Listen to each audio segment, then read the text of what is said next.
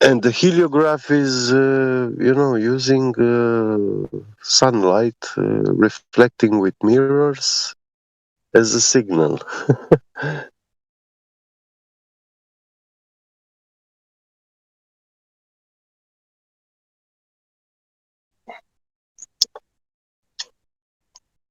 They're such simple devices, and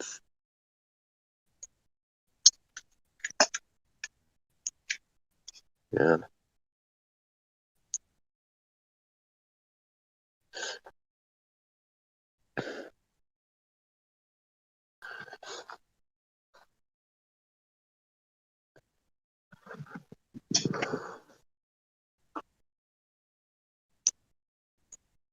Mm. I posted yesterday a map. Uh, they had in Arizona this heliograph system of communication. It was covering like the whole state, so all the cities were communicating.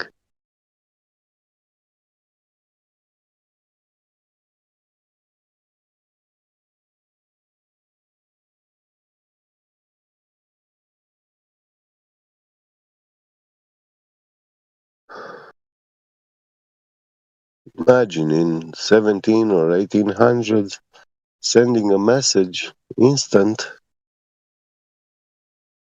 hundreds of miles far away.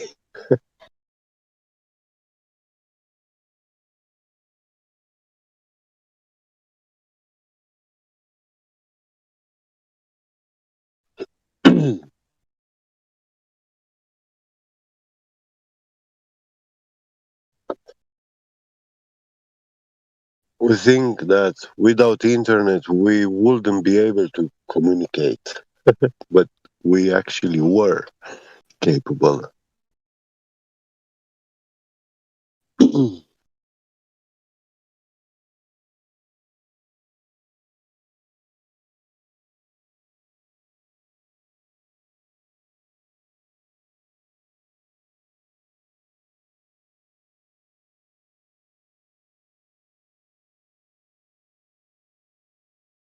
The sextant argument is not fun, it's math.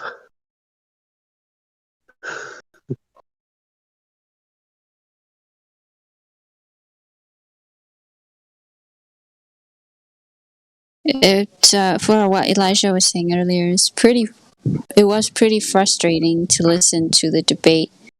Not gonna lie, because Yeah. I'm not sure how old the debate is, but some of the arguments that Jaron was using could have been a lot better. Presented, laid, Yeah, or yeah. yeah, I see this to Jaren. I mean, when he's making videos, he's very well structured, presenting information and stuff. But when he's debating with someone, he doesn't bring like all that weaponry, all that knowledge. It's like, Well, yeah, supposedly this video, it was supposed to be just a flat Earth discussion, not necessarily yeah, a debate, so it wasn't structured as yeah. one, but they were just interviewing him, like he just kept asking him question after question, and Oh, like if you heard the first half of the discussion, it was about planets, and basically he just kept asking, okay, so then what are planets, um yeah. I Yeah, don't but know, it just if could it have was been better. supposed to, This if is it was supposed a to be a nightmare flatter for them discussion, to real quick, demolish the planets. Go ahead, Elijah. if it was supposed to be a flatter discussion, I mean, well, again, I'm assuming the video is old. Like, he's saying we see too far is not it. It doesn't tie it Yeah, to the the globe at all. Well, I mean, when they say yeah, it does, but it focuses on more how I don't know, things can be projected over the horizon. It's like, well, if the horizon is the thing question, then we should just talk about that. But the video is old, so it's like, okay, whatever. But again, like you could just he try. Well, I mean, he see if it were Indio speaking about the laser test, that would be different. Indio would have brought Yeah, information. He didn't do any of Yes. that. yeah, Yes. yeah. All That's in what, so I all, just checked. It's about 3 years old, mm, the video. So, I mean, it's he knew better is what I'm saying. Like he could have brought some good material to the discussion rather than just saying just random things. I feel like he was just not prepared, or I don't know what he was doing. But this is what I wanted to say. That to say we can see too far to the Globers, I mean, it's silly. You know, it sounds silly for them and for us too, without presenting anything before that. I mean, we can. This phrase line fits very good after the Black Swan argument. After,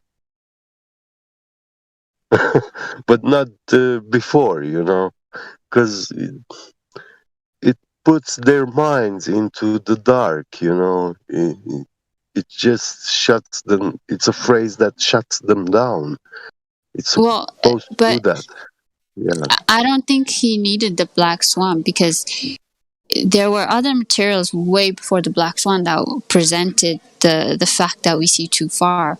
I don't know exactly Mm, what year or when the pictures of like the long distance photography came yeah. about to the argument, but he was also saying that we see mountains like being supposedly on the glow models being refracted over the curvature over a physical, it's a non-physical Oh, object. I okay. mean, So being yeah, refracted over the physical yeah, horizon, right? He was saying yeah. stuff like that. So, I mean, he could have. I don't know. I think it's easier for us to sit back and like dismantle his Mm. discussion, right? But it's It just would have been frustrating.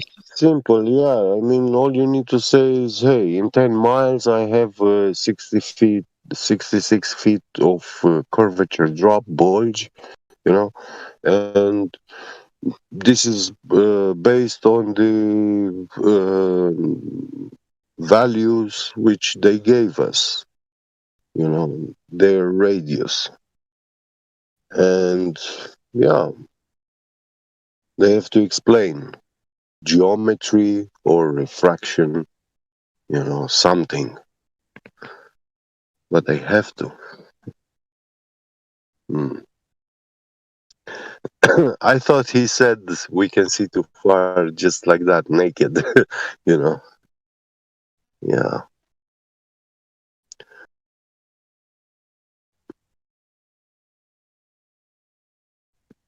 Even I had issues with communicating with people in life, like telling them, hey, we can see too far.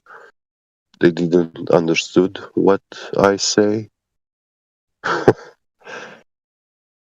until I exposed them to the geometry of the sphere. And yeah, we started to have a baseline agreement, you know, and then from there, yeah, they saw there are some discrepancies, big ones, and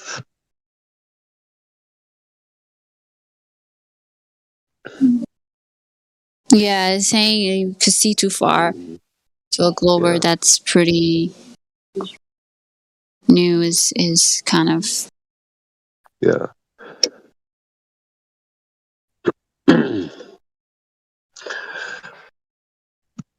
The hardest to debate Glober is my dad. I'd asked him where the National Geographic measurements are and where they started and where they're at live or with time lapse photography.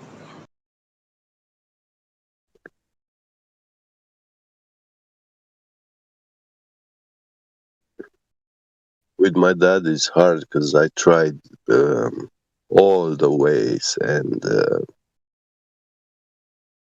he's very philosophical, but also worked as a metrologist. He knows, he understands measuring instruments and stuff, and yeah, he he's invoking. When I tell him about how far we can see, he's invoking refraction, and I got him through all the types of refraction and established that refraction actually only um, limits your vision. It does not expand it. And even from there, he was laughing at me like, hey, gravity bend. He was asking me like, do I want to say that gravity is bending light around the Earth's curvature to perceive it flat? And well, at this question, what can I more ask?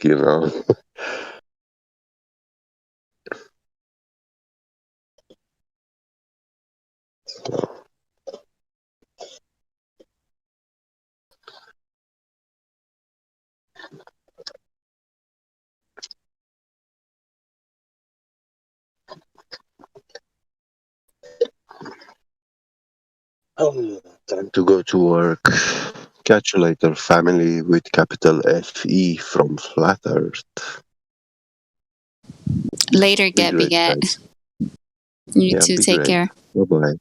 Catch you later there, get me get.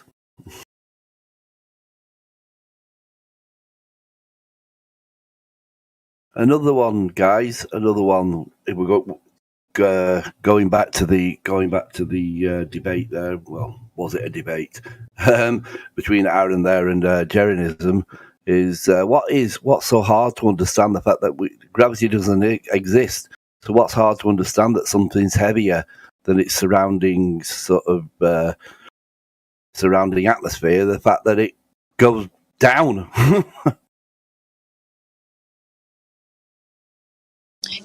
Yeah, if you caught that part of the debate or the discussion, he says, Aaron himself says, oh, so the helium balloon goes up because the air doesn't support heavier things, but it can support the helium. But gravity is still there. So what is your explanation for gravity if not gravity? It's just so dumb. Well, gravity. I mean, even Neil deGrasse Tyson, doesn't he? Says, "Oh, I don't know what gravity is. I don't know what it is, but it has to be there because the atmosphere or the universe is made up of 90% dark matter, and the fact that it's got to be there, dark matter's got to be there for gravity to exist." Now, that's just words to me. That's just a load of bullshit. At the end of the day, what is no simple than the fact that we're living on a flat plane, and what is more simple than the fact that something is heavy. And if you want to use the word mass, then use the word mass. I mean, people refer to mass attracting mass, and well, at the end of the day, I don't believe in mass attracting mass. Mass is mass. Mass is the size and the weight of an object. And the fact that weight, the mass and the weight of that object is heavier than the surrounding atmosphere, the fact that it's going to fall through it, it's simple. It's going to fall down till it comes to something solid that's going to stop it.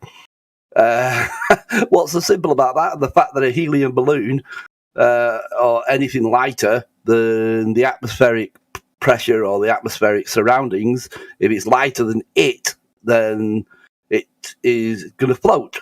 I mean, what can be more simpler?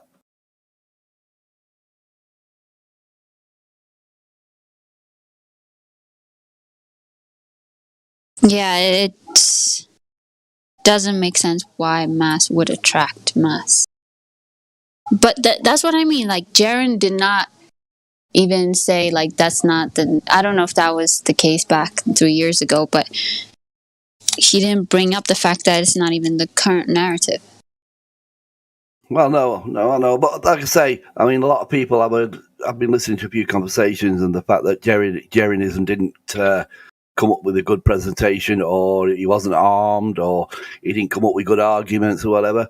But all debates or all discussions between a glober and a flat earther, it just can't be done. It just simply can't be done. If someone is indoctrinated to the belief that what they've been programmed from obviously from birth, really, from having a mobile put over your cot with the planetary, so like a heliocentric model planetary system floating around you, and then you got space cartoons. You're just indoctrinated with it, and then through your schooling of your formative years within schooling. If you're indoctrinated to that, and that's your belief, and you are not going to move from it, and you've got no inclination on even sort of exploring any alternatives, then having an argument with that, or a discussion even with that type of person, is just impossible. That's what I've learned. It's just absolutely impossible, because you just get shut down left, right, and centre, and it's just pointless, and you get nowhere.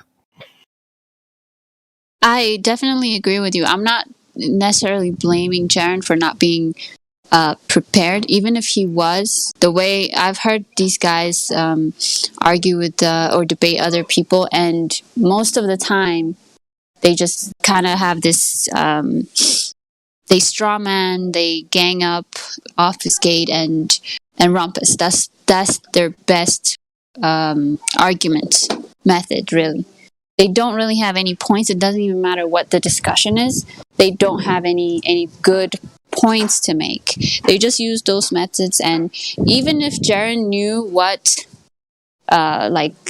he could have been talking to QE, he could have been talking to Indio, it would have probably ended up the same way, because the platform that they have there, it encourages that behavior, you know.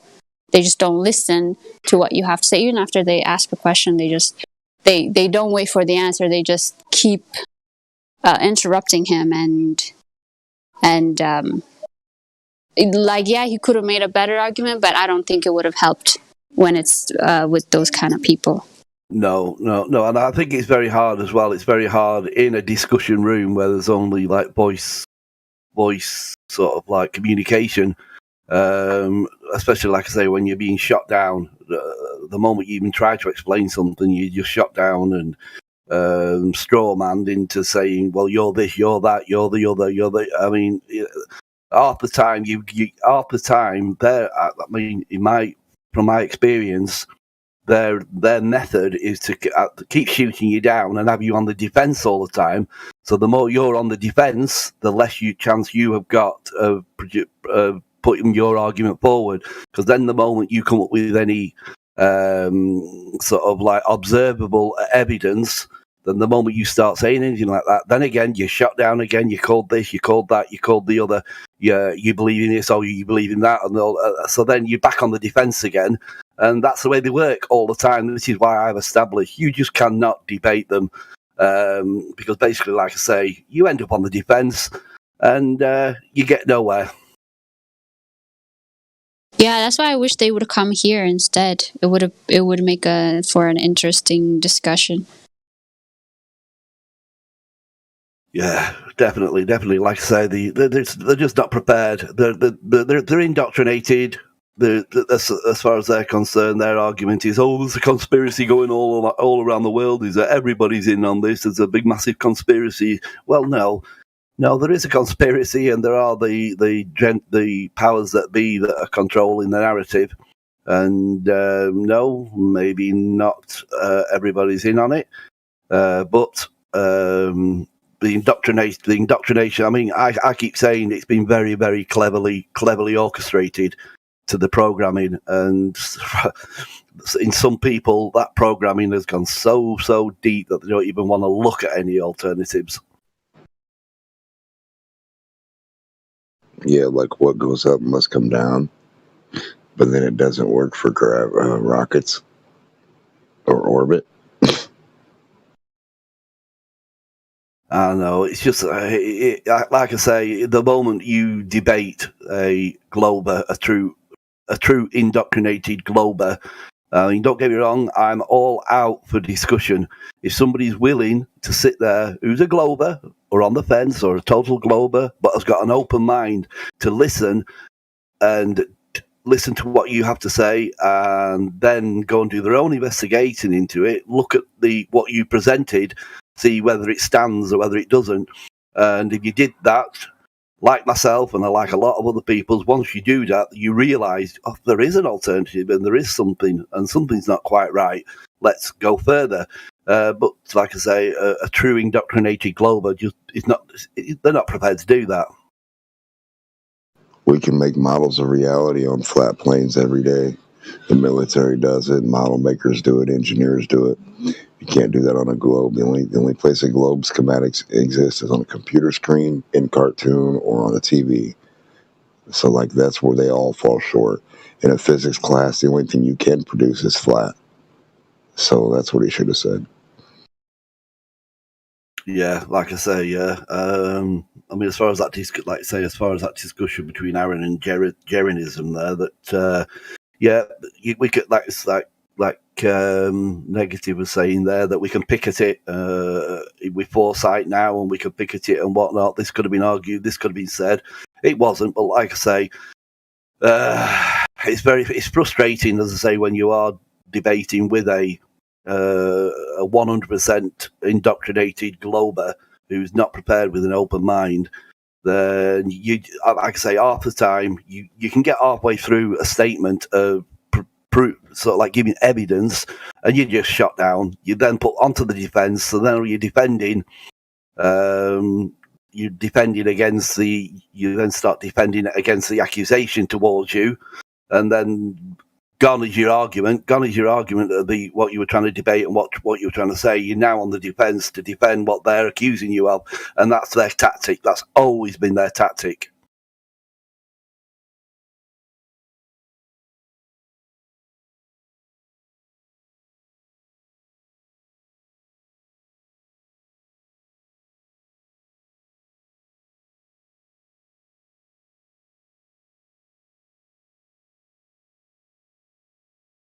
That is true.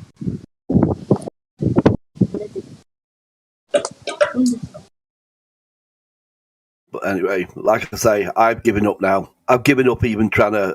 I won't even entertain. I'll just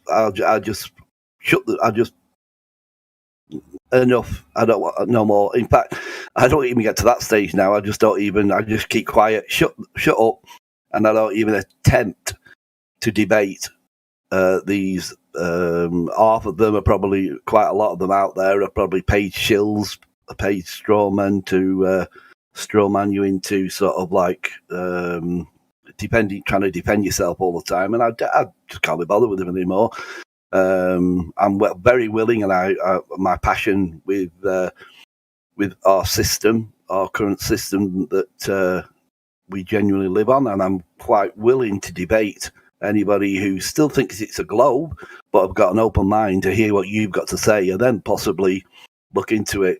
No problem. But I just don't entertain these shills now that are out there to, just to basically shill and strawman you into sort of like trying to defend yourself all the time. I'm not out there to defend myself. If they don't want to believe it, I know in my own true heart of hearts that I know who I am, and I know where we live. I know who we are and who I am and who our creator is. And as that has put me at such a peace of mind, and let them carry on. And I'm sure, like I say, I'm not quite sure how far back was that debate? Do we know when that was actually? That was 3 years ago. Well, right. It was streamed 3 years ago. I don't know the exact date of the debate, though. Right, because having listened to Jerinism there, I take it, it could have been a few years, because I watch Jerinism shows now at the moment, and he can come up with some fantastic arguments. I mentioned this before on this channel, that my awakening, or my my enlightenment person to all this was definitely David Wise. For me, he was my eye opener to all this.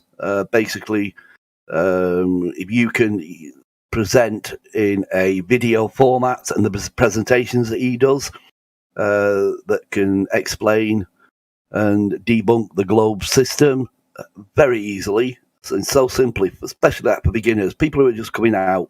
But like I say, it's very difficult in just a voice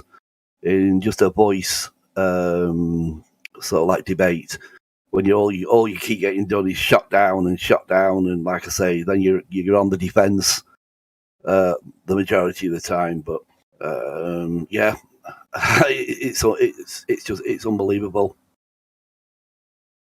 I mean, yeah, there's so much information out there now. There's a lot of options to flat Earth, even though it is censored. But I haven't watched Generism, to be honest, in a long time, so I have no idea what type of information he puts out nowadays. Oh yeah, no, I've watched him. I keep up with him a lot of the time recently, and yeah, I bet he could certainly put. Having said that, like I say, the bestest of sort of like the most I think the most. What word shall I use? I won't use the word clever or the most. I'm trying to find the word I'm looking for. The most knowledge, the highest knowledge person out there regarding the flat Earth when it comes to debating these globe shills or whatever. Especially like in a voice call like this and in a voice conversation where you just get shut down. If you can be in a video call or on a podcast or whatever where you can show either video or animation or whatever sort of like arguments towards the flat Earth sort of like system, to me is a lot better, which is where, as I say, Dave Wise, I mean, you watch Dave Wise, nearly every topic that comes up, and especially with shills that try to argue against him, but every topic that's brought up, bang, there it is. It's on screen. It's on screen. He's pretty much prepared for every question that's fired at him, and he can present it there and then. Which to me, as I say, if anybody asks me nowadays who's the best go-to, I think one of them, or My Awakening, I'll tell them, just go and look at all David Wise's videos. Okay, with his interviews, his content's pretty much the same. So once you've seen one, to a certain degree, I mean, what I like about it a lot of the time is if someone's on the fence with his interviews, it's not what he's got to present, because I know everything he presents. I know. I've seen it time and time again. But what I love about his interviews is the reaction and some of the moments from whoever he's talking to. Sort of like, oh, that's how it works. That's how it is. So the good thing about his interviews, like I say, his content's pretty much sort of like repetitive in what he says, what he presents. So I've seen it all, but the reaction from the people that he's talking to is just absolutely brilliant.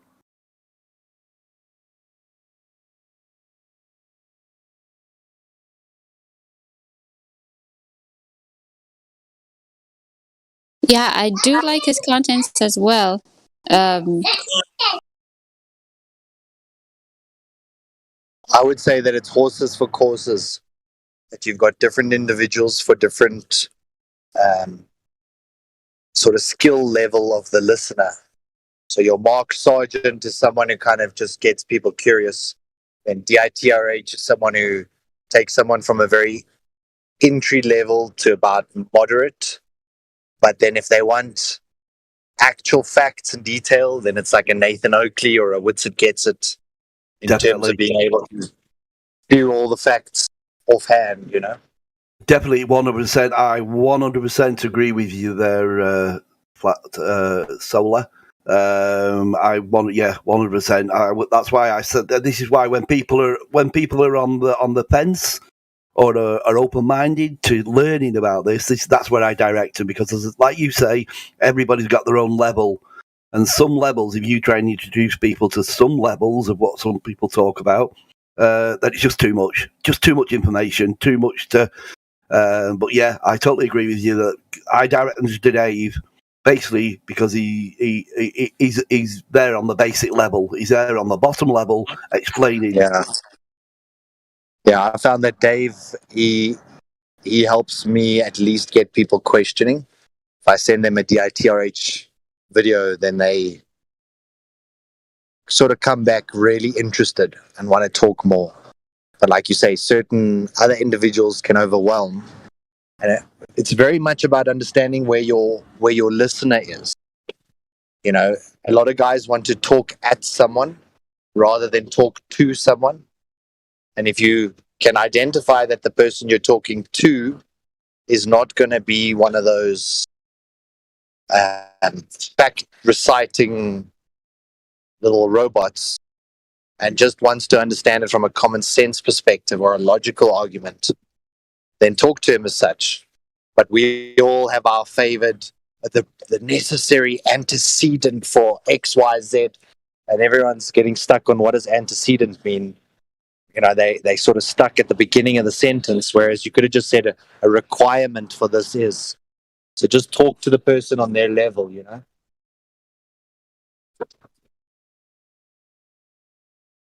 Oh yeah, I think Dave does well. Yeah, he is, like I say, at that beginning stage. I mean, if we go back to the Aaron Jerinism argument, where Aaron was coming up with was sort of like trying to push the fact that give me a model. Well, we have a model to a certain degree, like I say, well, is the Earth? Do you know the Earth's round? Do you know it's flat? Do you know that? Well, he does.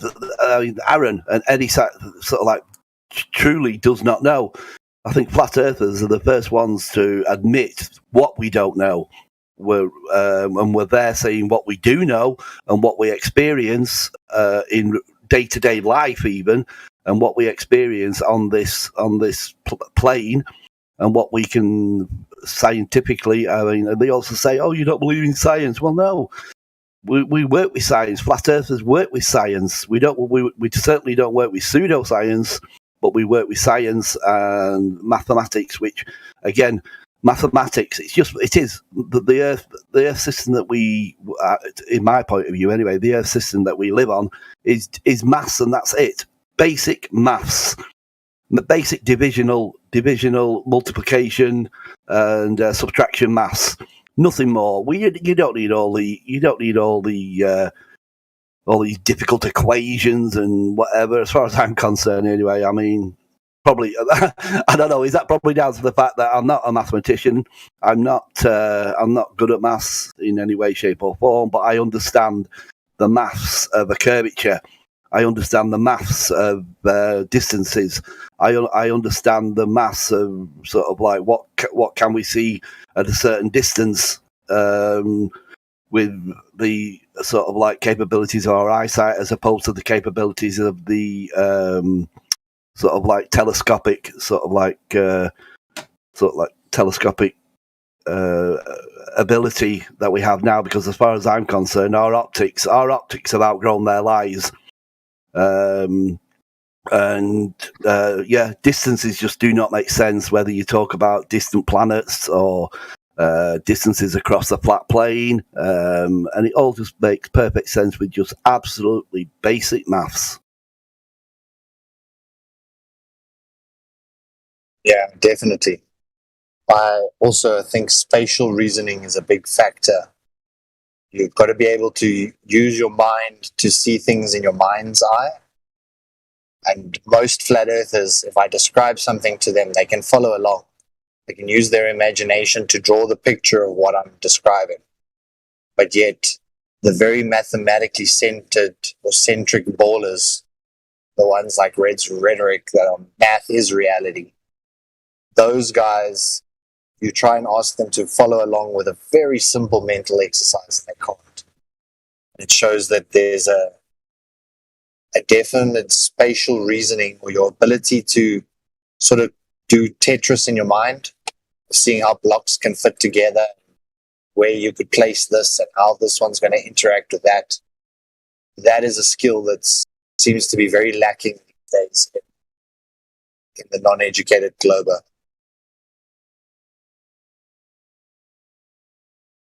Yeah. Oh, most definitely. Yeah, and that's what I mean. And another thing, what the word you've just used there, educated. I'm sorry, but for anybody that is educated, as far as that class, educated, meaning you have gone through. To be educated, you've gone through, as far as I'm concerned, you've gone through the indoctrinated sort of education, the indoctrinated education system, which has been stolen for me majorly. So I never confuse, and I can physically experience this myself. I have family, I have relations who are educated, very well educated in their field, and taking nothing away from them, they've learnt. But as far as education and where it comes in, where teachers come into concern, they're so-called educated people, so they have got the certificates or whatever to say, right, well, I am qualified now to teach in a classroom, so now I can teach the next generation. But when all you've been taught, all you've been able to do is sort of like learn the narrative, remember it the best, regurgitate it the best, and then you now can go into the wide open world as a teacher and indoctrinate the next generation. So I certainly do not mistake educated with intelligence. Two different things. Yeah, good point. I do have degrees, and I think that my tertiary education allowed me to absorb far more information than I could prior to tertiary. But my courses required that I did a lot of self-learning, and I had to do a lot of sort of justification for your belief. So you have to go find citation for a specific thing that you want to talk about. And you would often have to juxtapose 2 or 3 simultaneous ideas. I studied marketing. So in marketing, you're always trying to balance effectively your consumer interests and trying to balance your demographic profile, trying to speak to your audience and use things that they're going to want in the first place, use language they want. But you would have to create a construct and then go find citation to support why you think your marketing campaign will work, and also why you think your marketing campaign won't work. And I think, yes, I came out of there very indoctrinated. I came out of there presuming that what I'd learned was absolute truth. But I still see it as valuable in that it taught me to consume information at a speed that I wasn't capable of prior to, say, tertiary pushing your boundary or pushing your limitation. For example, like the first 6 weeks of accountancy in varsity is the equivalent of your entire grade 12 year at school. So you cover 12 months worth of schoolwork in 6 weeks at varsity. And that's the pace that you continue to learn at. So there's pros to it. I agree that you say, that it is this indoctrination system. Where it becomes really abundantly clear that it is misleading is in the doctorate fields or the medical fields, where they get taught this is the one way and the only way of ever treating health. It comes in this bottle or it comes in this injectable. Whereas there's nutrition, there's exercise, and there's vitamin D, and there's 1,000 other ways to boost your immunity than to go and take a pill. But because they got their PhD, they think that they are above all. And at that level, the master's and PhD level, they've effectively, to get your master's or PhD, you've had to discuss a very specific topic in your thesis. So generally, it'll be some element of what you've studied in a very, very hyper-specific way, which actually gives you no great generalist knowledge. So, for example, in logistics, if you want to do a master's in logistics, you'll look at like the milk distribution and storage points around your entire country. And you'll look at what type of tankers you'll use, and you'll do a full thesis on how to improve the milk distribution in your country. Now you have your master's. Does that make you a genius on every matter logistical? No. It makes you a master in transporting milk around your own country. So these people with these really hyper-specific degrees think that they're a generalist in all things, that PhD applies across all spheres. But it's actually only in a very specific, hyper-specific case that they have that qualification. In every other qualification, they're just as layman as us. Absolutely, absolutely, yeah. I mean, I don't want people to take me the wrong way or anything when I say I'm not specifically directing sort of like anybody that's gone through. Yeah, like you were saying, you get qualifications and you get your degrees or whatever in your certain field, and then you can be classed. Yes, you specialize in that particular. But even like you mentioned, doctorships. When you talk about when you get your doctorate as a doctor, I mean, even there, yes, you've got your own specialist sort of like topic. Whether you're into psychiatry, whether you're into anatomy, anatomy, or whichever particular field you go into within the medical system, you specialise in that. But like you say, there's still, as far as I'm concerned, there's still an indoctrination there to believing, well, this will cure that, and that will cure that, and that will cure that. So even when you get into your special field, and like you mentioned, there's many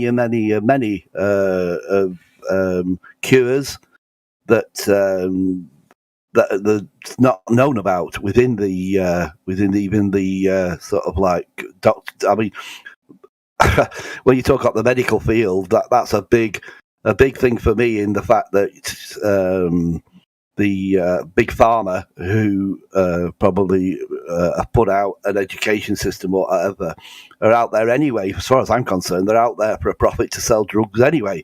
So they're going to push and promote this drug for that drug for that drug for that. So you go to a doctor and they say, all right, well, you need this drug, but you trust that doctor. I mean, it's in our nature to trust people. So you trust that doctor, right? Well, I'll take that pill because that will. But I mean, again, and it's been proven otherwise, that something that a drug or a medication that a doctor has prescribed to you could quite easily be cured through natural sort of grown, if you will, herbs and spices or whatever that can cure. But yeah, I don't want to take it away. I don't want to take anybody's sort of special field away from them that they probably studied for years and years and years and years and dedicated their life to knowing a particular field. Don't get me wrong, but when it comes to free thinking and intelligence to look elsewhere as well and look at other things, they're just blinded to it all.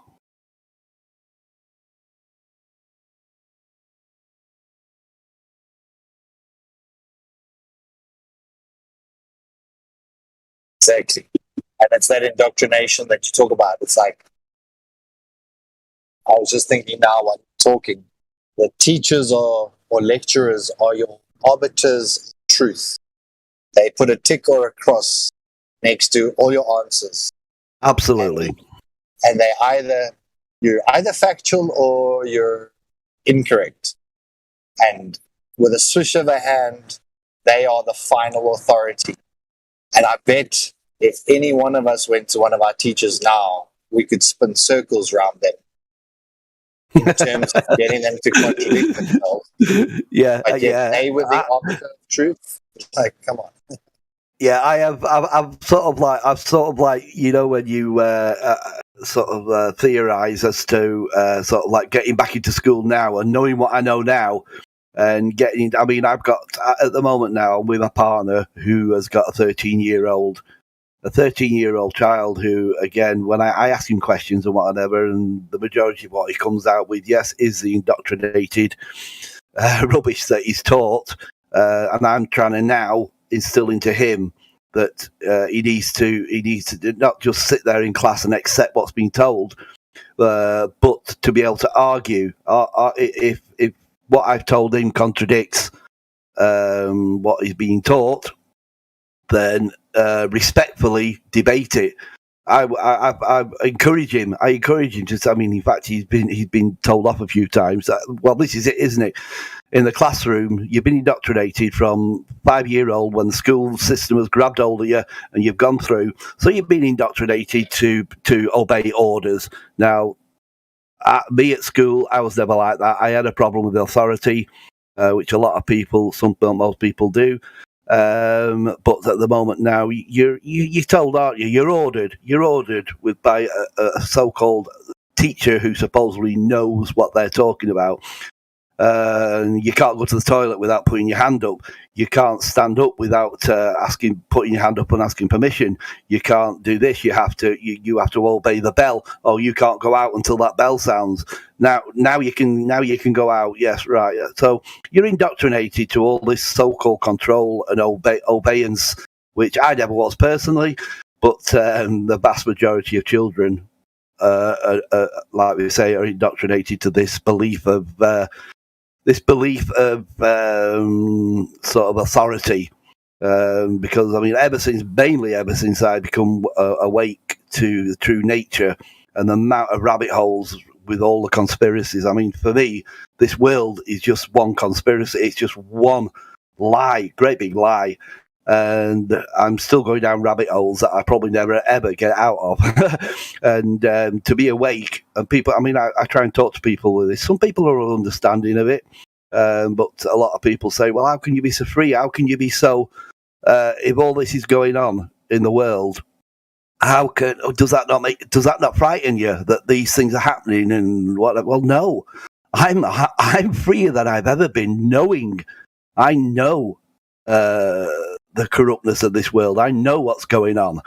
I mean, they say ignorance is bliss, isn't it? Well, as far as I'm concerned, I'm not ignorant to anything. Well, I'm not saying I'm perfect and I know everything, and there's probably a lot that's going on that I don't know about, but I'm certainly going down all these rabbit holes. But the way I feel about this, what I know is so free for me.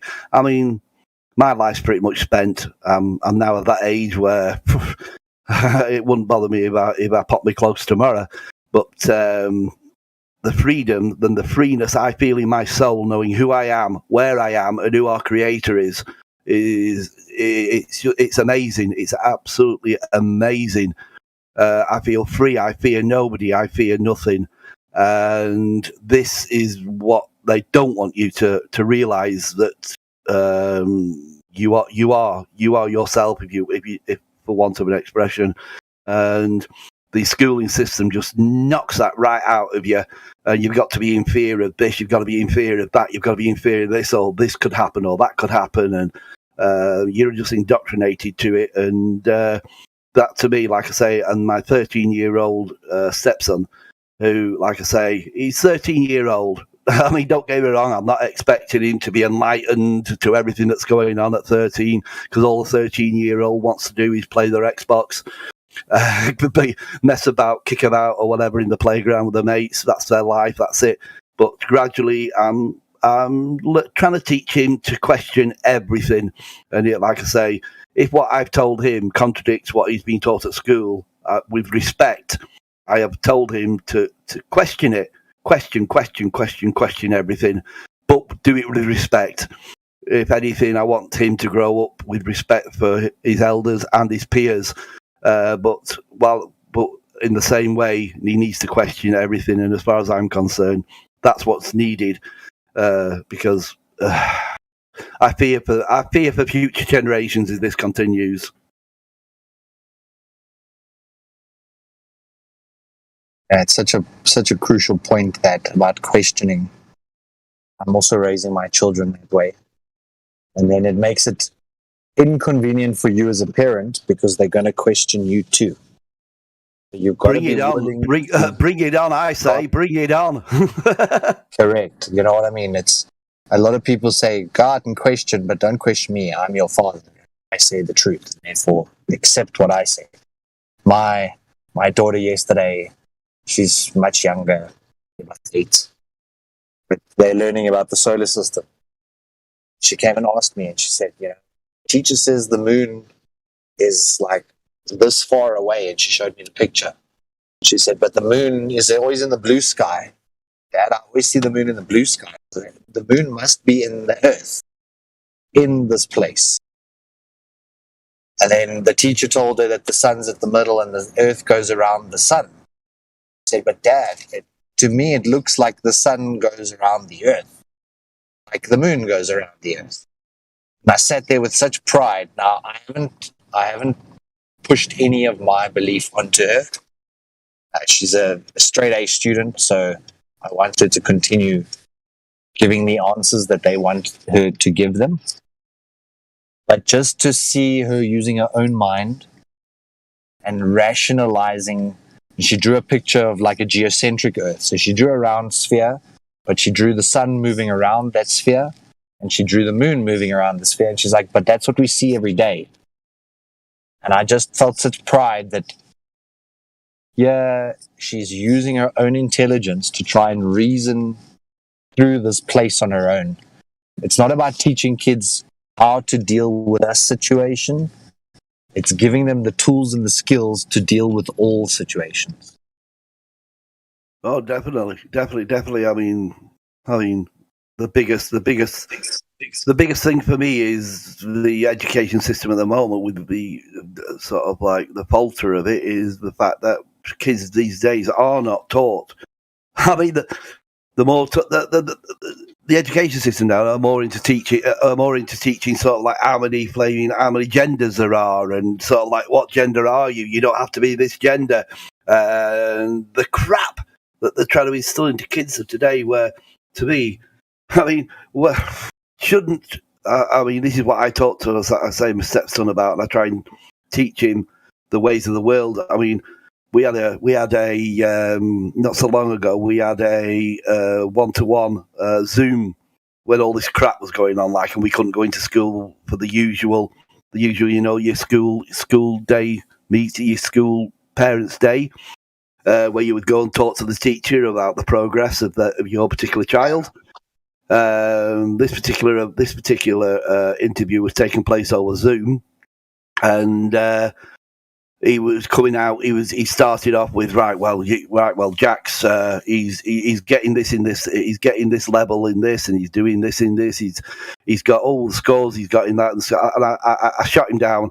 I said, sorry. I said, I don't care. I absolutely do not care. And Jack's on the understanding. I don't care about his sort of education, his abilities, or his academic results. I don't care about his academic results. At the end of the day, if he does his best, do as best as he possibly can, I don't care about his academic results. As far as the school's concerned now, because I mean, this is what I literally told the teacher, that I don't believe you're teaching the right stuff. You're not teaching life experiences in school to deal with life. You're teaching a load of crap. I said, but I instill into my stepson to respect his peers, respect his teachers as an adult. And if he's going to debate something or sort of like question something, then do it respectfully, question it respectfully, and then nothing can come back on him. And that was what I said to these teachers, like, and they were a bit taken back. But like you were saying there, if I could go back with the knowledge that I've got now to a school classroom, oh yeah, I'd bring it on as far as I'm concerned. if like I say, if if my stepson comes out with something in class and the teacher disapproves of it, then I've told him to, obviously, whatever goes on in the classrooms at the moment, that I want to know about it. If that means me going into school and arguing that particular incident and putting my facts forward, then so be it. But education, it's just not. I mean, are kids taught these days how money works, how money was created, how does money work? How does the current sort of like monetary system work? Are they taught that? No. Well, it's something you deal with every single day of your life. You deal with money. And we all know where they're taking it, to this digitalization of cashless society. But is that taught in school? Are they taught that we're heading towards a digitalized society? And what does that digitalized society mean? What it's going to involve? How you're going to get around about it? The options of dealing with your savings or your earnings, or how to look after your own money. Is it taught? No.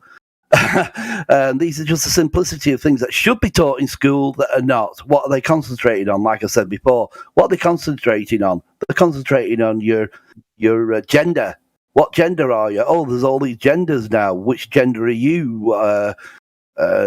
Just absolute rubbish. And like I say, it's the education system for me is so corrupt. It's unbelievable. You know, I agree 100% what you just said.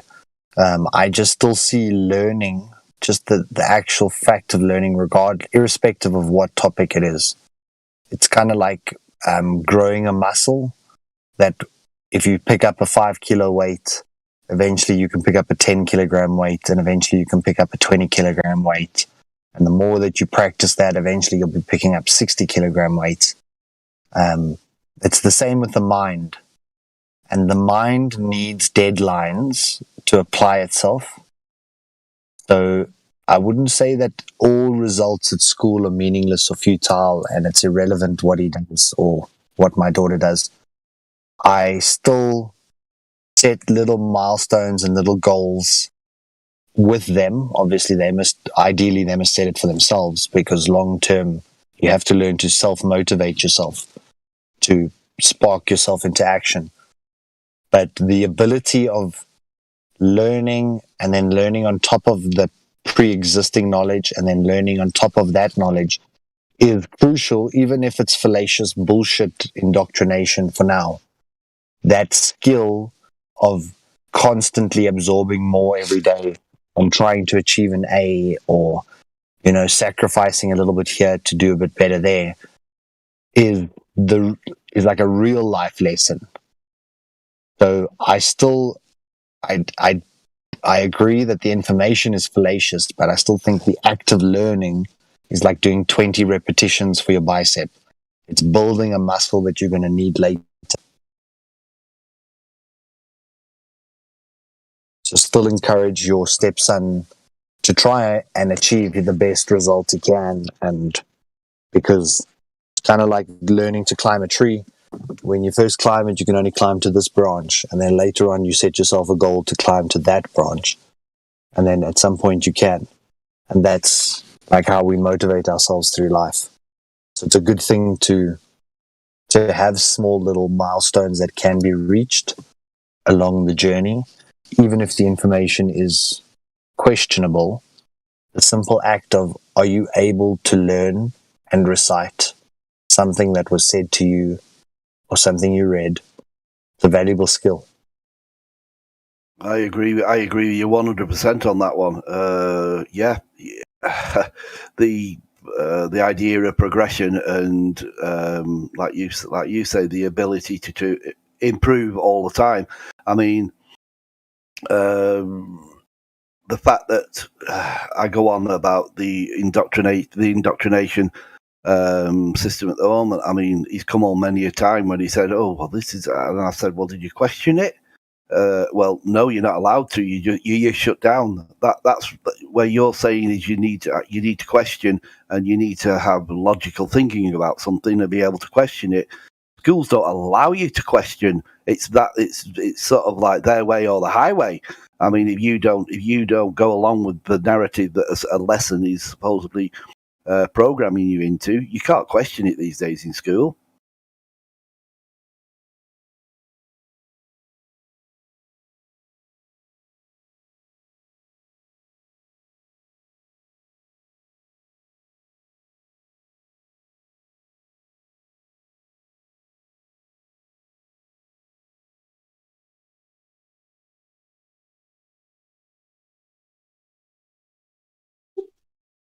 And again, that's like the forum for that type of questioning, with a fairly closed-minded teacher who's reciting from the curriculum.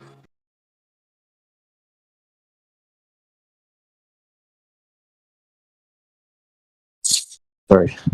With a closed-minded individual who's just reciting from a curriculum, that's not exactly the open-minded individual that you're going to have a discussion or a debate with. So exactly, yeah, exactly. But that's encourage them to come home and speak to you, who is open-minded enough to be able to discuss that type of a topic. And for me, I like to present the options. So I show them, this is what the school is saying, and then I show them what I think it could be, and then I try and even show them a third option or a fourth, just to get the idea into their head that there's not necessarily this one size fits all. And if they can grasp that, then at least when they hear something else next time, they'll think, well, could there be another explanation? Isn't there an option B or an option C? And at least if they've seen many times where there are an option B and an option C, they'll never fall for there's only option A. End of discussion. Exactly. Again, we're in agreement. I don't think there's anything you or I could probably say that we don't agree with to a certain degree. I mean, you've just hit it on the nail there. To be able to be open to options and look into other options, whether you agree with them or not. You should be of an open-minded to sort of like investigate, to look into these different options. But when you talk to, if we're going back to the shape or the construct of the Earth system that we live in, the general population of globites who are indoctrinated to the globe system, the majority of them are not open-minded to seriously looking at alternatives, and then saying, well, does that work here? Does it work there? Does it work? You know what I mean? And discuss it in a. But when you, it all integrates into one at the end of the day. I mean, like I say, I'm aware of joining all the dots, and when you do join all the dots to what's going on, then you then become more enlightened to looking into this, looking into that, looking into the other. Does this disprove that? Does it disprove that? Whatever. But be logical and free thinking as to other options. But the fact that our history books have been stolen when the Rothschild sort of educational system overtook probably slightly just over 100 years ago, when all our history was changed through the last what we're going through now is what we went through probably 100 years ago in 1920 or whatever, when again we had what we call now the Great Reset, or the New World Order, whatever you want to call it. The fact that when you go back in time, which is a big thing for me at the moment, I'm looking into ancient history, into the Tartarian civilization, and how much we now are sort of like, we're supposed to be at the pinnacle of knowledge, and yet you look into, I don't know if you've done it yourself or you've looked into the ancient history, especially into like the Tartarian civilization, and how advanced the civilization was then to what we are now, it's ludicrous.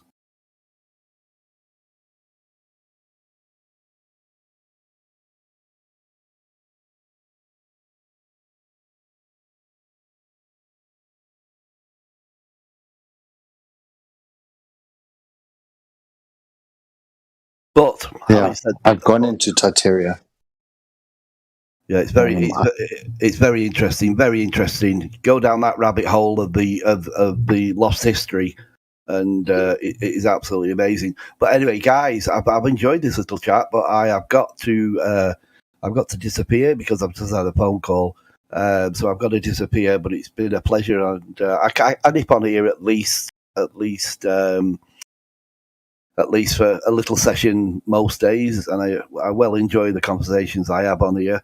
And I'm going to say ta-ra to everyone for now, and thank you for allowing me to participate. And I'll probably catch whoever's on later on. So I'll say bye for now, and cheers, guys. Good chat, bud. Thanks.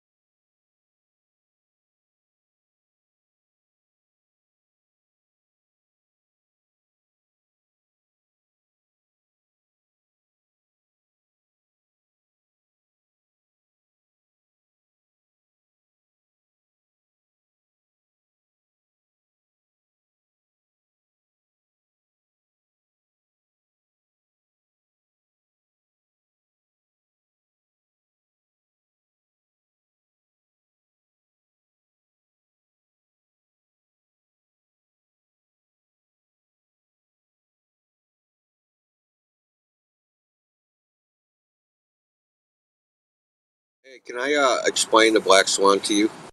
Okay.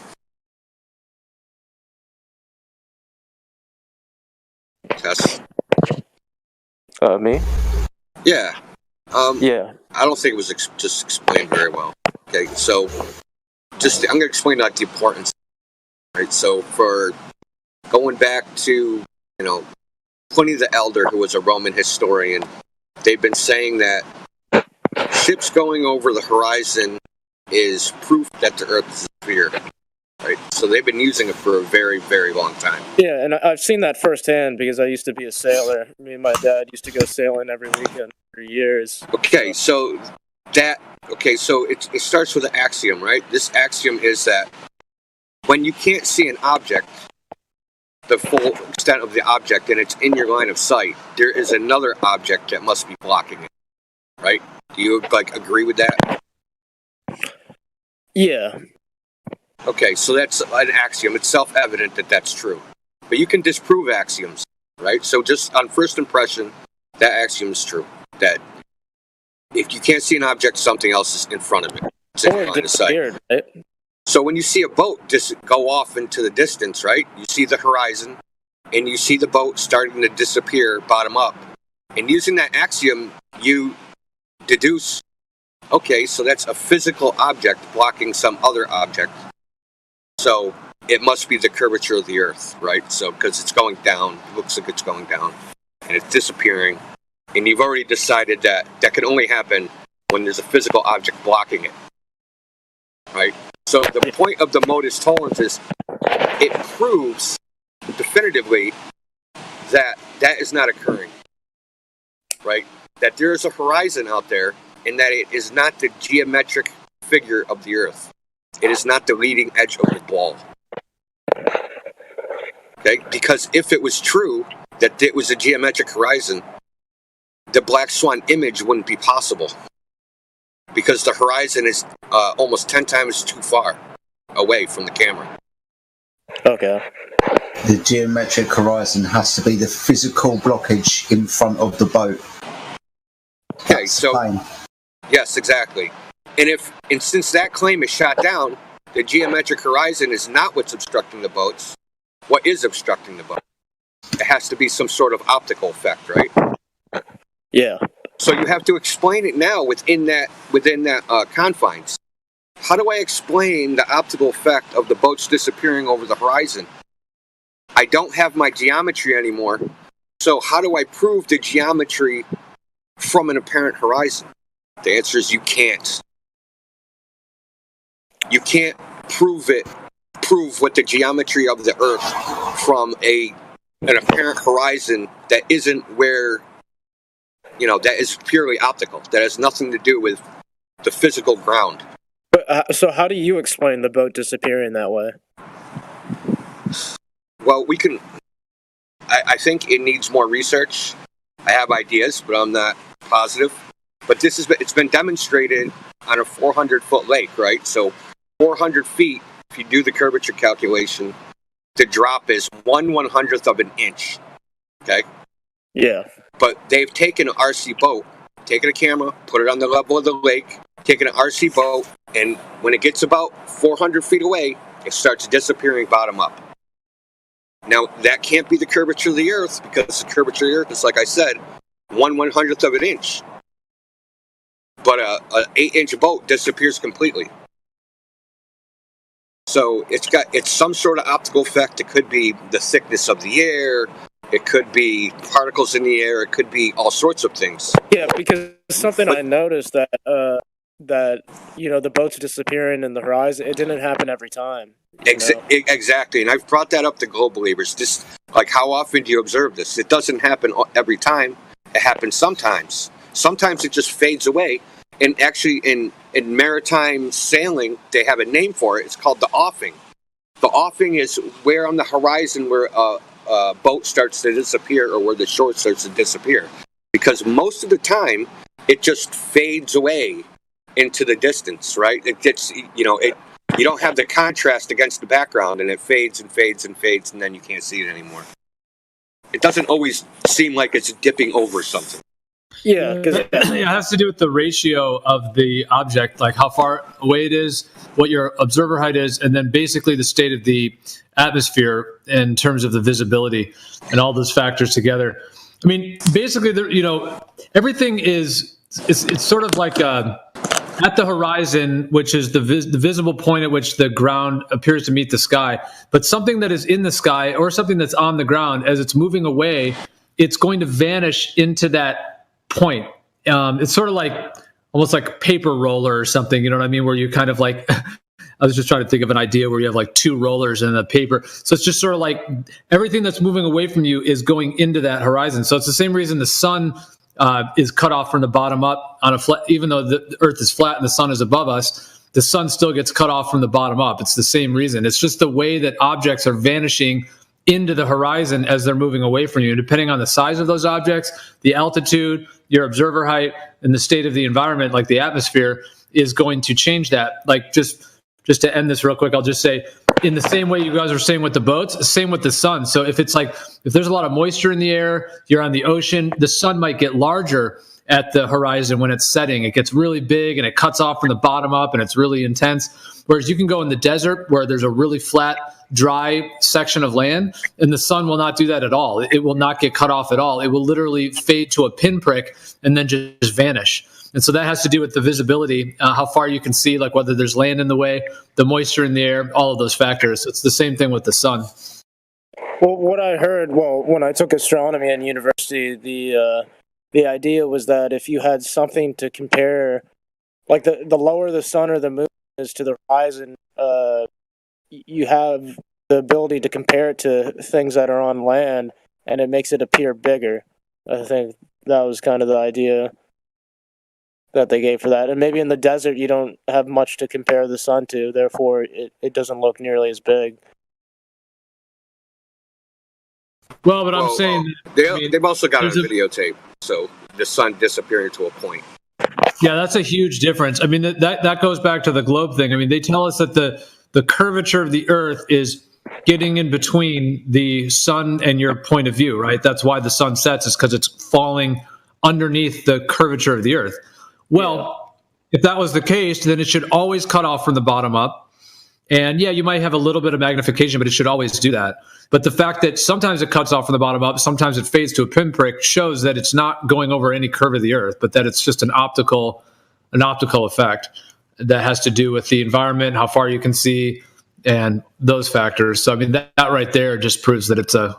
I'd have to see that pinprick thing, because I don't think I've ever seen a sunset like.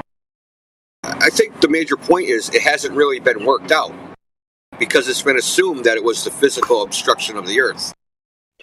So it's never been investigated, analyzed, except in the context of there's some physical edge out there that's blocking things.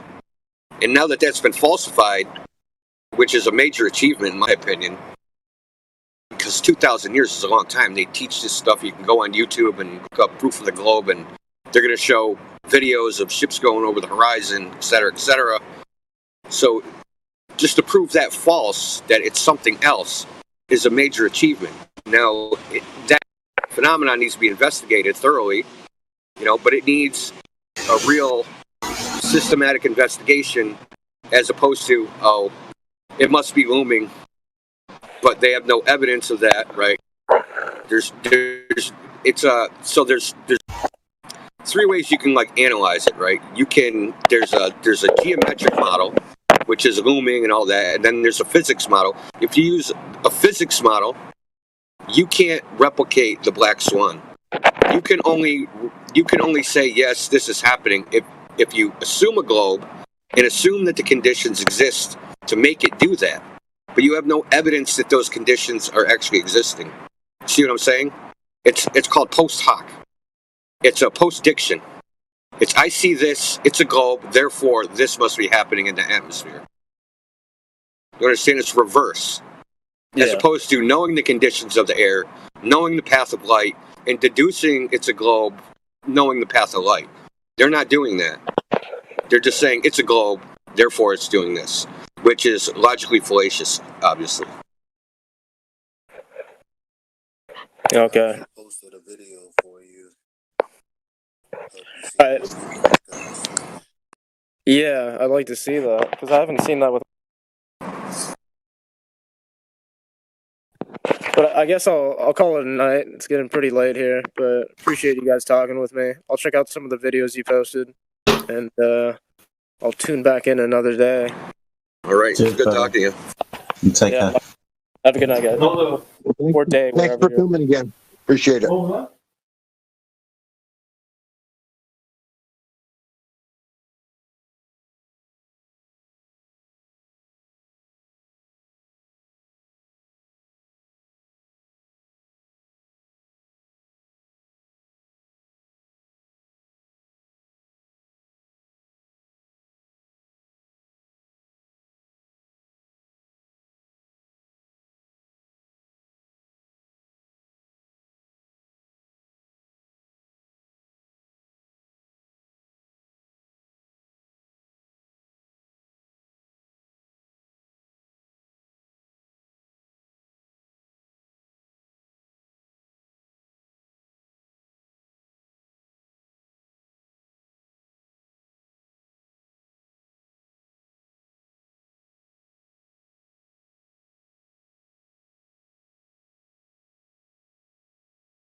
Good morning, everyone.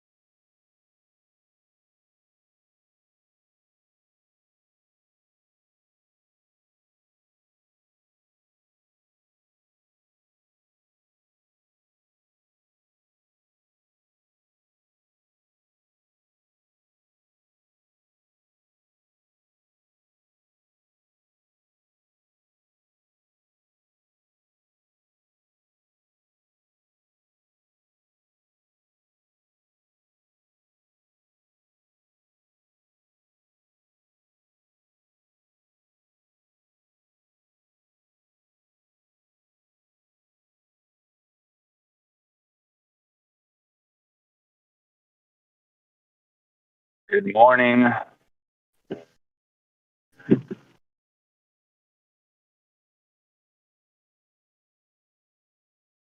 Good morning. Yeah, some bull crap earlier. I had heard a couple Glovers talking about talking crap to some flat earther. I guess it was on the Flat Earth Music Bot or something. Was that like a pre-recorded thing? Yeah, somebody was playing something earlier on the music bot. I didn't catch the whole of it. It was so funny. They were talking about the flat earthers had no proof of. It was a funny way to wake up. Let's just say that they didn't have any proof of flat Earth.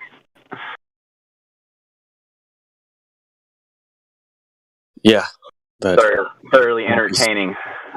That always seems to be what they say. And it's like, is falsifying the radius value proof? Thought to see some proof of curvature, you know. I'm not supposed to be seeing distances as far as I can really see them, and you know, based on their math, I'm supposed to, you know, they're supposed to be thousands of feet of, you know, physical curvature, but there isn't any physical curvature because all the horizon is where the sky or the land meets the sky, or not, or where the land or water meets the sky. Excuse me. Right.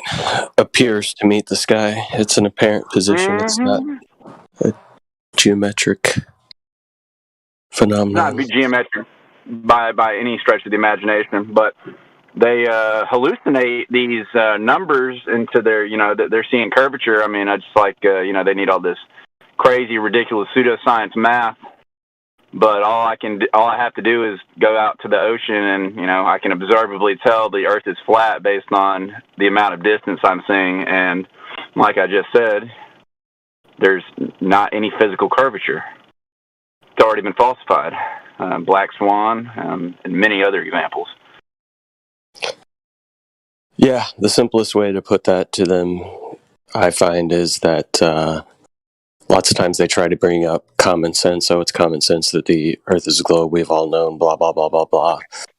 And I try to relate that to, well, common sense is that I experience a flat and stationary Earth. So if you have any claims to the contrary, you're going to need to provide substantial proof for that, because common sense leads me to believe that I'm not spinning, and nor is the surface that I'm on curving away in any way, shape, or form.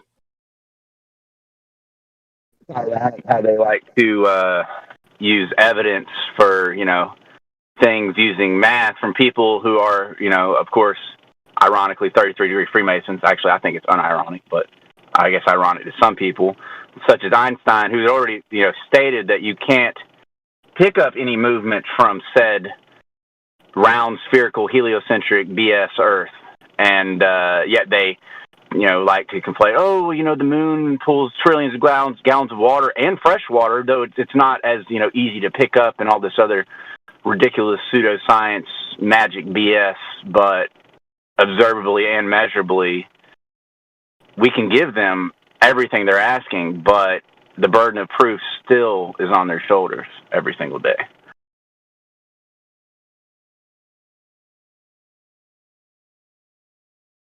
Yeah, and when it comes to tides, most people that talk about tides don't live anywhere near water, and they don't understand that typically you have multiple high and low tides throughout the day.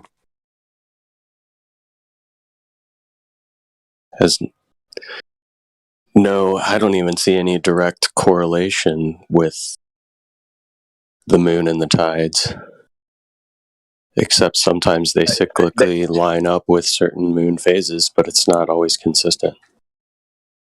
No, it's not consistent, but they've had that indoctrination beating their heads over and over again, that's all they spout out is that rhetoric, and it's laughable at this point. I mean, I used to do it, but I mean, most people haven't objectively stepped outside of said paradigm to investigate, you know, these things they say are self-evident.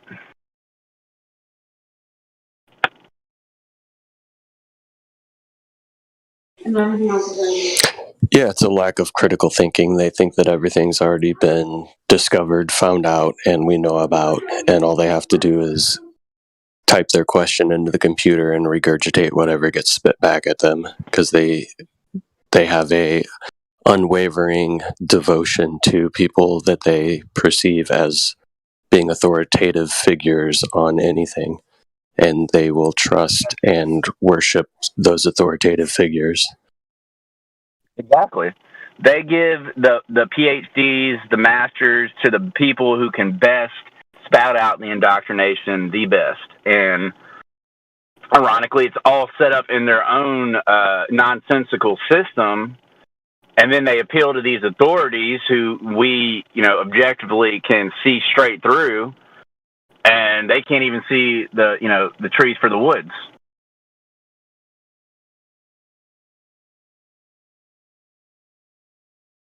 Yes, very true.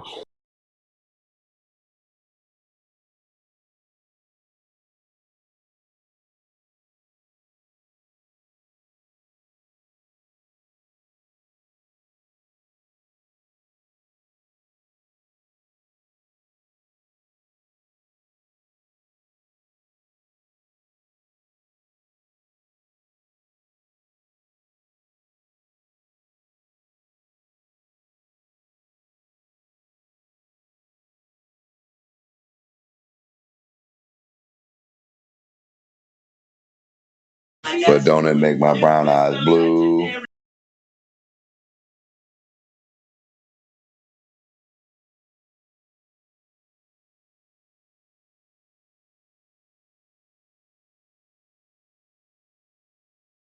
Yeah, I mean, when you think about it, when it comes to schooling, the people that are rewarded most and looked at as the most intellectual are the ones that are able to memorize and regurgitate what they have memorized. It's not the people that are critically thinking, making any type of new discoveries and or questioning the curriculum. Those who are rewarded are the ones who are willing to passively accept everything that they're told and have the ability to remember and regurgitate that information. That's what's rewarded within our school system. Oh yeah. Say 3. 3. Okay, you get an A.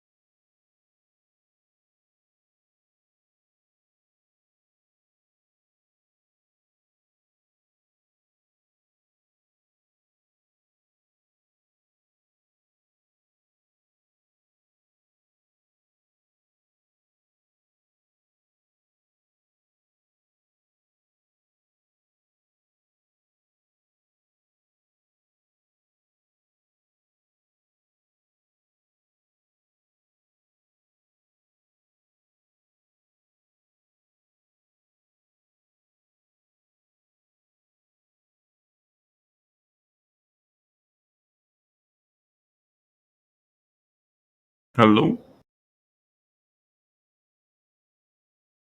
What goes up must come down.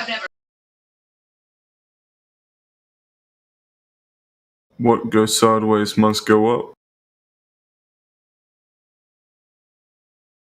What goes forward must go up or down.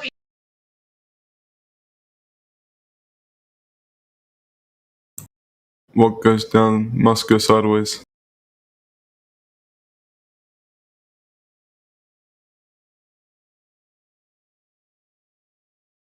Globes must go to hell. What's that? The fresh pair of boots hit the wall. Oh yeah, I just got done walking up my gravity wall the other day. What are you on about, man? Globe. Gravity spider globe.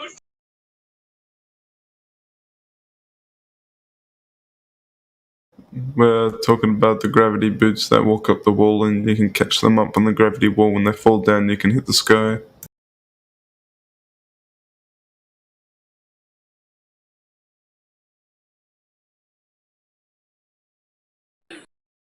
What gravity boots? What are you talking about?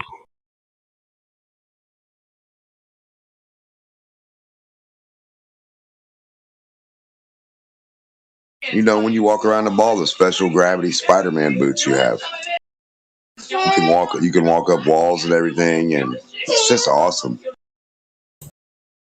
When you have the special Spider-Man 360 no-scope 420 blazing boots, you can walk anywhere, up and down the walls, up on the roof, anywhere, bro. Well, yeah. I mean, literally, if there's a building from the bottom of the globe or top of the globe going just out like a horizon, just along the ground, you got your building going up, you can walk across down it. And then with your building going up, it's the same as that building for the next guy looking the other direction. So you can walk up your buildings, like up the walls. I mean, no problem on the globe. Gravity helps you. That's right, you can even pop a quick crip walk up on the building. No one even question you. Well, the side of that building becomes your ground now. So how could you not walk up the building now? It's your ground. You gotta crip walk up the building, bro. That's your ends, bro. That's your street. You can't let anyone take your turf, you know? Right, and you could build like a tube or a building almost out into space a little bit. Just go off the edge of the ball a little bit. Boom, you're out into space, you know? That's right, that's right. I still don't know why they don't have the space boat. Like a submarine that just shoots through a tube from the ocean out to space.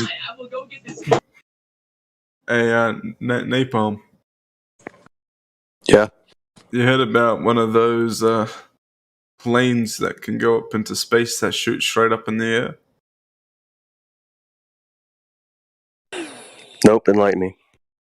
One of those, I don't know, I think NASA has one of these planes that sit vertical and they shoot straight up in the air and kind of looks like a dildo, but they shoot these planes up in the air and they can go into space.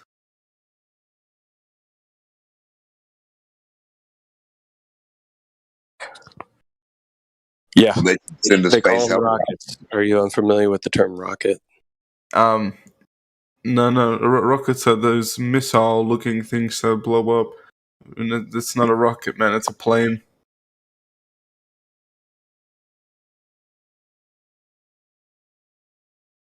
Yeah, can you fly around in circles? Yeah. So basically, you can go up and you can go down. It's a special type of plane. I think Napalm isn't very. It sounds like a rocket. No, it just goes up and down. That's it. It's got a parachute when you land as well, because when you land, you're landing with so much force because you're coming from space. Cool plane. It's a cool plane. Why don't they have hot air balloons set up everywhere that glow in the dark or turn on like a light, right? Like a neon light, and then have someone fly around and have these hot air balloons set up everywhere around the supposed globe. And then as you get to them and you measure them and as you go, you pass this one and went to the next one.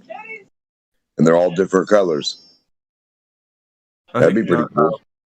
Napalm isn't too impressed with me speaking about this plane that goes up and down. He was talking to me earlier. He was telling me how he thought I was cute and that he wanted to talk to me after. He was telling me to private call him and stuff like that. Yep, nope, you're lying. And never said anything like that. And you seem to just be on about just random ass shit. Is that what you came in here to do? No. I come here to have a proper conversation about those NASA planes. Do you have a name or a description of these NASA planes? Do you know what they're called? I don't know, but I'm gonna be honest with you. It kind of looks like a penis, and it flies straight up in the air. Are you a child? No, I'm not a child. I'm 19. So intellectually, you may still be. No, not at all. I'm just trying to be straight up with you. Yeah, I'm trying to talk about these planes that. Define plane compared to a rocket. Well, rockets blow up. Planes. Rockets don't necessarily blow up. Are you able to show me what this rocket looks like? You able to send me photographic evidence? Sure, I'm sure that's not too difficult. Okay. You're 19 and you don't know what a rocket looks like compared to a plane. No, I just know about these special planes that shoot up in the air and they come down. Don't all planes go up in the air and then come down? No. This one shoots vertical. Planes go off horizontal. Or landscape, my bad. Does it have wings? Yeah, I think it's got 4 wings. Sometimes. I don't know. Not all the time. Has a big jet at the bottom, and when it shoots, it goes. It flies up in the air into space. So would you consider the old space shuttle a plane? I'm not too. You don't know what the space shuttle is? No, I'm not too technical with these terms you're pronouncing to me. These kind of sound like witchcraft words to me. Space shuttle is not necessarily a technical term. It was a vehicle that NASA allegedly used to go into space for many, many years. You're not familiar with this? No, I do not want any space between us. I want us to get to know each other and talk about these planes that I saw on this documentary.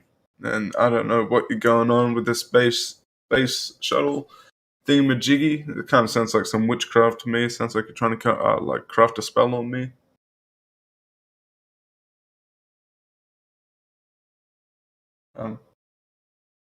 So yeah, able to provide me photographic evidence of this rocket.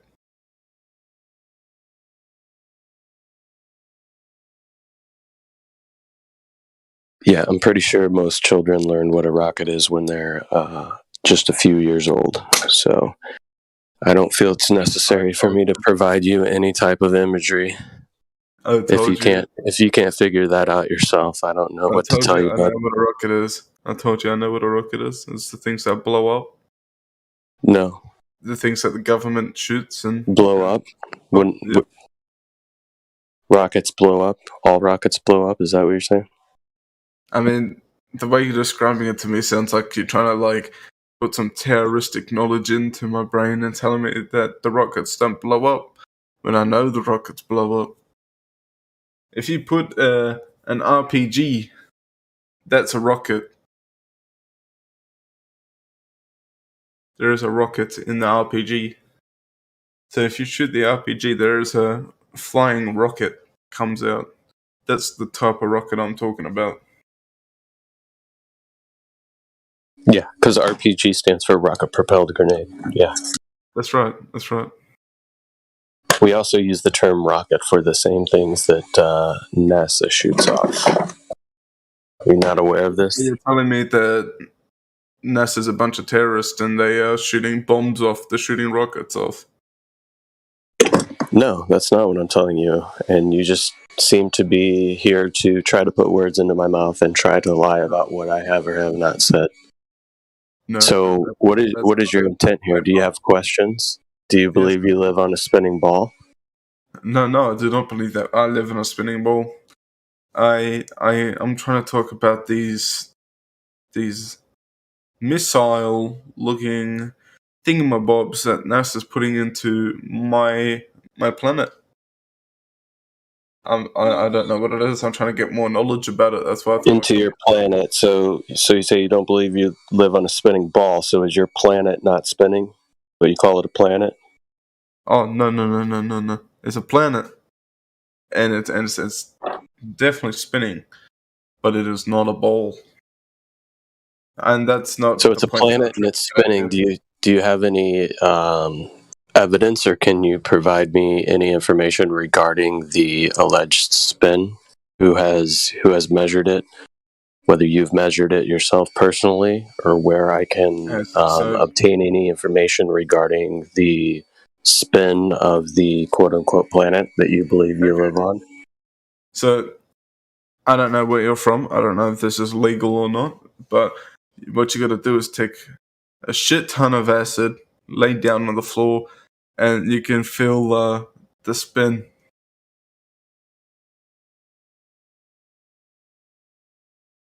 So mind-altering drugs is the only way that your planet spins. Yes. It doesn't actually spin in physical reality. Because I actually don't believe that we are humans. You take these substances and you lay on the floor and you enter a different universe that is the real universe. We're not actually in the real universe at the moment, but when you take these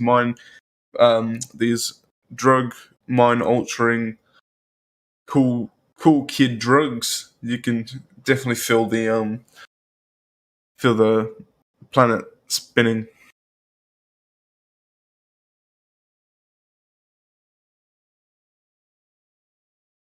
So you live in a fantasy world, is what you're saying. Everything that you believe is in your mind. You don't believe that there's any substance to reality, that we're not human beings. Is that what you're saying? I don't really like the way you're confronting me at the moment. It makes me feel like that you're trying to like touch me in some unethical way. Dude, what are you on about, bro? Yeah, like settle down there, Karen. Keep your feelings to yourself. It's flat Earth. I'm keeping my feelings. Oh, I'm feeling attacked here, like you touched me. Give me a fucking break. Excuse me, sir. Can you not talk to me in that tone? He can talk to you however he wants to talk to you. Grow a pair. Excuse me, sir. Are you incapable of having a legitimate conversation? It seems to me you're incapable of having a legitimate conversation. I'm having a legitimate conversation with you right now. It's just I'm kind of struggling to. So does this little shtick that you're doing make you feel like you have some intellectual high ground? Like you can come into a server. I feel like you're attacking me by using words that I'm unfamiliar with, like shtick. That could be some gang terminology that I'm unaware of. Are you familiar with presentation and demonstration of globes and stuff like that? Waters. Okay, Crack Villain, are you trolling us, Crack Villain? Oh, it's Crack Villain. He's a jackass. Can you imagine it was though? That'd be hilarious.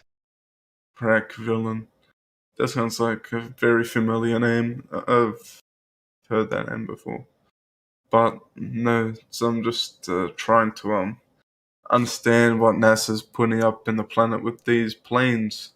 And I don't know what this word means, and I'm feeling attacked. Shut up. Well, if you had a company, what would you do? You'd make money with it, just like fucking NASA does. See, I like you. You're nice. You're actually nice to me. But this flat man he's not very nice. he likes to use these Well, game what does niceness have to do with the shape of the planet that you've been lied to about? What does niceness have to do with that? Really, I mean, no, I'm just saying he's not very nice. I mean, you were talking well, if about he's nice, does that make it flat? we were talking about the gravity boots and how you can walk up walls and stuff like that, and then he just comes out of nowhere saying this gang terminology that I'm unfamiliar with.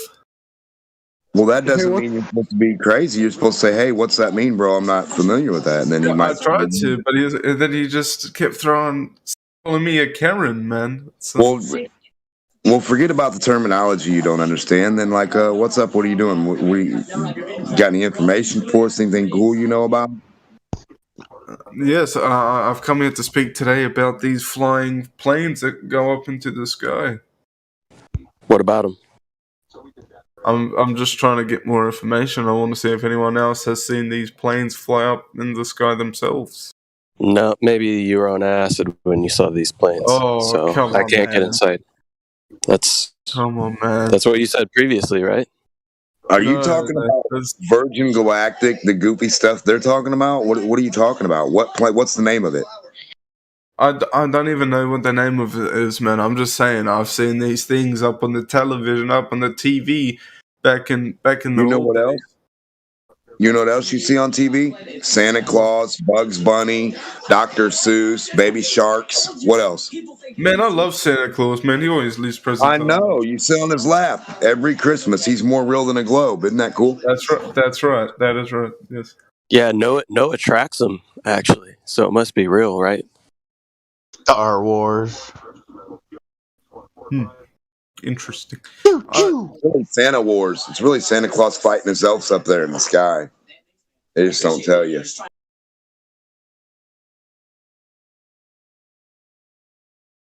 He's got bad elves taking all the presents. Your mother was a tramp. I am your father.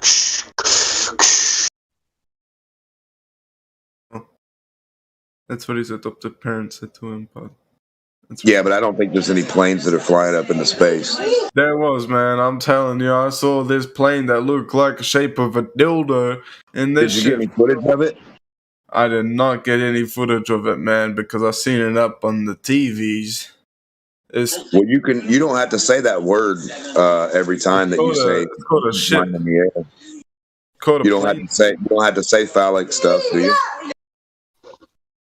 It's like, are you just trying to say plane shift? Yeah, I've been listening to this for 5 minutes now, and it's ridiculous, Comedy Raider. Are you a child? No, I'm not a child. No. So are you capable of having a normal adult's conversation? Yes, I am. Okay. So what is your question? Right, planes flying through the skies. Right, this is something that we all observe. Is that something that's weird to you? Okay, Mr. Roger, I'm sorry if I've offended you here, but I'm just trying to talk about these planes called a plane ship or something like that I've seen up on the TV. They said that they want to go up into space, and I'm really confused about that because how does one get to the space? To the space. That is right. Yeah, to the space. To the space. That's right. Right. Yeah, I can hear you laugh. I can hear you laugh when you say that. I'm not laughing, man. Like, I'm you're just. I don't know what your shtick is, right? Again with the gang terminology. It's not a gang terminology. Go search it up. You have comedy in your name, but you don't understand what shtick is. Comedy is a shtick, and you're not very good at it, bro. You're actually pretty poor. Are you Don't streaming quit your day job at McDonald's. Are you streaming this, Comedy Raider? No, I am not. Yeah, and why drive airplanes like they're bottle rockets? What sense would that make? Why do you keep doing that when we clearly told you there's no airplane going to space? I'm telling you, man, there's this airplane that's in the shape of us, like, I don't want to say the word again, but it's... Oh, he's talking about Bezos' friggin' space. No, I know that. I know, but his whole point here is he said the word dildo 15 times already. I think that's... But he's acting like he's like 6 years old. Benzos, that's his name, yes. Mr. Benzos, rocket flying plane thing. So you described a rocket and you're telling us it's an airplane. What's your point? What about it? It looks like a rocket, but it's an airplane. So think of an airplane without wings, and it's flying vertical. The bottle rocket gets shot up in the air, and then the bottle rocket does what? It comes back down. That's real cool. Got anything else for us? So now I'm thinking Jeff Bezos is working with the NASA people to try and trick these people that think that the globe is a globe. That's what I'm thinking here. I've done some extensive research imitation, and I've found out that he could possibly be doing this. Well, do you know they have regulations for everything? They strap you down. They do this. They do that. They have windows in certain areas and certain portions. And they might stop at a certain time and say, "Hey, well, time to get out of your seat and look out the window and see what we want you to see with these windows." I feel like he didn't actually get to the space imitating, because if he did, then he would have a different outcome of what he actually had. That's what I think, you know?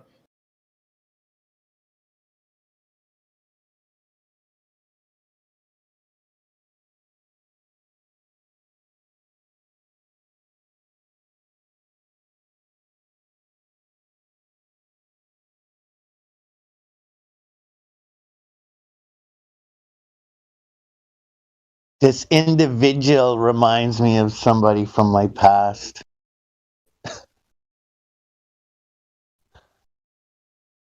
I'm not here to try and offend or start any trouble. No. It's not an offensive thing. There was somebody we hired at this place I was working, and several people tried to train him. It was pretty basic stuff, like repetitive and quite easy as long as you have attention to detail. And I don't know, 5 or 6 people tried training him, and they all gave up. And I'm like, okay, look, I'll give it a shot. I'm sure I can get him to catch on to what we're doing here.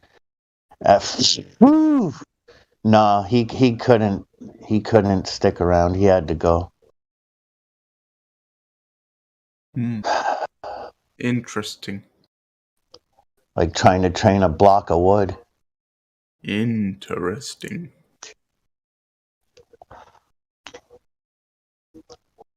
Interesting. Yeah, you said that. Interesting. So what do you got? What's your proof? Axial rotation? You've proven curvature?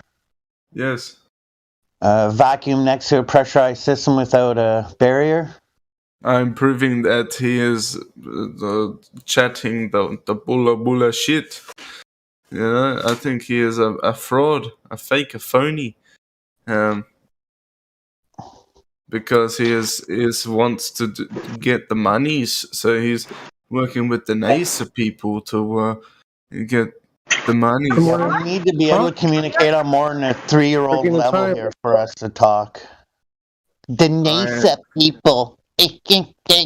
That's right. That's right. I'm trying to say it just in case you might get offended. Just in case you might get offended. You know, just in case someone gets offended and say, "Oh, that's not right. They're called NASA people."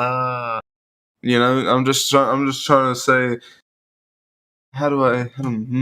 Yeah, if you stay at McDonald's, you might become like, I don't know, assistant manager one day, but it could take you 10 or 15 years to get there. Just don't quit your day job, bud, whatever it is. Look, it's alright, man. Like, I understand that your feelings might be hurt from this conversation, knowing that I'm right, you're wrong. But I'm just trying to let you know that the NASA people are coming after us, man. The comedy shtick is falling flat. You're right, I'm wrong. We're not even trying to determine right or wrong on any specific topic here, are we, right now? You're just sounding like I don't know, I'll be polite, a moron, and we're trying to get some information out of you, or, figure out it. You're just trolling. Look, we're pretty sure you're trolling at this point. You're trolling at this point. Shtick! I don't know, that's a gang term. You guys are mean to me. Listen. Realistically, at the end of the day, I've come here for help, and you guys are just making a mockery out of me. And Oh, give me a break. You did that to yourself. Nobody's making a mockery of you. Everyone's You're making a pretty good mockery at of me. substantiating the mockery yourself without any help. No, everyone's making. You're lucky. You're still getting Flatman Ken here. You should have Dale Eastbush at this point, you know, or Westbush. I should be Dale Westbush with you at this point and tearing you a new asshole. I think like you're a flat you're just acting like a dipshit right now, buddy. I think you're a flat can. That's why you're a bit upset at the moment. Wow, this guy's got the jokes, man. Knee slappers all day, bro. Guys, I'm being pretty serious here. That my feelings are actually getting quite hurt at the moment. Nobody cares about your feelings, you guys. bro. You guys aren't serious. I think this guy's problem is that he doesn't have enough testosterone to handle the server. So you might want to get your testosterone replaced, buddy. Jeff Bezos drives a rocket on feeling. It's my friend here. This is my friend. Me and my friend here at the mod show. We go way back. We've been talking about space boots and climbing up walls and stuff for the past couple of years, and we're gonna invent the past years. Yeah, we're gonna invent the first ever shoes to be walked on the walls. Well, we've talked for the past couple minutes. I met you today that I know of. No. We've known each other for a couple of years. We've been coming up with this design to be able to walk on walls like Spider-Man. Okay, so when's the last time I talked to you? Literally like 20 minutes ago, bro. We're literally talking about these boots. I'm talking about before that, jackass. Oh, before that, we talked about a couple of years ago, bro. It's been a while, man. Yeah, I don't know. I think there's something like sticky going on here. I think you guys are trying to make a mockery out of me and try to prank me for your little YouTube. No, you would do a good enough job of that yourself.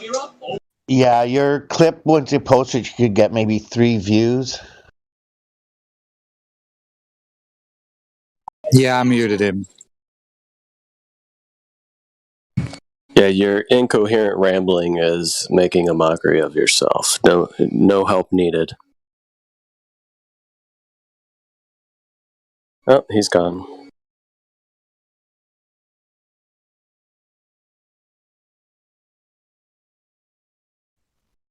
That was a little torturous. Oh. Well, it's, obviously somebody coming in here trying to do a shtick.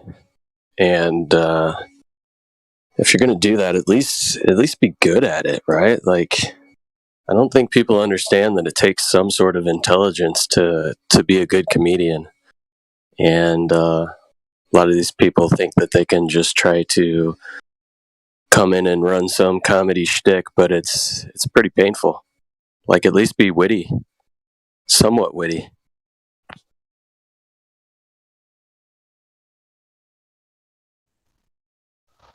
Yeah, he could have been a Globe comedian and been joking about that at least.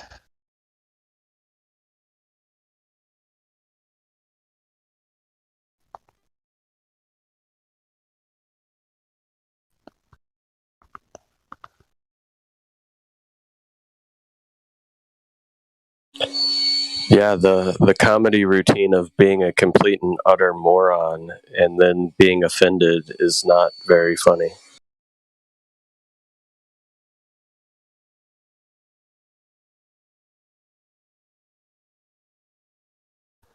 I'm about to spend a few dollars on some adventure. I'm going to start searching for gold. I already ordered a bag of gold to pan at home. Well, he was talking about Denmark, was he? Gravity boots. I talked about the Gravity Spider Globe that you can just walk. You don't need any special boots. What the fuck do gravity boots and walking on walls in the ceiling have to do with anything about what we're walking on anyways? There's no, that's what I'm saying. There's nothing about, I never told anybody that we need gravity boots. So what he said just made no sense. Hey, Denmark, was he really your friend? No, I don't know him. Oh my lord, give him some credit. I mean, I don't know him that I know of. I haven't never talked to him till today. I thought it was Crack trolling us for sure. Oh no, that's not Crack. Crack's got a little bit different. Yeah. Like I wasn't like totally convinced, but I'm like, is he changing his voice a little and trying to troll us? There's no way Crack can slow his cadence down as much as that dude was talking.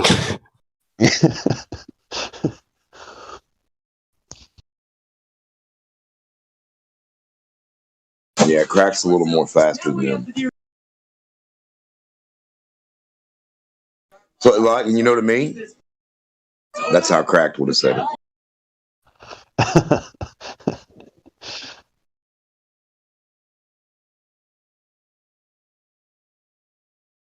That's pretty sad. That's what he's doing with his time. Calling shtick a gang term, and oh my lord.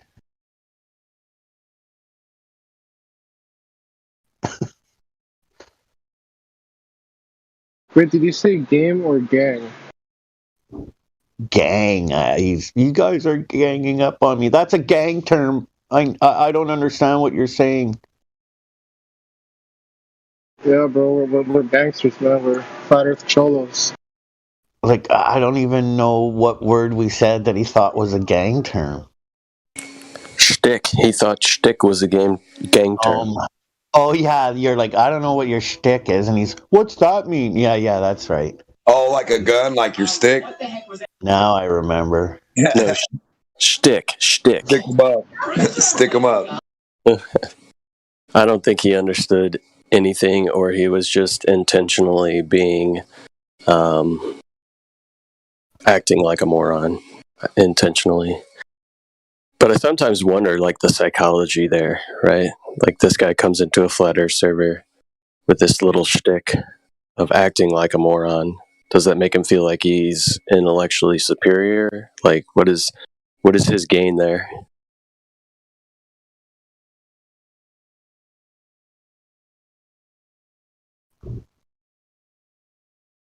Yeah, he definitely wasn't swaying me to pull away from what I now understand and know and go back to the book BS.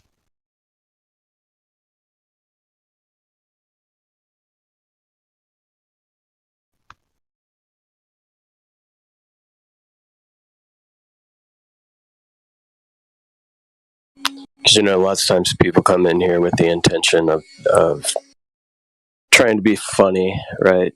And trying to mock people who discuss this topic as if we're all just complete imbeciles and morons. And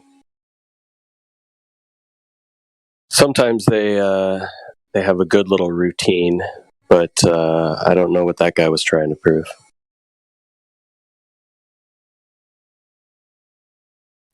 I don't know, but for anybody listening, I would think he would be listening first. You would think by listening for a little while before coming in here, you would know better than to try to act like a 5.5-year-old and think you could get away with it.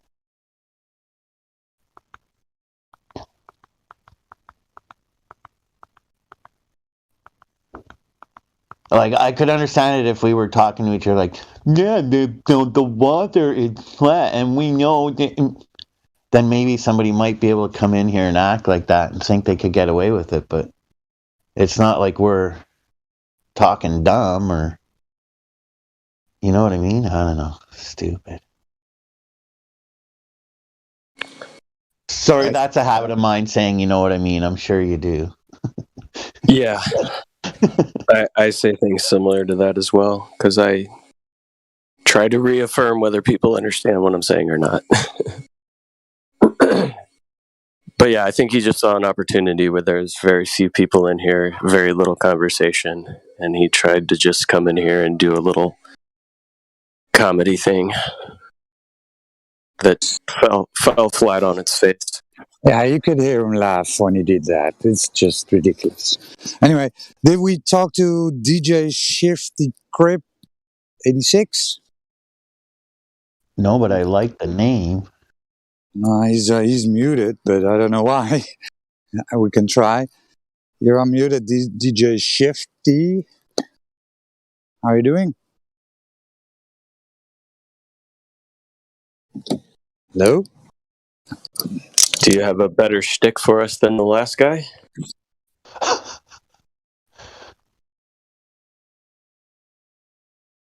Maybe he's making a sandwich. Oh. Hello, hello. Anybody home? DJ Shifty, you are unmuted. Imagine that.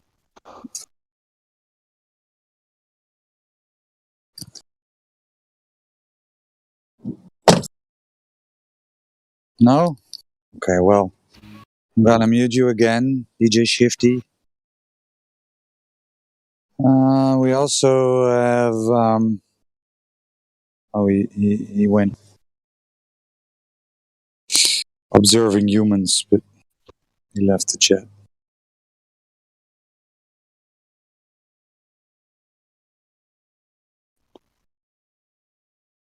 Yeah, Observing Humans randomly DM'd me today asking if it's true that Antonio Suberitz died. I have not heard anything about that, so I am unaware of whether Antonio Suberitz did or did not die.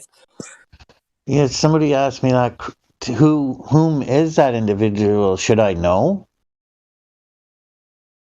So he was around early on, around 2015, had a YouTube presence, and I want to say started to get in a relationship with Patricia Steer, if you're familiar with who she is. She was She was my first Flat Earth crush.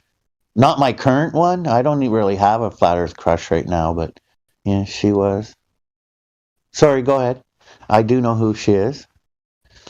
So yeah, and Antonio Suberitz was around early on, and he had a YouTube channel. I didn't follow much of his stuff. I haven't heard or seen anything from him lately. But yeah, he was one of the what I like to call cast of characters that came on the scene on YouTube early on. I remember she moved over across the pond to be with somebody, and then she moved back because I guess it didn't work out. Was that who it was? Yeah, and I think he kind of claimed that she was doing some shady stuff as far as, I don't know, trying to loop him into something. I can't remember all of it, but early on when these cast of characters came out, it was more like a sitcom drama than anything else. I think it was some sort of intention there to kind of detract from the actual serious topic of Flat Earth and turn it into some sort of sitcom drama with those casts of characters, at least in my opinion. Patricia Steer, Mark Sargent, and Orphan Red. There was weird shit going on. Math Powerland. I don't know if you're familiar with him. Yeah, I saw him early on.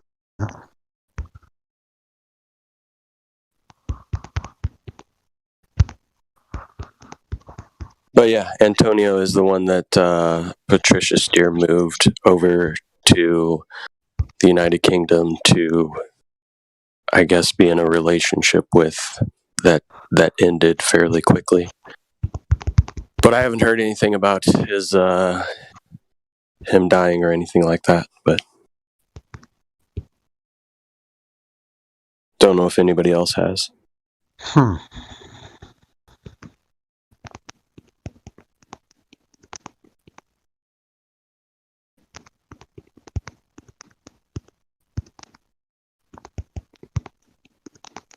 Sorry, 2 quick seconds. I'm just answering a friend right now.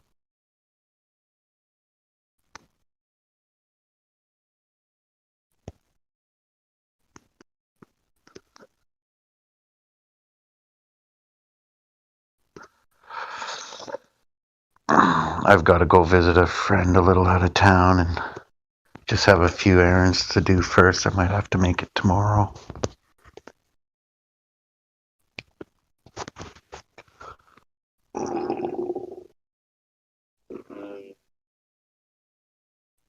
Yeah, that's crazy.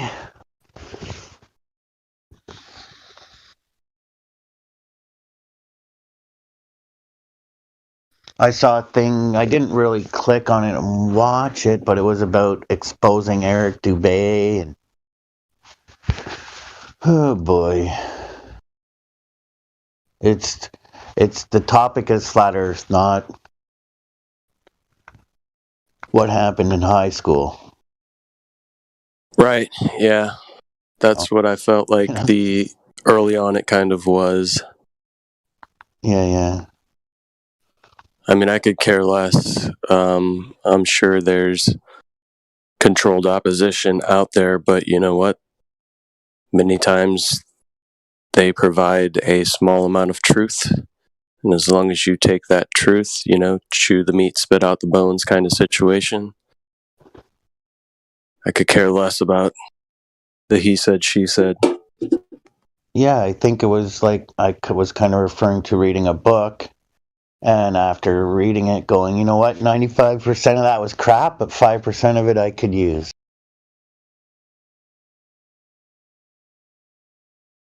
Exactly.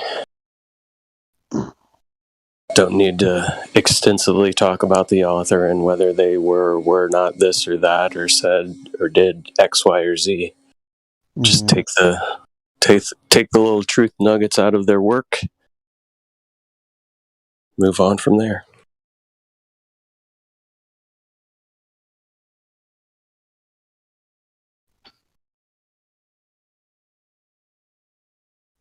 Yeah, I've been focusing on building my brand name for my company, and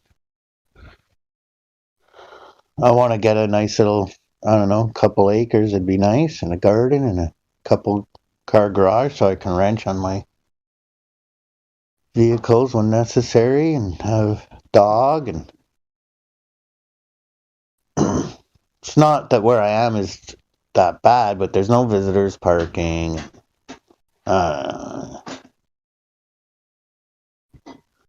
I suppose no matter what, we could always find something about our current situation to improve, but I'm watching that La Palma stuff for a while, and man, those people have it hard right now. At least we're not them. That friggin' volcano seems like it's never ending.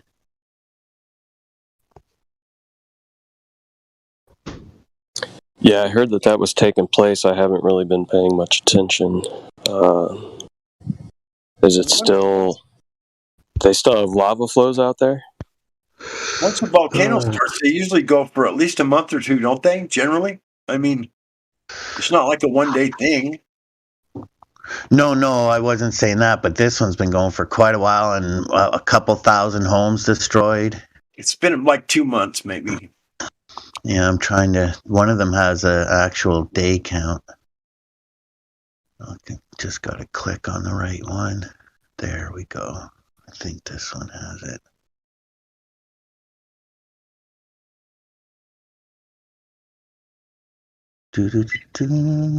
So I'm not too familiar with the area. Is that an island nation? Yes. Yeah, it's Spain. Oh, it's Spain? Yeah. I thought you were talking about the one on whatever island that was. Yeah, La Palma, Spain. Is that an island? Yeah, I believe so. Oh. Comera Villa de La Palma Espanjana. Oh, that's probably all Spanish for where it is. I took Spanish in college, but you think I can speak it? Hell no. I know a lot of words. I have a very large list of words that I know what they mean. But as far as putting them together, it's like I could put 2 or 3 together and that's about it. Because then I have to sit and think of what's this word for that? Oh yeah, it's this. What's this word for that? Oh yeah, it's that. But by the time I get through all that, it's like the conversation's like already taking a different turn. You know what I mean? Yeah, I'm the same way. I can get by on my Spanish, but it's very rudimentary. And when it comes to having an actual long-term conversation, I can't do it. It's hard for me to string together the terms that I do know with the proper verbs and all that kind of stuff. Yeah, I don't worry about all that when I'm trying to communicate in Spanish. I just spout out 2 or 3 words that, like, let's go to the store, or let's do this, or, just a few words like I need to do this, or I need that, or I need whatever. Just a couple, 3 words. They know what's up. They get the gist of it. I found it. It's an ocean entry feed. We're in day 66. 2,651 structures destroyed. Homes, buildings, businesses, I guess. 78 kilometers of road destroyed. Wow. And I can see it. It's like falling over a cliff into the ocean right now. When the smoke's thick, you can't really see the lava falling, but I think they say that when the lava hits the ocean like that it creates noxious pillow gases. lava. Yeah. Oh, I see. Yeah, I see what you're saying. Yeah, and that's really bad for the health. Like if that drifts like up into where the people live and stuff, it's really hazardous for their health to be breathing that shit. I just know the island's getting bigger. One drop at a time, huh? Or one pickup load at a time as the lava pours over. Well, that's how a lot of islands were created. That Hawaiian islands were all created by lava, weren't they? I believe so. Yeah. And then I think it says something here, 66 meters to the third. What is that? Squared is second. Third is to the third power is what? Meters cubed?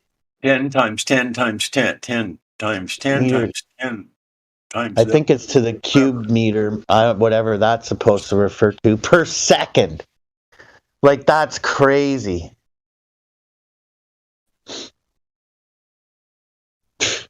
Yeah, that's a bit of material.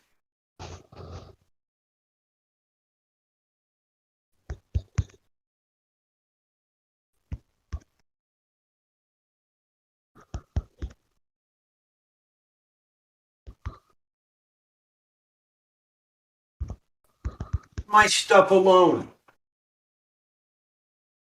Fuck, my neighbor's out there pulling the fucking weeds out of my fucking flower bed. She's pulling the flowers and everything. She's out there like it's fucking her duty to do so. God, what's wrong with her? I knocked on the window and she said, "Leave me alone, John." Oh, I guess I just doxed myself. I usually don't tell people my real name, so forget I said that. I'm calling the Ottawa Citizen. Yeah, my name's God Rockin'.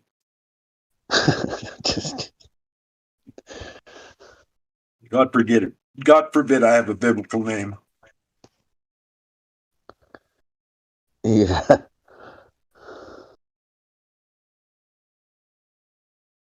Back when I was born, though, that was kind of the status quo, when people named their babies back in the 50s. It was kind of like, okay, which biblical name are we going to choose?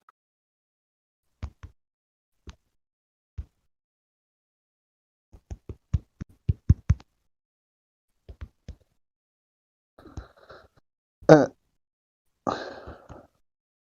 it's not that way anymore. People don't really think about naming people in that way anymore, I don't think.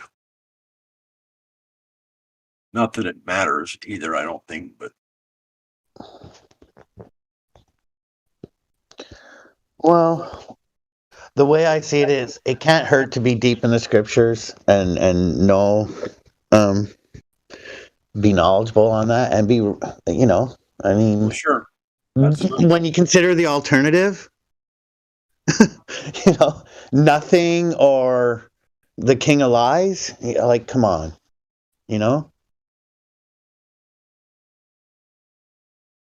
I'd rather understand a creator and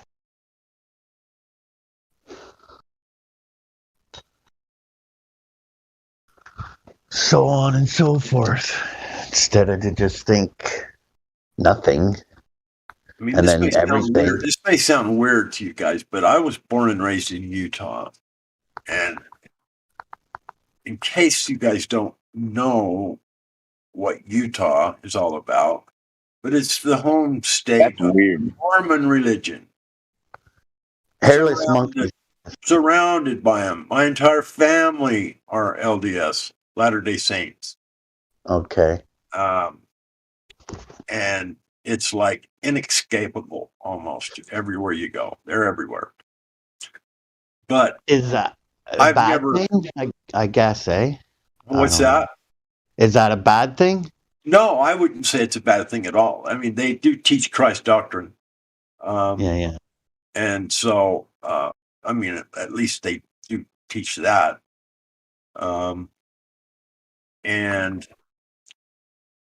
But no, as far as bad thing, no, I would say it's probably a pretty good thing because they generally have good morals. They've got their kids usually go to school, go to college, and they, go on missions for the church, and they come home with I'd have to say a pretty good set of base morals. They don't rob, steal, lie. I mean, of course, all people do those things to a certain extent, but these LDS families, the kids seem to be pretty good kids most of the time. I mean, a lot different than what you would find in the big cities. I mean, they're actually, they're clean cut, they're naive, young men and women that have been sheltered their whole lives, and which I'm not so sure is a good thing either, but it does keep them away from, at least they try to keep them away from the hustle and bustle of the world, and the drugs and the alcohol and all of that kind of stuff. Most of the LDS kids here are abstain from all of that kind of behavior.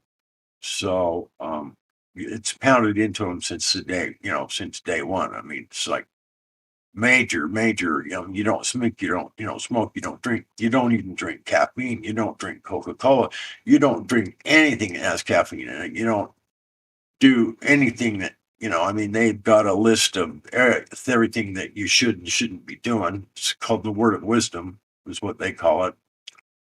And in the Word of Wisdom, you can find all that information about what's good for you to eat, what you should be eating and not be eating, and why. And so I have to say that the LDS Church is, by and large, it's probably as good or better than most religions anyway. I mean, and I'm not an advocate for organized religion at all anymore. I have a personal relationship with God or the Creator, and I know for a fact that that's all that's required, because He's made that perfectly clear to me. I mean, I feel like I have a personal relationship with Him. He knows me. I know Him. Speak to Him daily. Try to speak to Him daily. Yeah, I find that's the best way to broach that, because it's on an individual basis and you don't have to try to convince anyone, right? Right. It's up to them. Yeah, exactly.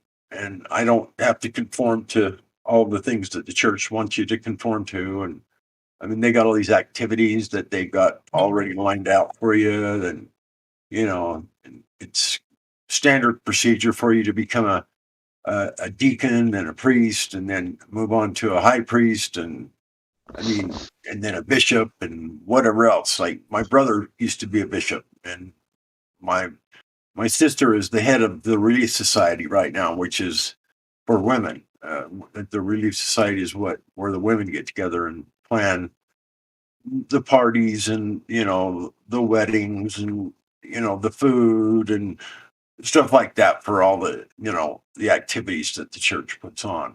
So it's like my family's like deep up in it, all of it.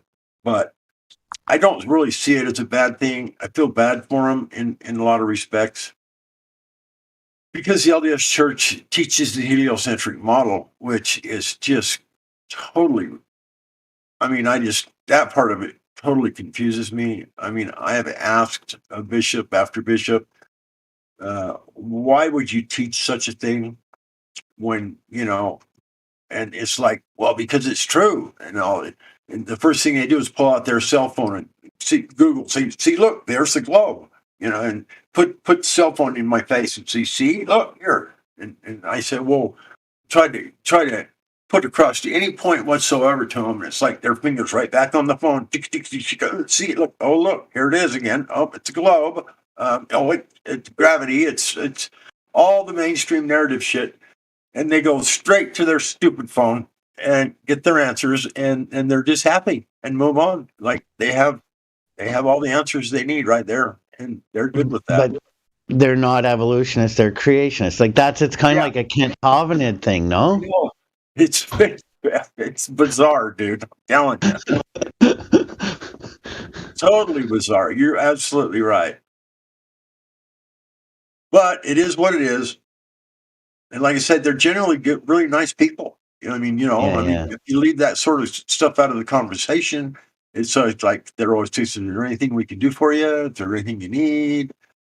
Like That's my dad good, right now yeah. is under the care of hospice. He's not expected to live more than maybe another week or two. He's had some really bad issues with his heart. He's 84 years old. He's been bedridden for 2 years, and the family's nobody's really too upset about the whole thing because we knew it was coming and it's time. Nobody wants to see him suffer anymore. Yeah. And so, but the church has just been, I mean, every day someone stops by and asks if they want us to bring us dinner. We could have dinners brought to us from a different neighbor for the next 6 months, every day, all day long. I mean, all we'd have to do is say, yeah, Mom can't cook. And okay. Yeah, it's important to have good people like that around. Yeah. And so, people can say what they want about the LDS Church and the people.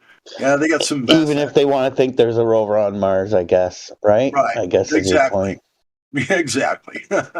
They're still worried about how you're doing. And you need something, they'll bring it over to you, try to help you. Even though they might believe there's a rover on Mars. Yeah, you're right. It is bizarre to me, and probably to most people, but believe in the geocentric model anyway. Just pretty bizarre.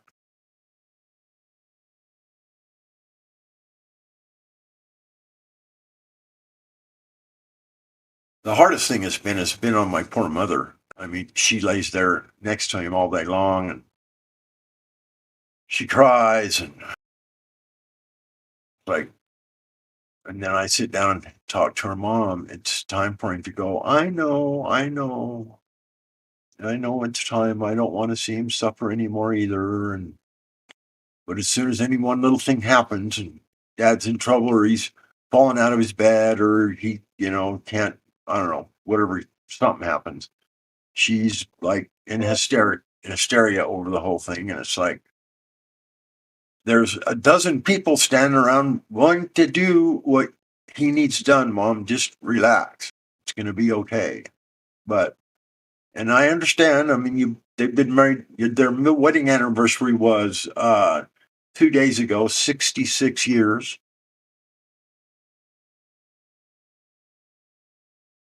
So they have been together an awfully long time. That's a long marriage. Sorry, brother. I had to drop out and back in. I lost sound for a second. Oh no, you're fine. I've just been rambling on anyway. So. Yeah, no. Last thing I said was it, regardless of whether they believe there's a rover on Mars or not, it's good to have good people around like that care and stuff. Yeah. Yep. It's very true.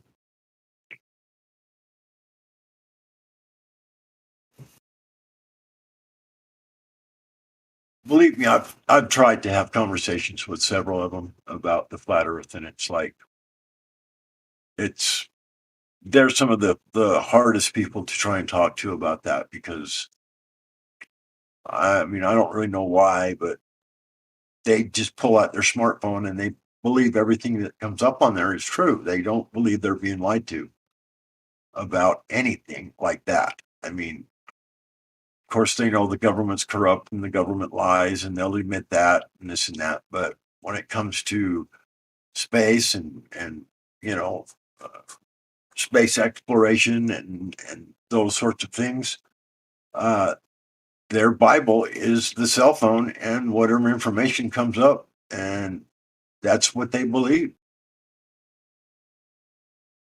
And no matter what you present to them, it's like they look at you like, "What's wrong with you?" All you got to do is Google this stuff, and you know the answer. I mean, and they look at you like they look at me like there's something wrong with me, because I don't just pick up my phone and Google, the information about the Earth, and they don't understand why I don't just Google it, pull it up, and say, "Oh, okay, all right, thank you."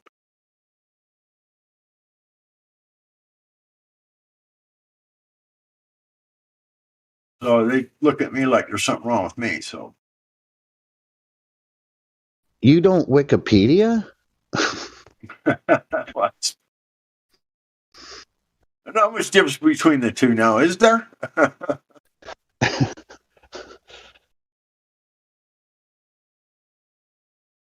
I still goggle, and it's a bad habit. I have DuckDuckGo on my phone. I should use it more often, but I don't really like. I have a couple YouTube channels. I share the same clip on both, so it's basically the same channel. It's not like I'm doing anything different on either one, and I don't. There's nothing really inappropriate that I do online, so. Yeah, well, I don't know what you would deem inappropriate. Yeah, me either. Considering some of the things I've seen, like holy snikes.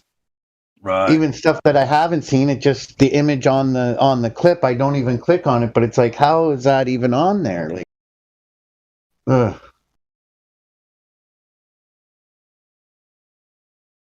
Yeah, the internet is a massive tool for the controllers.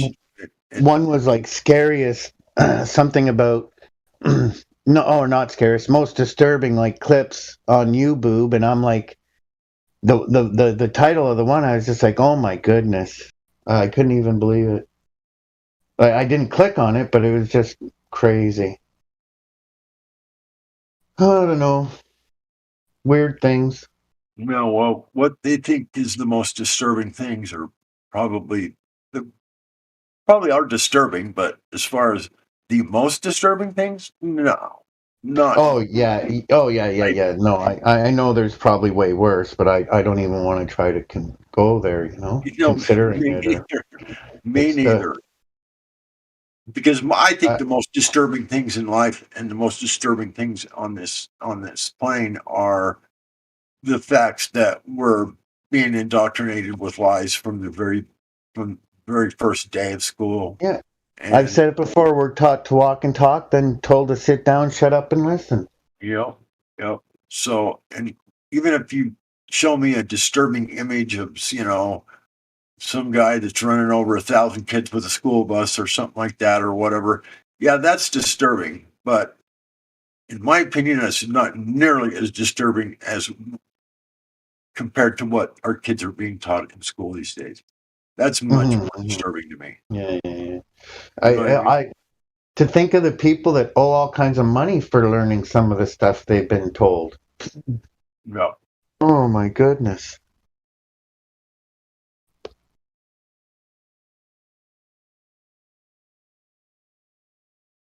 So I tend to base my things on something being more disturbing than other things, are things that affect the masses in ways that they don't even know, and it's just, that to me is so disturbing. I mean, of course, another it's thing disturbing is, to see somebody murder or run over a bunch of people with a school bus or something.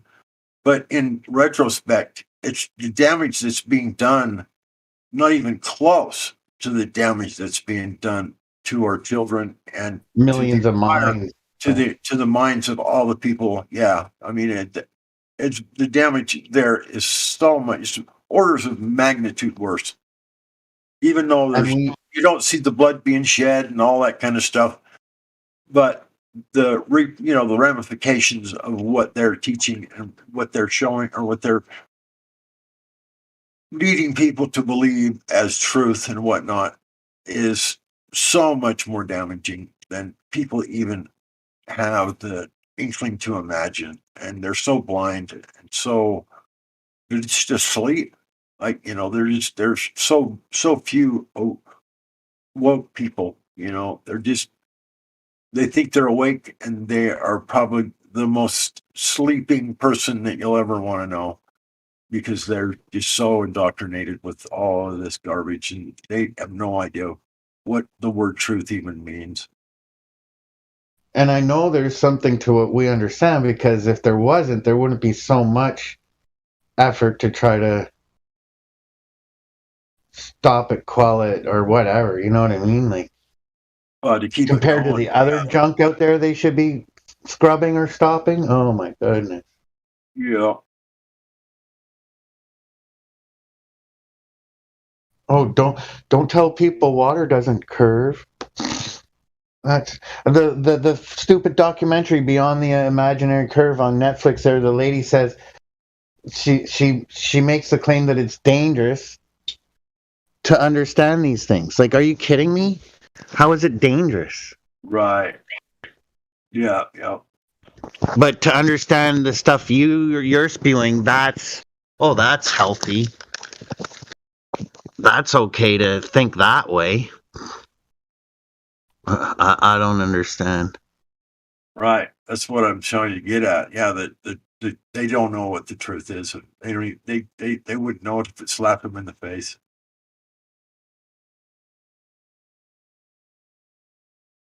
Because they think the truth is just a few whatever you want to call them on the cell phone, a few finger punches of your phone device, and the truth is automatically delivered to you on any subject. Doesn't matter. They believe it. Especially when it comes to science or history or, whatever. Just Google it. There you go. They're wearing a white lab coat. They wouldn't lie to me. Did you hear what he said? It's a statistic. They did a poll, man.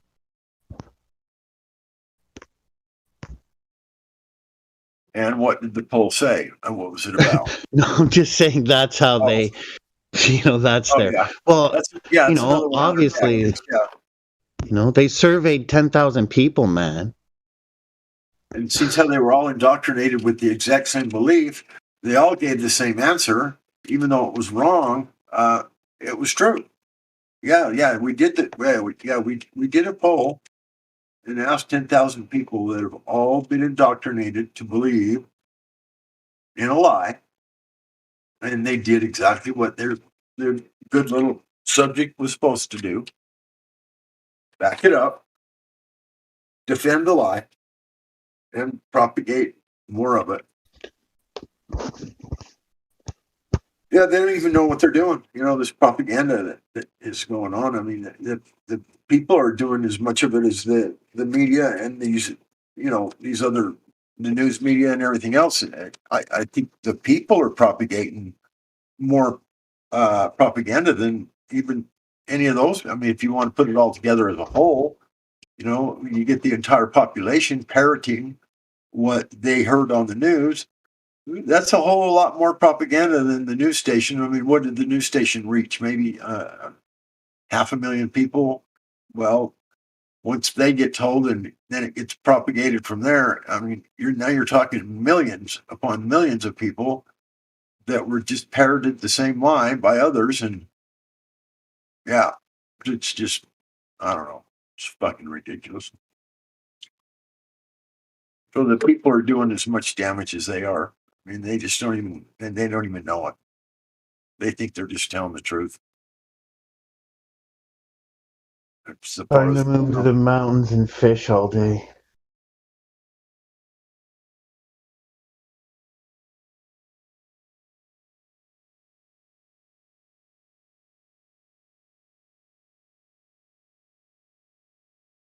Yeah, one little bit of propaganda coming across on the news media can now become spoken by millions. Written in stone. Yeah.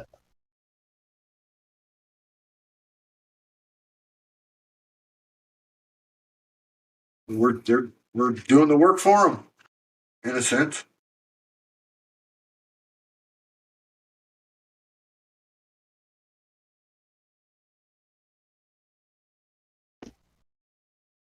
Pretty crazy.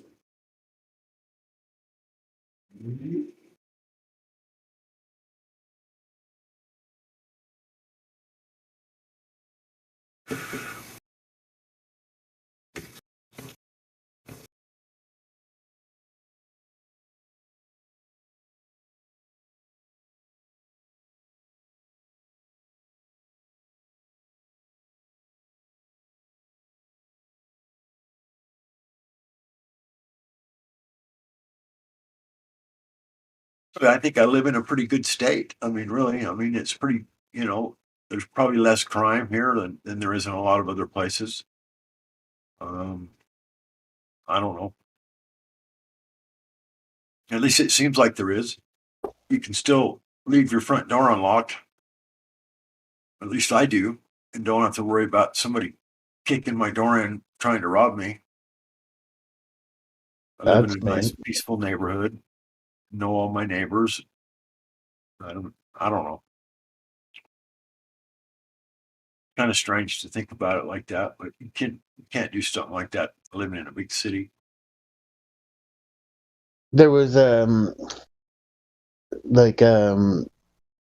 bunch of, I think it was college, might have been university people like partying and whatnot one night, and this lad stumbled into a dorm room and passed out, and when he woke up it wasn't his dorm room. This is up here I'm in Canada, and people were shocked at that because they're like trying to say like down there dude might have got shot for being in somebody's dorm room. And I'm like, really? If some drunk guy stumbled into your dorm room and fell on a bed to pass out, you'd shoot him? Like, wouldn't you realize the guy's drunk and doesn't realize he's not in his own room? Or were they walking in and seeing him in the bed? Like they weren't there when he showed up? I don't know. I don't know what happened, like if somebody was in the room when he stumbled in the room thinking it was his room. But I just know he had a comfortable sleep, woke up and was, oh, shit, sorry, and left the wrong dorm room, Yeah.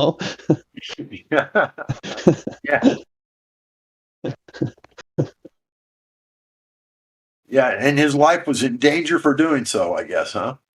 No, but they were saying down there, not any specific state, but because everybody's usually packing and whatever, they were saying somebody might stumble into a dorm room on a university campus down there and end up being shot or, because they were drunk. And since when are guns legal in a university dormitory?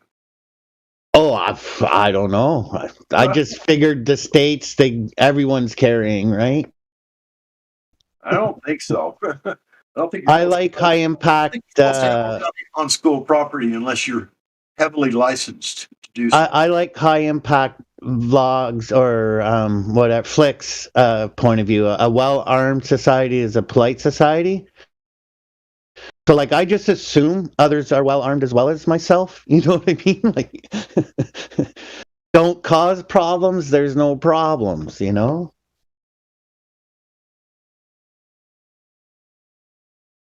Well, there's a lot of gun owners in this state. I'll give you that. But most of them are hunters, and because we've got a lot of hunting and a lot of wildlife that goes on here. People travel from all over the world to come here and hunt. Yeah. Find an outfitter to go get their elk or their moose or their whatever or their bear or permit. I mean that goes on a lot here where I live, and Utah's always been that kind of a state where Yeah, people yeah. travel here for fishing, hunting, all that kind of stuff.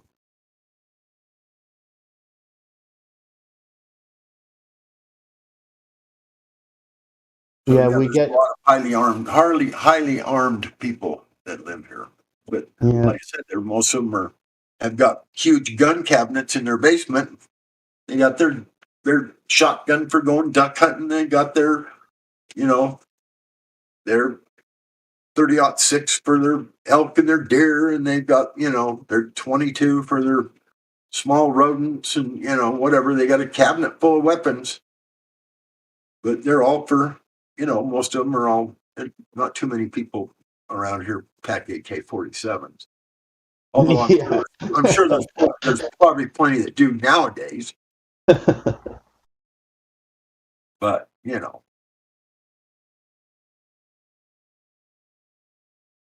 since when is an AK-47 more dangerous than a 30-06? I'll never know.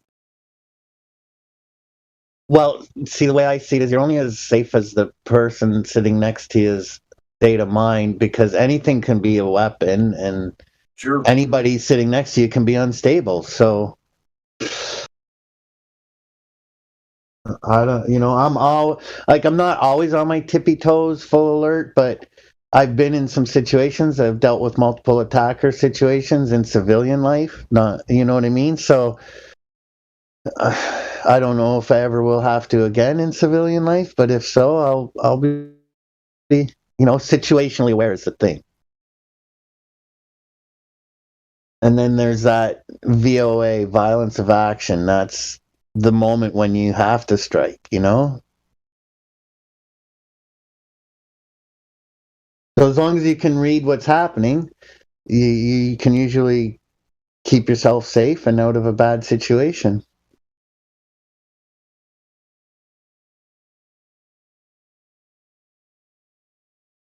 I think it's hilarious when you're being questioned afterwards. Did you hurt them? Well, I hope I hurt them. They were freaking trying to hurt me, man. Why, implying you're going to lay a charge? Go ahead. That Rittenhouse case has sure opened a few eyes about that scenario, haven't they? Yeah, and I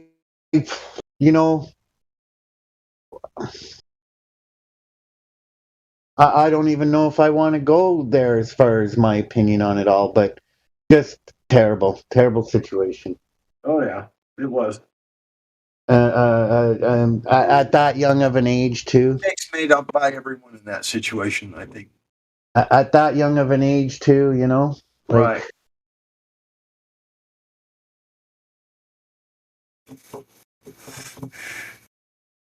I know I certainly wouldn't be running after you. No, I mean either. I wouldn't be showing up at a place like that with an AK-47, thinking I was going to go help somebody. Take my medical kit, strap my AK-47 around my shoulder, and start walking up and down the streets when all this radical shit going on. Yeah, you're asking for trouble right there for sure. But I'm not so sure the kid was actually looking for trouble. I don't believe he was. Yeah, no, I genuinely don't think he was either. And like I was saying, I'm not trying to put anything on anybody's shoulders. I was just saying I wouldn't have been running after somebody carrying a rifle. You know what I mean? Like, let's chase that guy down for nothing, really. Like, I don't know. And there was so much gunfire going off that night everywhere and anywhere. Like, when you listen to the footage, you can hear them pop, pop, pop. It's going off everywhere, man. I wonder how many more people were shot that night. Yeah, but nobody hears about. Yeah. And why? Why was this kid exploited? It's just really strange.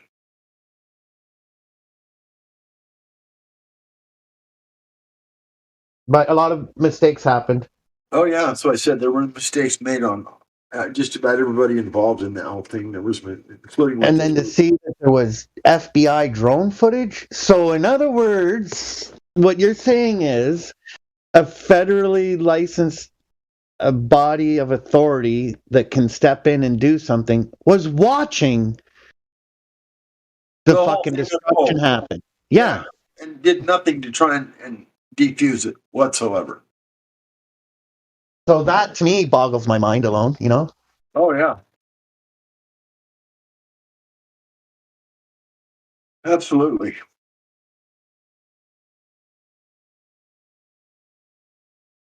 Or you're saying that there was an FBI drone around that area when that happened? No, There were. There were probably several of them. Okay, because I've seen like police drones around when there's like they're looking for someone or whatever. They do put some drones up. So I would think that during those manifestations, that it wouldn't be rare to have some drones on in the area. You know? It would be absolutely normal, is what it would be. Be standard procedure. But the thing is, I believe it was the night before all that terrible stuff happened with the young lad and the other people. And the one guy was just an animal, but that was a bonus. He didn't know what that guy was about before he pulled the trigger. Anyways, is that the night before, $2 million done in damage to all those cars. So if there was FBI drone footage the night of that terrible incident, the night before they were filming those cars being lit on fire. Guaranteed there was drone footage of those cars being set on fire the night before from the FBI. Yeah. Well, the drone can only take a certain square area of footage, you know? Yeah, but we're talking about the FBI here. So let's assume they have more than one drone. You know, they should have several. Oh, that guy started. Let's follow this figure to wherever it's going to go. We'll get an address at that location. We'll go apprehend them. I would assume they had 10 or 20 drones. Yeah, at least. I don't know, guys. I don't think they had 20 drones flying around. Minimum. There'll be footage of the drones flying around because they do make noise and they do have lights and. Well, being FBI, no, don't kid yourself, man. There's silent drones, and being the FBI, the FBI drone footage I saw. If you think they're going to show you footage where that's federal property. The FBI drone responsibility. Sorry, and they didn't. So you're saying there was 20 drones flying around for sure? Yes. No, Sorry, what I was going to say was, I would guess that there easily could have been. Yeah, and what I was going to say is because probably between the police and the FBI and everybody involved, there could have been easily 20 drones flying around. I'll say they do have the capability of doing that. There's no question about that. But they actually, at that moment, that happening, they having 20 drones up in the air, recording everything that's going on. I don't know. And they do have the capability. They could do it. They could do it, but I don't think that was the case. And I was going to say, maybe not, but they probably had more than one. You can bet on that. Yeah, and I was going to say, since it's FBI footage and it's owned by them, the only reason I even know there was a drone in any footage was because they showed the little bit of footage from that one incident. But it doesn't mean it was the only drone they had in the air. No, it doesn't mean that for sure. So you'd think they'd probably have one drone for every so much footage on the ground to like survey it like a square. You know what I mean? 2 kilometers by 2 kilometers. That will be if they actually cared. But you know, this protests and these events of people fighting people for silly reasons, this is being promoted to happen. It's being designed to happen. It's not an accident. Right. I agree with that. And that would maybe even be more reason why they would have drones up there to make sure that what they want to happen is happening. Yeah, their money's being spent right. They also have provocateurs, and they have money funding these groups to go to places and businesses and burn them down and do all this kind of stuff. Yep. Agreed. But what if they got paid and they weren't doing their job? Probably had a drone monitoring them to make sure they did. You think you're ever going to see that footage? You think they're even going to ever admit to it? No. I'm just saying there's a lot, there could be a lot more going on than what any of us even imagine could have been going on during that whole thing. I would definitely say that they do have people recording these events, because I remember a long time ago, before drones were a thing, I remember a protest in a certain place, and they have agents recording people's faces and checking who was in there, and people confronted these people recording with cameras at their hands, and in some of these cameras were labeled as a government property and stuff. So yeah, they do have agents recording people's faces and all that kind of stuff on these events to see who's doing what, and maybe checking on the agents and checking on that kind of stuff.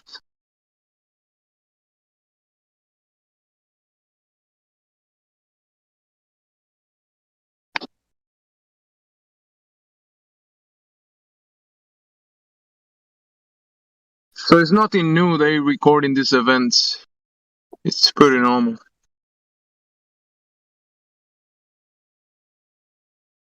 Point to that whole thing is maybe they're keeping a lot closer eye on things than we even know. You know what I mean? Maybe it's not drones. Maybe it's people with cameras. Maybe it's traffic cams that are being accessed. Maybe it's whatever. You know what I mean? all the footage that is happening, let's say thousands of people with their cameras on or off in their phones, that stuff can be tapped in.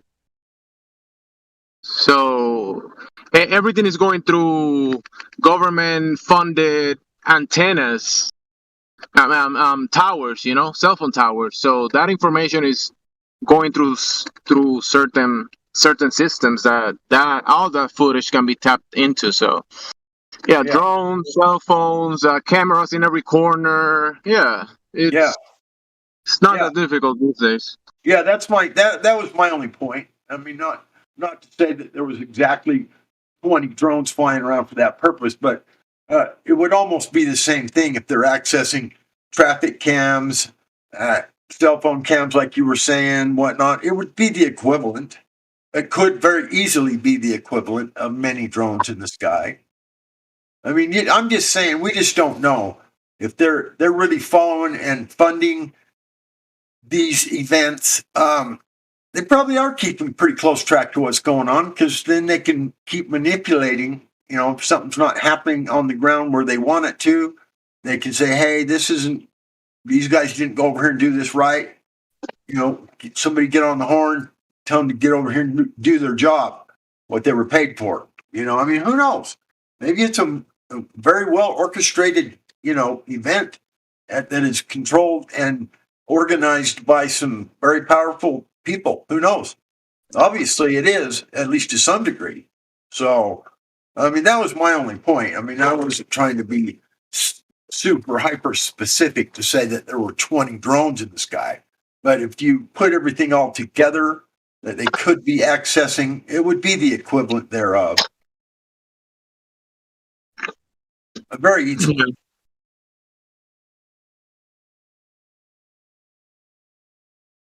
And maybe that's pushing it. Maybe that's just my imagination going a little bit too far. I'll admit that. But what I'm saying is it wouldn't, it wouldn't surprise me. Let's put it that way. I'm going to be listening on YouTube, but I got to drop out for a minute to let this charge up a bit, guys. Get a 40-watt USB-C charger, and your phone will be charged in 10 minutes. I wish. Do they have those on Wish? Yeah, you can get them now. Yes, I don't know on Wish, but Target, Walmart, you could get one of those for less than $20, and they'll charge your phone really fast. Like get a charger for a laptop. These days, a USB-C laptop charger It's like 40 watts, and that will charge a cell phone like really quick.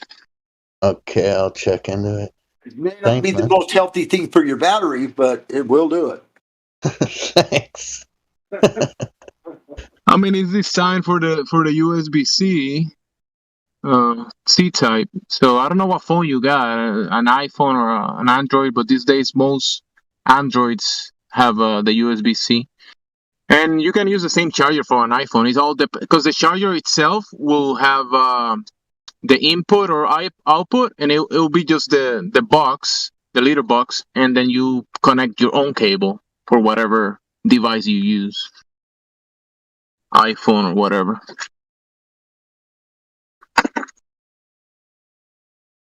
Yeah, I bought one the other day, and comparable to the old ones, it charges the device very fast, like more than 2 times faster.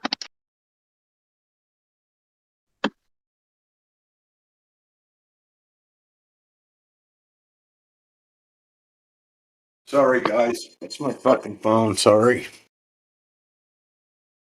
I'm gonna have some lunch, guys. Keep it up.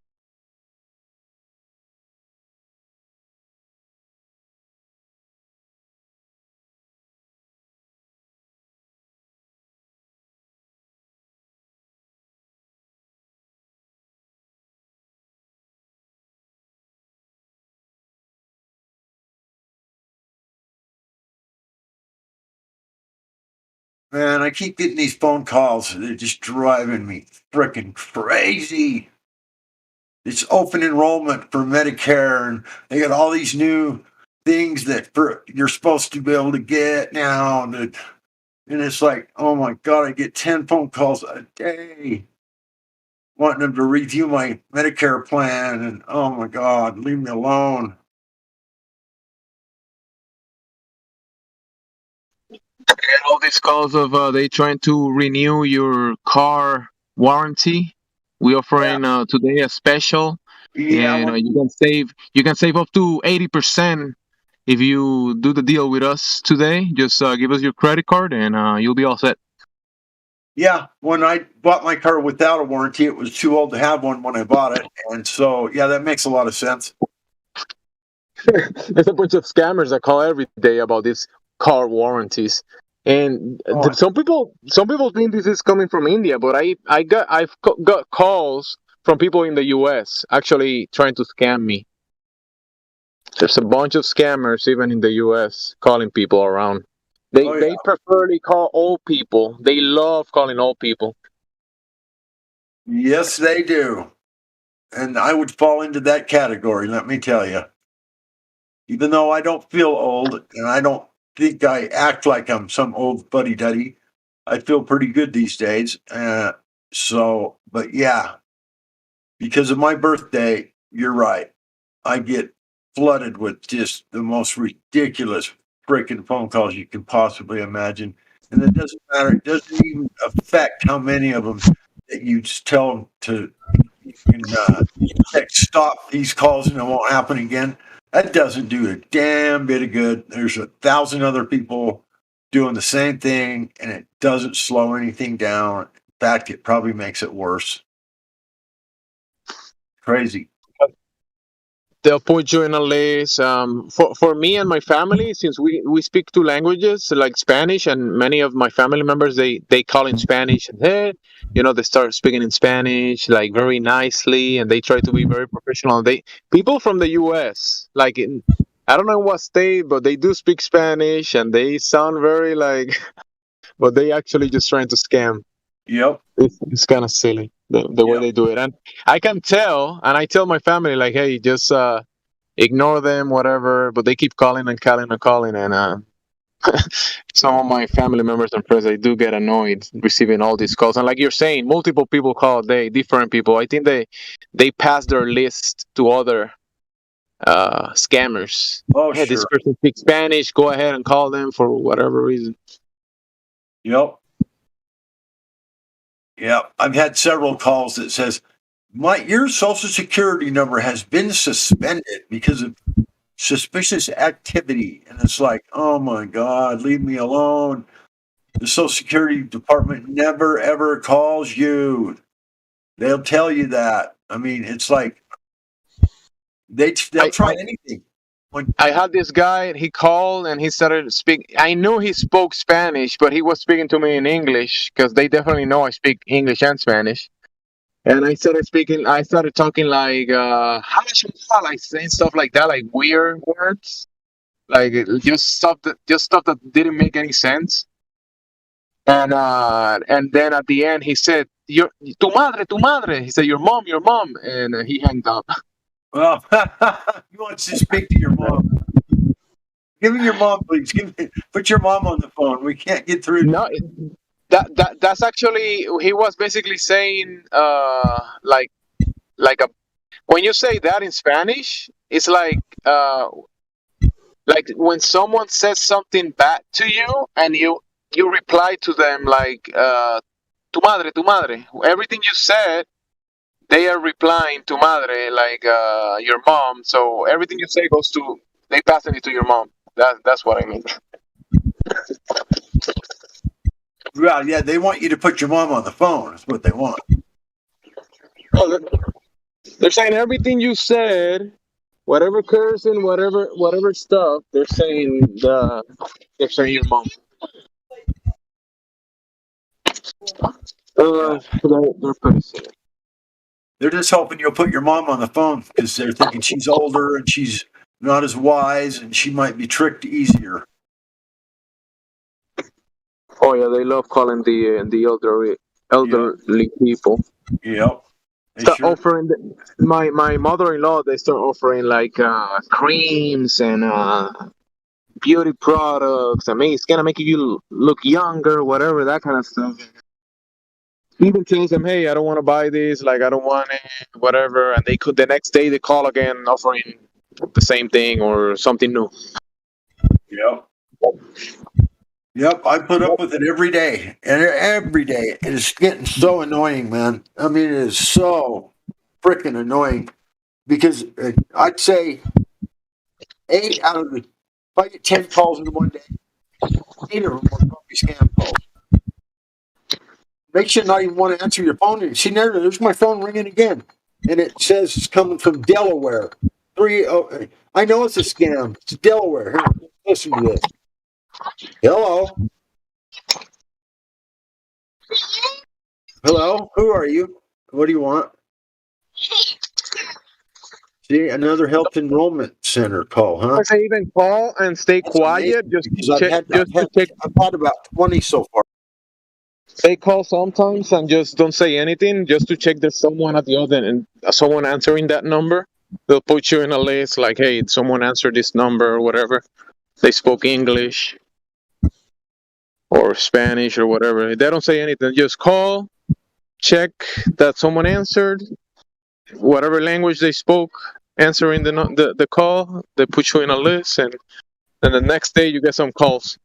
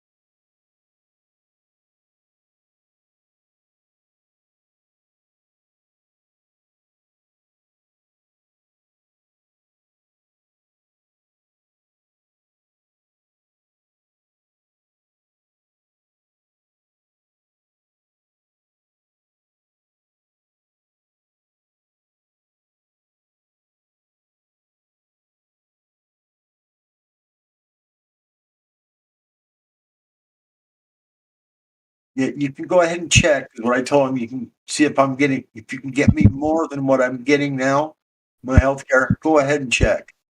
I did that about 2 months ago or whatever. And he came back and said, no, you're right. You're already getting everything that we have to offer. And there's no way we can help you. Sorry to have wasted your time. And I said, well, can you put me on a list to quit calling me? She said, yeah, I can do that. Yeah, right. All I did was make more phone calls come. Even though he said he'd put me on a list not to call anymore because I'm already like maxed out. They can't help me. Can't give me any more free shit. I got it all already. But they still call 10 fucking times a day. It's fucking the most bizarre thing I've ever seen, bro. It's so bad. I mean, it's gotten so bad over the last year. It's just, like I said, 10 calls. If I get 10 calls in a day, 8 of them are these healthcare or scam calls. 8 out of 10. It makes me not even want to answer my phone at all anymore. Just like shutting it off, just laying it down. But then I worry about my mom needing me, or my dad's on hospice right now. He's home in, bed, getting ready to die. My family, my mom needs me. I only live 8 minutes away from her. And so, she calls sometimes and I run right over to help her Next out. time they call you, just start talking about flat Earth. Ask them about flat Earth and tell them. All right, I'll try that. I had this guy. He approached me in a store, in a Target, and he started talking to me about some type of religion, and he was talking about God being like Mother Earth, and he was kind of weird. And then I started talking about flat Earth. He didn't last too long. It was no, the Earth is a sphere, it's a globe, blah blah. I took him away from his spiel, talking to him about flat Earth, and he didn't want to hear it.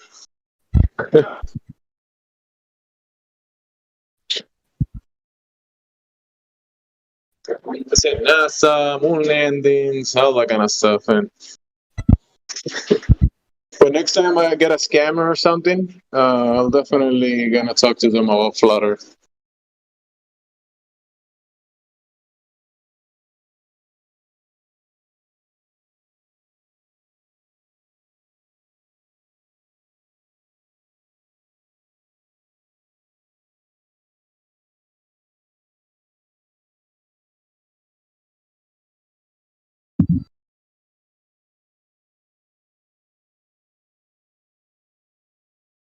You gotta give that a try, Jimsy. But I'm going to approach it like this. I'm going to say, okay, I'll tell you what.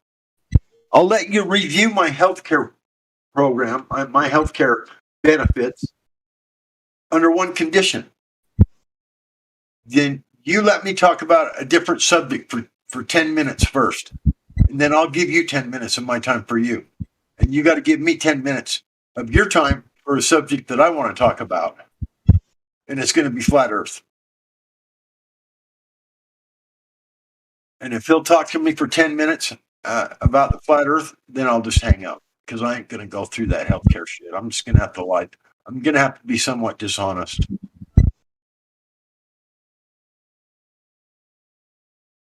What do you think about that? Is that a bad idea? Yeah, you might have some people that will definitely listen because they want to get to the point where they're gonna try to say something or whatever. But some of them will just move on because they want the next victim. You may be right.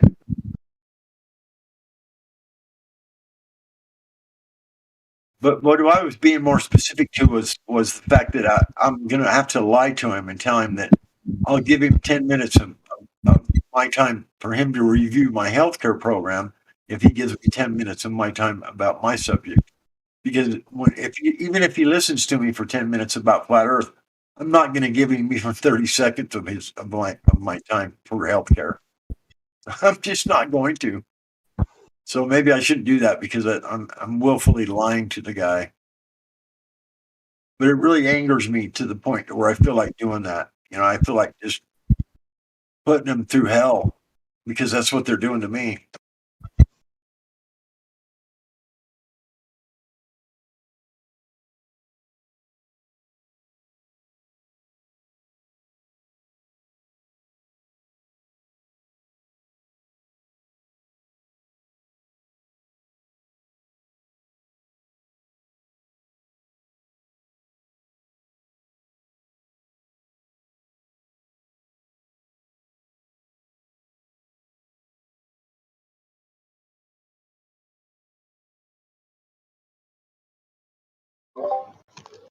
What I do is I just tell them that they've got the wrong number because there's no comeback to that.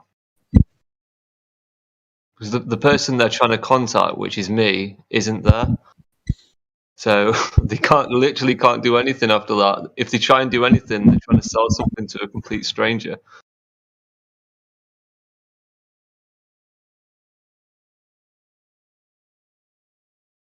Well, that requires you to have to lie to him too, though. See.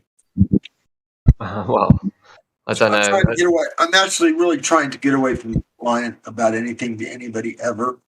I think it's really a bad habit to do, and I'm trying to make some changes in my life. And even lying to somebody, some asshole on the phone that's trying to scam me, I still don't even feel comfortable with doing that. Even though I want to really bad, because I'm just so pissed off about them putting me through hell every day. I feel like I'd like to put them through a little bit of hell as well, but it's probably just a complete waste of time. All it's going to do is make me out to be a liar, and not that it would matter because he's probably lying to me anyway. Yeah, I mean, I don't see it as lying because they've not got the right number. It's not like I want to be contacted by a scammer. If they did, they had the right number, but I don't, so they got the wrong number. Right.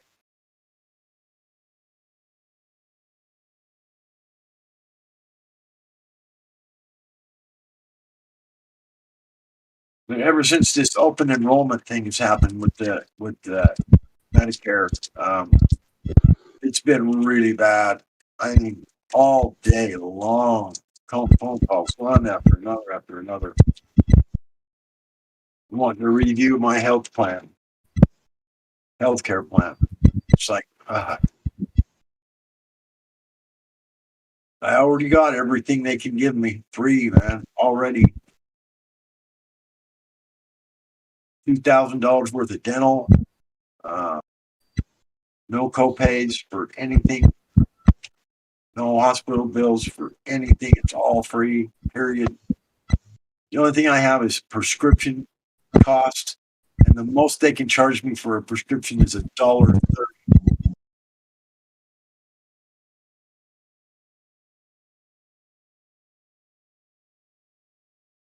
And they can only do that to me like twice a month or something. I don't know. It's not very much.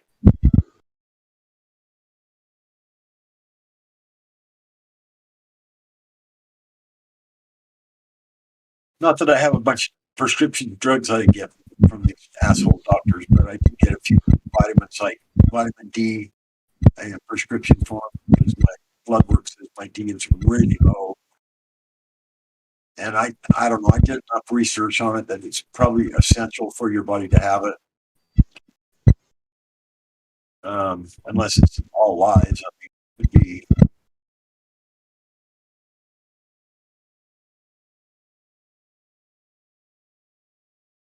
And I do have a blood thinner that I take because I got stents. I got three metal stents in my arteries around my heart, and they say I have to have these blood thinners, so the blood don't stick to my stents and then block my artery and cause me to have another heart attack.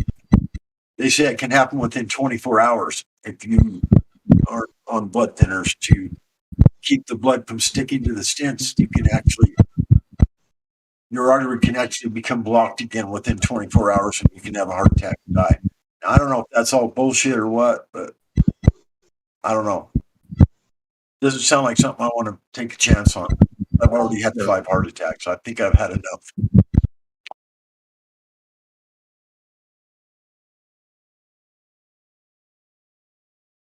Yeah, it's a bold move trying to call their bluff on that.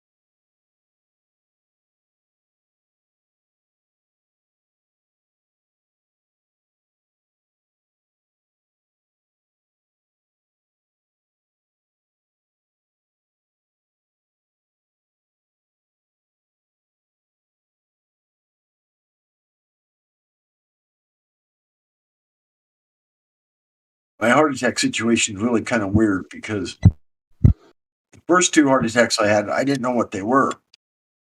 I just had this chest pain, and I mean, it wasn't real super bad.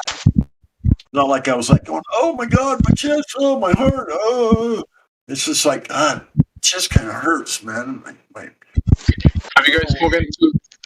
Sorry, bro. Have you guys spoken to DJ or someone? Sorry. Shane. Welcome, Shane. Shane. Yeah, let's talk about Flat Earth. I agree. Shane, you've been unmuted. If you want to open your mic, you can. If you have any questions about the topic, Flat Earth, Globe Earth, or anything related to that, you have any questions to the Flat Earthers in here, you can ask any questions you like. Shane.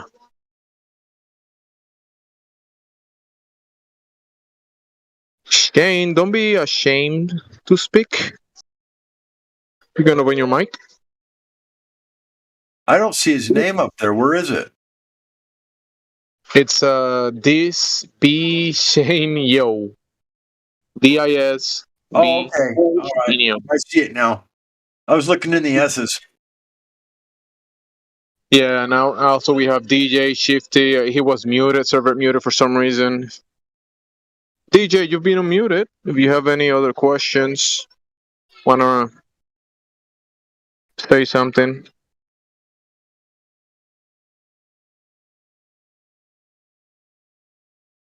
Globers are shine. I mean, they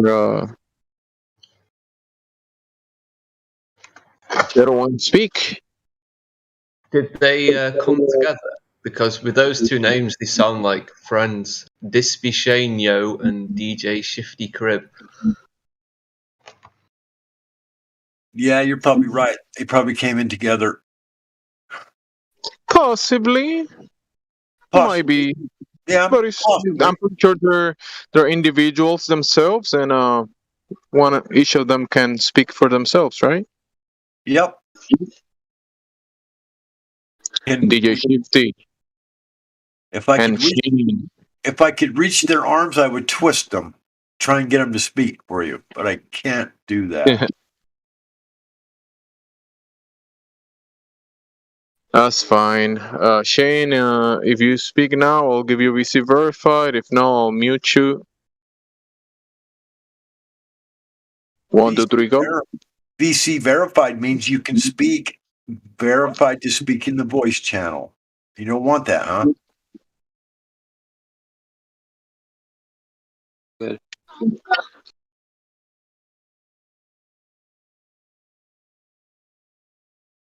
So DJ was server muted, and I muted him. He's not speaking at the moment, so for now I'm gonna mute him back. If you want to speak again, tag me or say something in the text. Thank you.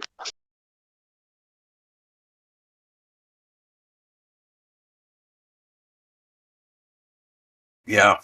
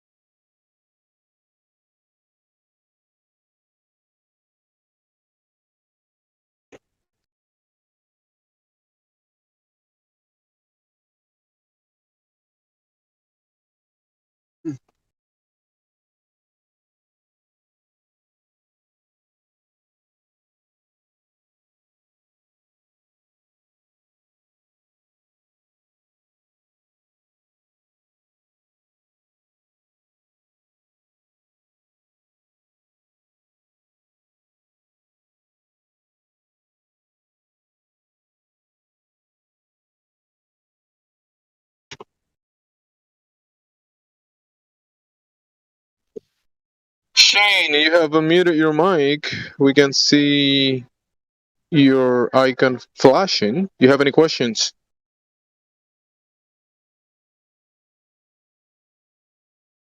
Shane, are you there?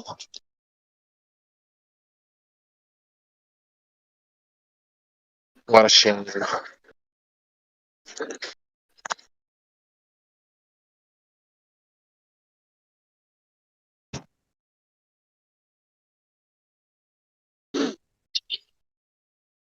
Hey Shane, don't be shy. You can ask questions about the flat earth.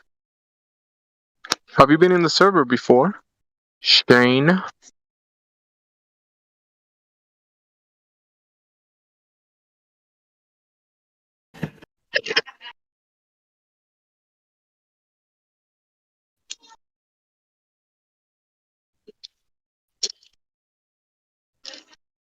I mean, for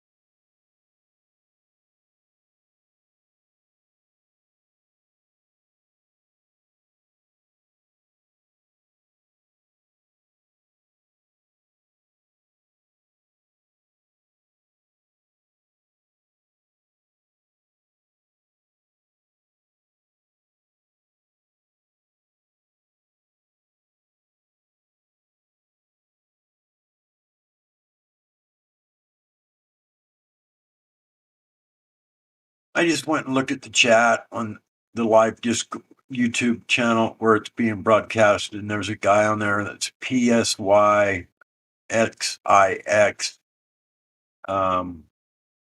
Traveler. He says the world is flat. It's not flat. It is fat. And I said to him, I said, well, then why don't you come on to the Discord channel? Talk about this. Why don't you just sign in and come on? And I said, but if you don't, I think I know why. Because you're scared.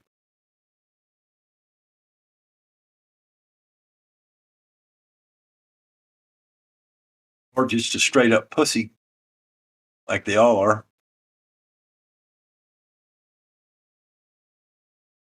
Keyboard warriors.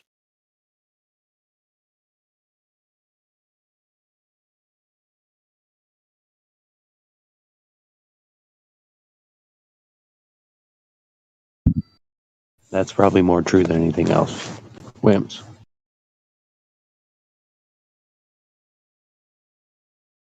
Yeah, I know that, but now he knows it. So maybe he'll get off his chicken shit ass and come in here and talk to us.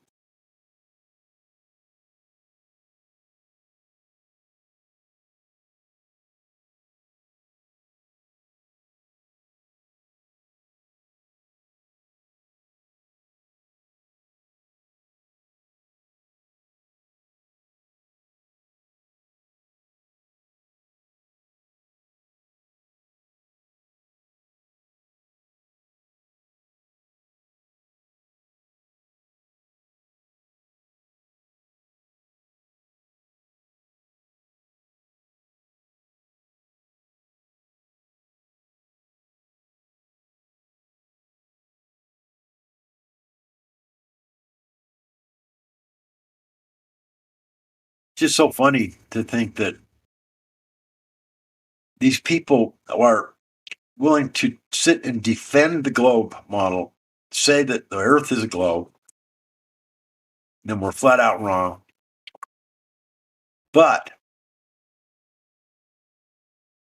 in doing so, they do so and they don't even know the facts of the matter. They haven't looked into it. They don't realize there is no proof for the globe. It's all just made up big fairy tale story. They think, oh, the body of science has proven that it's a globe. But no, it hasn't. You don't seem to understand. We've looked at all of the scientific evidence, and there is none. We've been doing this for years and years, and these people just don't seem to understand that there is no evidence for the globe. Other than just someone saying it is. Or some fake picture from space, that even NASA admits. You go onto the NASA website and they admittedly say these are not real pictures. They're CGI, computer-generated images. So even when NASA tells you that they're not real pictures, you're going to still believe they are. That is so weird to me. To have people defending the space pictures when NASA themselves tells you they're not real. I mean,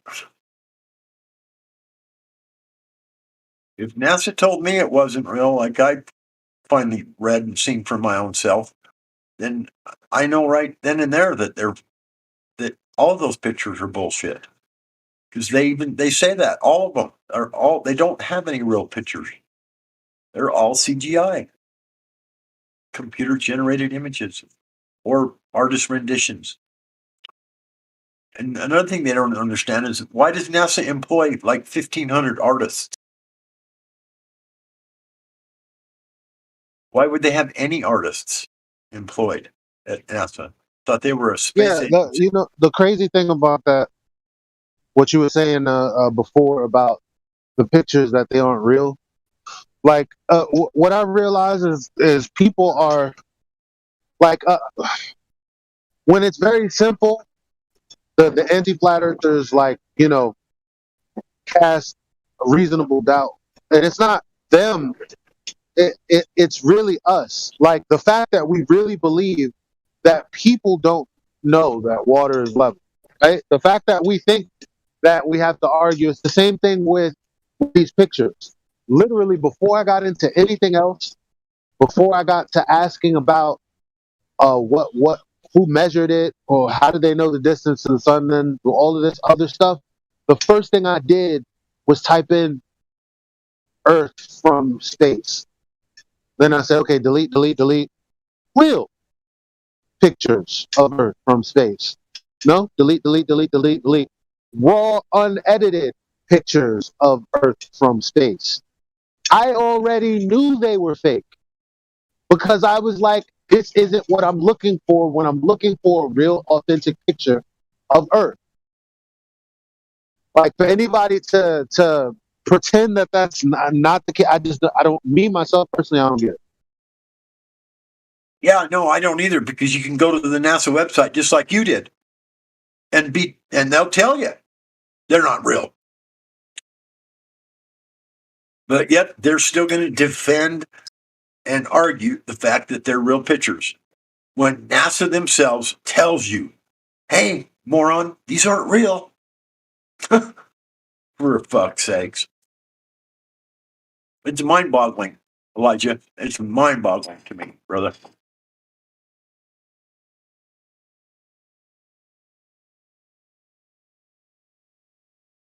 That was Elijah. Oh, guess what? Guess what? Nowadays, we can measure the surface of the water in picometers precision. This is... a picometer is very small. much smaller than an atom. Well, mind-blowing smaller.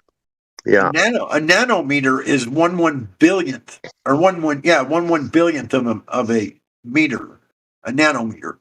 Of a meter, yes. But 1 nanometer, one nanometer, you can have 100. You can have 180 gold atoms in 1 nanometer, and 1 nanometer is 1,000 picometers. So it's very small scale, and with this kind of precision, we can measure the surface of the water, and it's damn level. Yeah. And if there is any curvature, they invoke like 8 inches per square mile. If you reduce that to a bathtub, you still should have a very small gradient, couple of thous curvature on any water surface. But we don't. We don't have it. We don't find it. When you measure water level surface in an aquarium, it's nanometer precision level. Yeah. Yeah, you can do that. You can do that practically. Measure the waters and the levels of the water, but pictures from space debunk that. Yeah. Thank you, Photoshop. You mean the real pictures from space or the fake ones? Which ones are you talking about? Yeah, James is joking.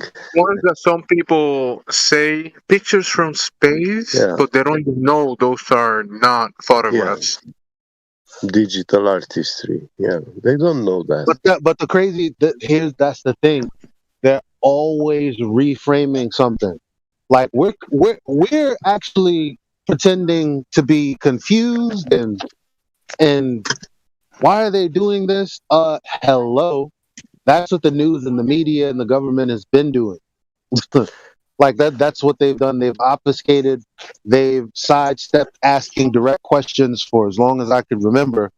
Why would the people who have learned from them their TV, they watch the news, they go to their schools, obviously, when you ask them a direct question, it's always appealing to an authority when they tell you, well, that's classified information, or that's information that you have to be a member to have access to, blah blah blah blah blah. This is always the case. And to pretend like, not pretend like we're pretending, but like, I'm not surprised that they're not able to answer any questions straightforward and direct. So when they say, how do you measure the water? Yeah, like, they're implying that we would have measured like the entire, like, as much as they think it's a ball, they're like, yeah, well, you got to measure a substantial area, which is impossible. Like, but we're not making a claim. We're just saying, yo, the claim that's already on the table is that it's curving at this rate. Why are we saying that? Because that's what the geometry and the math comes out to. We live on. So now when you look for the considerations like the horizon and where it's supposed to be, it's not there. That's nothing to debunk. That's, is the claim real? Is it true? No, it's not. Then all these people come out and justify why it's not. That's all they're doing. Oh, the reason that you can't look at it like this is because blah, blah, blah, blah, blah, my feelings. Now you're debunked. I never had a fucking claim. You debunked me by denying what you found out, that it's not verifiable. Therefore, there must be some reason that we actually can't, that depends on something else that we can't verify. Well, it's because they're so lazy, Elijah. They're so lazy that they can't even look up these pictures on the NASA website. They can't even do the math for the globe, the 3959 radius, and figure out what the drop rate is. They're so lazy, bro. They can't even do any of that stuff, let alone understand it. I bet you couldn't find, out of 100 people, I'll bet you couldn't find maybe one or two that even knew what a picogram or a picometer was, or a nanometer. They probably don't even know what these terms are. The funny thing about it is all of us here, we all know what these terms are because we've been researching this shit for years and years, and we know what all these terms are. They don't. They don't even know what a nanometer is, I'll bet. Yeah, but at the same time, if you bring that up and you bring the measurements of the waters or that kind of stuff, and you bring it down to the practical thing, the reality of the world, you measure that. They don't want to hear that. They're gonna bring it to space, and if you don't agree with their space, with the space presupposition, you're uneducated. That's that. One Glober told me the other day that I'm uneducated because I don't understand with their mind coming from space. Let's go measure. Let's go do the measurement. No. Let's not do that. Let's go to space, and from there, let's bring it from space down to Earth. But they don't want to do that. They don't want to bring it to the measurable thing. They want to do calculations from space, from a place they've never been to. They want to do the calculations from there, and don't worry about the measurements. Actually, they think measurements, the calculations that they're doing is actual measurements. They confuse those two a lot. They think when you ask for measurement, they think calculations from space. Well, the thing is that did you guys hear the video that was playing earlier? The debate between Jaron and some guy from like 3 years ago. Everything that you said, Jimsy, just now was opposite 3 years ago. When the topic was super hot. It still is. It's just a different kind of hot. And people are pretending that this isn't out there because they've seen debates like that and have decided based on Jaron's performance there, maybe not his performance, but because we're all looking up this stuff together at the same time with, little to no resources. And so looking at that, if I was a Glober, I'd say, oh, well, This is all the flat Earth has to offer. Fine. It's definitely not a flat Earth. It's definitely a globe. That's what I got from looking at that. And I think most people have seen that and have like shut themselves off from the conversation, which is why when they come in here, they're genuinely stumped, trying these tactics that have been working 3 years ago. So my whole thing is in that interview they said stay away from the esoteric, stay away from talking about the sky. All you want to talk about is the Big Bang. All you want to talk about is the sky and all the. Let's just stick to Earth. Let's just stick to direct evidence. Is what they kept saying to Terry. But they don't talk like that anymore. They don't talk like that today. I was shocked that that's how they were talking, and I was like, "Damn." The only thing I did criticize Jaron for was not being able to relay the laser test correctly. That's about the only thing, because that was the only thing that was actually direct evidence. Yeah, well, I still maintain the fact that these people don't understand these terms. They don't understand what you're even talking about, because they're too lazy to spend an hour to educate themselves on these measurement terms and various different things. That all you got to do is look them up and study. I mean, you can find this information on the internet about what a nanometer is and about the accuracy of and the explanation of this laser test you're talking about, the terms that you need to understand so you know what the test is telling you. They're not hard. It's not hard to learn this stuff. But the fact of the matter is, they don't know any of it. And they think we're the uneducated ones when they don't even know what a frickin' nanometer is. I mean, that's been part of mainstream knowledge for 20 years plus.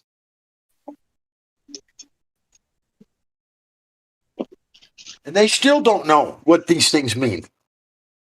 It's because they trust in their priests and they trust in the narrative, what they've been told. They trust in it so heavily that they won't even educate themselves to know what a simple measurement term is.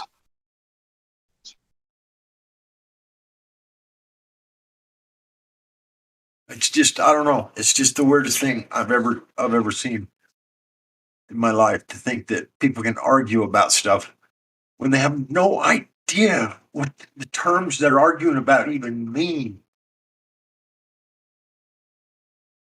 This blows my mind. And we're the uneducated ones.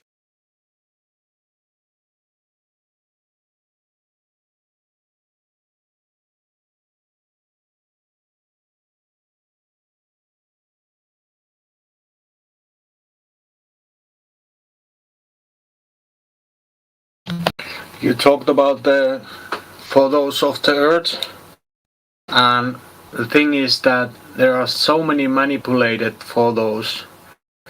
So why would we need any of those? For example, why would we need clouds added after the so-called photo of the Earth?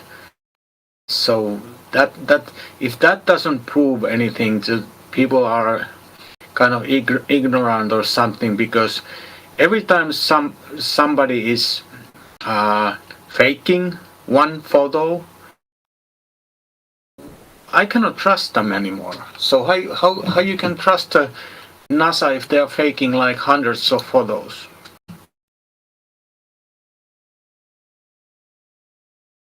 It's like the same thing if my wife would be cheating me like 100 times. Would I trust her anymore? Yeah, if she cheated on you, then she came back with a Photoshop picture of her in a place she said she was. But you knew it was fake. Like, dude, you could definitely trust that was the only time that she lied, though. Yeah. But that's how those people who believe that the photos, they are real photos as well. Those who believe that kind of things. So, for me, it's a kind of trust issue with the NASA or space agencies, because, yeah, I don't trust them, so I don't believe what they are saying. Well, even they admit that they're not telling us the truth. Well, they are telling us the truth. They're telling us they're not real photos. But why can't they believe that part? I mean, it's like, I don't know. It's just so confusing to me to think that they can't spend a few minutes to educate themselves about what NASA says those photos are, or about these tests and these measurement terms and stuff. I mean, it wouldn't take but an hour to educate yourself on all that stuff. Yeah. For example, reading the information about the famous blue marble, they are saying there that it's made an image of multiple layers, including the land, and then included the oceans, which are so-called photographed in different method, I don't know how, and then the clouds are added there, and it's reading in the text description of the image. Yeah, and he also says that they had to bring in an artist to blend them together. An artist had to come in and do the finishing touches on it to make to make it appear what the people expect it to look like. Yeah. You know, they even say that on that same video you're talking about. They even come out and admit they brought in an artist to finish off the globe, so people would think that it was, look like what it was supposed to, or whatever. So it certainly wasn't real. I mean, they admit that through the whole thing. They patched it together with strips of photos, and they did this, and then wrapped them around the globe.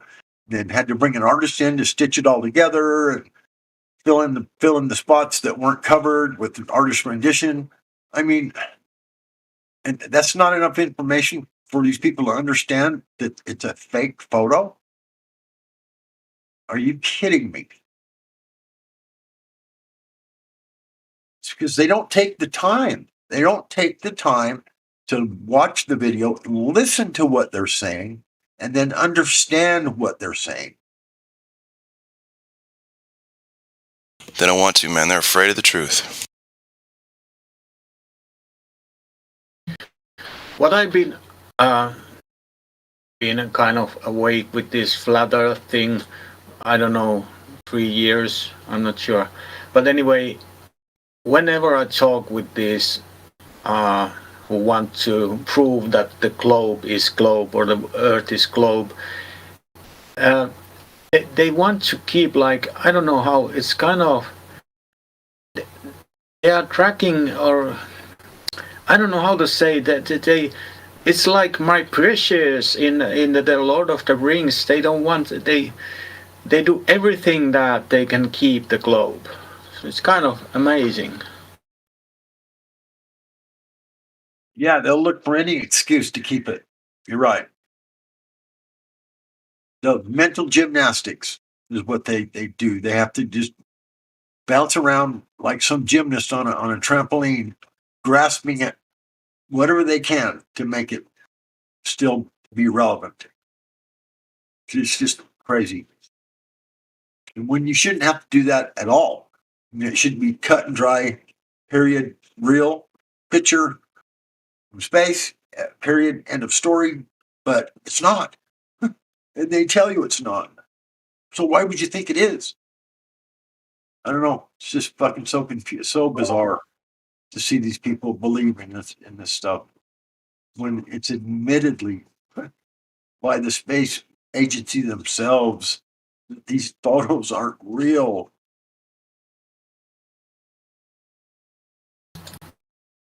We're basically trying to deprogram cult members at this point.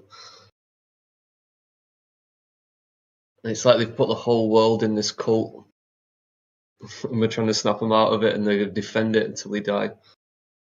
Just laziness, in my opinion. They're just so lazy they can't even go educate themselves on any of this stuff, and it's not that hard to do.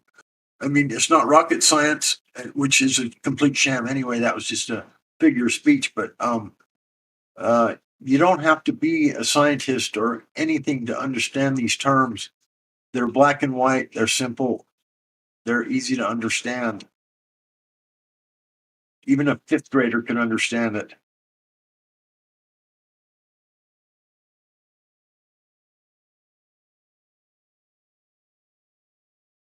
They won't even take an hour of their time to go educate themselves on any of this stuff.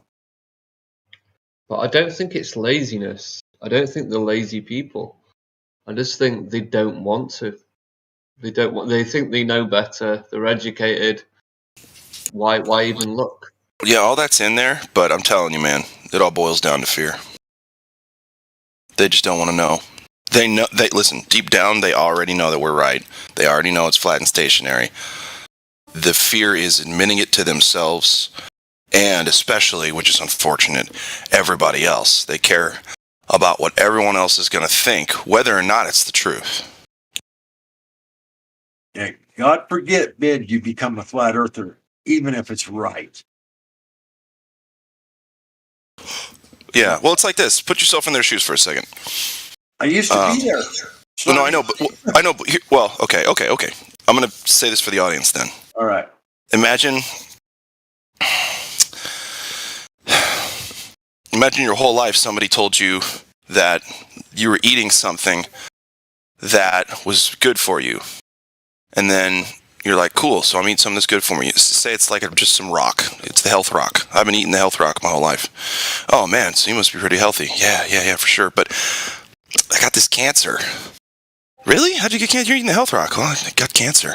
Crazy. Well, where's it at? Well, it's in my spine and all this kind of thing. Jeez, man, that's crazy. How are you going to get rid of it? Well, they said the only thing that cures it is these fake-ass health rocks people have been eating forever. Really? That's what they found? Yeah, health rocks cause cancer. Oh, man, I don't know if I believe that. I'm going to keep eating my health rock and maybe later I'll do some research on that. But for now, I can't get rid of my health rock, Just because I have cancer doesn't mean I'm unhealthy. So it's got to be something else that can't be the health rock, right? So it's got to be something else. It can't be flat Earth. The Earth can't be flat. It's got to be something else. So the flat earthers say it's not a global. It's got to be something else because God forbid I'm a flat earther. Yeah, they've stigmatized it so heavily that, yeah, you're right. They're scared. Like why are you dying of cancer? Why don't you just quit eating the health rock? I don't know. I really trust it. That's why I think this whole jabby jab thing is a huge blessing. Because so many people are being forced to face that uncomfortability of not being accepted by everyone else or whatever, being ostracized. Yeah. Yep. They don't want to admit it to them, like I'm saying, to themselves or others.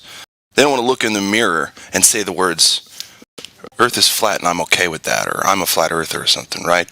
They'd lose it. They'd laugh or whatever. They can't tell. They don't want to look at themselves in the mirror and say, have I believed lies my whole life? Really? Am I that gullible? Well, you were, but you don't have to be. That's the point. Anyway, I'll stop. Yo, what up? What's it? What up, bro? Chilling. Same. Getting into this crypto. Nice. Yeah, man.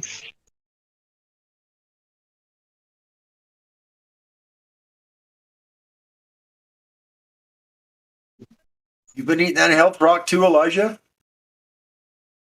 Say again? You've been eating that health rock too? No. It's a bad analogy, but I think everybody got it. I know. I'm just saying. Is the outlook down, or is it just me? I cannot connect my email. Interesting. So wait, what do you guys think? Do you guys think that the stigma is the main reason, or is it the overarching implications of how big the lie is and what all they're lying to us about that makes people uncomfortable? It's like a combination, but Like, what's the primary factor? You know. I don't know. I don't know. Which I Probably think the stigma's probably probably a the big part of it. massive. Who knows? People are just so scared of being called a flat earther because everybody laughs at you. I mean, I watch your streams and you say the Earth's flat, and people just walk by and like, you know, like, oh, what an idiot, you know. Fear of missing out, fear of not fitting in, fear of being wrong, fear of admitting defeat, fear of having to apologize for people for how you've acted. Yes, all kinds of fears. That's my opinion, Witsit. I think that's the first one, right? I think the first one is like the stigma and the ostracism and stuff like that. And if they even dare to muster up the confidence to face that reality of maybe having to do that, they then get caught up on just how uncomfortable it would be if that's the truth, because that means they've lied about so much more. So then the combination of the two, they're like, I'm just going to sit it over here on the shelf. Yeah, dude, totally. What a bunch of weirdos. Why you got to make this weird, bro? That's why I use the girlfriend analogy, bro. If you were married to a girl, okay, so you made a mistake, you invested in the lie, you married her, bro, you got stuck with her, and you find out she's been cheating on you the whole time. Like, you would divorce her though, right? Like, you would leave her. She's been cheating on you with tons of dudes. It's like there are people that wouldn't leave their wife. They would act like that didn't happen. You know, I don't know. It's just weird. Maybe not the best analogy. I like the girlfriend, but you're engaged. Are you telling me I have to divorce NASA? No. Oh, but I love NASA. But people do act like that. Like, they do act like they find out that their spouse or their loved one is cheating, and they don't ask anything about it because they don't want to know, because they don't know where to go from there. They don't know what to do about it. Right, to not even ask about it's crazy, bro. Like, to maybe decide to give her another chance or something, that's totally different. To just not even really look into it and pretend you didn't come across the information is hella weird, bro. It's super weird. It is, but think about the girls that have, like, they've caught that person cheating, and all they did was delete the number out the phone. They didn't mention anything to you. You don't know why the number's gone. They've deleted it. So, like, they're not going to say nothing, but they're like, all right, well, you're fucking with someone. This is their number. Goodbye. But they won't say anything. That's the craziest. It's crazy, dude. Think about what you just said as it applies to the Earth. So then the people start to realize, oh, these flat earthers aren't dumb, and it's kind of making sense. So they just delete the number because they don't want to deal with the implications. Yeah. Because you know why? Because you turn on the TV and the Backyardigans or the Baby Shark or whatever the fuck is on, your kid is being indoctrinated. All you gotta do is sit there for 5 minutes to see it. Like, then it's like, oh, I don't want to look at that. Then your older kids are going to university, and you know it's all bullshit. Then you got the votes coming up, and you gotta figure out who you want your president to be. You know that's full of shit because the questions that you're asking, you know that there's no direct answer. If they didn't give you a direct answer, it's funny. Well, once you see flat Earth, it's like, now you got to ask everyone who isn't giving you a direct answer why they're not giving you a direct answer. And it's like everywhere you go, there's a lie or a potential lie. Because you realize, damn, there's a lot of things that aren't straightforward. I kind of just accepted it like it had to be my life. But now I have to live knowing that it doesn't have to be, but I'm not going to do anything about it. Too much work. And that's what people don't want to face, I think. Yeah, it's too much work for them too. I still maintain that most of them are too lazy to have to go through all that investigation or spend the time to re-educate themselves. They're just too freaking lazy. So basically, what happens there is, because I talked about it, like what they did was they took a peek at flat Earth. They seen some flat earther maybe bomb or not explain something in the way that they like, and they decided, you know what? Yep, great. The flat earther lost. That means the earth is flat. That's equivalent to you asking your girl if she cheated and she said, come on, of course not. All right, I'm not going to go through your phone. I'm not going to do anything. I'm just going to believe you. That's it. Fine, fair enough. Who's that guy? Don't even want to know now. I don't care what I see after this point. I've already made up my mind. What about the black swan? Nah, no, doesn't matter. I've already looked into it. I don't need to know anymore. It's so awesome of an analogy because it's like layer. It's like, so you're chilling there, your girl's in the shower, she gets a FaceTime from another dude. You could just in the call block the number, then delete it, and never say anything about it. Never confront the girl about lying. Just pretend it didn't happen because you like her and it's more comfortable that way, right? And now a lot of people do that. Or you could just muster up the energy to go ask her, but really you want her to say no, she didn't cheat on you, and you're just gonna believe it because that's what you want to believe. You're just hoping to hear that. That's what people do whenever they go to like NASA.com or they go watch some debate with a huge bias. They're just trying to hear their girlfriend say out of their mouth, "No, of course not. That no, I don't know that guy," or whatever, and then they buy it. So I'm saying like they have no intentions of actually knowing the truth. You could be like, oh, okay, well, who is this right here? Call him right now on FaceTime. Call him back. But no, the Globe Earther doesn't want the girl to FaceTime the number back. They would rather just like take the word of the liar because it's so uncomfortable that maybe she's cheating. That's the Glober. That's Jim Pandas. They're like, no, girlfriend, don't do it. Don't worry about it. All you're going to do is cause yourself more problems. Just forget about it. Move on. As if nothing happened. You know, it's better that way. Like, that's them. That's crazy. Ignorance is bliss. Jim Pandas is even worse because they make a list of why the girlfriend's so awesome. They're like, but she has beautiful hair, and she's a baddie, and she can sing, and she knows how to draw, and she works, loves to cook and clean. You know, like they're like selling the girlfriend, like, but she cheated though. Oh, jeez. That's next level psychopath, yeah. Like, you didn't just turn from the girl cheating. You went around defending the story when she said she went out to her mom's house at night, but she clearly didn't. You go and defend the story. You become her ally. As a matter of fact, not only she's not cheating, it's a whole catfish. The person you think is real isn't even in existence. Yeah, you find your girlfriend's a robot. You're like, no, I slide through, dude. I'm keeping her. She's not a robot. We've been together online, talking on the phone. We've never FaceTime because she doesn't have that kind of phone. Look, I tried to buy her a phone, but she said no, it's okay because that's not the kind of person. She doesn't care about material things. We've been you know how long we've been dating for 2,000 years. Yeah. Of course she exists. That's true. Because it actually is a good analogy, just objectively. The globe is the biggest catfish in history. The whole model, everything. Because nobody actually empirically proves it, right? They just believe it is what it is as it's presented. Yeah, world record catfish. Yeah, they make it sound cool. It's like she posts or the catfish posts super dope pictures of some attractive female.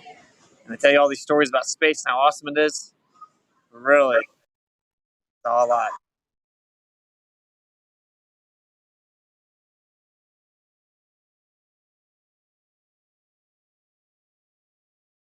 Where can I find a girlfriend like that? Fuck, I've been looking forever.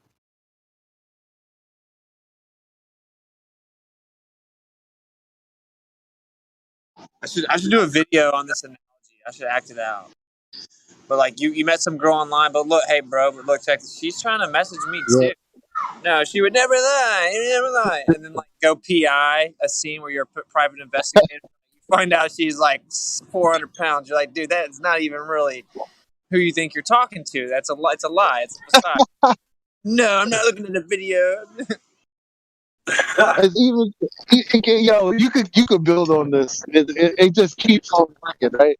So now, like, this is the catfish, because this has also happened to me, right? This is the catfish where they show you a picture and it's not that, but the girl's bad though. Like, there's nothing wrong with you. So now you show up and it's like, and it's like, yo, this looks good. This actually makes sense. Like, plus there's a little bit of wonder there now. Things you like, it's like, no, I'm gonna tell you. You know, the girl's actually low-key bad, and she's way badder than the pictures that she's catfishing you with. Then you find out, and you're like, no, I'm not talking to her.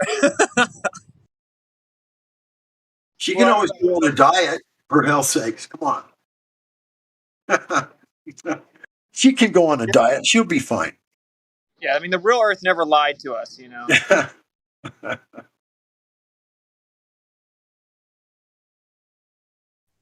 We're like the you ever see the episode where the guy is like, I mean, she lied, but I still like her. She still got personality. That's us. We've accepted her for who she is. You know what I'm saying?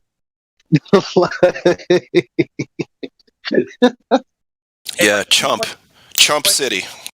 You play a video of her talking, just like bragging about how she's playing you and doesn't care about you at all, and has like 10 side dudes, like just admitting herself. You play her the video, and he's like, nah, she was drunk, and she didn't really mean that. You didn't really mean that. It's just like whenever the astronauts say, like the Polish astronauts, like, no one's going to space, Earth's flat. Like, no, he didn't really mean that. But Zaldin says, I know we never went. No, that's not what he really meant, though.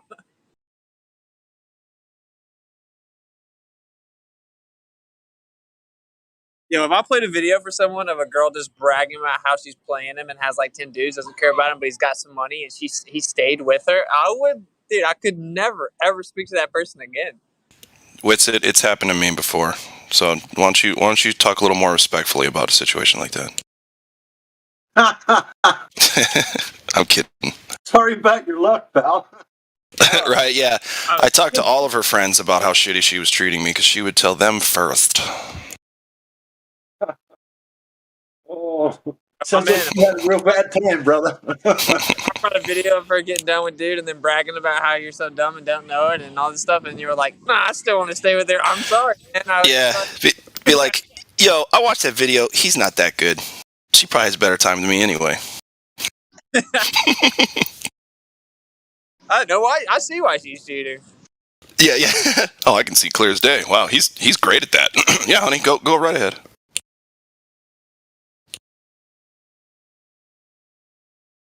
Yeah, and within this analogy, the reality of flat Earth is that modest, homely girl next door who wants to take care of you, who wants to be obedient to you, and has every quality that you should naturally look for in a woman.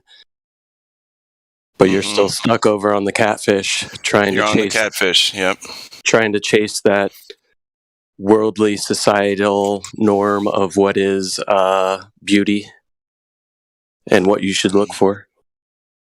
Perfect. Oh yeah, you nailed it.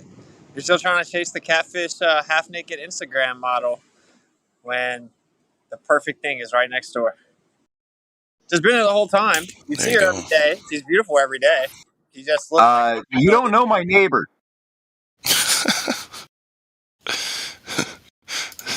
No, we don't. I just so happen to have a neighbor that fits that bill pretty close. Trust me. Oh, I don't have any cute neighbors, I don't think. I don't know anything about my neighbors. Yeah, my neighbors are like fucking 80 years old.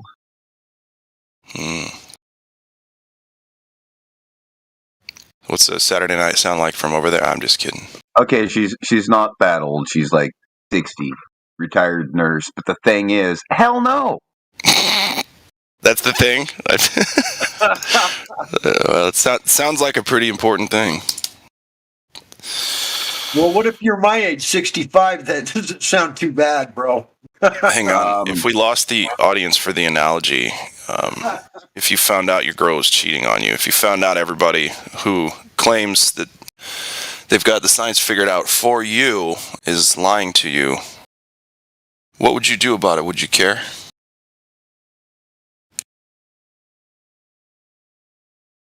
What would I do? My best friend just You found mean a what have I done in the past? Made a big stink of it, exposed her in front of her mother, and then packed my shit and took off while she chased me down the street with a knife.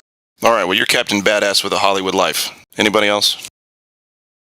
My best friend just found a 63-year-old girlfriend, and she is so freaking beautiful. I mean, when he told me she was 63 years old, I almost fell off my chair, bro. Here's the thing you don't do. Ready? You never mention her age anyway. You let her she's the talk one about that it. mentioned it.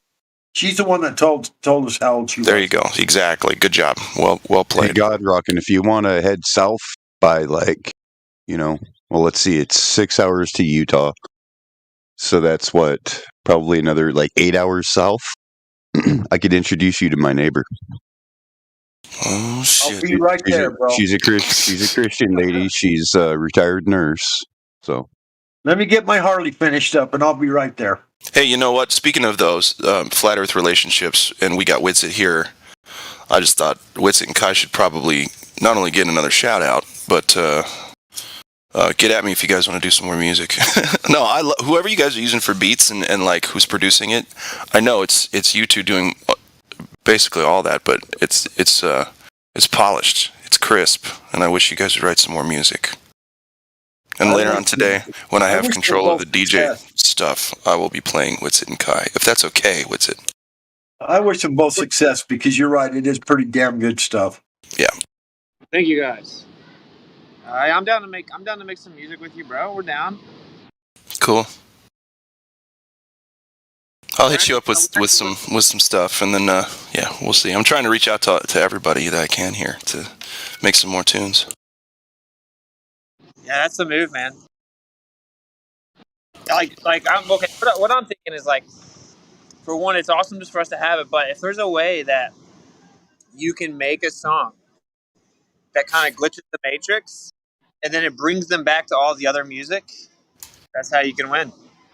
Like a hit song.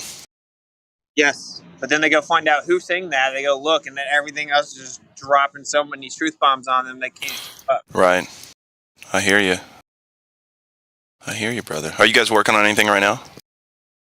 We're messing around with a couple different ideas, but we're not actually working on a song now. But we're about to.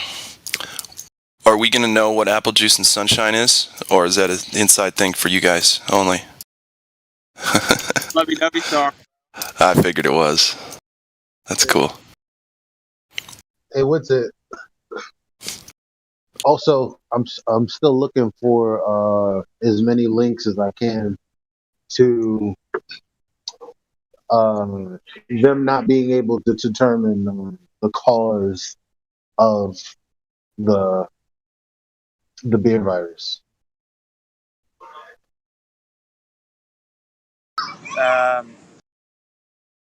It's literally all pseudoscience, brother. You have any? Because I remember you sending me something where I think it was right on the CDC website. It said, however, because we can't determine the cause. I don't know, something crazy. I found a couple things, but I was just wondering if you had any more on deck. Yeah, probably on the computer upstairs. I'll have to think about it. I don't know. It was so see-through from the beginning. I just kind of have. I don't know. Yeah, right. I didn't save a lot because I'm like, come on, people will get it, and it's like, I'll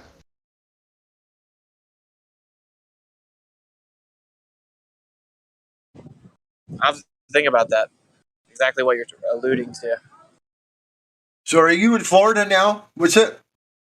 Yes. So you're going to be there for a month, you say, or so? Yes. Right on. So I'm gonna do activism around here. We're pretty close to Orlando. I'm in Orlando and hit Daytona Beach, and then I'm gonna pull the mic out at a couple of the launches, a little an hour south of here. rocket launches. Austin, when are you coming back to Tampa to visit us? Yeah, I'm totally down. I was telling Kai about that. Yeah, you gotta come back out and hang.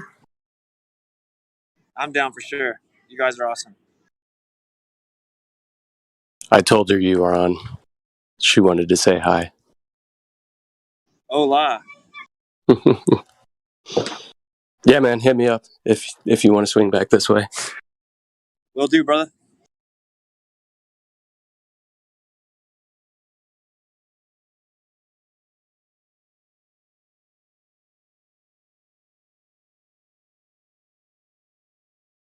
I think I want to make a song about how these blacked out Tahoes always follow me around. What do you guys think? Fucking losers is what I think. Yeah, I seen them. You said black Tahoes? Yeah, black, well, Suburbans. Suburbans, yeah. Yeah. What? See, they can't see out the window, or you can't see out the windows, right? It's like one of those things. Stranger danger van, man. You can't see into the windows. Yeah, but like, Don't they have anything better to do? you can see two people in the front, suits and ties. I mean, literally, it's like out of a book. It's like they don't even teach them to blend in or something. It's like, but it is really weird because they act like they're staring at you, but then you look at them, they act like they're not looking at you, and you just do this back and forth where they're just noticeably like the person in the corner of the room staring at you, but pretending they're not. Right. Weird, dude. It's super. Well, It's like detectives and plainclothes cops. Like I don't know who they think they're fooling, or when they're driving around in unmarked vehicles with like 4 antennas on it. It's right, bruh, like who the fuck do you think you're kidding? Like I see you, bro. I'll pull up next to him sometimes if I'm lucky enough to get him at a stoplight, and I'll pull up and I'll just roll my window down and put my arm just kind of comfy, and I'll just look at him and I'll just shake my head and be like, what the fuck are you doing? I'd smirk at him and laugh and kind of chuckle and then speed away. Because I'm a dickhead. Yo, I was in a grocery store one time in Chicago on this tour. Like, it's not like I'm saying, I'm not like, I don't think like, what's it, Gidget's channel so famous? They got the feds flying around the country. It's like, no, I like make noise in these big cities, and then these things follow me, dude. They objectively do. Like, Chris, Right. That's their job. They're like, they have to. They probably don't even care. Exactly. 100%. I don't think they even know what they're doing. But there's one guy in a grocery store, and he's in plain clothes, but he's so noticeably a cop. He's got like a Cubs hat, like pulled real low, like with the big bill and his leather jacket. And he followed me around the freak. I spotted him so fast because they have to stare at you. So, like, yeah. And then he followed me around the whole grocery store, no matter what turn I made, and always act like he was looking at something behind. Dude, next time if it happens, just stop everything, drop your basket, and go up and go, hey man, do we have a problem? Do we need to take care of something right now, or can you fuck off? Nah, you know what I do? I'd be like, hey dude, you don't have to pretend you're not here. So why don't you just walk with me and we can chat. Let me flat smack you. Yeah, would you like me to explain to you why they told you to come watch me? Come have a talk. Let's have a chat. That's right. I've done this before. I've walked down the street where a cop's been and asked him if he would like anything to drink because I'm concerned about his health because he's sitting in the heat. It's the best. That's the gangster way to do it. It wasn't even a closed officer, right? It was a fucking undercover officer scoping out the drug deal that's going on like a block from my house. I just had to go check that shit out. I'm just like, can I help you with this? And a couple of times when they pull in with the fucking Indians trying to fucking run their illegal shit, I'll fucking record them. I'll walk right up there and I'll go, hey, how you doing? They're like, oh, you can't be here. And I go, oh, so this is your land? No, it's my neighbor's land, and I'm here recording for my neighbor. You should be lucky that I'm recording to make sure you can't get blamed for anything you're not supposed to be doing. Yeah. Thuggish, ruggish cops, man. I can't stand cops, man. They're the fucking losers that I fucking kept their ass from getting beat in high school, and they turn around and do this shit. Some of them, yeah, a lot of them, sure. Very rare cool cops. When I was in Houston, like the cops were like asking me about her. They're like, I like this guy. They're like, I mean, it's rare, but Hey, Austin, did you ever get a chance to interact with cops in Austin, Texas? No. No, okay. They're super nice, and maybe that's part of it. Like, yeah, every time I had to talk to cops for whatever reason in Austin, I was there for 10 years. Every single time they'd give me the benefit of a doubt. They would, be nice. They'd try to figure out the best fix for the situation. Austin, Texas cops are kind of top notch. My favorite ones, if I could say such a thing. Yeah, but were they cops or constables? No, they were cops. They were traffic cops. All these guys. Because I know some places have constables, and I'm not exactly sure what the difference is. Yeah, I don't know.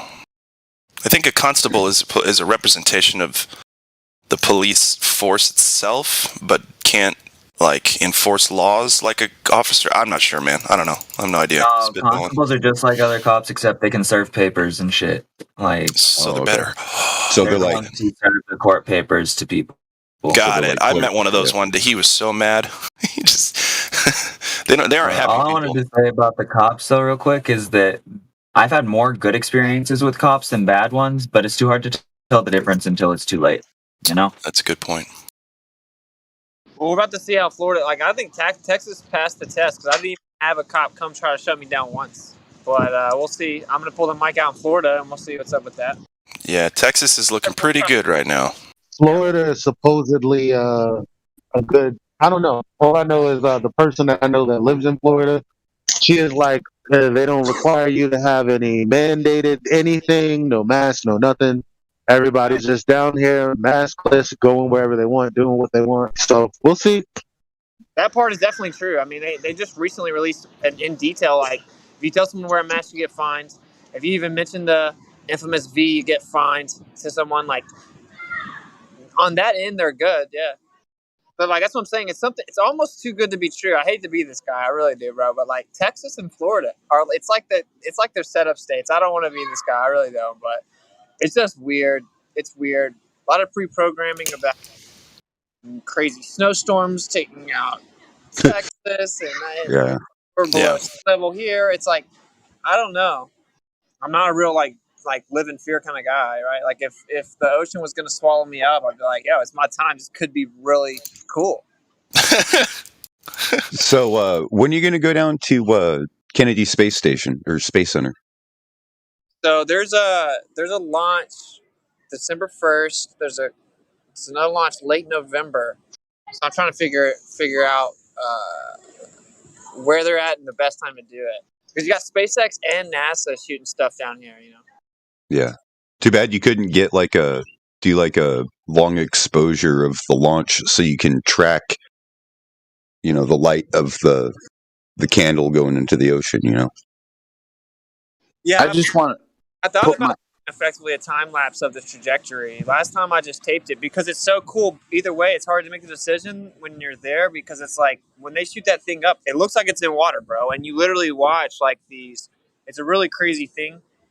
It's really hard to tape though, so I might just time lapse the trajectory of the rocket this time, and then get on the mic. That way, I don't have to man the camera. I don't know. There you go. We've all seen that, right? We've all seen that. There are hundreds of pictures of it, and I don't know. I'm it's just a weird decision for me to make. I'm not gonna make because it's what if they do something crazy? What if this rocket does something up there that we haven't seen them do before? Or you time lapse it, you commit to it. What if it explodes on the pad? Yeah. That'd be awesome. I would literally cheer on the mic. I would literally cheer. Then people would act like I'm crazy, and I'd be like, well, there's not anyone on there. I mean, what? Yeah, right. Nobody in their right mind would get on one of those things. Nobody in their right mind would dare ride. No, man, they put a 90-year-old superstar up top one of them rockets there. Yeah. And finally took him to the final frontier. Shit. You can believe that if you want. Go ahead. Yeah, he wouldn't have been able to survive the G-forces. Let me tell you that. I know I'm preaching to the choir here, but just to put into perspective, really what we're fighting against, I've gone into a church and stood outside right as they're getting out and told them all that, why do you have this fake little statue of Jesus? That's idolatry. Yeshua said not to do that. That's not a stone. That's Jesus. No, that's a stone. This is stupid.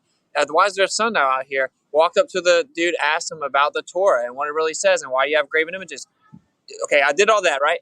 It's not even comparable to what it is like ripping space away from the people that go out to watch the launches. That is a church of churches, bro. They literally cry and cheer, and like it's really, really weird. So pulling the mic out, like, it's gonna really dismantle some worldviews. Yeah, like, they're gonna get mad. I like asking the Christians that go to these churches with obelisks on them, and I go, what do you think that wooden steeple represents? And I hope you don't get another baseball bat coming at you. Yeah, like, I want the Florida cops to come help a brother out. Yeah, straight up. Fuck. That was so weird, bro. That was so weird. Yeah, that was wild. Yeah, it was. These people are just gonna be really, really mad, and like, I am not immune to empathy, right? Like when I'm at any of these national parks, you know what I'm saying, or Niagara Falls or something, and I'm just out there with a mic and people came with their family. Like, I get it. Like, you came with your family to see it, and then you did not plan on some dude being out with a mic talking about the earth is, but it's like, that's just the world we live in. You have to get this work. So like, they're gonna be really upset and have like emotional reactions. And some people come from Texas and come from all these different states and drive hours and get hotels and have to keep booking the hotels because they always change the dates a couple days, and they finally get to see it, and you're just there just ruining it for them. You get real emotional reactions, I mean, does anyone think it's a bad idea? That, like, do you guys not think I should pull the mic out and narrate? Pull it out anywhere, bruh. And I'm talking about your microphone. Yeah. I agree. Just narrate it calmly, narrate it. Like, make it funny. Like, if you can make it a comedy skit, The Rocket, that's going to be my new approach, is literally just to try to effectively do stand-up on the street. Yeah, man. Easiest way to pry open someone's genuine soul is to make them laugh. Give them a good belly laugh. Give them a nice little chuckle and a smile. Yeah, give them an update as it's counting down. Be like, yeah, we're T-minus 10 minutes to launch. When you minus the T from planet, you get what we're actually on, a plane. There you go. Shit, that's a good one. Just troll them. Yeah, like, always just stay cool-headed. That's one thing I had to learn slowly but surely. It's like, you can't let them provoke you. It's easy on the internet. It's way harder in person, so I commend you for that, Witsit. Well, it's thank you. It's harder in a way, but it's easier in a way. Like, people can't pretend to be as hard in real life. Yeah, that's true. They can't be as well, or they can't be as pussy. They have to just kind of stand there and be who they are. Exactly.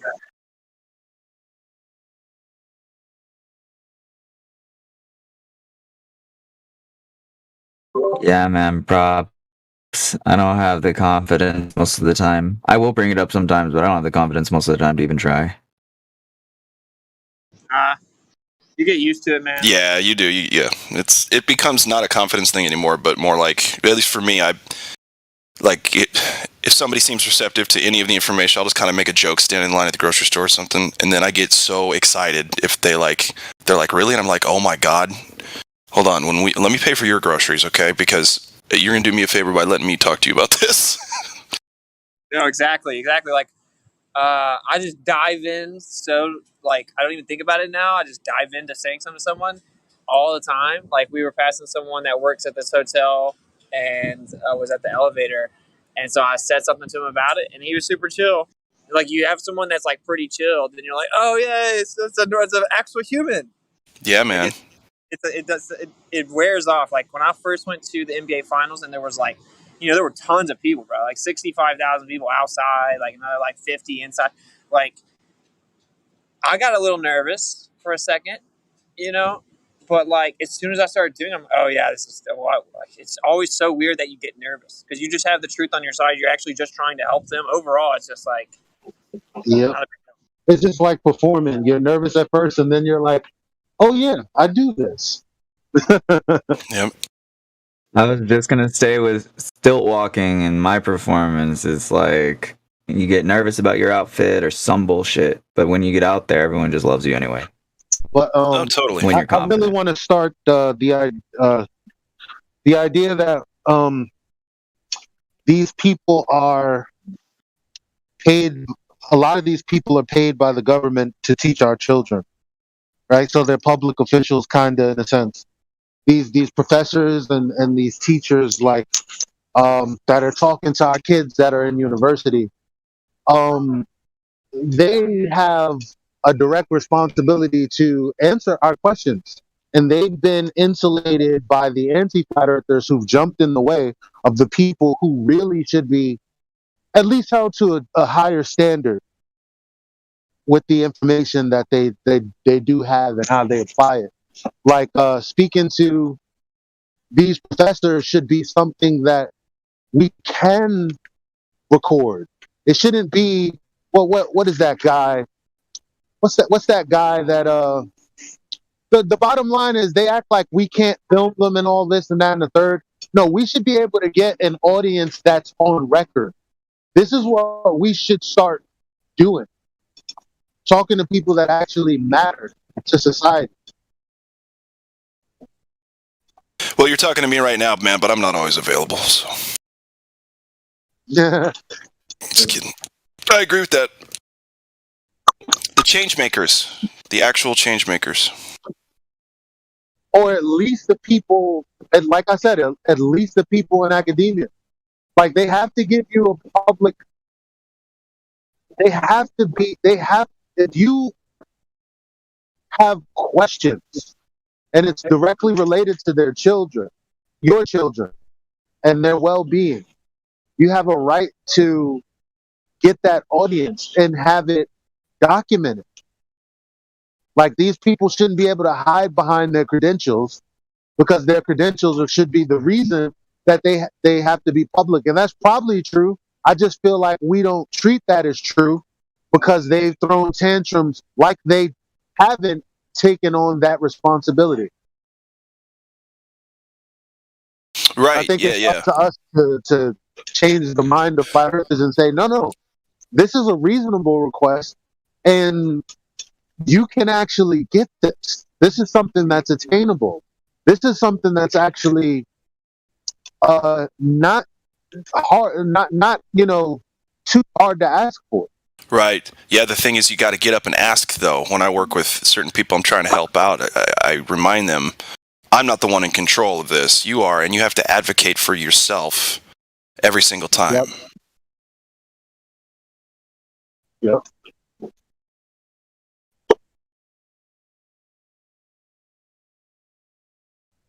Yeah, same thing. I mean, if people just spoke up, just a few, consistent though. The consistent speaking up is, to me, what is important.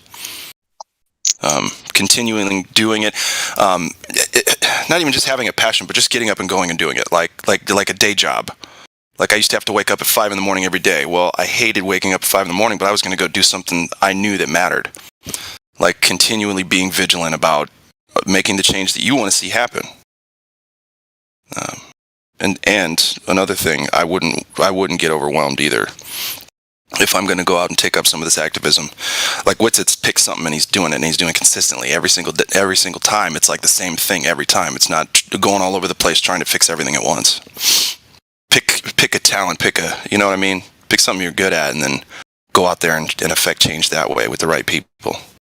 Anyway, I'm trying not to tell anybody what to do. This is like half for me too.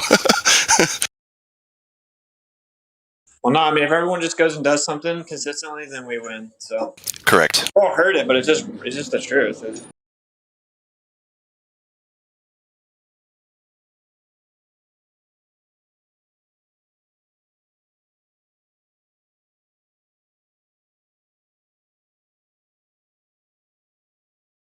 So I'm gonna go hit college campuses, and I'm like, okay, so we got something called the Flat Smack Challenge. And you got to raise your hand during class, and you got to ask your teacher a flat smack question.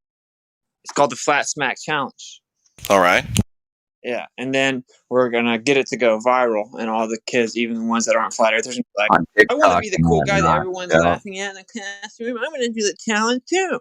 And then just a bunch of people start doing it because everyone else is doing it. Yeah, dude. That's the thing.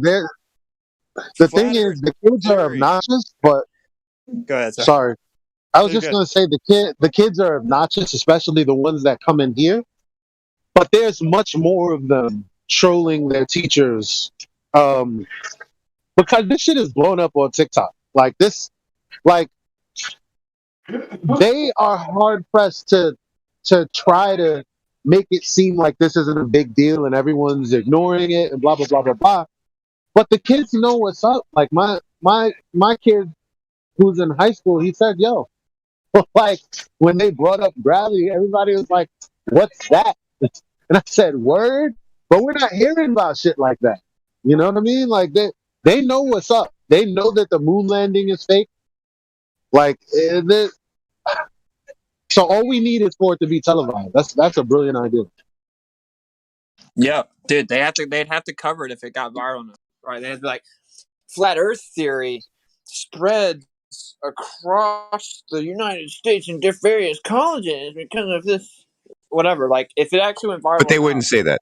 They wouldn't say that, right? They would say there's a conspiracy sweeping the globe, right? They'd have to somehow swing it to the globe perspective always. yeah, of course. It would obviously not be an admission of the Earth being flat. That's a pipe dream. I think that the universities actually kind of lead everything. I think that's why they attack the universities so much. They lead everything. So yeah, sweep the globe under the flat Earth rug. It's a big rug, man. Fill a lot under there. I mean, when I say lead everything, they have the actual, like, they possess the actual power to change things.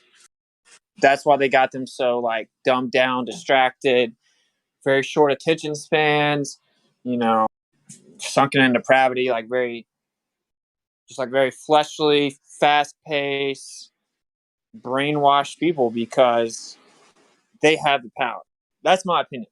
Because you hear Fox News tries to capitulate to the opinion of universities as a CNN because their viewers are people who have children that they've saved up for years to send them to college, and that's the actual crux of the power. Just a thought. But it's a good thing, right? Because that's our best way in as flat Earth. College students are way more open, right? It's way more of a time period in your life where you don't really care too much. You start to not care about what other people think because you realize everyone's so different. I don't know. And then they control the media and they control what goes viral. The youth actually does have the power. Real quick, Witsit Michael Gleason in the YouTube chat says, Austin, you're a legend. It was great meeting you in real life at Flattoberfest. Yeah. Thank you, brother. Much love.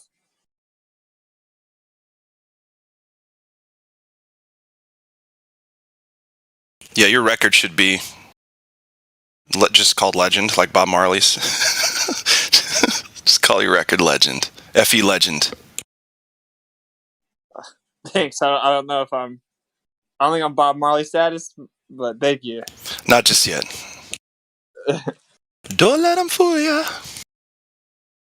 Yeah, what I actually am flirting with is the idea that, like, if I had an RV or something, that, like, you could just go from place to place indefinitely, even if, like, for longer periods of time. Like the tour I just did, like we did it for a long time, but it was so expensive, man. Like if you're driving like from place to place to place to place, I mean, dude, just the gas money alone, like I spent like somewhere around $15,000 on gas, I think. Holy shit, that's quite a bit. Yeah. That's ridiculous. In how long of a time period? Like 10 months. Okay. Wow. Damn, that's a lot. Yeah, and that's just the RV, right? But so I don't know. It's crazy. You still got the RV? No. Did you sell it? It was Chris's, and he's in Cali. It's okay. Do it or anything. Like I could, he'd be down to go do it again or meet up, whatever. It's just he's went back to chill with his family for the holiday. Hell yeah, dude. Yeah, I got it.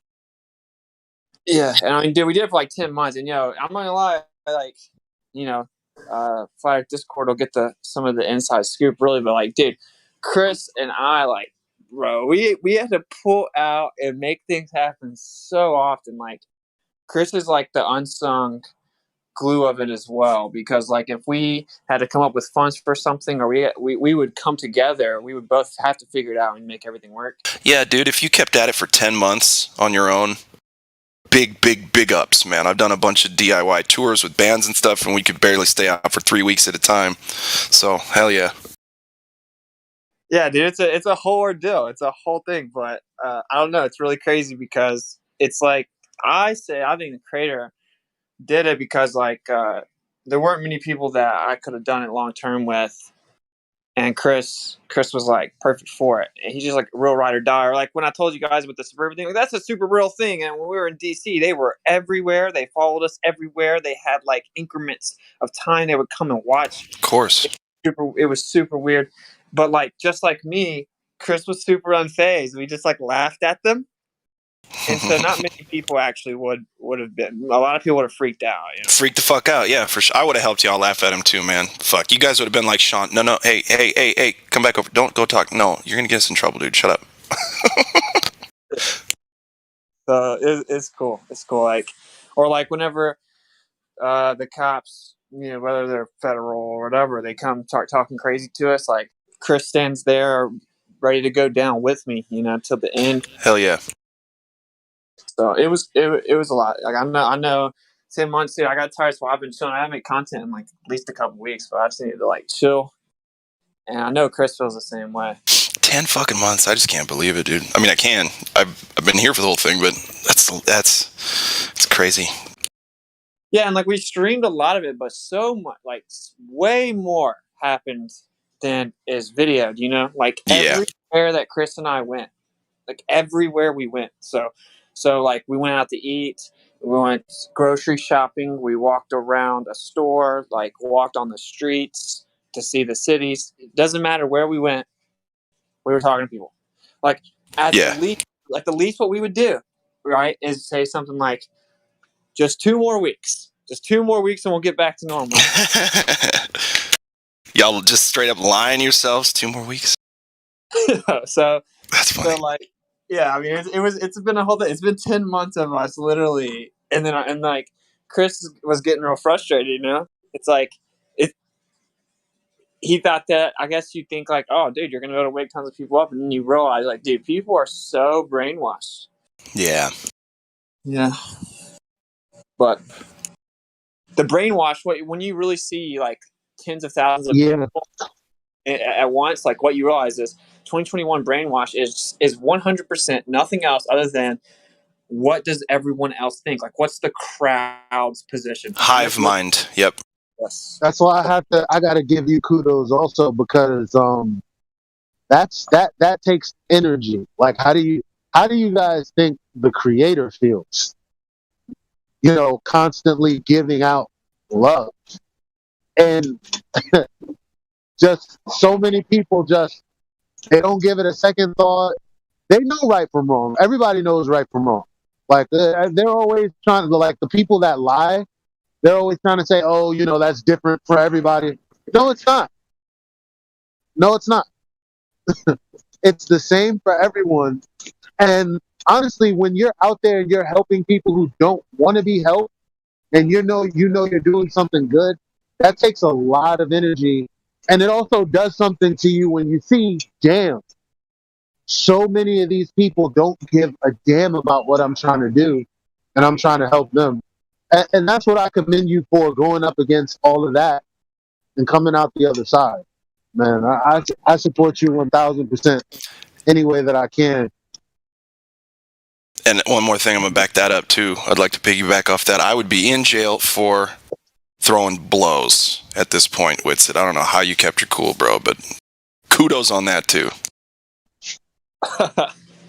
Appreciate it. Yeah, we never actually got into like a real fight. Crazy. That's a blessing, man. That's awesome. Which is, look, as quote unquote, like I just got into this heated debate with my son, who's like, what did I say? I said that racism is not really what people think it is. They don't literally, they don't hate someone because of a lived experience and because they know. Most of them hate the idea of something, or most people hate people because of their ideology, but it's not really real. I've been on this internet talking about flat Earth. I've been called everything but the N word. Like when those dudes are coming in here, they're not calling me the N word. They don't go up in my inbox and they're not like gorilla lips, chicken back, like none of that shit. It doesn't exist. Like to go around the country talking to people about something that gets them all in their feelings, and you got into that altercation at one time, okay, with that dumb girl. Other than that, like all of this hatred's supposed to be out there, and people aren't really with it. That's what you realize. It's like, well, I should have fought in at least half of the cities. I should have had to throw hands in New York. I should have had to throw hands, especially in Chicago. And it didn't happen. No, dude. I will say this on that, right? Like, I think race is really a construct, but we have cultural differences. Like, we have, certain cultural differences across the span. And I'll just say, for me, like my favorite time was when it was like mostly black people, because like they would listen and they're like way cooler, bro. Like generally speaking, in public setting, right? They're much more like receptive. It's crazy. So like for me, honestly, I don't know. Like when I would talk about the race thing, I'm saying like no like white virtue signaling person could come say anything, because it's like everyone else agrees with me, and I don't know. It actually helps the tongue, because it's like that real tense thing that's unspoken and no one talks about. But so anyway, when in the big cities or whatever, I never even felt like I was gonna have to ever fight anybody other than like the occasional like loner person that would just like implode like they were demonically possessed. That's what I guess what I'm trying to say. Long story short, is my point that I was making earlier as well, is what you find out is that it's all just groupthink, but that's actually a good thing, because if you can sway the groupthink, then they'll all just go. You'll win them all at the same time.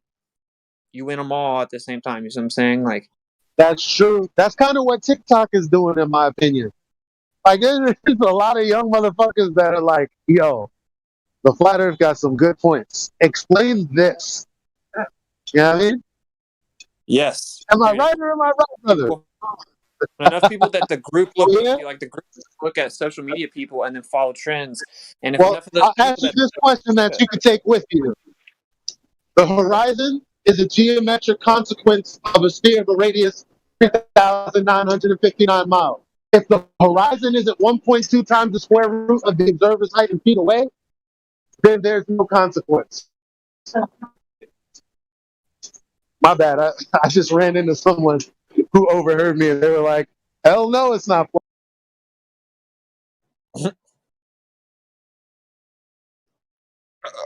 Think again.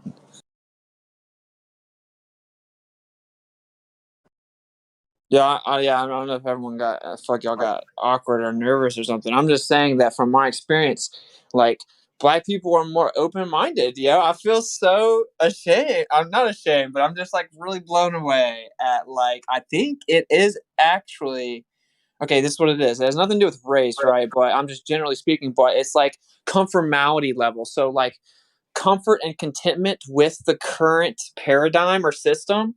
Right? There's like a spectrum, and that's how open people are to hear the truth that's uncomfortable, that challenges that paradigm. Does that make sense?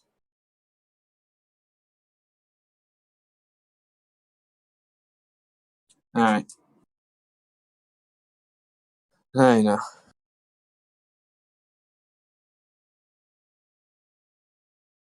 Yes, I wish the Globers would learn what burden of proof means. Two things: burden of proof. Those are 3 words. Burden of proof. Please look that up. You guys have it, because the Globers make the positive claim that goes against reality that Earth is a globe spinning in an infinite vacuum. I haven't been able to demonstrate that yet, and we've been looking for a long time. So it's up to you, right? You're coming into our house, slamming on the dinner table, calling us liars, and we didn't even invite you. So it's your claim. You provide us with the evidence, and until you realize what burden of proof means, you're probably just going to stay toddlers in the YouTube chat, or afraid to come in here and talk to us about it. And then the other term I'd like you to research up on is mutually exclusive, and that's about the sky and the ground. So if I want to know the makeup of the ground and such, I'm going to look at the ground. I'm not going to look at the sky, because the ground and the sky are, again, mutually exclusive. Please do some research on that stuff. Thanks. Hey, yo, and like in the real world where gamma males can't pretend that they're tough on the internet, it's not even the debate itself, man. It's like breaking people to actually listening to it. The person on the YouTube chat, very high probability that they will never come. I don't know. I've heard a lot of flat earthers say that they like. I've heard some flat earthers say that they used to like troll flat earth for a second or whatever. But for the most part, they're hopeless, bro. I don't know. Totally hopeless. Big picture right now. I want to do something. I'm like itching. Like I did the tour. Like, yo, I did everything I could think of. I'm like, I'm standing in front of the White House with a microphone. You know what I'm saying? Like everything I can think of that the government's done and everything for hours and hours and hours for like back to back days. Like hours. Yeah. Hours. Like just took over the White House. Like there's only so much you can really do. But I want to find a way to like actually make it be addressed honestly across the board. And then I don't even care where the chips fall. You say, I care, but it's like I'm content with where the chips fall at that point. That hasn't happened. Like most people, 99% of people don't know the real thing. They don't know the real arguments. They don't know the debate. It's not about they debate and then they think they think that the flat earth is wrong. They 99.9% of people do not get to that in the real world. They have made a cover story of flat earth and made it sound really stupid with the straw man. And that's all, if anything, that anyone knows about it. Well, most people. So we have to do something. We have to do something collectively as a group. We have to come up with a tactic where we are able to overcome that. You know what I'm saying? And then as we get people in, we have to have the solid foundation like places like this where people can come and learn all the information. If they are willing to learn.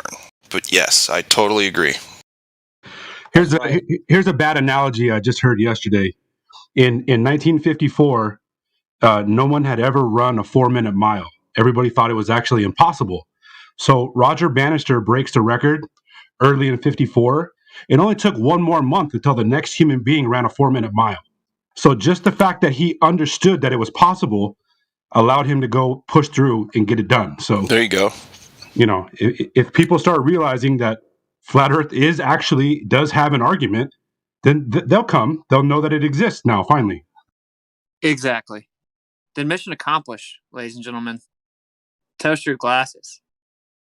It's not like, well, Neil deGrasse Tyson will never sit on stage and debate a flat earth, right? Like nothing like that will ever happen. Not even he has big enough balls to do that. Can you ambush him in? I don't know. Maybe he has a theater presence somewhere and ambush him. Check this. So if I get, I haven't even filed anything, right? But so let's say I get a pretty good settlement from the government, okay? What if I publicly, I use whatever connects I can, whether I don't even know is BOB legit, but you got literally trying to pull something like BOBs, Eddie Bravos, whatever, right? To get this offer out, and you offer $1 million,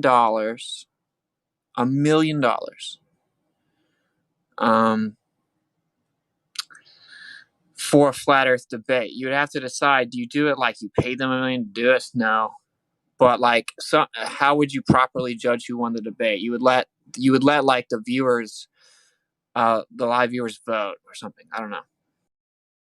But if I would literally put up $1 million, depending on the settlement size, which the numbers that I've heard are so crazy. It's like, do you guys think that would work? If you got it out there in the internet world that there was $1 million challenge of debates from a flat earther, and you name all the most prominent astrophysicists, etc., You name all of them. You name like you have a list of like 20. One of them got to take debate, right? And you could probably get that message out on TikTok pretty easily and pretty quickly. You'd have to have a real set of specific criteria, though, to make sure that they understood that they could not use pseudoscience. That the scientific method and whatever would have to be implemented on basically everything. You would have to make sure that somebody was there as a moderator that understands exactly what the scientific method is, so that they could not use any of that horse shit, that pseudoscience. You'd have to have somebody there that could put the brakes on that shit every time that it comes up, so that they couldn't use, this theories and stuff that can't be proven, because because the people are going to vote against you no matter what comes up, unless you stop and put the brakes on that shit. Everything that's a lie. I agree with you, but that's what the debate would be, right? Like, even if I just really laid that out from the jump. But like, so if in this scenario, I think the $1 million, you can't really prevent it from going viral. That's why I'm saying this. I agree with that. From being, but you wouldn't want to lose. Like, dude, did you hear there's some dude that thinks the Earth is flat offering $1 million to debate him? David Wise has three bitcoins, right? And that isn't even flocked by glowers. That's true. They won't touch it. It's a little different. The reason is because like you have to give that off with the caveat of like, obviously you have to watch the video every morning for 2 weeks, and then you have to provide proof the Earth's a globe. You have to go to this question mark section on the app, because a bunch of the stuff you'll bring will be there addressed. And if you can bring actual empirical proof the Earth's a globe, you win 3 bitcoins. That's cool. I'm talking about $1 million offer just to debate, right? Like this famous person being called out publicly, virally, with $1 million offer. Like, are you scared to debate the dumb flat earther for $1 million? Do you see what I'm saying? That's the idea. Like, because dude, it would be live on stage. Just to be a prominent person with a reputation. Like, they can't interrupt. They can't debate like people do on here. They would get slaughtered. A professor could never debate me. In a public forum. As long as you got that criteria, Matt, you know what I mean, that they can't use pseudoscience. As long as you got somebody there moderating that, because you don't want them getting away with slaughtering you with pseudoscience back and having the whole public agreeing with them because they don't understand the truth. You know what I mean? I just think that's some slippery area there. I agree with you 100%. The $1 million would make that would be a big thing. And you could probably get it televised. You could probably do many things with it. But in the same stroke, you would want to eliminate them with being able to use any of that pseudoscience bullshit. That's what I think. Because otherwise you'd lose. Well, you would do that with your debates, what I'm saying, right? So, like, from the beginning, you'd be like, look, all that's going to be presented for the other side is pseudoscientific theories built upon the presupposition that the Earth is a sphere with a radius of 3,959 miles and does this and this. And we're challenging if that presupposition is in fact accurate. And dude, I'm talking about live, and millions of people can see it. And this is a famous person with a huge reputation, right? Yeah, like they still couldn't do it. I think they still couldn't do it. You could offer them 10 million or something. Like, they couldn't do it. I can only speak for myself, but that's why. Well, this is my plan. Right? I would 100% not be scared at all whatsoever. I would do it, no notice. You know what I'm saying? So like. Right. Everyone in this room could dismantle that person. Yeah, you're right. But as long as you can set that criteria forth, like you just mentioned, that the pseudoscience presupposition stuff is out the window. You've got to have real empirical shit, and you can't just let it fall out your lips and say and have it be true just because it was a astrophysicist that said it. If he's lying, he's freaking lying. Period.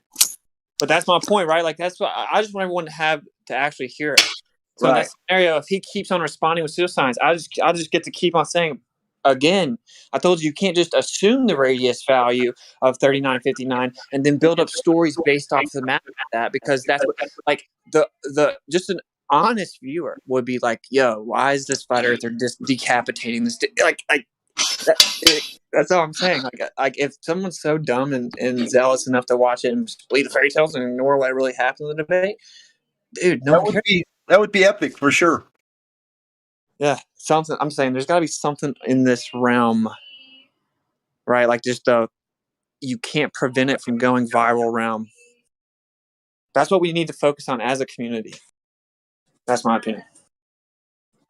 Flat Earth's the biggest truth. The truth has to get up there. Look, the world's being ridiculous.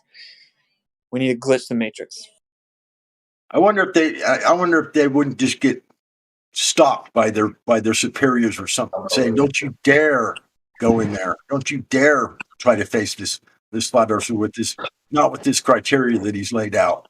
I agree with Witsit. You got to somehow get it to go. You got to get this around things, and it just becomes viral.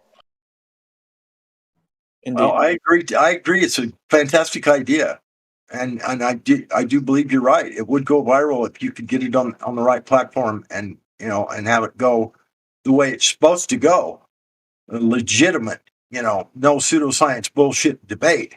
Yeah, you could dismantle him hands down. There's no doubt about that, and it would be epic, and it'd be something to see. Let me tell you. Well, I agree. I think the superiors would call him, bro. I think the superiors would be like, no, you can't take it. That's why I was like, I bet they still won't take it.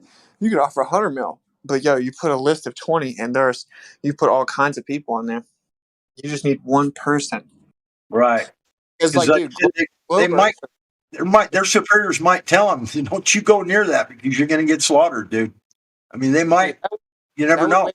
Go up to flat Earth than anything ever. If it went viral, there was a challenge extended, and then like normies picked it up just because it's like going viral, and it's like, I mean, this is getting weird. You won't debate the flat Earth. We live in a world where astrophysicists won't debate a flat Earth. They're offering them $1 million to have a conversation about the Earth live on camera for the world to see. It's like for no one to actually step up and do it would be the one of the biggest. It would be the biggest modern FU win in history, modern history, because everyone would then go take it serious. That's the only fight that we're fighting, guys. No 7-second delay. That's 7 seconds you can stop somebody from getting their words out. If you go live, cannot be any delay. No delay. Well, they're not in charge of it. Yeah, exactly. Yet all things have a 7-second delay if you turn it on. All broadcasters, if you turn it on. What, you think that powers that be would be there to take that 7 seconds and erase or not let? Where are you broadcasting? Not let something damaging be broadcasted? Is that what you're saying? What kind of platform? I'm not depending on the news or cable channels, because this would be building upon internet viral. Dude, the rest of the media is just molded around that anyway. So, all the media is molded around what goes viral on the internet. And I don't even see how you can get it to go viral. It's just going to get stopped. Well, stop. We have to, as a community, find a way to find these glitches where they can't prevent it going viral. $1 million reward. I mean, come on, just $1 million alone just makes you pay attention. And you almost have to lure them in with some kind of weird anomaly to explain, and then bring it back to flat Earth without them even realizing it.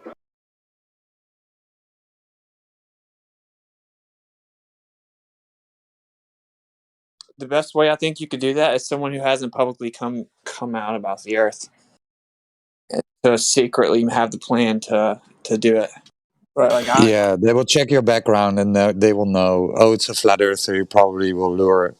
Yada, yada, yada. So. Yeah, I could never pull that off. I could pull it off, but because nobody knows me, but it would have to be the right platform. Yeah, you're here on the live stream. They will know.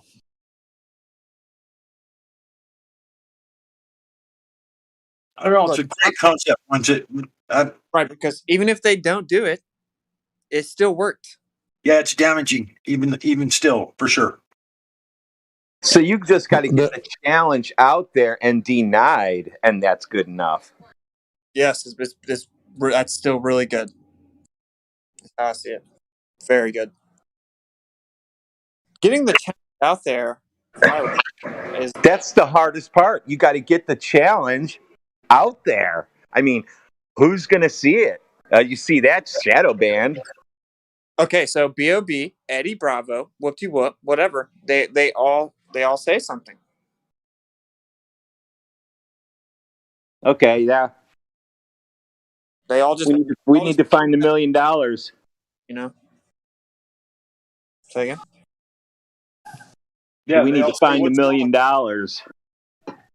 Yeah, they all say, "What's wrong with these people? Why won't they take the challenge?" Is that what you're I saying? don't think $1 million would be that hard to find, but we need to find it assured. Yeah, we would have proof of the money and everything. I'm saying, like, we have the money. So if we have the money, how would you do it? That's something. You would have to get the challenge extended out where they can't stop it. They can't stop that. So, like, these people just mentioned it.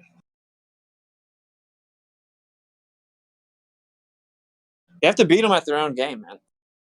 You know, like, we have to go in the offensive.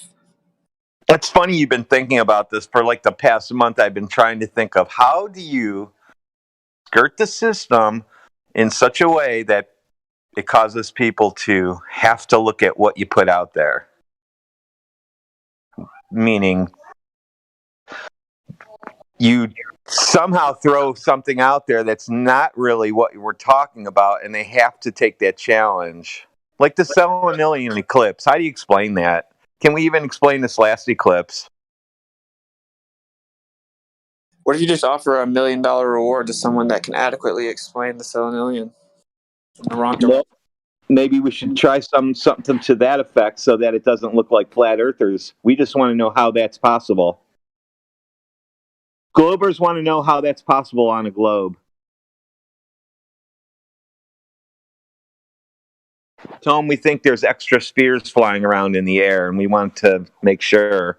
Sounds stupid, and then flip it on them. Go, oh, by the way, yeah, we're not stupid. Wasn't one of those dudes in the Level movie really rich? Or am I tripping? Well, Flat Earth Millionaire has some money, yeah. Yeah, but here's the deal, man. Like, you don't just walk up and be like, "Hey, bro, can I get $1 million?" I'm saying, guys, I'll get the money. So say we have the money. All right, you got the money. We'll come up with a plan. We got to get some kind of a lure out there. Look, it's so good because like $1 million, no one cares. It's dispensable for the movement. Okay. And so it's like, even if, okay, you say the internet's going to vote on it. So it's live, it's broadcast on different platforms, and then there's like whatever it is. And I would hate to use Twitter, just using it as an example. Everyone votes on who won. And that people will be like, this fighters are so stupid. He's going to put $1 million up when most of the world thinks the Earth's a globe. He's going to let them vote on the debate. Right? You see what I'm saying? So the Globers would vote that, yeah, the debate should go through, forcing the guy to debate, right? Well, I'm saying vote on the outcome of the debates itself. Like, if you're setting up the sales pitch or the challenge, right? It's like, there's $1 million, okay? It'll be given to a non-biased third party or whatever, right? And there's a debate. And it's like, effectively like on a stage, sit there, and they debate in front of everyone. And then the viewers, the audience, they vote at the end. Absolutely. because you're going to think the Globers are going to vote for the Glober anyway, but they're not going to be able to after they hear it. Exactly. It's like, but from the perspective of everyone else beforehand, they're like, "This is crazy. This flat earther. He's obviously going to lose his money because everyone thinks the Earth's a globe." That actually, I think we found something. I'm telling you. Yeah, as long as they know their vote doesn't count with a presupposition, you know. Oh, dude, no, I'm saying I would be like, I'd chalk up the mill worst case, God. Right? That's what I'm saying. It's like still worth it. It's still worth it. What would be accomplished would be far beyond any monetary value. We need to do this in a nice platform too. Not everybody sitting in their living room. Meet it somewhere and have that thing really live. Yeah, like CNN News, right? You might force people to show up. Yeah.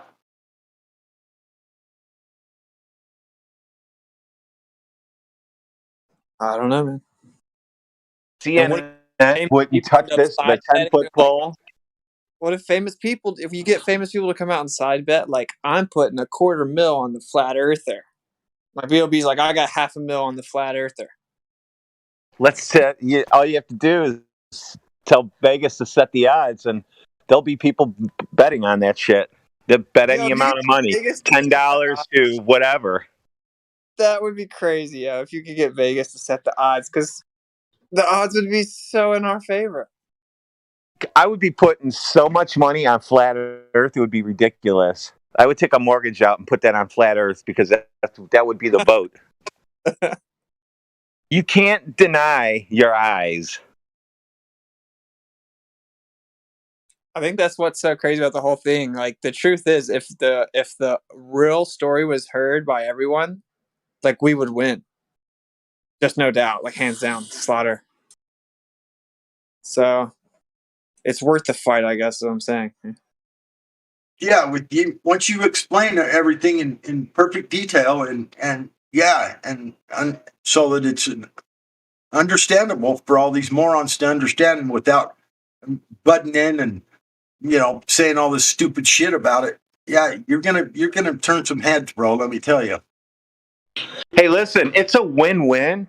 Even if you lose the $1 million, then that's going to make the news. Well, that's what he's saying too. He just got done saying that a second ago. That's what I'm saying, bro. I didn't hear it. Yeah, milk it, bro. Milk it, like intermission. Like, yo, this, like, that would be hilarious. Like, ESPN it. Like, you're in charge of the broadcast, like ESPN poker or something, where it's like, did he really just say, like, you got playbacks or something? Like, seriously, dude, I'm saying, like, go all out. Go all out. Like, it doesn't, like, yeah, like, make them sit through their cogniz and realize it, and then vote. Exactly. You can't turn voting on until after it anyway. You have to listen to the whole thing. Correct. We have to set it up so your stream has to listen to the whole thing too. You can't just come in and vote. Do they really have they ever answered, can you have gas pressure without a container? Even though, like, as far as the 3 points goes, I don't love when that's used as the third question. I like the way Mickey did it.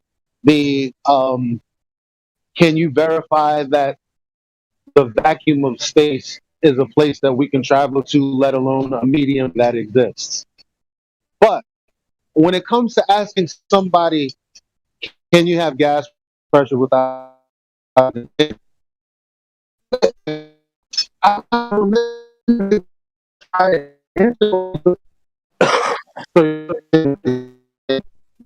I'm saying, is that me? No, Elijah, you're roboting.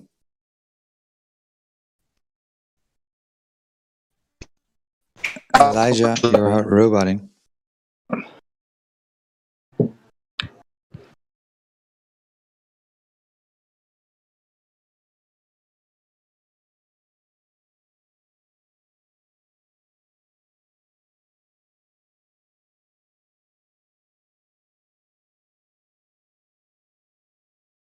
Or dude, you should, like, Okay.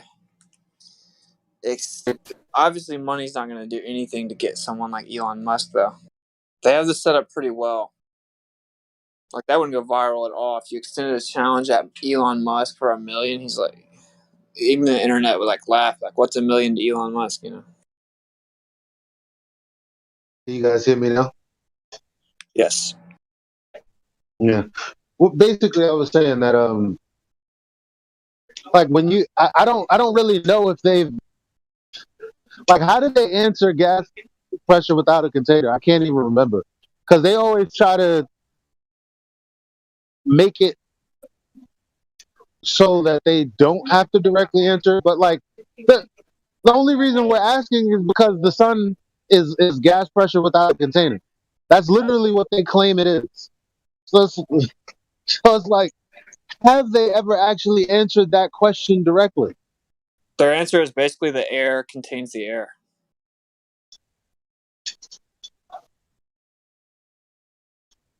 But that's just begging the question.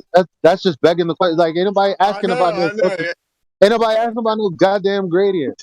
Can you have gas pressure without containment? Because we're not talking about the Earth. We're talking about that thing up there that's supposed to be 340 billion times the Earth's pressure. So it's just so much air pressure or gas pressure, and there's obviously no container in your paradigm. So how is that? What's that about?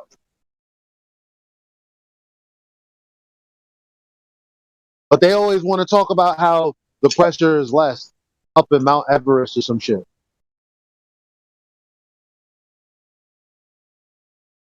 Oh, I'm sorry. What's funny about that is that they can't even prove pressure gradient without the container. You can't have pressure gradient without the pressure, right? Exactly. Yeah, but it doesn't matter. They're just going to say that air contains the air. Like, you guys are right, of course, but that is their. Like, there are layers of air, like hydrogen in the air. I mean, because why do balloons stay inflated? You know what I mean? Like, the moment you put air into a balloon, those particles should come closer and closer together because they're attracted.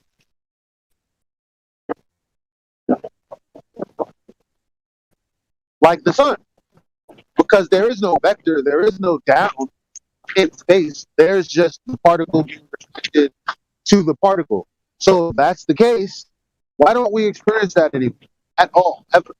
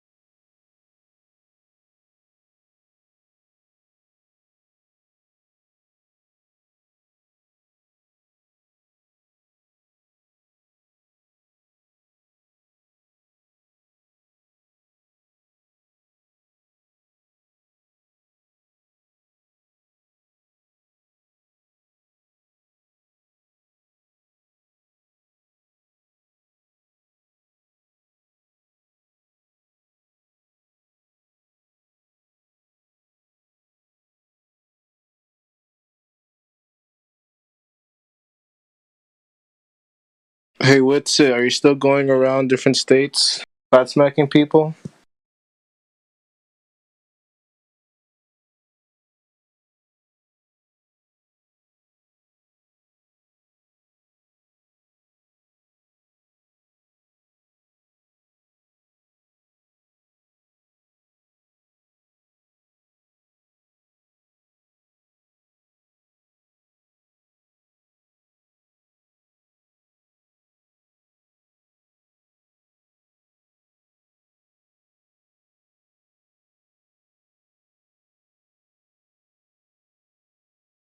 I'm not here to speak for Witsit, but he did say he was posted up in Florida for a little while. He's got a place to stay there. He's going to do some activism in Florida. specifically. I can hear somebody.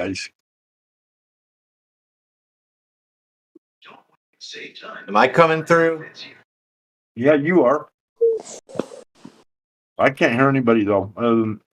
I hear you just fine, so maybe nobody's talking. Yeah. Yo, what's up, God Rockin'? Last I was listening to, I think was Elijah, and he just broke up like a robot.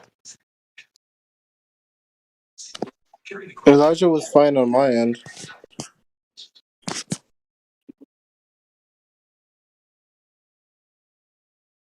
Well, as soon as you start making plans, things got to get goofy.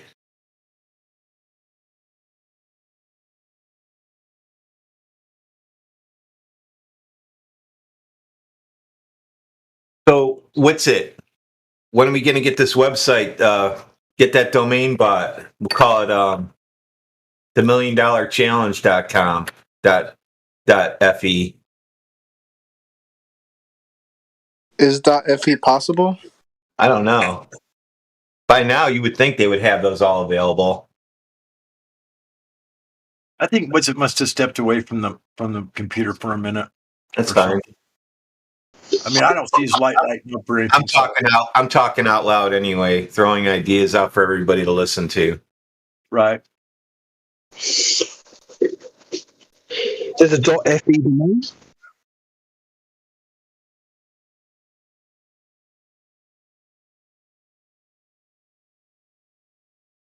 What did you say? Sorry, did someone say there's a .fe web domain?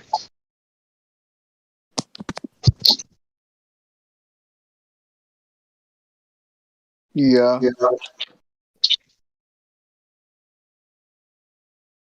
Wow, how long's that been going? It's not. It doesn't exist yet.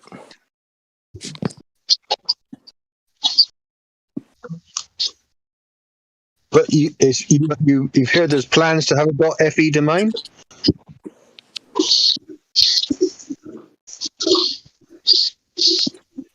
I'll let Radwin speak for himself. I couldn't hear anything he said. Can you hear me now? Yes.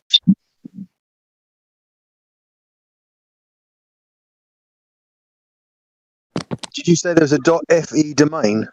No, I don't know if there is. I was making that up. I'm going to go check. Oh, okay. I haven't heard anything like that, but I think you can request. There's a governing body that decides what trailing markers there are on URL domains, but you can make a request for it, and it can't be refused on any grounds, other than it's already taken, or it's reserved by government, or it's obscene, I believe.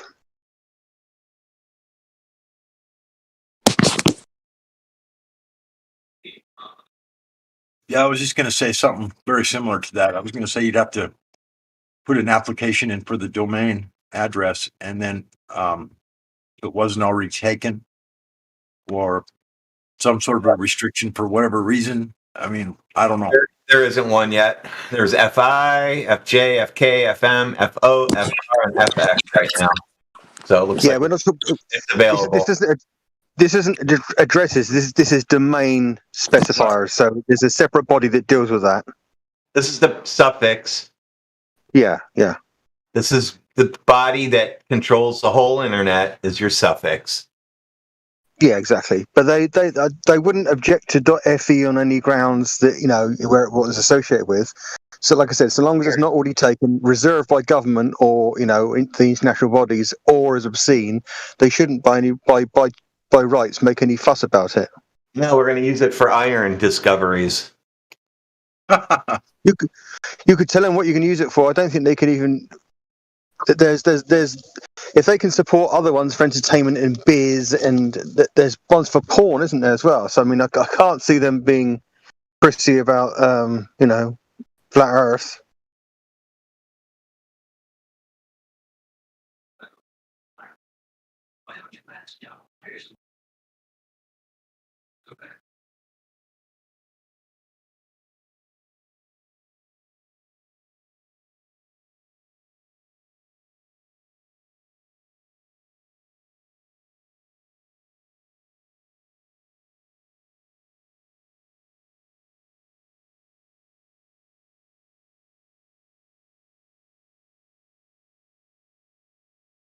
I like how .gov is the United States government, and then .gov.uk is the UK, but it's second level to the United States government is how it's listed.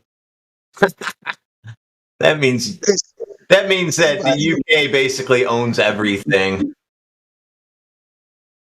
The US owns the US is where the bodies that decide the internet subfixes are, isn't it? Yeah. Yeah, they're only issued by the servers here. Well, the body that does that has an international presence, and so yes, it's based in America, though I believe it started in America. Yeah, you think there's an international presence. You would like to think that. There's a lot of .XXX is available. That's adult entertainment domain. Yeah. I think there's some autonomy in Europe on some of their suffixes.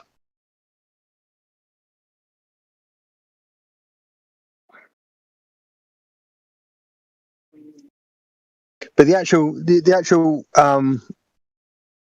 web domains and proper web addresses that is international because it's cached.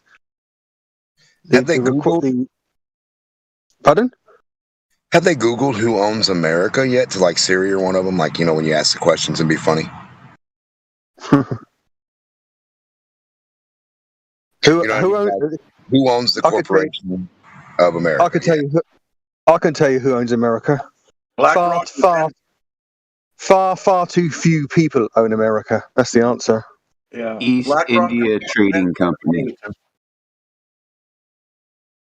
Or both. East India Company, man.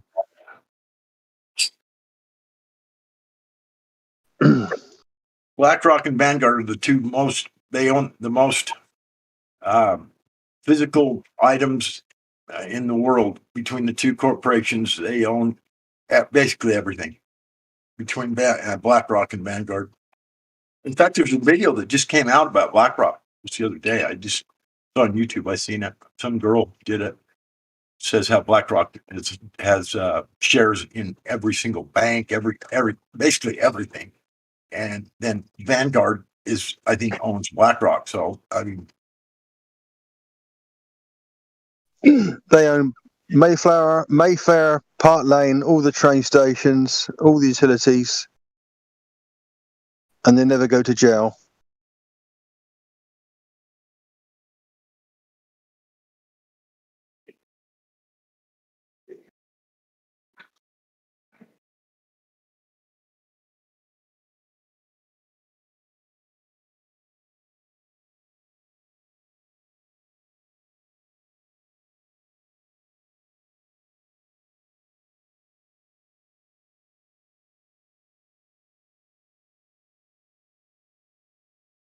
So Iceland is .is is. I wonder if we could work around the name with .is.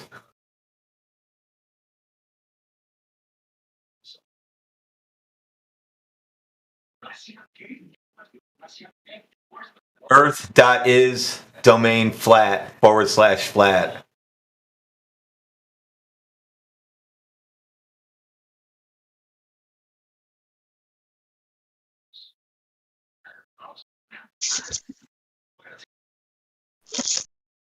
Flat domain is .earth.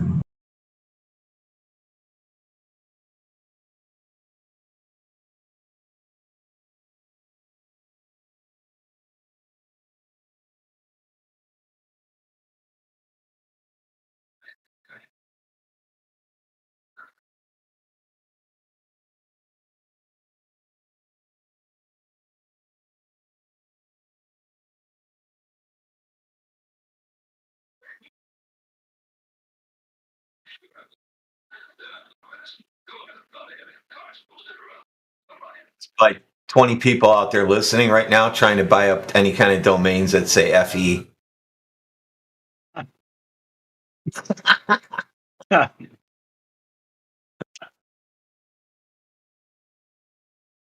fe.com, fe.net. Buy them all. What have you started? Buy them all. Earthisflat.com is for sale. Really? Yeah, apparently. How much do they want? 50 million? Yeah, they're not saying. You got to make a proper inquiry. Somebody offered me 2,000 on my domain name, which I won't give out, and I counter offered with 25,000, and they walked away. So that's the minimum I'll take.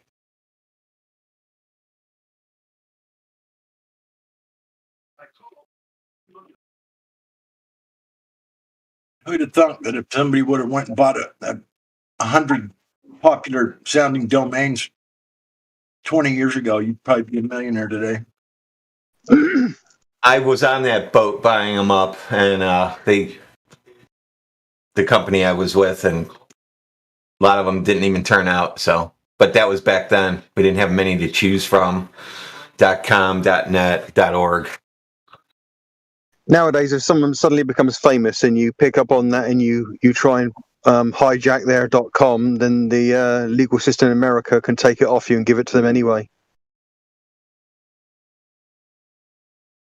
Yeah, well,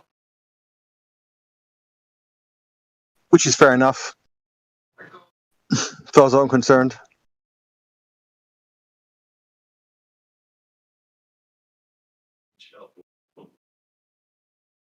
If your intent is just to grab it to fleece someone out of money, then you don't deserve it anyway. what if your intent is to grab it and expose all their lies? I think you can't. I think, like I say, even that won't wash in America now. If suddenly someone called Joe Bloggs becomes famous and someone just tries to grab it, even if they want to do exactly what you said, or set up a fan base, if they lobby the relevant American legal part of the legal system, they can effectively evict them from this thing and give it to you. I think generally what happens is that you could get a lawyer involved. They make him a courtesy, generous offer for it, which far exceeds what they would have paid for it. If they refuse it, then they might find themselves in a lengthy legal battle, but eventually they can be hoisted out for naught. So usually it's settled out of court anyway. But people who own lots of them, are looked on less favourably by the courts anyway.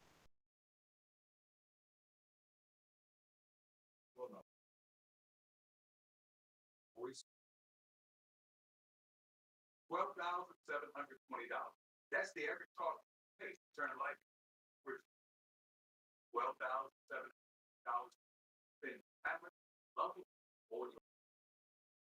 Where the return of life insurance will buy life. That's right. Turn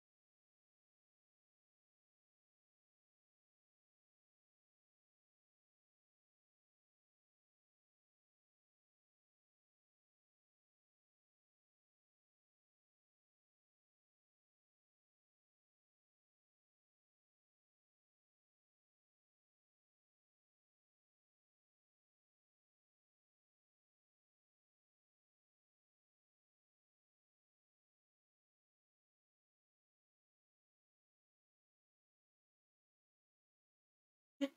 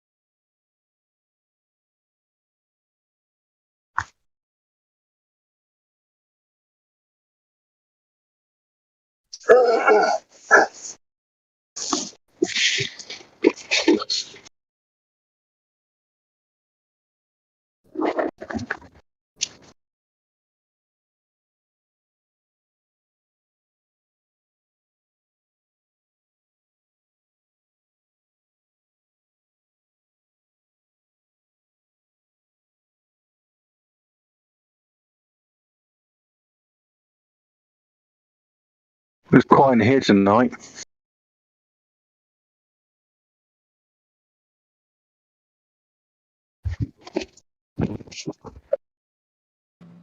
Howdy.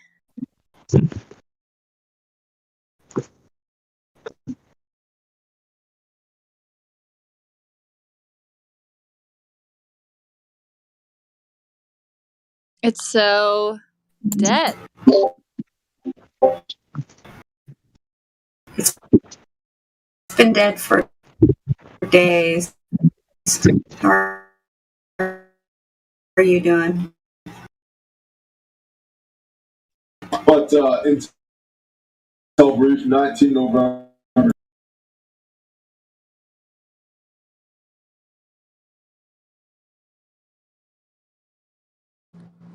Am I roboting? A little bit. No, Oh, I don't hear any. it's roboting. Maybe you guys do.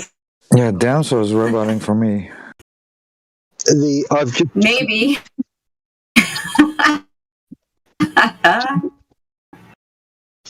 I'll try resetting too. Someone in my department says that Discord is having difficulties this evening.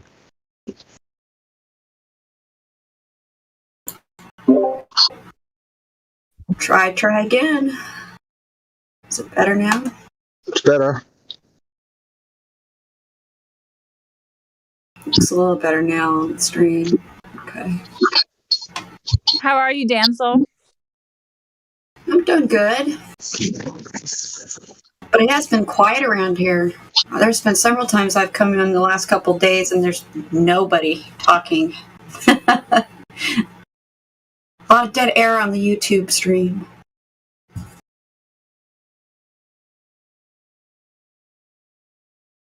How are you doing, Kai? It's been good. Just been in Florida, appreciating the freedom. Yeah, it's a little freer there, isn't it? And a little warmer than some places too, so Yeah. all good. It's like at 60 something as the high today. It's not bad. That's comfortable.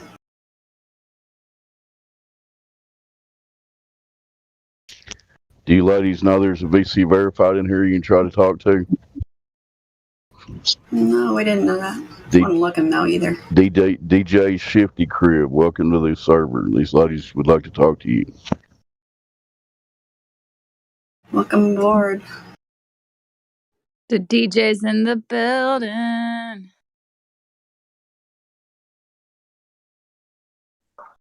Yeah, he's server muted, but I can unmute him. Oh, okay, there you go, Roger. Yeah, he's unmuted. Welcome, Shifty Crib.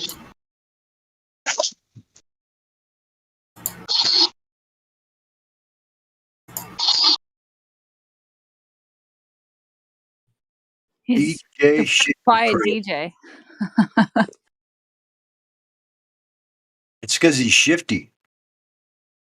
Mr. Shifty Crib. Open up your mouth and say hi at least.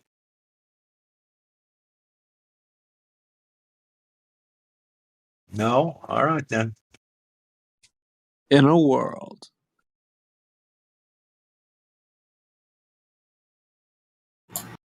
Where glowers do not want to speak anymore. No, they've been very quiet.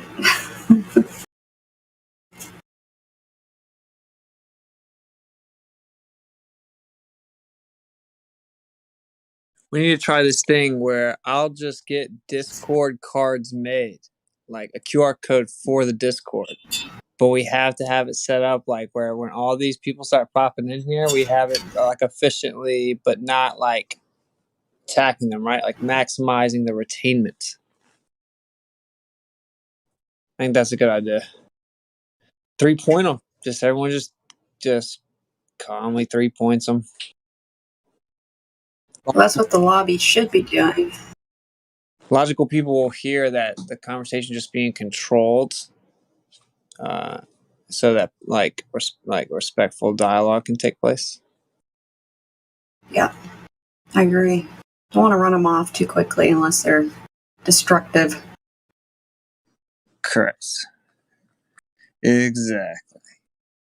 But anyway, I'm gonna do it. So Discord can't say I never did anything for you. This Discord's already on my QR code, but I'm gonna make some new QR codes. Yeah, David Wise. So David Wise added it to his app. That'll help us. If people find it, that'll be good. He added it to his app. He was here.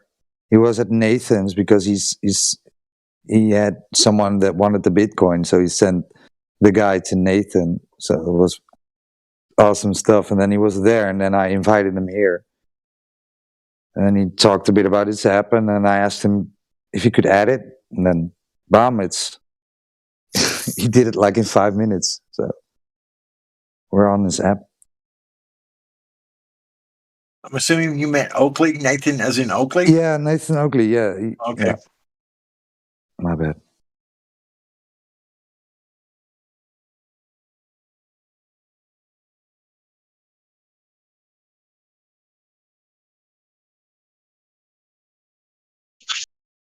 Is Nathan ever on here? I spoke to him about a year ago. He's quite a pleasant guy.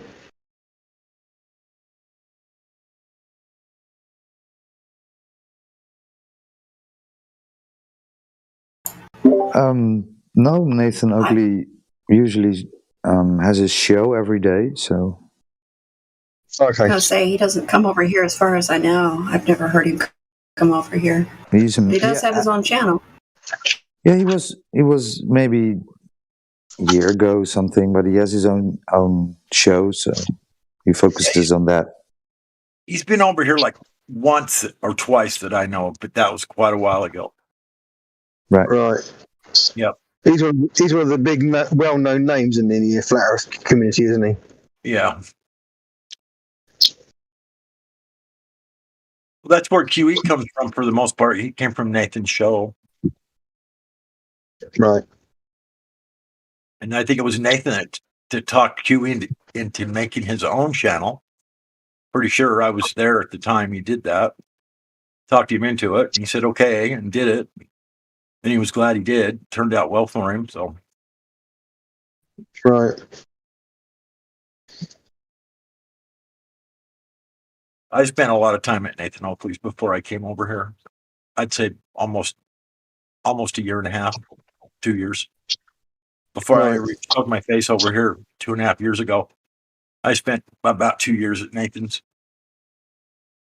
So what's different about this particular Discord than others in the ilk, so to speak? Is there anything unique or specific about this one, or the philosophy here in terms of how you deal with people? Are you talking to me? So just generally. Well, the atmosphere is definitely different here than it is at Nathan's show. Nathan, he's a little more boisterous, I guess is how to put it. Same topics, though, pretty much. Just a little bit different way about dealing with them. He deals with them a little more harshly than we do here. I had a chat with him kind of just a little while ago when it wasn't, it's just a small group and he was fine, but he can get quite caustic with people, can't he, I think. That's just part of his charm, right? It's part of the entertainment. Anyway. Yeah, I guess so. It's a different format. Yeah, no, I don't see it. I don't necessarily see it as charming, but yeah. That's kind of a funny way to put it. Well, I was being sarcastic. Yeah, I know, but nonetheless, it still puts people. I know that. I'm just saying it was funny. Yeah.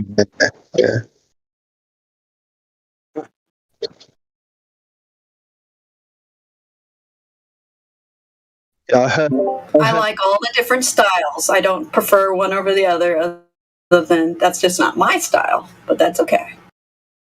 Sure.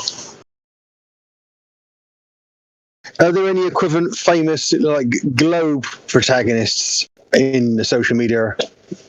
Equivalent to him, sort of thing. Someone he'd spar with regularly. I don't know.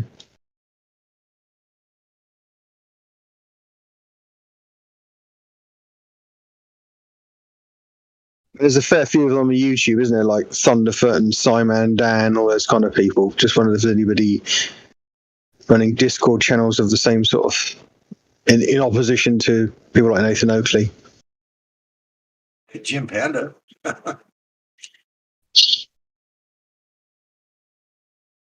What's Jim Panda's server name? What's it called?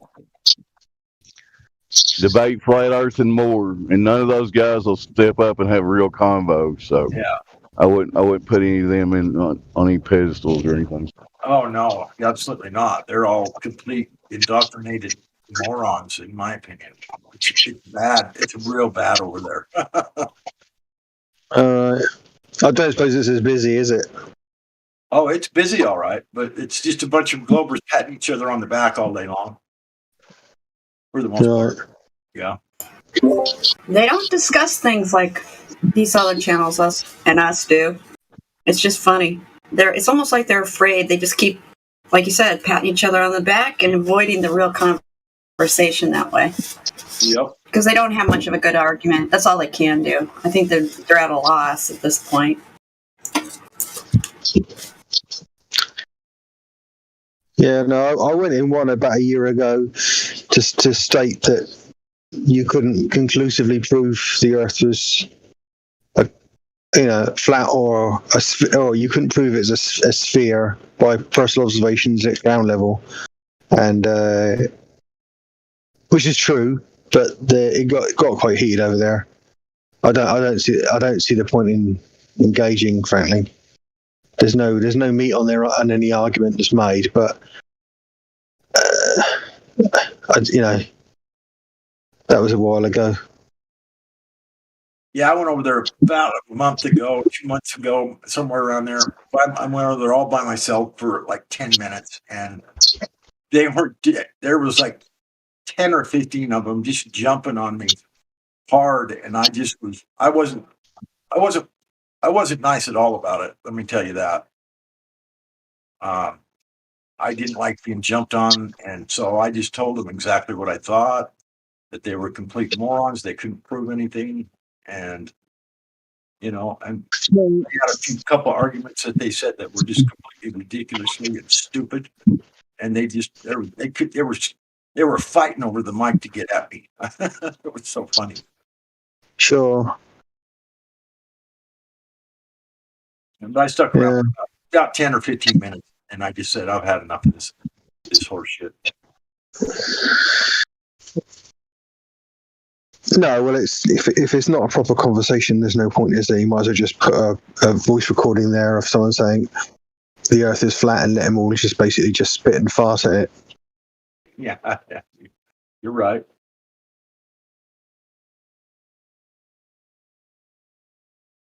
But there you go.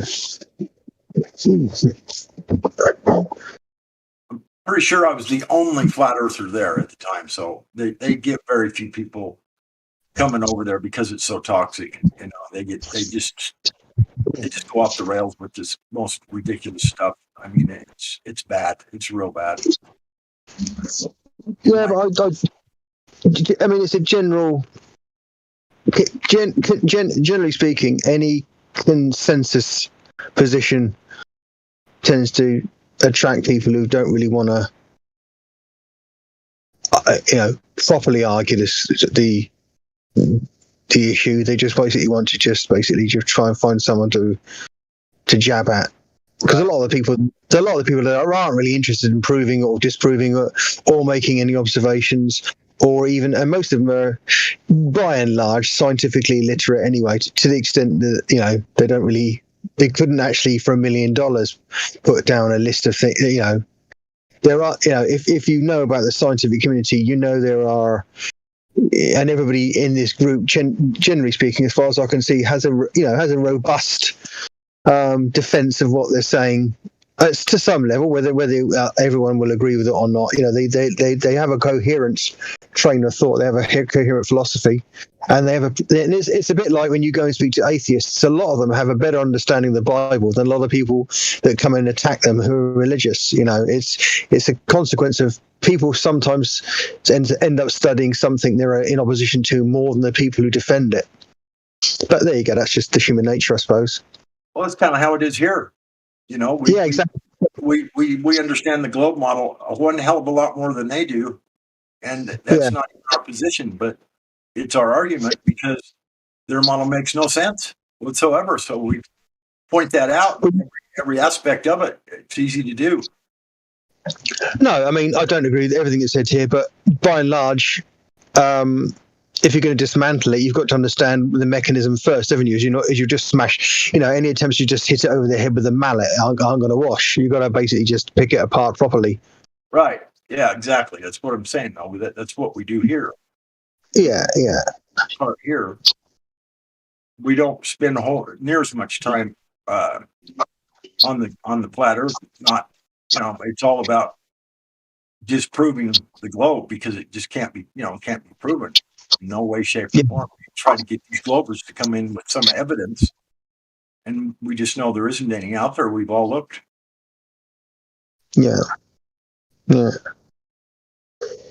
it takes a leap of faith to believe it, because by definition, a lot of the evaluations that are made about it, or at least asserted by the community, involve you having exposure or experience to equipment or to scenarios that you can't do on a day-to-day basis. So you have to take people on their word. It's like space. You can't categorically state it's not real, but you can say everybody can build their own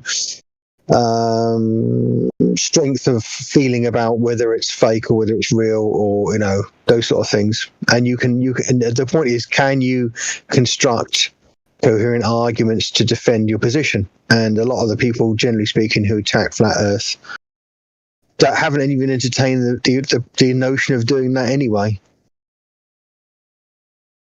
Yeah, I agree with that. About space, though. It's speaking about space. I don't argue about space. I argue that it just can't be a vacuum. That part makes no sense at all. I mean, everybody knows what happens when you put water in a vacuum. It boils at room temperature, and only would. If the Earth were to be put in a vacuum, these people, not too many people go into the depth other than the atmosphere would be gone. Not only would the atmosphere be gone, but there's water, and the water would also be gone. It would boil, it would evaporate because there's no atmospheric pressure to hold it down. Then there's water within the Earth, which also would want to boil and raise up and escape into the vacuum. The entire Earth would come to pieces. It would explode because there's tons and tons of water inside the Earth, and with no atmospheric pressure, the surface area would be the first to boil at whatever temperature it was, because there's no atmospheric pressure to hold it down, and it would rip the Earth apart on its way out. The Earth would basically be just completely destroyed. Put it inside of a vacuum, not just the atmosphere. I mean, there's the water that would boil, and then there's water in the Earth.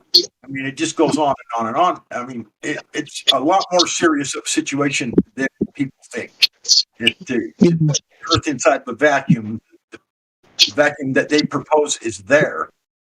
It's the consequences of that for the Earth would be complete and utter destruction almost instantly.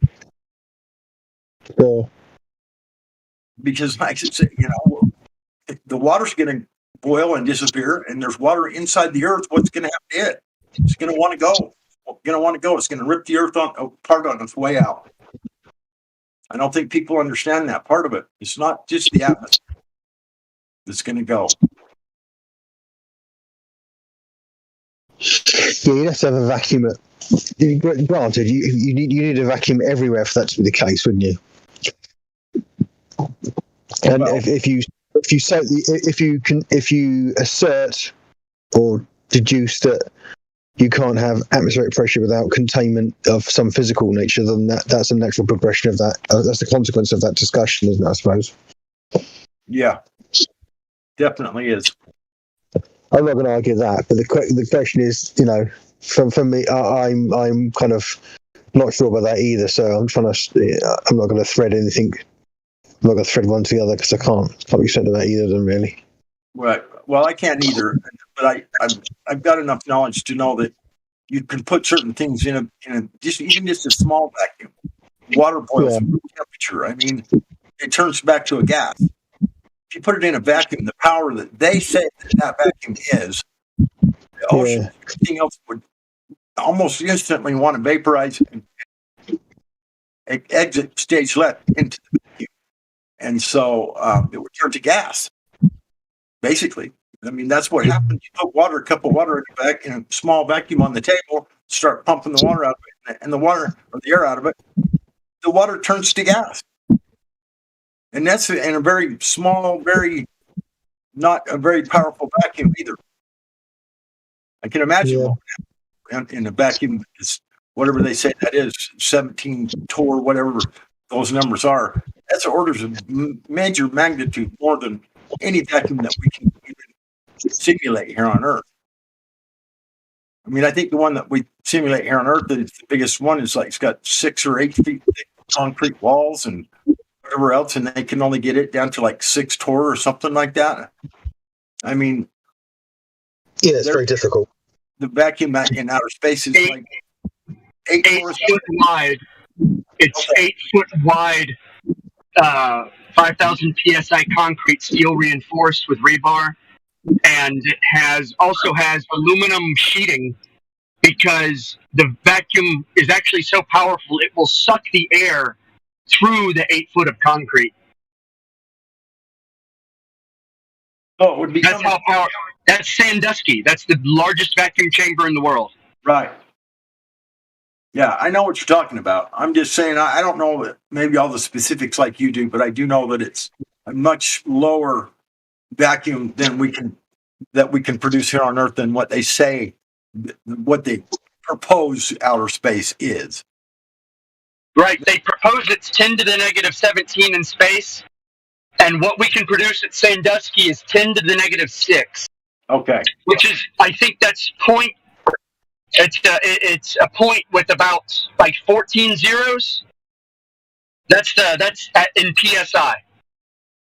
So it's practically 0 psi, but that's what they say low Earth orbit is, and I think they just picked that number because that's the lowest that we can produce here on Earth. I don't think there's a lot of difference between that. Once you get to that kind of level of vacuum, there's not a lot of difference thereafter.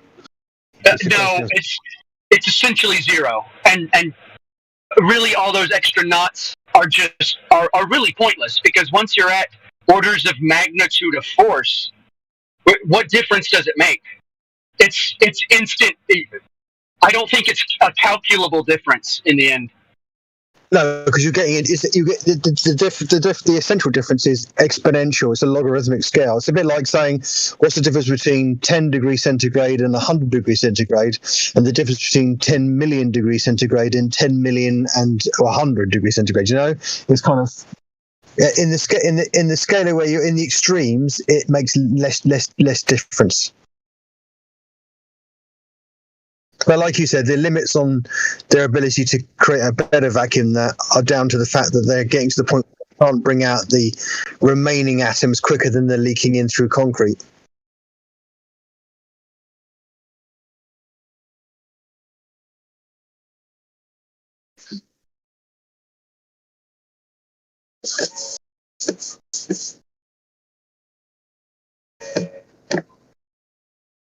So as opposed to like future predictive programming, the Hunger Games is just them showing you what you're doing right now with the elite. Like they've basically drawn a circle around everyone, make them fight each other in different territories. Yeah, sorry, I had to go inside the store for a second. No, I essentially agree with you, Englishman, whoever you are. That the forces are so. You're dealing with forces that are so high anyway, that whether you have 14 zeros or 400 zeros, when you're at that point, I mean you're at trillions. You're at trillion times the pressure difference already. Sure. So Yeah, I mean, the amount of energy required to get a chamber that big to that state is just mind-bogglingly large. Well, it takes. I think the doors weigh. I think they weigh 20 tons. The doors do, and they hermetically seal. But also, it takes 3 days. It takes 3 days of pumping the air out to get to that level. That's crazy, isn't it? Yeah. But that's also what they claim the upper atmosphere is. How many molecules of gas or of any type of gas, nitrogen, oxygen, whatever, do they say remains within this vacuum per cubic meter? Do they say? Oh, there's an amount, but I can't remember what it is. I'd have to go back and look it up. All right, no big deal.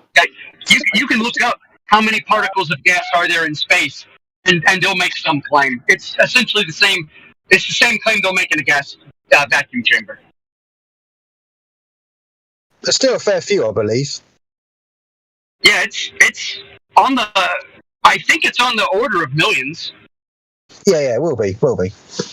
Yeah, because you can't get pressure out of millions anyway, or you can't pressurize them. So I mean, whatever it would be, it's a safe claim.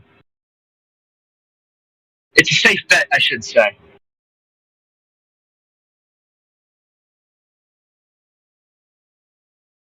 Well, that's just another thing that makes it so absolutely heinous to think that there's a vacuum above us that has basically 1 molecule per cubic meter or something. They said it's some ridiculous low amount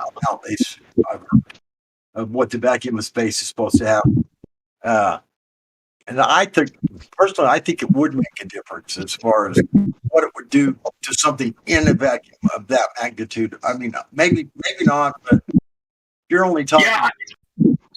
If you could do it, if you could build it and create that, it would make a difference. But I say it's a safe bet to make assumptions after that because you'd never have to prove it. It's because once you get past that 10 to the negative 6, it's all storybook after that, isn't it? Yeah, of course. Their position is also compounded by their notion that space is expanding that they use. So by definition, their vacuum is getting more perfect because they're not asserting that more material has been generated or more energy is contrived.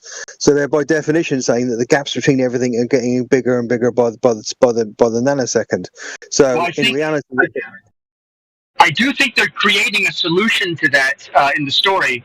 In the multiverse, they transfer the quantum particles between universes, and so everything can infinitely expand. Yeah, I think that's very theoretical. I don't think anybody, these are all possible. Oh, I mean, obviously, yes, it is. I mean, there is, I've read quite a lot about quantum computing, and there are quantum characteristics. Quantum mechanics is a real thing. It's as far as I can tell, there are behaviours happening at some level which are completely they're being evaluated, but they're not understood. But then again, isn't that true about most of science, really?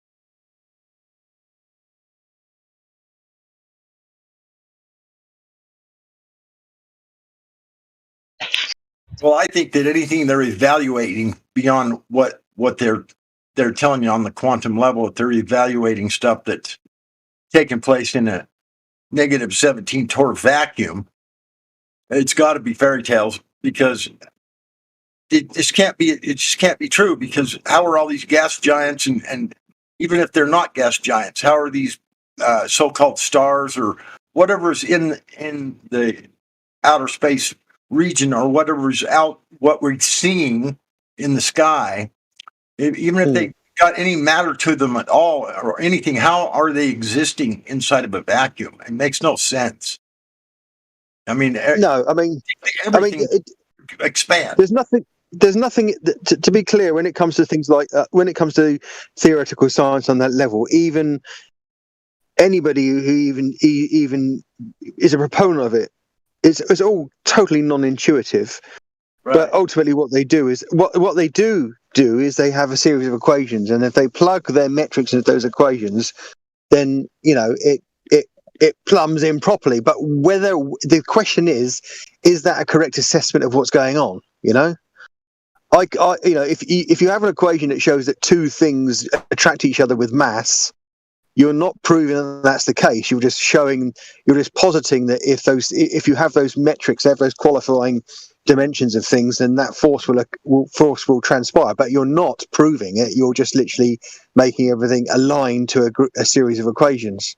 Yeah, and the level of the level that astrophysics and stellar mechanics are working, and the what some of these luminaries in their fields have posited as like the black holes and things like that. Of course, they've got no real way of evaluating it for its truth. They can only posit mechanisms and have them qualify, and then all that really remains to happen is anybody else in the community in a position or bold enough to assert that they're nonsense, or they're not qualified in terms of their supposition. But that's and anybody in that kind of part of the scientific community tells you it's all theoretical. They don't do any experiments. They can't do. And we can't, and you, I, and everybody else aren't. We can't, because we can't produce predictable scientific method-based experiments to verify or disprove what they're saying. It's an act of faith. You have to say, okay, I'm going to basically take it. I have a tacit understanding that they're an authority in some respect, academically, intellectually, whatever it is you want to be, and you just have to take on face value what they say to be true. So it is an act of faith in that respect.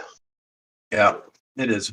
It's one big appeal to authority. Now, that appeals to authority in themselves aren't necessarily bad things. We use them all the time. We appeal to authority when our car breaks down. We appeal to authority when we need someone to guide us through the court system. We appeal to authority when we're ill and we need someone to start cutting us open and jiggling things around or taking bad bits out. So appeals to authority aren't carte blanche bad things.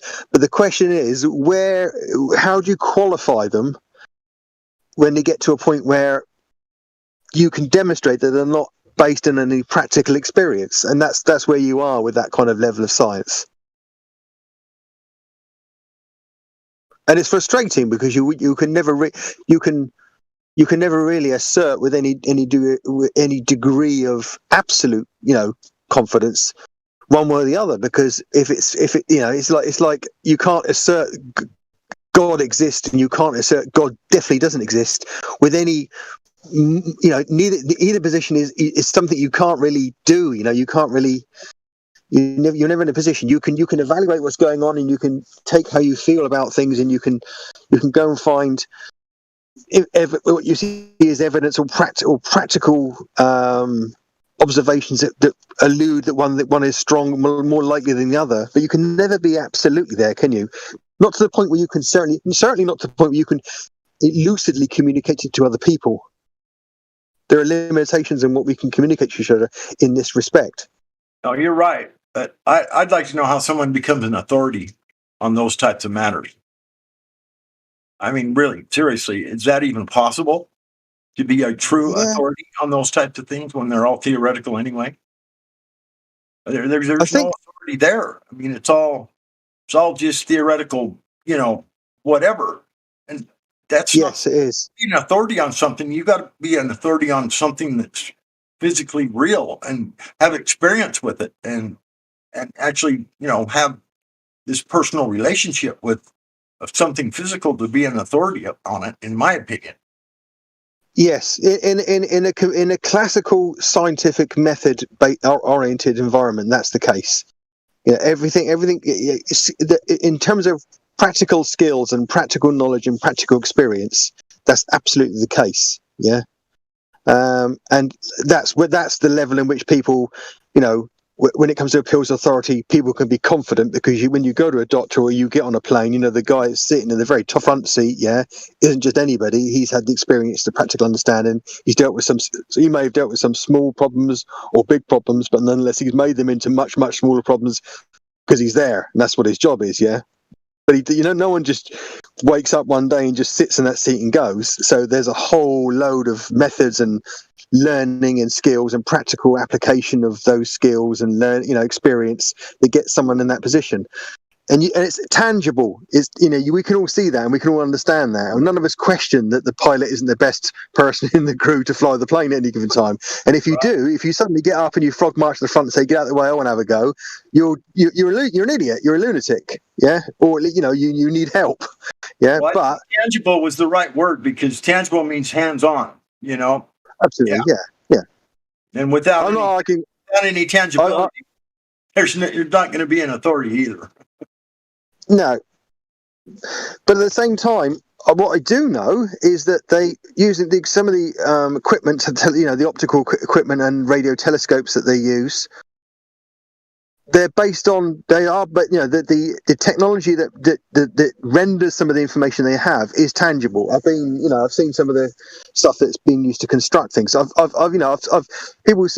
worked for a while. I said this before. I worked for a while in satellite communications and TV.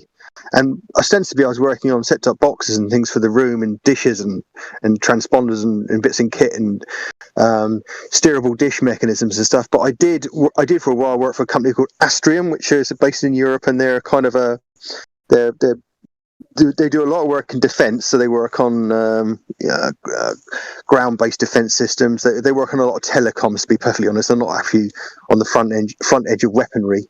But I have actually been in a room where I've seen, I think it wasn't Astra. It was something. I can't remember the name of it eludes me now.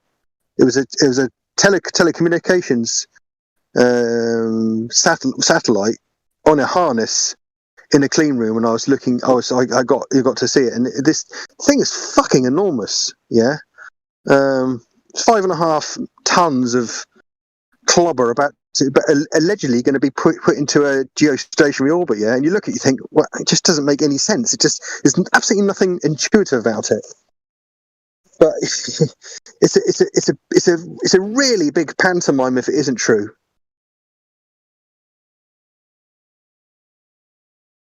It's a pantomime, and it isn't true. I think satellites are the only thing that are true. And it's not on a balloon. It's not up there, in my opinion. I mean, I just can't imagine it. I just can't imagine getting through the barrier. I mean, there's definitely some kind of a barrier that keeps the pressure in. I don't think it's ever been breached. I don't know how high it is. I think it's probably not millions of miles up there, or even hundreds of thousands. It's pretty damn close. Yeah. No. Yeah. Well, they say isn't. I mean, even they concede. I mean, what height do they propose that the International Space Station? It's only at 200 miles up? 250 miles off the Earth's surface, and that region, by the way, is supposedly, according to NASA and the astronomers and Sir Bernard Lovell back in 1962, he said that area is highly radiated, more so than the Van Allen radiation belts. And at that time, 250,000 rems back then. Now, today, 25,000 rems now. So that's where they are, supposedly. Yeah. I'd like to know where all this radiation's coming from, because in reality, that the sun is below that. In my opinion, the sun is within the firmament. I think that's just my personal opinion. I don't think it's on the other side. I think it's right there. You can feel it. I'm going to have to go with you on that one. You can almost reach out and touch the damn thing. You know what I mean? Yeah, I would have to go with you on that. For hell's sakes. It's right there. So if they say all this radiation's coming from the sun, so it's coming off the backside of it, or what? No, I'm not buying into that shit. Okay, let me tell you what I did today. The day before yesterday, I had a discussion with someone on another server, and they were talking about the ship disappearing bottom upwards, right? And I said, look, it's not going over a curb. What you need to do is realize that look for a manhole cover, stand above it so you can see it 90 degrees, then walk back away from that, and then you will see how that shape begins to change. It starts up as a circle, then it becomes an oblate spheroid, and then you no longer see it. Did the road curve? No. If you walk forward, it appears again. So it's clearly we're living on a flat earth, and the moon and the sun are within us. Because today I walked around, I'm playing with perspective, angular resolution, and perspective, like I did in my childhood. I did it again today. Okay, we do this every day, but we take it for granted. The moon and the sun are with us, and it was midnight for me, and the moon lit up the whole road. I could see the road markings. I could see my shadow from the moon. Yeah, and it was moving rather slow. It was moving much slower than the sun. That's another thing that I noticed. That the moon moves much slower than the sun. Okay, and like you said, the moon is within the firmament, not outside. I have to agree with that. Totally. It's not outside. Well, that's Go ahead. I yield. Yeah, I yield. There we go.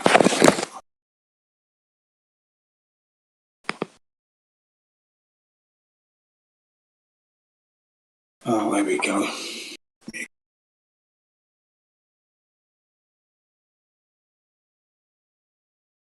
I mean, Operation Fishbowl, wasn't that to try and map out the firmament? And as far as I know, those explosions weren't taking place very high up. I've not heard of that. I can't remember exactly what they were, but it wasn't that high. Yeah, I mean, they say 3,000 to 5,000 miles, and we can follow Jay Tolan Media. Yeah, this is just to the moon and the sun estimates. Yeah. Oh, I mean, we got you meant to the firmament. So I was talking about Operation Fishbowl, where they were sending explosives up to try and map it out. Yeah. Jay Tolan Jay Tolan Media. He actually measured the distance to the sun using optical. Recently, he posted it. Did you not see that video? No. No. How far did he say it was? 5,000 miles. I can post that video for you right now. If you give me 2 minutes, I'll get it for you. You need to watch this one. It's good. He was trying to use 2 cameras, but he said it was so much faffing around, it was easier to use just one camera and track the distance and the movement of the sun as it moved across the sky, and using his geometry and measurements. You'll see it's pretty good.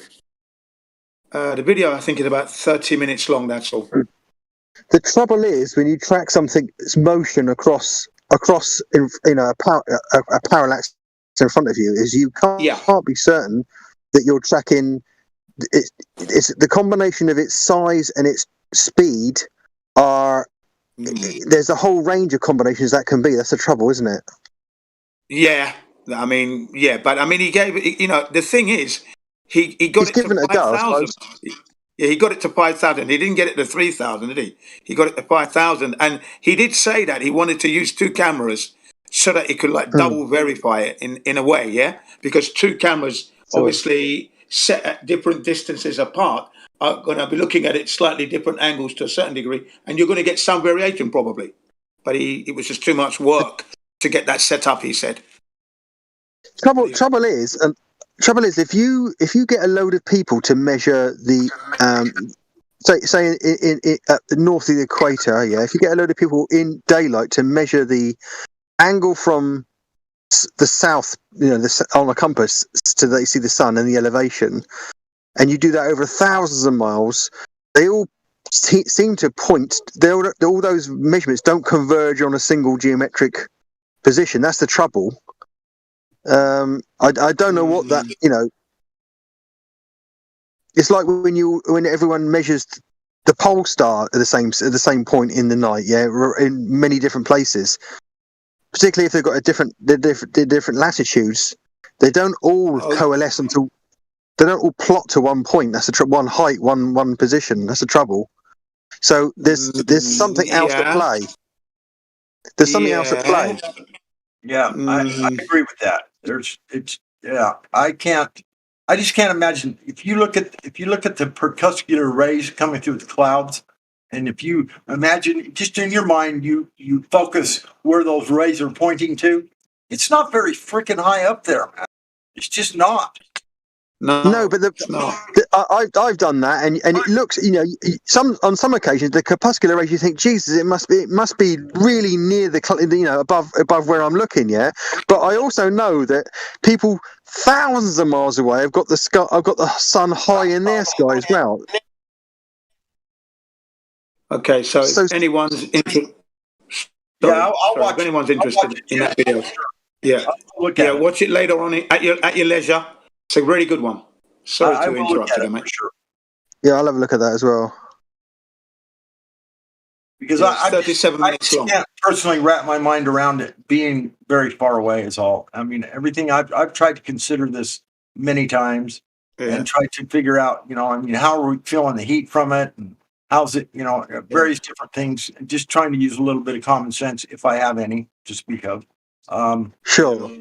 That it just doesn't seem like it's that far up there. I mean, it just to me doesn't make any sense that it would be so many thousands of miles away. Would, it's too freaking cold up there. I think it's below all that shit. It's close. Yeah, I could feel the cold. I could definitely feel the cold of the moon, because I was out at midnight for a walk. I went for a 6-mile walk in the cold, but I felt the cold of the moon on my back, and I could see my shadow today. This is today, Japan, because we're now coming up for 5:23 now a.m. So it was only a few hours ago. I finally thawed out after a near on an hour and 45-minute walk. So the moonlight damn near froze you to death, huh? Yeah, you know what I mean? The opposite to the sun, right? Yeah. And it was just—it's amazing. I believe that. Yeah, and the thing is, I know that the moon is moving much slower, because in an hour and 45 minutes, when it's approaching sunset for us here, which is around 5 o'clock. So, like at 4 o'clock, you go out for a walk at 4 o'clock, and it's amazing how quickly it gets dark and the sun's gone. But I went for an hour and 45, and the moon was still over my head. So it was definitely moving rather slowly compared to the sun. It gets dark quickly now. We're in the darkness by 5 o'clock. It's black here in Japan, yeah? So 4 o'clock, 4:30, you've got that kind of like a pastel blue sky. 30 minutes and it's dark. 30 minutes, that quick. That's how fast that sun is moving.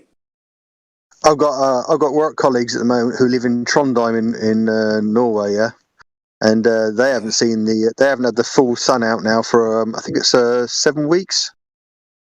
Wow! Where has it gone? That would be terrible. Well, I would not like to live in a spot where you couldn't have full sunlight that very rarely. That would be. Do you want to hear the wacky thing? Yeah, right. In the middle of winter, they don't see it at all. They get complete darkness at night for about 20 hours, I think. Then they get 4-ish hours around midday when it looks like it's going to come up. You don't see it. You see a bit brightness on the horizon. You can see a profile of the horizon, and it goes again. Wow. Yeah? And the weird thing is in the spring, right? Yeah. Sorry, in the middle of the summer, yeah, it doesn't set. So it loops around you, wavering up and down in the sky, different altitudes, but it doesn't set. I mean, that's mental. That's crazy. Yeah, that's lovely. That is. That means they're in the region known as the Tropic of Cancer. Then. So why is it documented with video to that would be one hell of a good proof that the Earth is flat. Yeah, Oh, yeah. They would have to. Hang on a second. They would have to be in the Tropic of Cancer because that phenomena you mentioned doesn't happen in the Tropic of Capricorn. You don't see the sun for 24 hours a day. No, it's not that. It's not that. The Tropic of Cancer and the Tropic of Capricorn are the furthest, the lines of latitude furthest from the equator where the sun can be directly above you.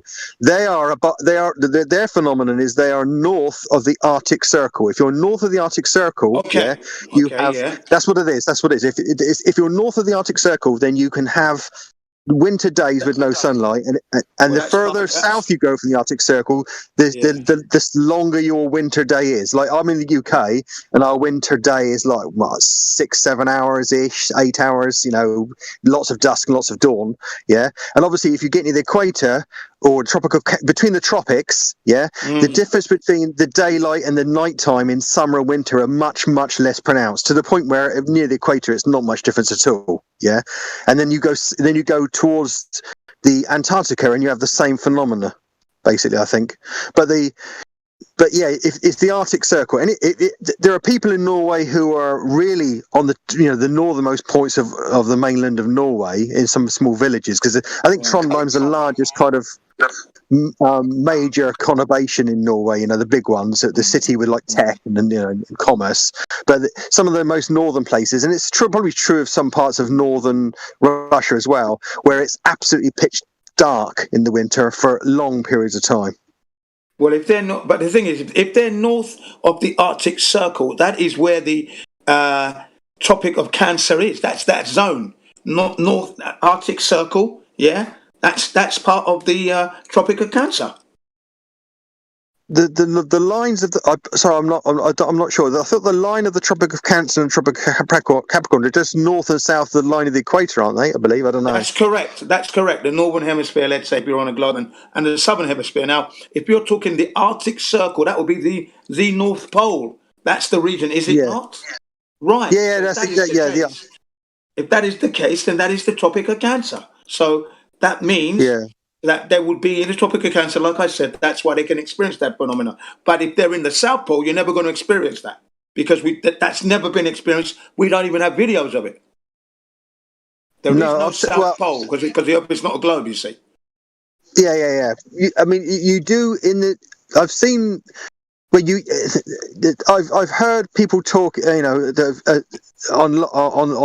who live in like really southern parts of Argentina, who have the phenomenon going the other way, but they're not far away enough from the equator to verify that the winter is completely dark or the summer is completely light. They're not in that position. Right. Yeah. And of course, there's no one who lives out that far who can verify that for us.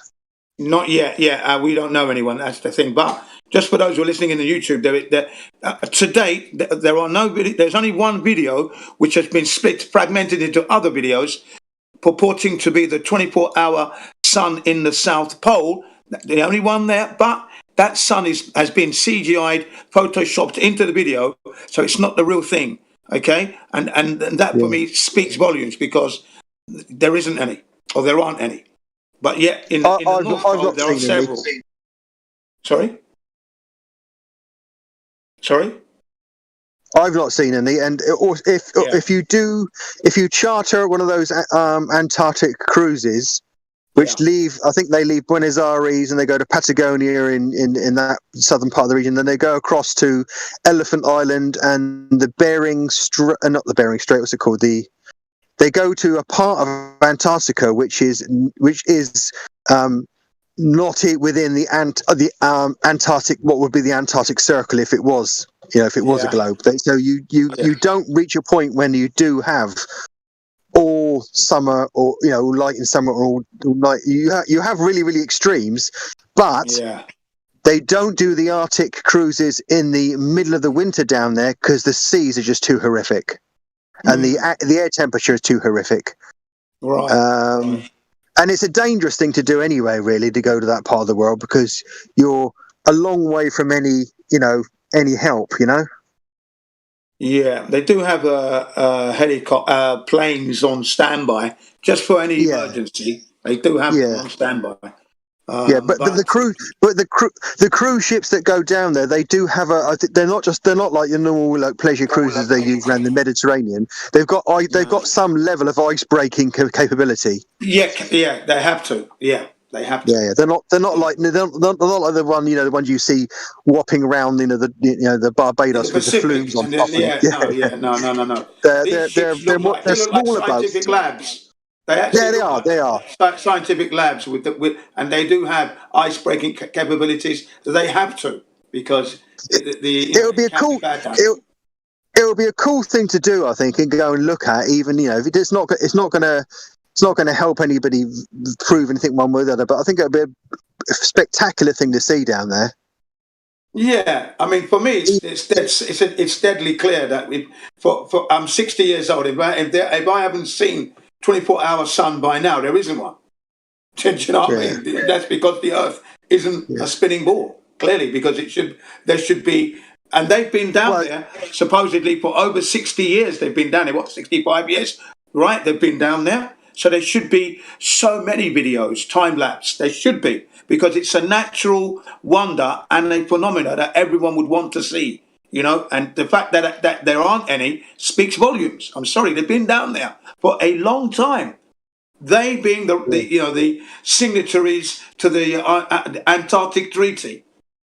Yeah, and they've got their bases down there. What the fuck are you doing? If you're doing scientific research, surely for the sake of astronomy, you're gonna show the 24-hour sun. For the astronomers to get their teeth into. Come on, man. Yeah. It's a given, isn't it? That's got to happen. Got to. I haven't said I've looked for them, so I wouldn't know. But I don't, I'm not going to argue with that. We flat out have, and there's only one video. And like I said, they fragmented it into other videos to try and make it seem like there's a few, but it's the same one. And it's and in journalism as well, he covered that topic matter. And there was a stick in the ice, and we only got up to 18 hours, and then it reset. 18 hours round and reset. 18 hours round and reset every time. And then they spoke to the people who actually put that video out, that one with the 18 hours with a stick, and they said they had to save bandwidth, and that's why they couldn't do the whole thing, which is like ridiculous. Poxy excuse, to say the least. We had to save bandwidth. Whose money are you using down there? It's the taxpayers' money. So don't worry about the bandwidth and that. Get on with it. We demand it. We, the taxpayers, who you're supposed to be representing and working on for the sake of science, we demand that. Thank you. I guess bandwidth is like 100 times more expensive down there or something, or what? Yeah. What a fucking liberty. Fuck's sake. Yeah.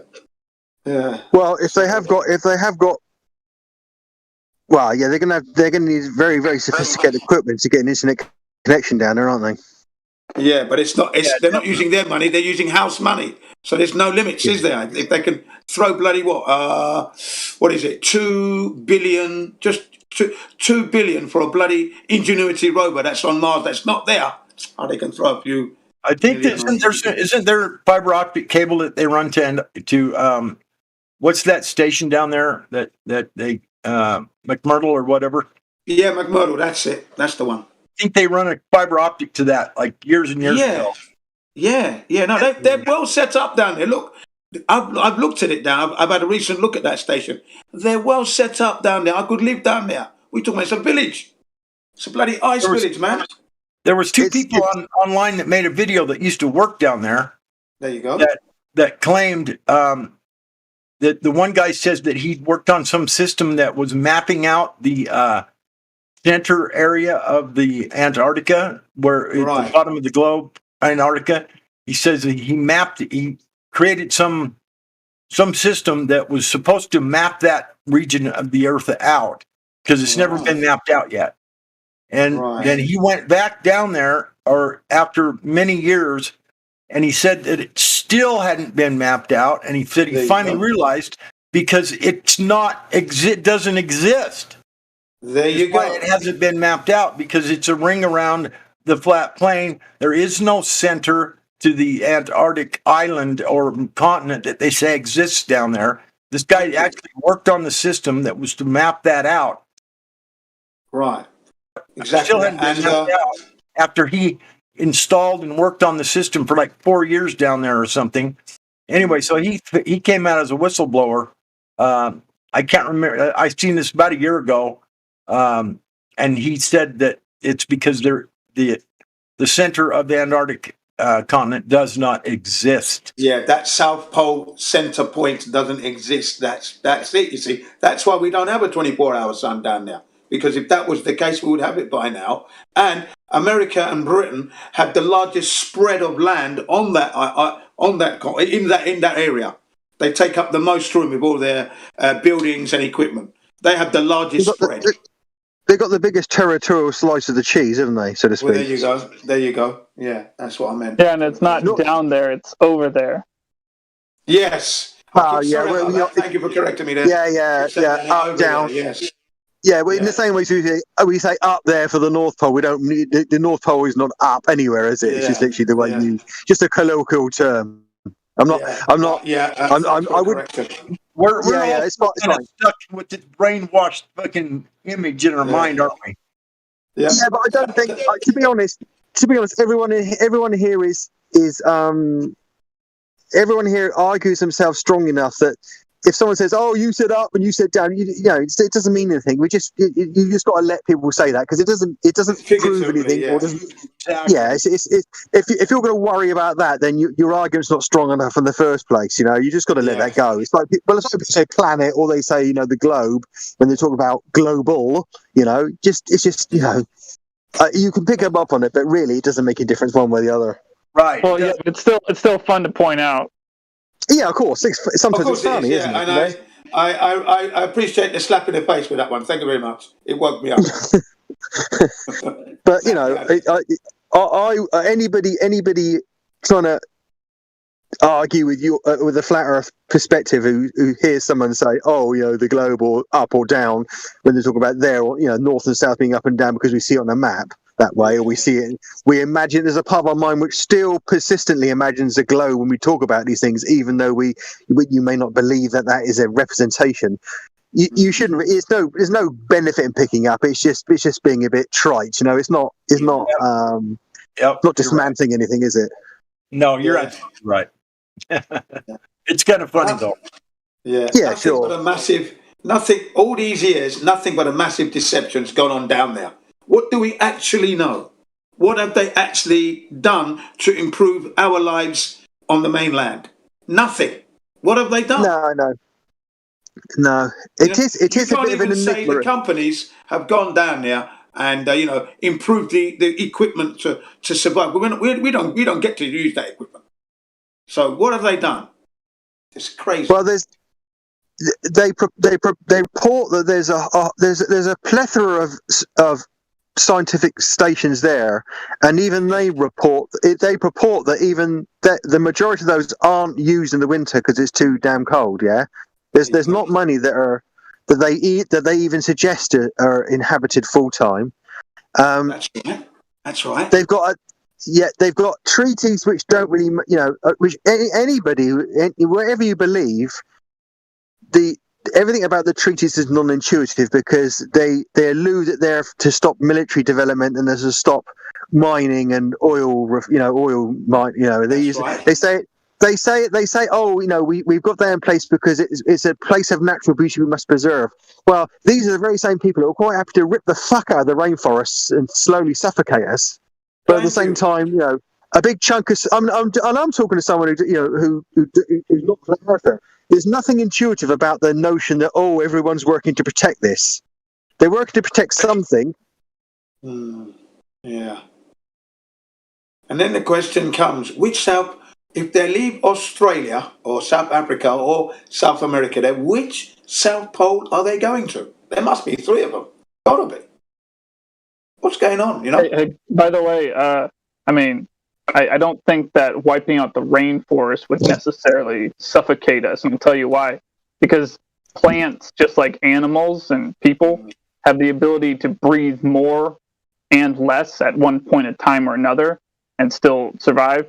And so what I'm saying is, if there was ever, as far as I know, any actual true excess of carbon dioxide in the air, it would just get sucked up by default, even with fewer plants. Yeah, I don't think we could destroy it. Man doesn't have the power to destroy the Earth anyway. We are just too small. This Earth is just too big and too powerful in its natural force. We couldn't do it. This Earth will regenerate itself. So we can poison locally, but we can't do it. We're not that powerful. You know. Yeah, I guess you could say the carbon cycle has a tendency to find its equilibrium, like many other things. Yeah, it will do. Yeah, everything will balance out over time. So, you know, we are the worst living thing on the damn beautiful flat Earth at the moment, purely because of the things we're doing that are just totally harmful to life. And don't misunderstand that, anybody. I'm not. To life, should I say? I'm not saying it's a good idea to tear down the whole rainforest. I'm saying, by all means, don't do that. But I'm just saying, don't think that it would have that kind of an effect, because it wouldn't. Yeah. Speaking of the rainforest, it was because of the rainforest that I stopped eating McDonald's, because back in the late 80s, right, so that would probably be around about 86, somewhere around there, it came to my knowledge that McDonald's were responsible for destroying part of the rainforest so they could level it, make grass to feed cows to make the burgers. You see, that was the connection there. And also that the McDonald's packaging at the time wasn't biodegradable. It was like made of styrofoam, polystyrene. So I said to my brothers, we can't have McDonald's anymore. And I used to buy it every Friday. Every Friday would be McDonald's Day, and I used to share it with my brothers, yeah. But in the end, that had to stop because of what we discovered, that McDonald's are a part of, and we cannot be part of destroying the rainforest, because they're saying that species of animals that are not yet named are being killed, being wiped out back then. So we stopped. Okay? Such was the importance of the rainforest to us back then, and the way it was being reported. That was one reason why I stopped McDonald's. At the height of my enjoyment, by the way.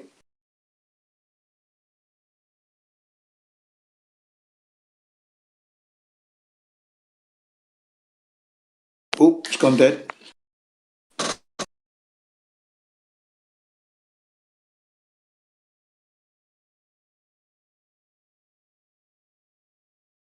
Uh-oh. Mic check. Can I be heard? Yes.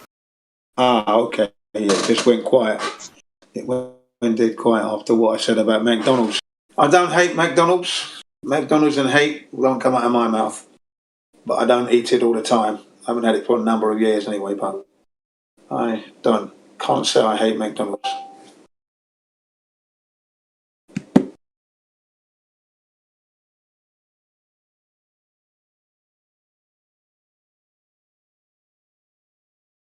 Testing 1, 2, 3.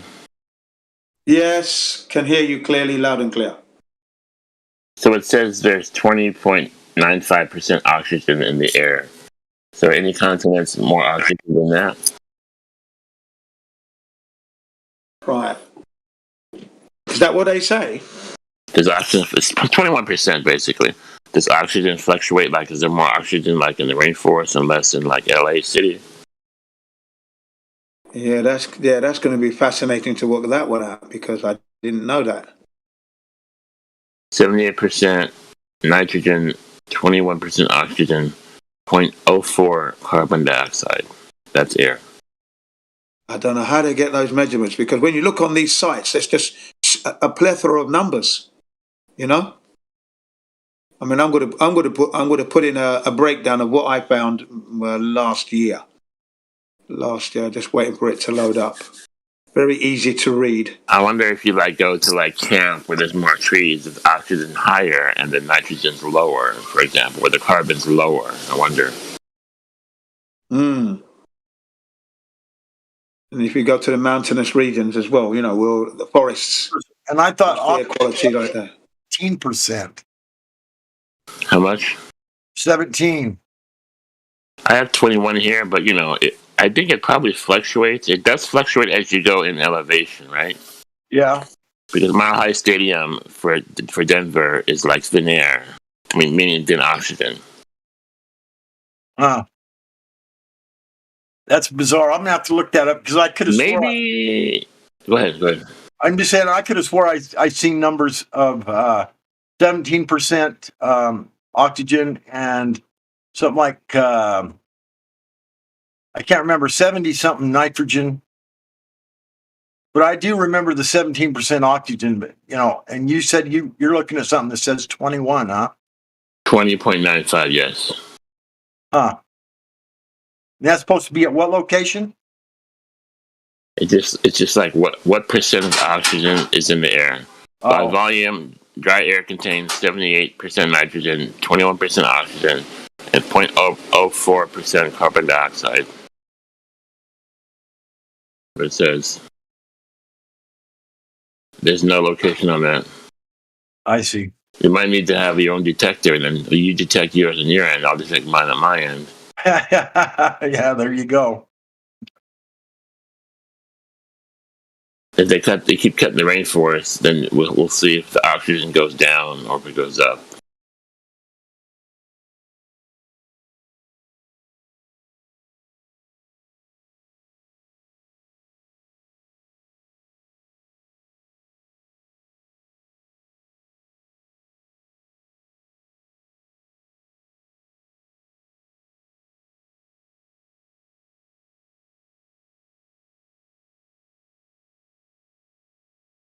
In theory, you could have global warming, like if you have too much carbon dioxide, but I don't know if that's really a thing.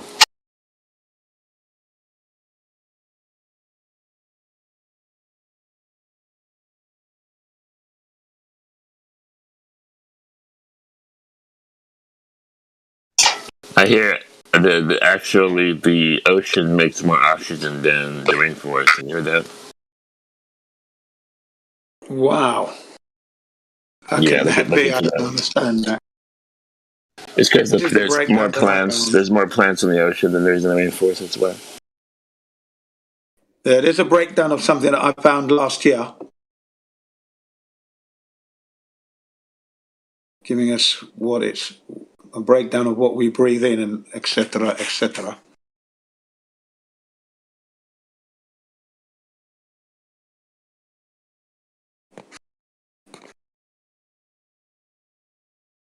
This one, there's another one here. This is more up to date. This one I looked at this year, maybe 2 months ago.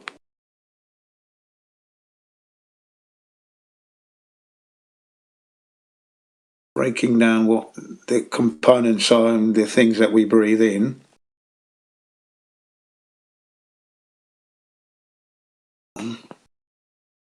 All right. Wow. There you go. And then the final installment, if I can find it. One more. There it is, yes. Oh, come on. Yeah, this one.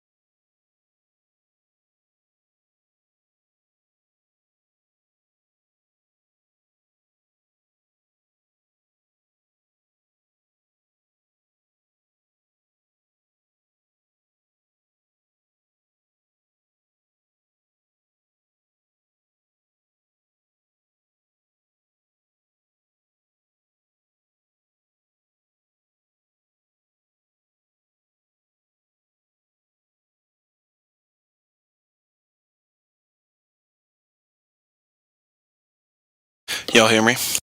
Junior, percentage of oxygen seems to not agree with mine. Let me show you what I got. Yeah, that's what I'm saying. You know, you go to these sites and you see these conflicting numbers, you see. Yeah, maybe. Who knows what to believe is what I'm saying. Hey, look what I got. Right there, 20% oxygen, right there. Right. 21. So somebody's off. Someone's off, yeah. That's the real conspiracy. How much oxygen are we really breathing? Are we breathing oxygen? That's the real conspiracy. This is it, you see? This is it. Is it real? Wow. I posted a thing that says 50 to 80% of the oxygen is created by the oceans. Way more than the rainforest.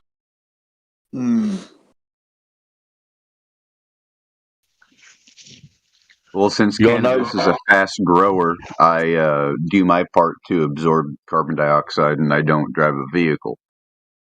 Right. See, they try to make things more efficient, and how they make things more efficient is the amount of carbon dioxide instead of converting everything to water, which and sequestering the carbon.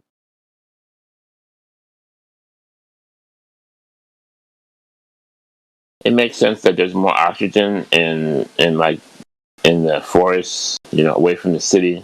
That just makes sense. I just don't know how much different it would be. And if it would... Never heard anybody passing out because there's no oxygen, unless they're in some kind of container or something. Jail cell or something.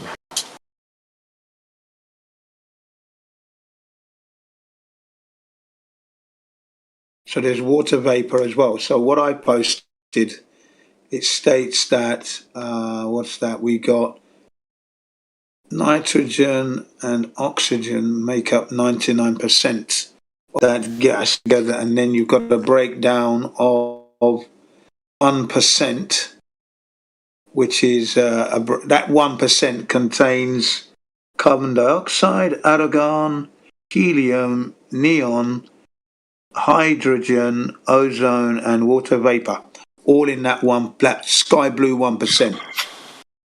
Hey, you oxygen is, yeah, go on. You said helium. Yes, helium is in that would be above. That would be above the surface, though, right? Probably, yeah, it would have to be, but it's part of the gas, isn't it? It's all part of the composition of air. What air is? But I was interested in what air we're breathing on the surface, not what's up in the sky. Okay. Because the question, if we killed the rainforest, would we die? Would that lower the world's oxygen? That was the question. Yeah, no, we wouldn't die, would we? No, I don't think so. But does it fluctuate? Does oxygen fluctuate in different continents, for example, or in different areas of the world?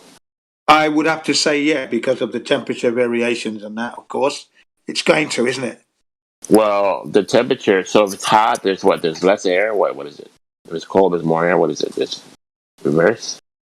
Drier. I mean, I think, there's depending on where you go, you can have moist areas in certain areas and dry areas like in the Sahara, for example.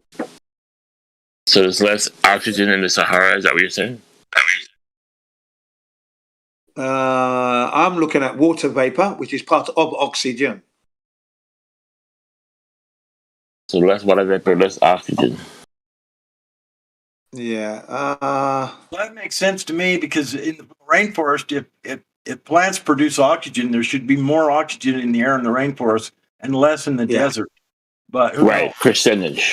Yeah, right. Percentage-wise, yeah. But I can't find anything on that. I've just been looking. It's a funny thing how I've heard people say on here that gas being omnidirectional disproves gravity, and how you can't have gas pressure without a container and everything. I just think it's interesting how you're talking about these trace gases that are in that 1%, where it's just a bunch of small amounts of trace gases that make up the air that we breathe.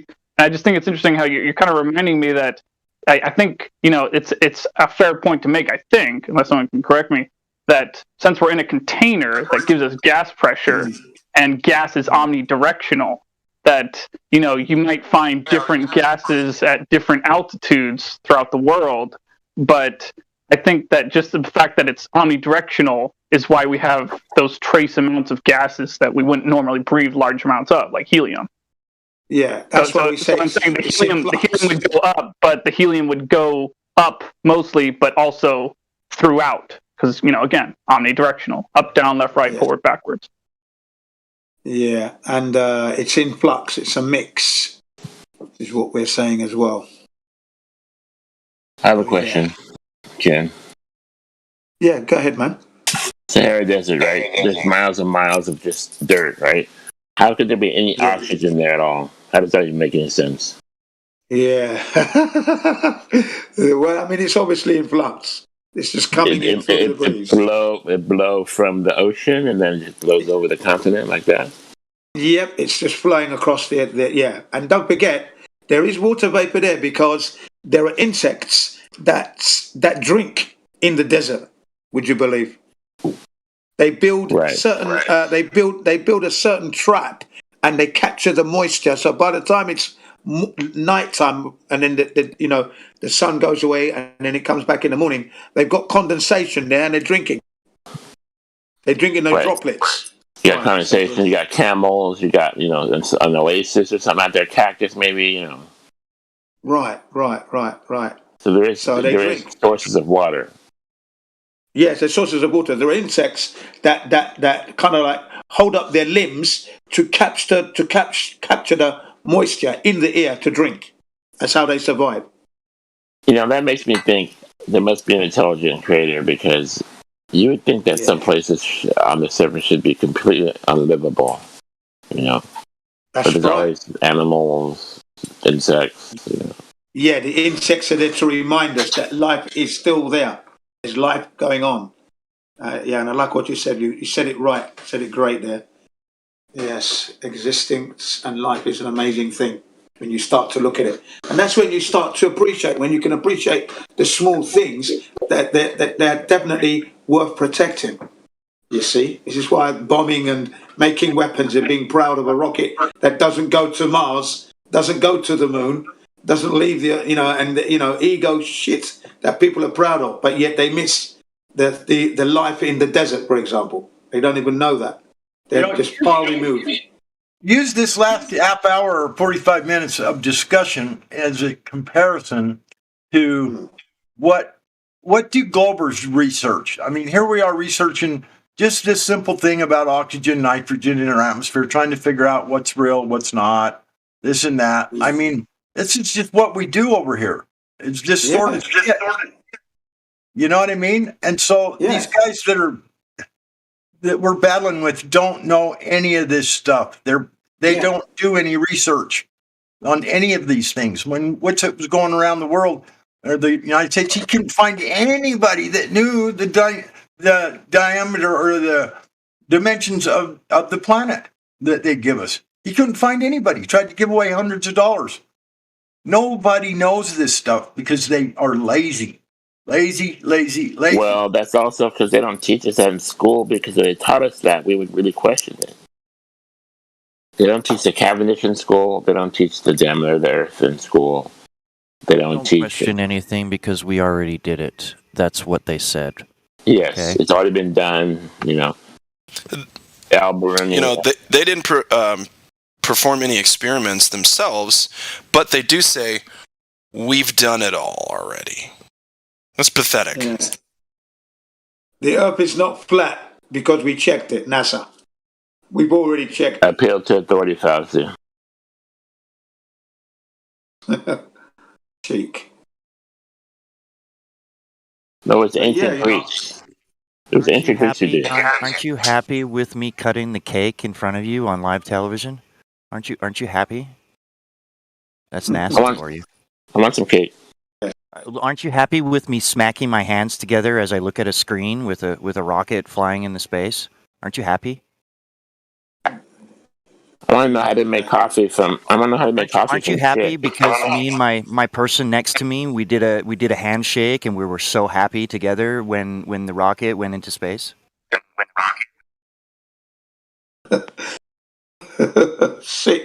Sick mentality, that is. It really is. That stupid handshake they got. Yeah, and then they go, la, la, la, la, la, and all that crap they do. Fucking hell. Honestly. Mad.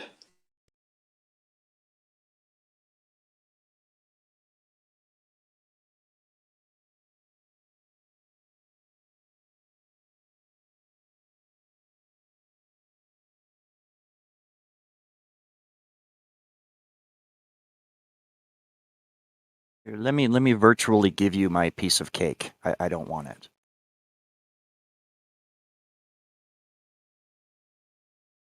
I was just trying to point out why we can't ever find any intelligent conversation from these morons. Because they just don't know anything about anything when it comes to the globe or the earth or anything. They just don't. All they know is what they've been told.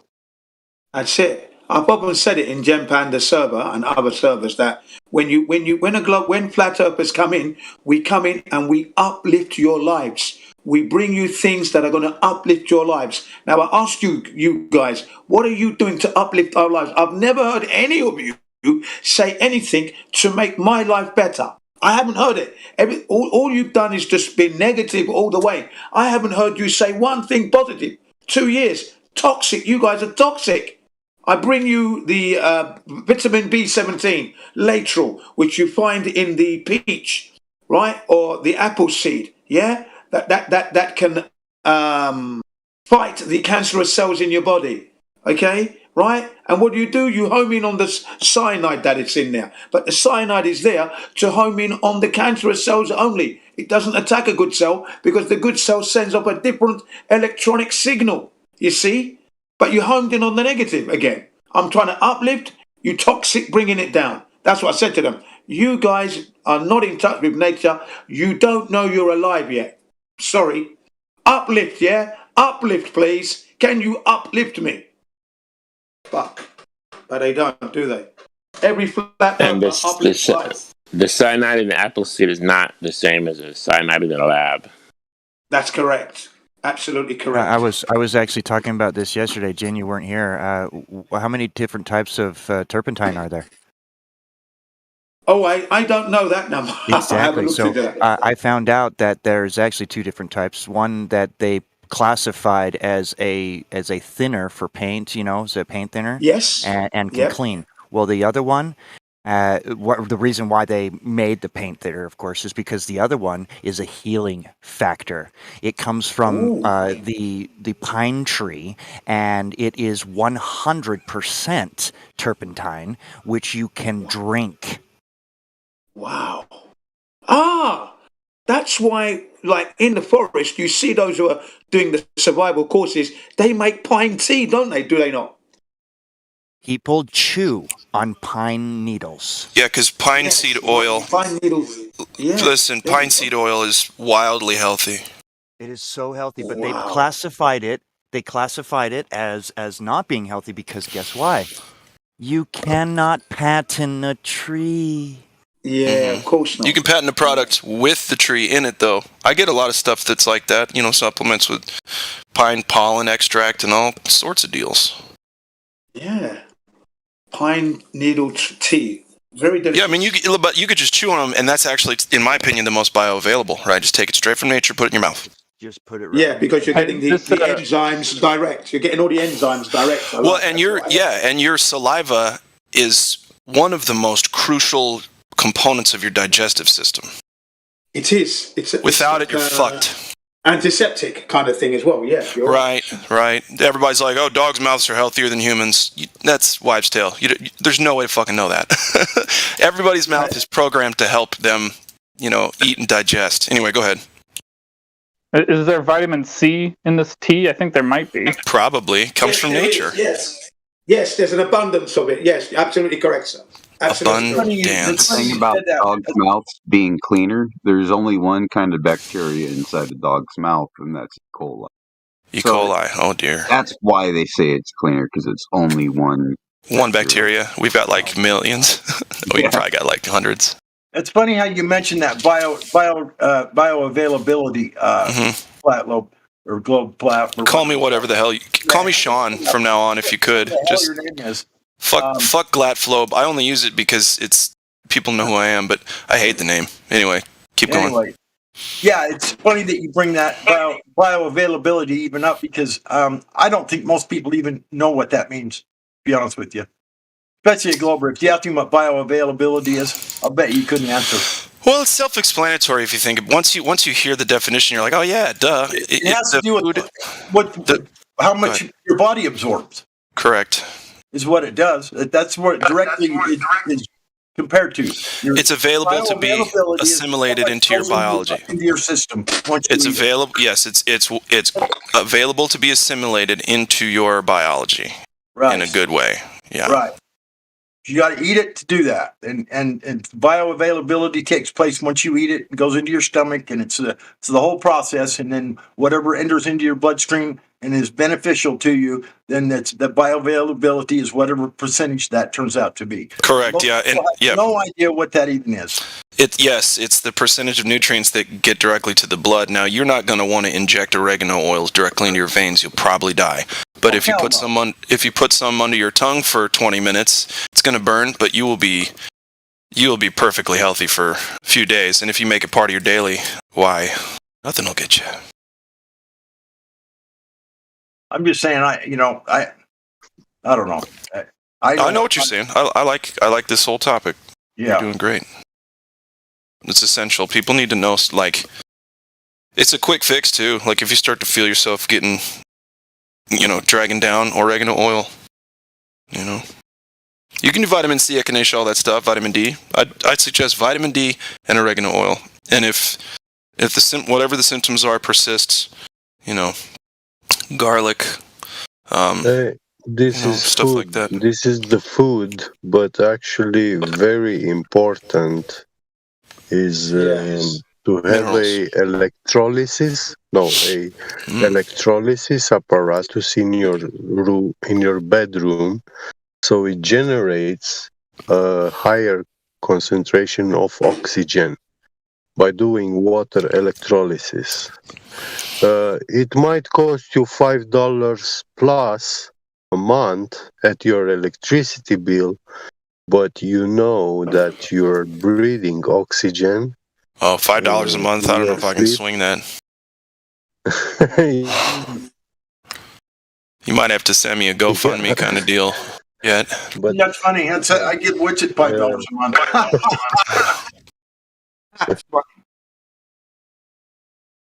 Join us. Yeah, I don't know. Get beget. I've never done electrolysis. I've never done a sensory deprivation tank. It's very simple. Never done anything like simple. You don't even need special metals. Just 2 copper wires, and a simple transformer. I sold all my transformers when I turned 18. It will generate oxygen, and you could make a much complex one like they do in those HHO setups. I don't know what that is. With more cathodes and anodes. And when you have like about 1 volt per cathode, then you have much more bubbling, So much more bubbling or doubling? Bubbling. Like bubbles? Because the oxygen, when the oxygen and hydrogen separate in the water, they form bubbles of air on the that makes sense. and anode. Yeah, and then they rise up. And, sure. Yeah, but if you make one that bubbles quite a lot, you have to be careful because you can catch fire. You know, if you raise the concentration in your room, The oxygen will blow up, right? yeah, you can explode. Or the hydrogen. Yeah, the oxygen will blow up. Yeah. Yeah. Well, then don't do that. But yeah, to make one, you can make one safely, and when you release it in your room, in your bedroom where you sleep, it's quite safe, and yeah. That is an astounding amount of work. Did you say You peroxide are and breathing bleach? like you are breathing instead of like 18% oxygen, you will be breathing above 20, and it matters a lot in the. I mean, when we sleep, that's when the body actually works and regenerates and uses the most of the oxygen. Yeah, for sure. I agree with that. You can vaporize heavy metals too, silver and all that. You know how Not to heavy, generate but oxygen? bioavailable. Sorry, go ahead. You know how to generate oxygen chemically? Breathe in and out. No. I don't know. Chemically? How? Yeah. Chemically. Chlorine dioxide. Bleach and hydrogen peroxide. I'm not drinking chlorine. Bleach and No, hydrogen you don't drink it. You mix bleach and hydrogen peroxide. It releases the oxygen. It's called chlorine dioxide. It's not. Yeah. Releases pure oxygen into your bloodstream. You ever done the food grade hydrogen peroxide? I've been doing that for a few years. Well, you need to release it in your room, not directly in your bloodstream. I mean, I almost don't agree. How do I release it in my room? well, you said chemically by mixing like a vaporizer. You tape your room off. Tape the room off. Bottle. So far, Like none you of this close your stuff door, sounds fun. You take I don't want to do any of it. Take a flask, like say 200 mils. I don't have a flask. 500. I Take quit a 500 drinking, bro. mil flask. You take 200 mil of bleach and 200 mil of I stopped drinking. peroxide and mix it together, and you'll increase the oxygen percentage by like 1%. I feel like I don't want to breathe in bleach chemicals at home. You're not breathing in the bleach; it just releases the oxygen. It turns into oxygen? Yes. I bet I'll still smell bleach, dude. No. I don't think you're right about that, man. The chlorine gets sequestered by the hydrogen. Bleach is a very specific, very formidable scent. Not going to get rid of that just because. Right? What's left in the flask is hydrochloric acid, basically. Yeah, it will be a You're different. so much smarter than me in these topics of trying. Yeah, do the math. Hydrogen peroxide reacts with the bleach. Yeah, or you could take hydrogen peroxide and sprinkle palladium on carbon on it, in it, and it will release the carbon dioxide or release the oxygen from the hydrogen. Yeah, the peroxide has, I think, 4 oxygen atoms. Yeah, basically, peroxide is it's like oxidized water. Yeah.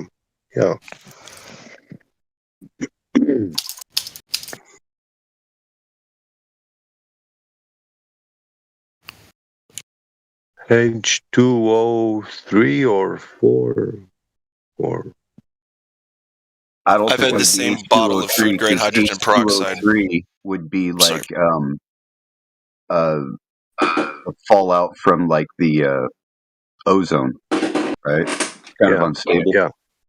So it would have to be H2O4. Yeah. See, I will never know why. But that's like water. Just not smart. Yeah, but H2O is not water. Apparently, H2O is not water. What's H? What's a H, bro? Well, H is hydrogen, isn't it? No, what's a H though? H. He's pronouncing the H. I know. I'm just kidding. Ache. It's in Spanish. It's ache. The pronunciation of H in England. It's two different words. I know. Listen to what I'm saying. It's two different words. When you all say H, you're not saying the right word.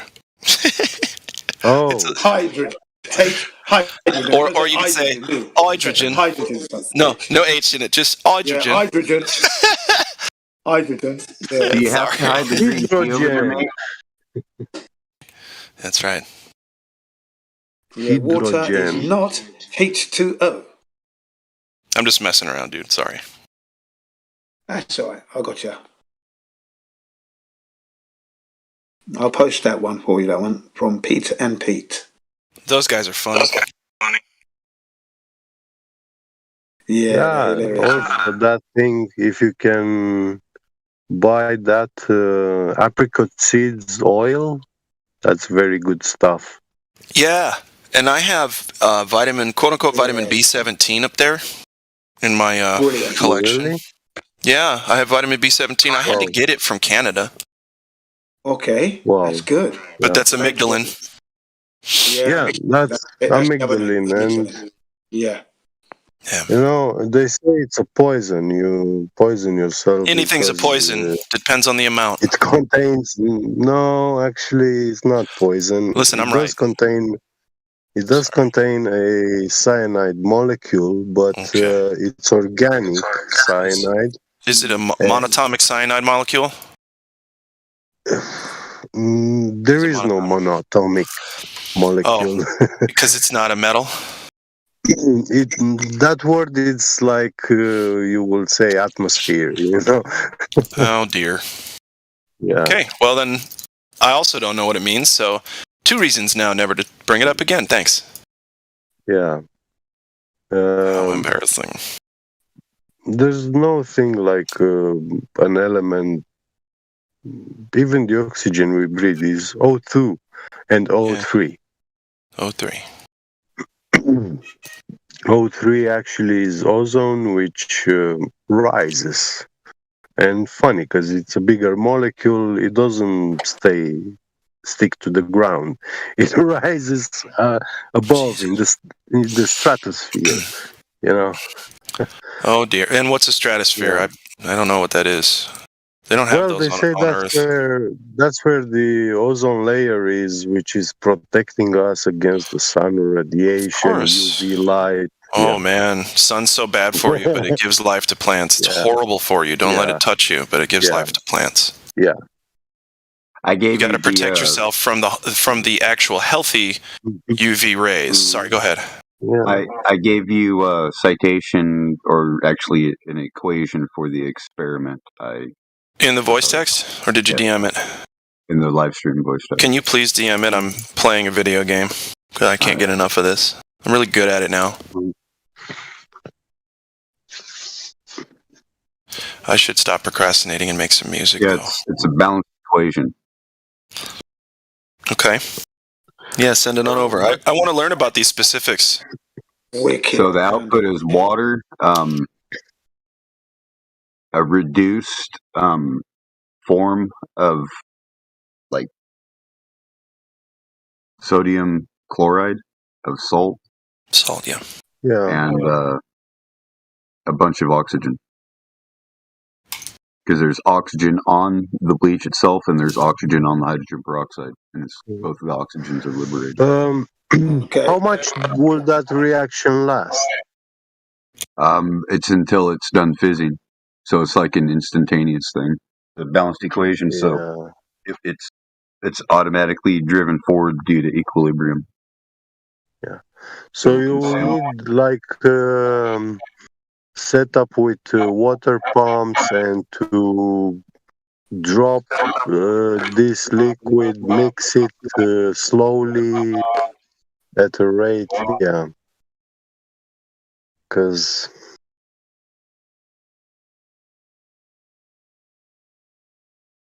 just mixing 200 milliliters of solution in your room, well, that's a small scale. will increase for a couple of minutes the oxygen content in your room, but it will dissipate, like it will vent. Yeah. In the end, yeah. Hang on, let me get a coffee and put my headphones on.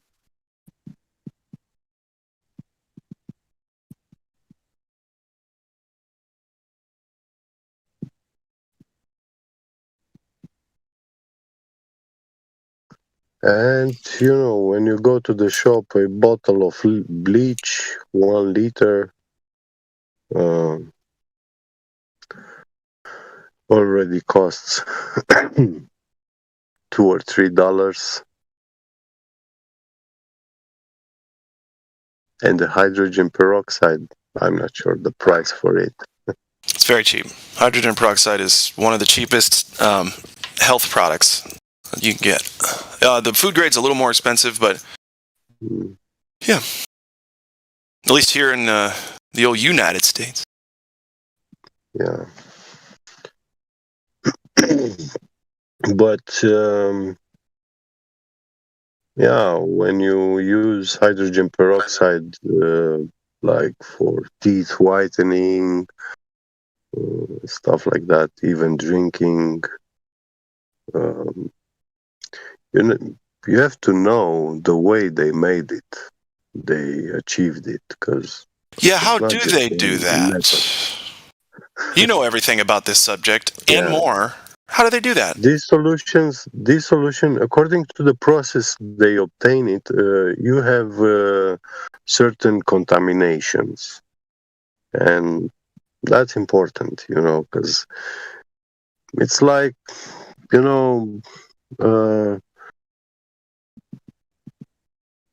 a doctor cuts all day dead people, makes autopsies, and then he goes and consults a pregnant woman. Of course, that pregnant woman will die before she gives birth, if he's not washing himself and stuff like that. Yeah. Now I okay. Yeah. I was like, hold on. He could probably deliver a baby too. I don't know if he's a doctor. Anyway. Yeah. Carry on. I mean, it's normal for a doctor to consult a pregnant woman, but if he made an autopsy to a dead man, you shall not. He'd have to take a shower before Yes, correct. I mean, you just don't do that. Well, and that's the thing. A doctor who primarily works on pregnant women is not going to do autopsies ever. It's not. It doesn't. Like they can't moonlight as. Who told you that? Who told you that? They can't moonlight as gynecologists. Who told me what? That these. I don't know. Fuck, I don't. If I'm doing autopsies, I'm telling you that they do. Oh, yeah. I guess that was a wild assumption on my part, but the two didn't correlate.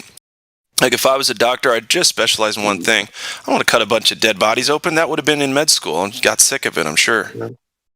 But who knows? That's 8 years that I'm never gonna and never will dedicate my life to, because most of it is wizardry. Yeah. Pharmakia. I want no part of it. I mean, an Austrian doctor actually discovered this, that the death rate in Austria for pregnant woman was like 30%. That's pretty high. Investigated, and he found out that this happens because these doctors are performing autopsies and then they go and directly consult pregnant women before washing hands and stuff like that, or changing clothes. How do you know that? And I mean, it's not surprising, but who'd you hear this from? I saw it in a documentary. I'll have to check later. Got it. Well, documentaries are a little more. And the funny thing, when he started to hold on, let him finish. Go ahead, When he started to expose this problem, this community of doctors, they said he's crazy. He lost 3 jobs, like he was fired from 3 hospitals, and then he was put in a nut house where a crazy man killed him. Oh, good story. Yeah. Glad that all worked out. Flying colors with him. Oh yeah, I heard this at Kent Hovind. Kent Hovind. I keep hearing that name. Yeah. Yeah, Should it's check him out, huh? Little the message, Dino Doctor. little message for you, Glatt. Call me Sean, please. Sean. In Yeah, your DM. I hate to hear people struggle over my dumbass name. Okay. Go ahead. John. Sean, in your DMs. Uh-huh. In your DMs. Mm-hmm. I DM'd you some things. Okay. I just won the match in the game, so I'm gonna now quit it. I need to put this down. It's ridiculous. I like Sean better. It's a great name. It means God's gracious gift. In the Shawn Bible, Michael? at least. No. Nope. And I'm not going to tell you my middle name. I'm not. Or my I'm last. Just fucking with you. I'm just fucking with you. Obviously, Connery. I'm Well, joshing it, obviously. Sean Connery. Sean Connery. Flannery. It's logic. It's deductible. My name is Sean. O'Malley. What? Oh, Your name's not Sean. Fighter. That's movie. My name is Sean. Oh. Sean. Sean Shaken. O'Malley. My favorite. Sean Connery. But yeah, what I was I going to know say one, about John. Sean is an Irish name, and Sean Connery is Scottish. Connery Van Damme. Can you prove that? Prove what? That he is Scottish. I mean, I trust IMDb. I trust Wiki on that one. I wonder what a Scottish guy looks like if you draw one on paper. So you're not like Sean Connery. You're more like Jean-Claude Van Damme. Jean-Claude Van Damme. Jean. Yeah. I was going to say pharmakia is technically drug usage. Got it. Yeah. I mean, okay, so Sir Sean Connery, born in Edinburgh, Scotland. Edinburgh. He died in Lyford Cay, Nassau, Bahamas. Bahamas was, let's see. So he died in the Caribbean. Cremated, ashes scattered in Scotland. He has one child named Jason Connery. And relatively boring wiki page. I met Sean Connery one day. Oh shit. Yep. How'd you pull that one off? Well, it was at a restaurant in Marina Del Rey. An actor that we know was in what was the it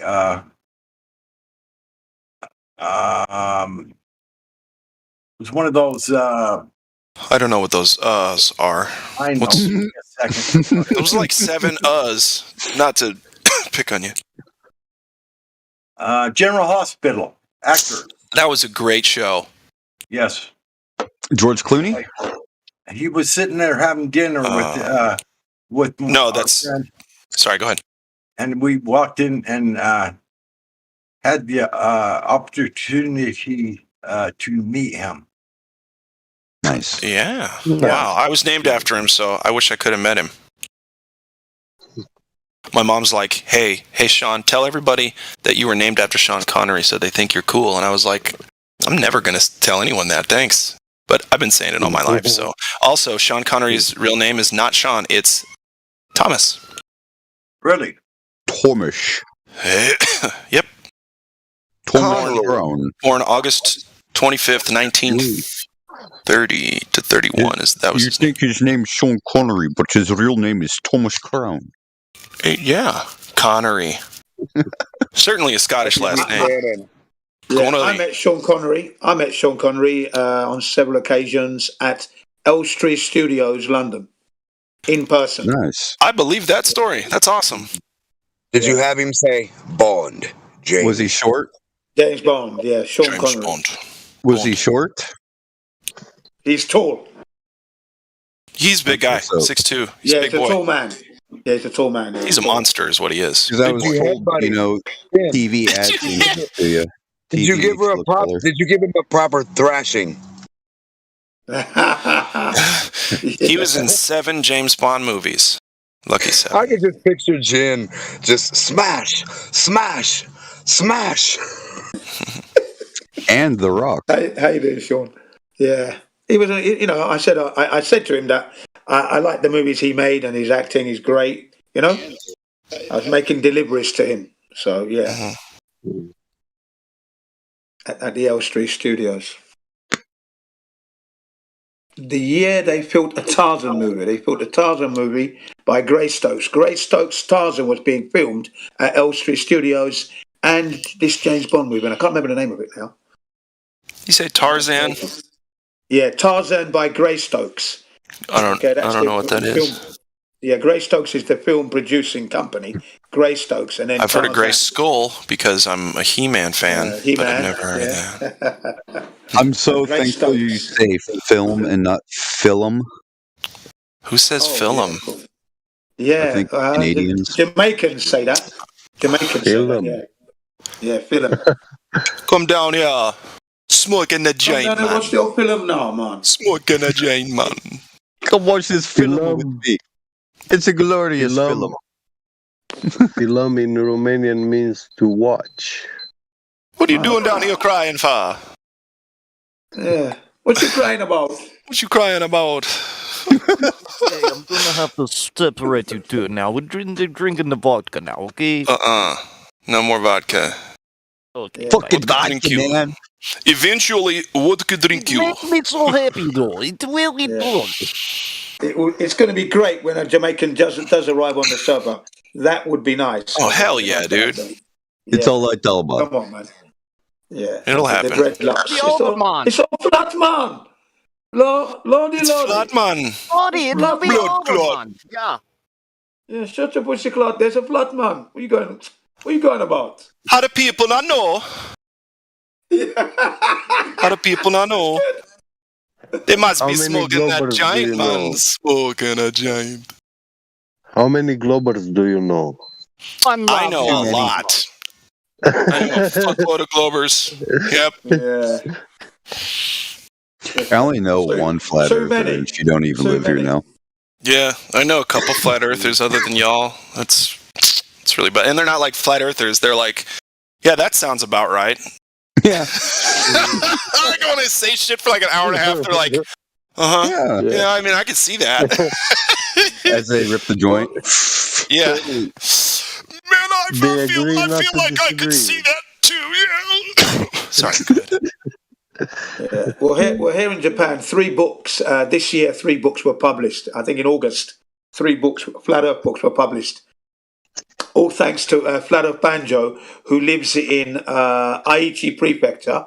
Obviously, he had a meetup and that, and introduced the Flat Earth to people. And there were some people that were motivated to make a book.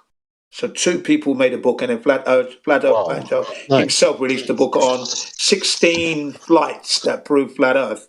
And then other books were published, and they're pretty good, yeah. So things are moving at a pace now. Hopefully it will gather more pace, but yeah. Hey, Jin, I'm curious because you are in Japan. Ask, was the last Japan's emperor a Glober? Hirohito? I'm going to find out. Yeah, I don't know that. That's a good one. It's probably a Glober. I think this will be very interesting. When did Jesuits... Hold on. I have a Freemason coin that says when the Freemasons started their first temple in Japan. Hang on. Because that coincides when the Jesuits were able to get into the country. Yes, because, you had William Perry, I think it is, he came in, the man with the black ships. So they would have brought some of that knowledge. Yes, I'll look into that, because I'd like to know when exactly did they start copying, because that's what they do here. They copy. I mean, obviously, when in the Second World War, they were a totally different kind of culture. and Yes, thinking. that's right. Yeah. That's right.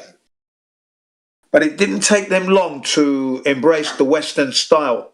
Didn't take long. They were by the Second World War. They were already fully versed in Western styles and mannerisms, and ships, cars, bicycles, cameras. They had it all here. In fact, if you compared the American ships to the Japanese ships, the Japanese were superior. If you look to design and function, you compare. Okay, so they were really quick, very quick. The Japanese in modification and making things better. Very quick. 1866. 1866. Was that when what? That was when the 100th heliocentric model was anniversary. introduced? Well, 1966 was the 100th anniversary of Freemasons in Japan. Look at that. And this How one many hundreds? is How many hundreds was that? 100. So 1866. 1866. Okay. And I believe that's when the Jesuits were able to get into the country because they were closed off for the longest time and only dealing with the Thank you very Portuguese much. because they were against the Jesuits. Thank you very much. And It's a very important part of they were non-heliocentrists at the time. I mean, just look at the Amaru, the Ainu. Yeah. Yeah. Yeah. I mean, we're not where they say But we're it's from is amazing. not really where we're from, man. That's correct. And it is amazing how quickly, within that 100 years, that they brainwashed everyone. Mm-hmm. Do you think? Because you speak to a Japanese person, they're going to say the Earth is round instantly. It's a spherical ball. Well, it's like my grandmother didn't even know, and even because she was born in Japan. And like 2 years ago, we had family from Japan here, and they saw me growing wheat, and they're like, "Oh, wow!" So I explained to them, cannabis is one of these things that's natural, and Japan was a foothold before World War II. That's They right. grew a large amount of cannabis because the hemp. They were using it. Hemp. Yeah. Yeah, they were using it. They were using it big time in Japan. They didn't even know, so I showed them pictures of Iwo Jima or not Iwo Jima, Yeah. Osaka, and Osaka, yeah. the rice fields in Kyushu, where we're from. Okinawa. No, not Okinawa, just Kyushu, the southern island. Not far south in Okinawa, but like all the fields there, that it was rice fields and cannabis field. They would rotate. And they're like, I didn't know that. Yeah. I mean, there's a lot that the Japanese don't know about their past. Because they just move forward. They don't look back. And I hate that. My wife is so busy throwing away things that I treasure, like kids' paintings and pictures, things that things that you want to keep for sentimental value. My wife doesn't have any. I keep saying, no, don't touch that, don't throw that away, I want to keep it. But no, it's there for a reason. When I put something down, don't touch it. Before you even think of throwing it away, ask me first, yeah? Don't just think it's rubbish. It doesn't become rubbish until you put it in the bag. You hit it on the nail there, man. Like, I mean, absolutely. And they want us to just be rid of the past and accept what the future is holding. Well, why can't we have both? Why can't we have it all and have like a library of just endless history? Well, I believe that we did, and they destroyed it. Yes, you're right, sir. That's why they messed us up. It's natural for us to want to keep things that we hold dear for sentimental value. I've got pictures that my children drew when they're in the nursery, still hanging up. And the oldest one is 20. Okay, so there's pictures up there that they created when they were a child, when they were learning to draw lines and that, and it's up there, still there, because you made it for Daddy for Father's Day. So I've kept it. I'm not going to throw it away. Why would I throw it away? Why would I throw something that you made for me? I'm going to throw it. It's rubbish. It's not rubbish, is it? Right. That's why I keep it. So think about the things you have. When you buy something, buy to keep. If it's clothing or anything that you're going to do, like a tool, don't buy to replace. You buy to keep, yeah? Blimey. Got to try and educate these children of mine. Because they're swimming in that kind of destroy your past mentality. Straightforward. Yeah. I said to them, I've got a plastic bottle older than you. See this bottle? It's older than all of you. This plastic bottle still does its job, yeah? Still working. It holds the fabric conditioner that I pour into it, and I put the cap and I put it in the corner. Is it rubbish? Because it's 20 years old, is it rubbish? Is it rubbish? No, right, okay. So just think about the things you have and the things you are getting and the things you want to get. Because it's so easy to throw away something good just because you want that over there. But is it as good as the one you have in your hand? Is it made better? Is the design any better? Think before you throw away anything. One man's rubbish is another man's treasure.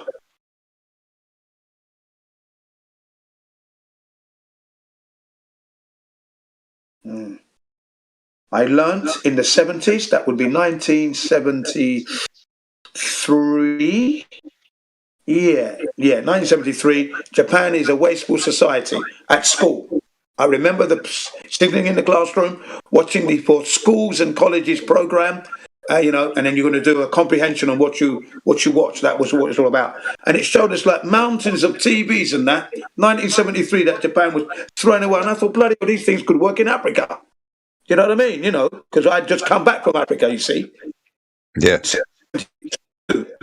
Yeah. I just got back. Yeah, 73. I just got back in Africa. Months prior to that, in Africa, for 2 years. So I'm looking at these mountains of computers and TVs and that could have worked very well in Africa. They were good condition, but they've been thrown out. I never forgot that. It's still like that today. Yeah. Well, that's why they're talking about the fourth industrial revolution, to get rid of this consumerism of buy something new instead of keeping something and repairing it. And the way they're going to do that is you won't be able to own it, and it will be able to be repaired indefinitely. Everything is modulated and replaceable. Yeah. So it's like, a kick in the face. Because they could have built a computer like all of these years ago that doesn't go out. They could have built a phone that lasts forever, a light bulb that doesn't burn out. They could have done these things, but they chose not to because of greed. Yes, that's right. That's exactly correct. And that's like what 470 billion a day reasons why NASA lies. What's their budget again? Exactly. Oh, their budget, I think it's 67 billion this time round. A day. Billion a day. Yeah. Yeah. That's how many reasons they have to lie. Each one of those dollars is a reason. Yeah, so it's 57 billion. It's $57 million a day, and it's their budget went up by $2.something billion.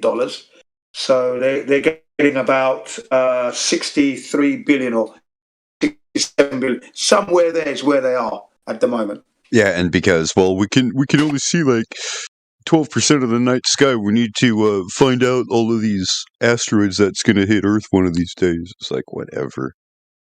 If people haven't figured it out yet, they're taking the money and they're making weapons. Yeah. NASA is paramilitary, just like most of if somebody wants to launch something up there, they usually contract with the military, and there's a secret payload attached to their project, to their science project, their satellite that they're sending up or whatever. The military is control of everything. It's a military-industrial complex, guys. That's right. That's right. I tried to warn you about that. Rob, you're breaking up a little bit. Warned you earlier. He knew what was going on. Yeah, June, sorry. You're breaking up a little bit. Why again? Yeah, that's my Wi-Fi. Sorry. It's all right. You're a little bit better now. What were you saying? Yeah, I think Eisenhower tried to warn us about that, didn't he? Yes. Rather late in the game, because he knew earlier. He knew well before he was trying to warn us. He knew. I just thought, why didn't you tell us before now? You knew before now. So as you are leaving and Kennedy's coming in, is when you're telling us. Thanks. Well, he thought he could do something right? He thought he could change something, but he couldn't. That's why he said, this is the biggest threat we have. Yeah, but he should have warned us before, whilst he knew what he was. He should have let us know what he was doing. Can't be Yeah. doing that undercover. Should have just let us know what was going on. He should have let us know. You can't let us know at the end when you're stepping out. Maybe we could have had, the people could have had something to revolt over, basically. But this is the iniquity that's spread to all nations, spread everywhere in this realm, right? Everywhere in this plane. This has spread. Every country has a military-industrial complex that's all based off the same cult. Yeah. The only thing is, your country, America, spends, 5 times the rest of the world's military budget combined. Your country's spending 5 times more than that. Yeah. And that's an awful lot of money. And they're taking our tax money and doing that without our say. Yeah. Or the geist of protection and safety. Well, anybody that would give up their little bit of freedoms and rights for safety deserves neither freedom nor rights nor safety. Yeah, that was Jefferson, wasn't it? Who said that, wasn't it? I believe so. Yeah. Well, I think it was Benjamin Franklin. Okay, Benjamin Franklin. I know Franklin quoted the term, God helps those who help themselves. Penny earned is a penny saved, or a penny saved is a penny earned. Yeah. Yes. Yeah, back to that pennies thing. That thing you just said a second ago about, America spending 5 times more on military than other countries. Keep in mind, I think a good portion of that is just sheer waste. I'll give you an example. Back when the Iraq War was going on, the Iraq War that turned into an occupation. Well, there was not really anyone to stop this from happening because there just have to be the right people at the right levels to stop it from happening. So it'll just happen if nobody stops it, which is it happened. And if you do this a few thousand times, it racks up to be millions and billions and trillions of dollars, which is, they just do this thing where they bring in a tank that was damaged on the battlefield and they'll fix the tank. But the guy who's in charge of fixing the tank, he'll just check off on his clipboard, I fixed 2 tanks, and they'll come in, fix a Humvee, I checked off, fixed 2 Humvees, So you do that a few hundred times, and eventually you have a $3.2 trillion Iraq war. Yeah. I mean, that was definitely going on. That was under the cost plus program that they had there, where they just had to ratchet up the money. So if they ordered a computer and it was the wrong one, they wouldn't send it back. They'd throw that one away and order a new one, apparently. That was in the documentary called Iraq for Sale. Okay, the War Profiteers. Okay, it's about an hour-long video. It's non-stop shock at what was going on, non-stop. The shenanigans just start to finish. Iraq for Sale, War Profiteers. If you want to learn about... I do a mic check. Loud and clear. Yeah. I just I don't want to be the bearer of sad news. I know there's mixed feelings about this person, but evidently, am I still coming in? Am I breaking up? Nice one, Dave. No, I can hear you, Dave. You're coming through nicely, Dave. All right. The Hinkle. I just found out Coming in loud and clear, sir. we lost another flat earther. No matter what you think about him, but Antonio Subarat passed away. Really? Yes, sir. Antonio Subarat. Yeah, but he was a bit of a brat, though, wasn't he? I'm sad that he's gone away anyway, obviously. I didn't know him personally. I respect some of his research, but evidently he's passed away. I just wanted to pass that along for everybody who remembers him. Okay, Anthony Subarat, really? Are you serious? Yeah. That's the 4th one in a month. I'm serious.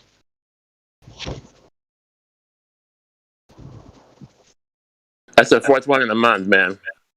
Yeah. They're after us.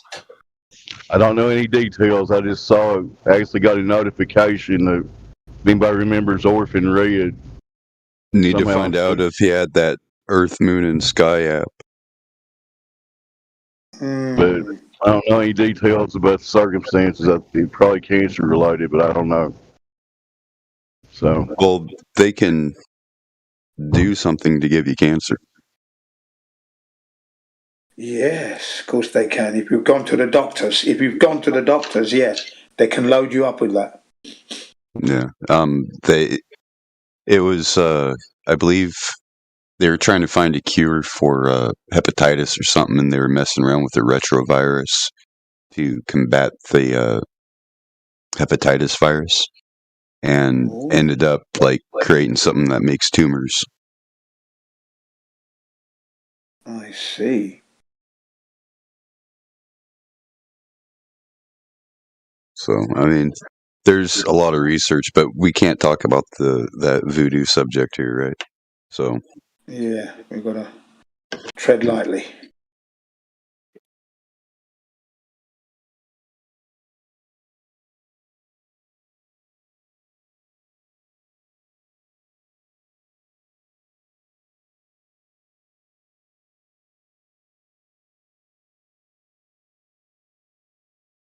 y'all got any space drugs? Any space coke? Powder.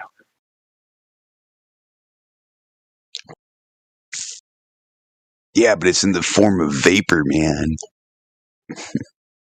Far out, man. Yeah, we vaporize our stuff too sometimes. Oh, sorry.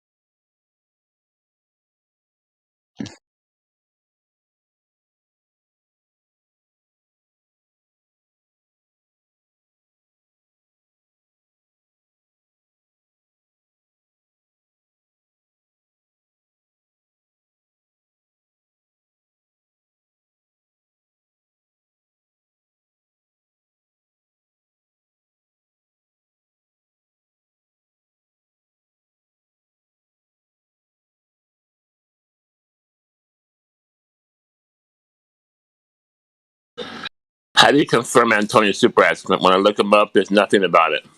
Yeah, so do I. I'm looking. I haven't found anything. Did you find out before Google found out, or before DuckDuckGo?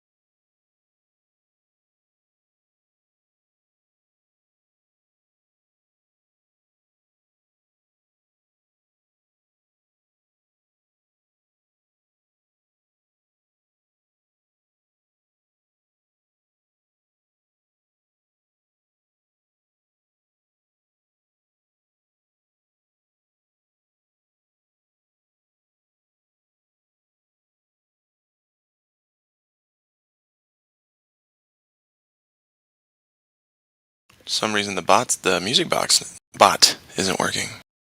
KJ, is it working for you?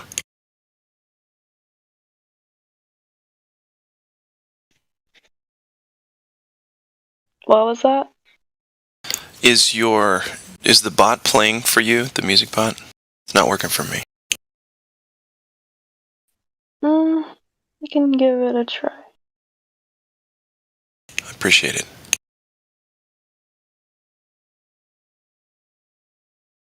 Did you tell it to join? Oh, probably not.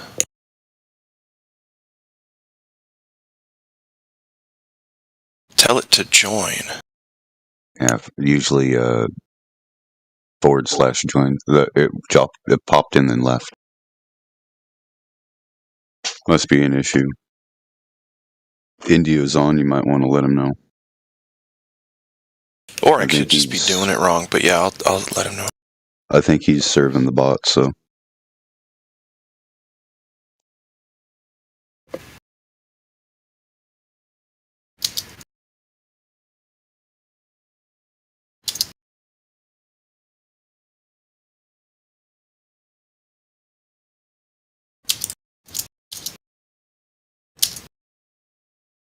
Popped in, then it dropped out again. I don't know, but I think he might be working on it. Yeah, that checks out. Very slow to ban people in the lobby just a minute ago. And he actually had a problem. He was trying to ban someone. I need Discord to get their shit together. This is unacceptable.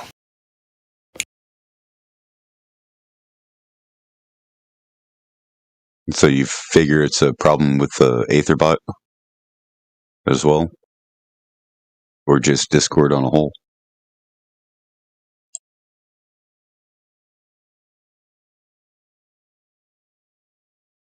Well, at least I can still hear your velvety voice, Josh.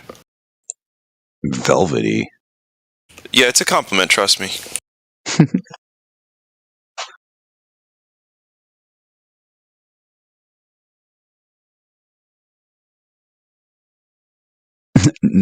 NASA fixes Hubble's gyroscope by turning it off and on again. Oh.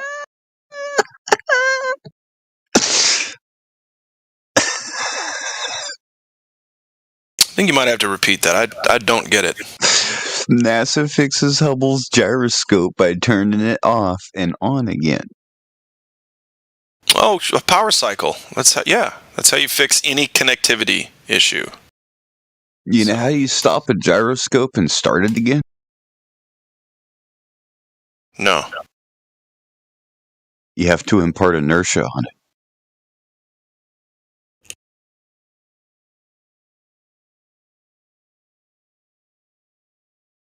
Now I get it.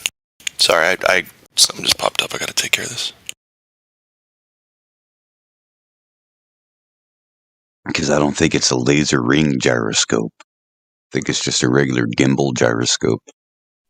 If you make a remote control gyroscope which can start and turns off remotely, and if you throw it in the air, you stop it and then start it, you will never be able to calibrate it.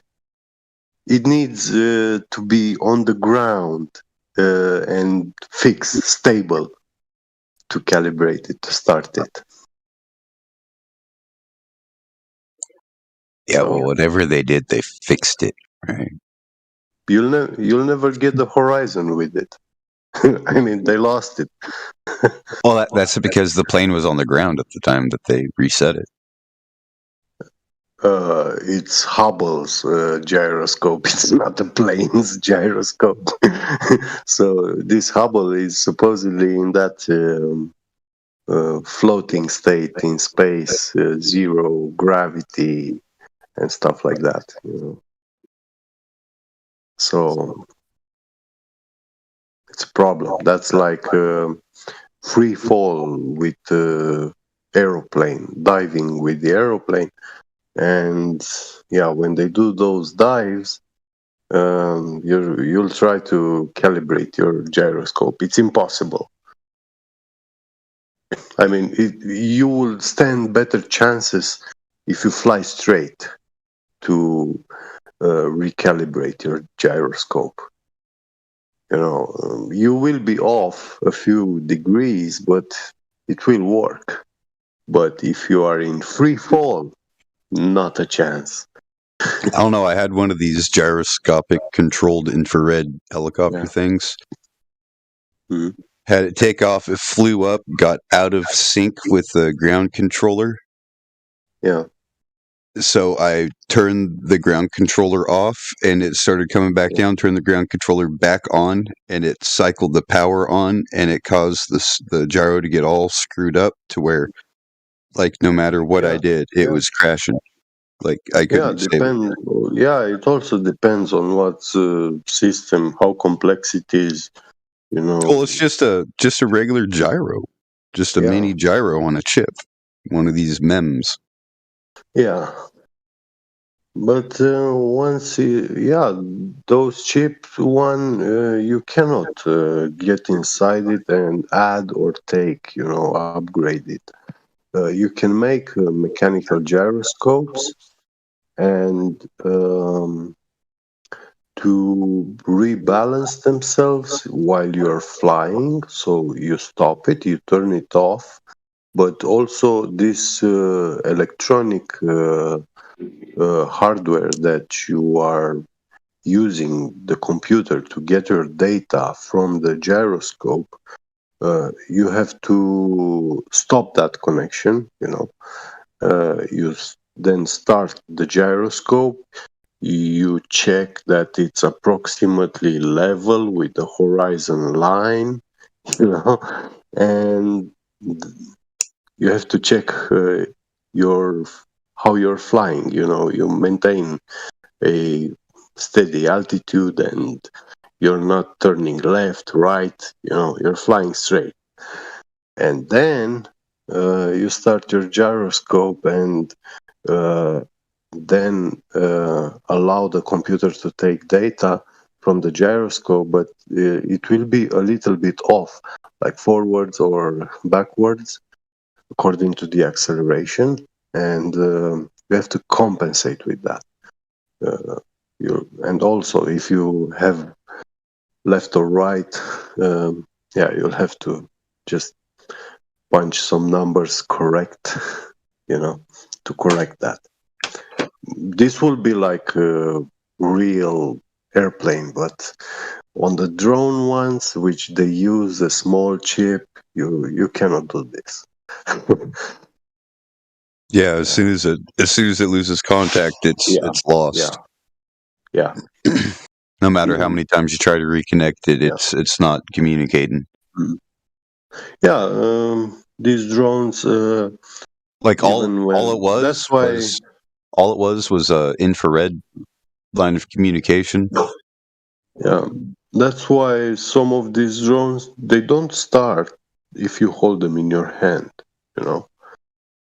You have to put them on the ground, and then you can launch them. Yeah.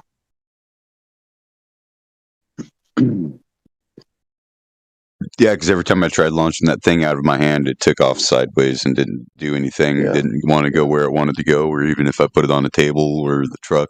Yeah. Because it wasn't pitched correctly, it would fly off. Yeah. And it wasn't right. The gyroscope is tilted like. You put it on a level surface and it flies all right. Yeah, on the vector of which inertia, that inertia vector it had, and how do I say?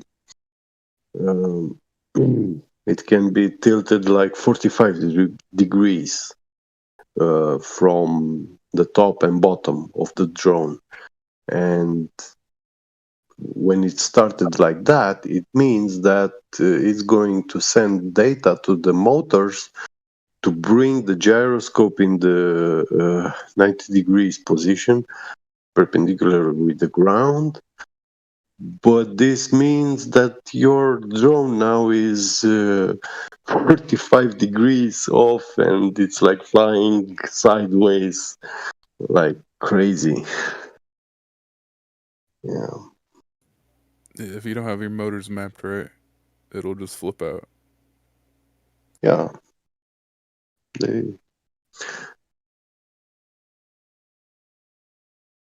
Or spiral. Yeah. Yeah, it'll either be too or not sensitive enough.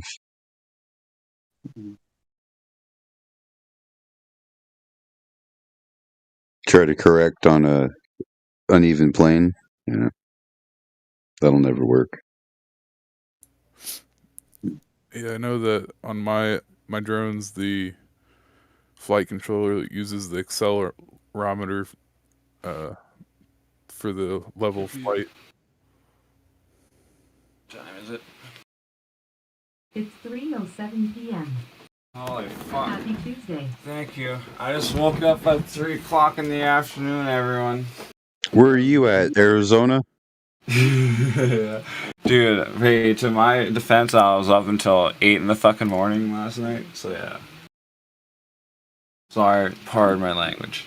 I'm not used to not swearing. Good morning. Alright, I want you guys to always think about this whenever you're in a flat earth debate. Measurements, measurements, measurements. Foot on the gas. Do not light up on the measurements. They'll try to change it. Do not fucking let them change it. Measurements, measurements, measurements. The fucking horizon starts at 5 kilometers. A boat would disappear over the horizon at that distance, like Bill 9 says. And then, in theory, it should be gone. You can't see it anymore. That's when you take a telescope, you can zoom back in, and you can do laser tests, and you can go through, like, fucking 25 kilometers away, or there should be 130 feet of curvature, and the laser test proved that there ain't no curve. There ain't no curve. I wonder what kind of dream he had. Man, I seen that debate yesterday with you guys, and I was like, holy shit. Like, I wish I could just jump in there and been like, oh, you guys need some proof. You guys want proof? Use your own math to find the curvature. Legit. Like, once they are saying they have no proof and everything, keep foot on the gas, measurements. And that's the way you get them. Because they cannot fake curvature over large bodies of water. They can fake it in Elon Musk videos, fucking world's highest skydive, and then fucking fake weather balloon videos. But us getting our own weather balloons, doing that laser test, calculating the Earth's curvature ourselves, it ain't there. And we need to preach that. Preach that measurements. Legit. I'll be back. Mic check. Yeah, I heard you. Long time listener, first time caller. I just want to say, isn't that hilarious? They told a multiple $1 million piece of equipment to smack itself with a shovel to fix it. Sorry, it's just in the live stream there. The rover hit itself with its own shovel, fix itself. That's hilarious.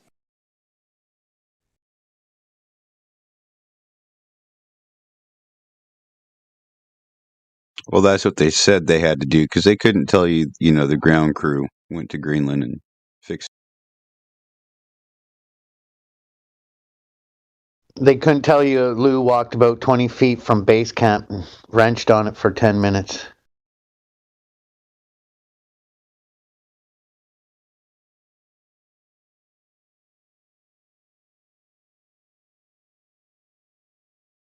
All right, guys. So there's a guy who hit a target from 3 miles away with his sniper gun.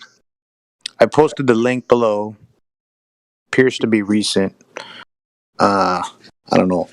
But I was reading it, and the guy is obviously a Globie, and he used the miles per squares inch, 8 miles per square inch calculation to come up with how much drop there would be, and he used that to hit the target, which is bullshit.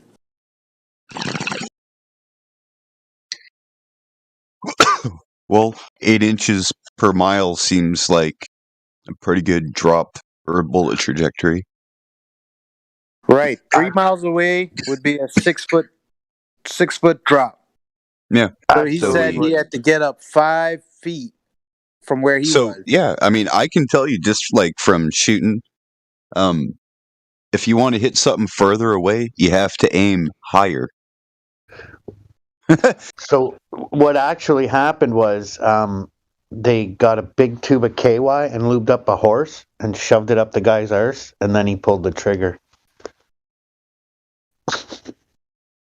I was watching a video of some idiot breaking up ice or something like that, or No, I think he was like smacking fish with the butt of a rifle, and it was in Russia, right? So he's sitting there smacking fish with the butt of the rifle and missed the fish, hit a rock, and the rifle went off and shot him in the chest. So he won the Darwin Award.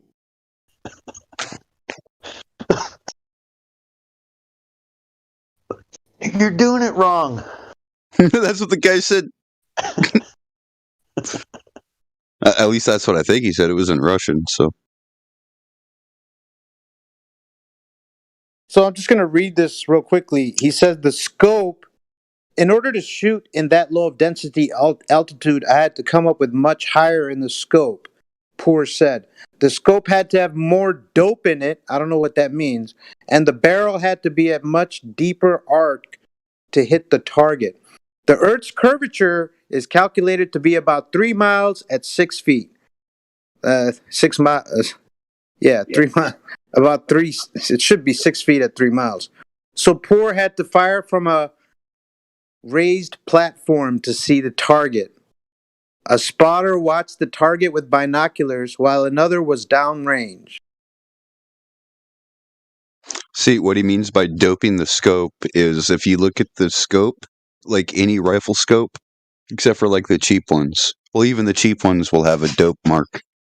Usually there'll be hash marks on the scope, right?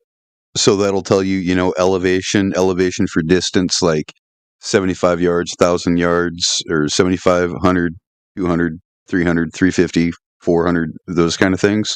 They'll be marked, so you would want to raise your scope, raise your crosshairs, or move your crosshairs down to one of those things. And depending on if there's wind, you would move it depending on the knots of wind left to right, depending on which way the wind's blowing. Understood. I didn't know that, man. Thanks for explaining. That was pretty cool. Yeah.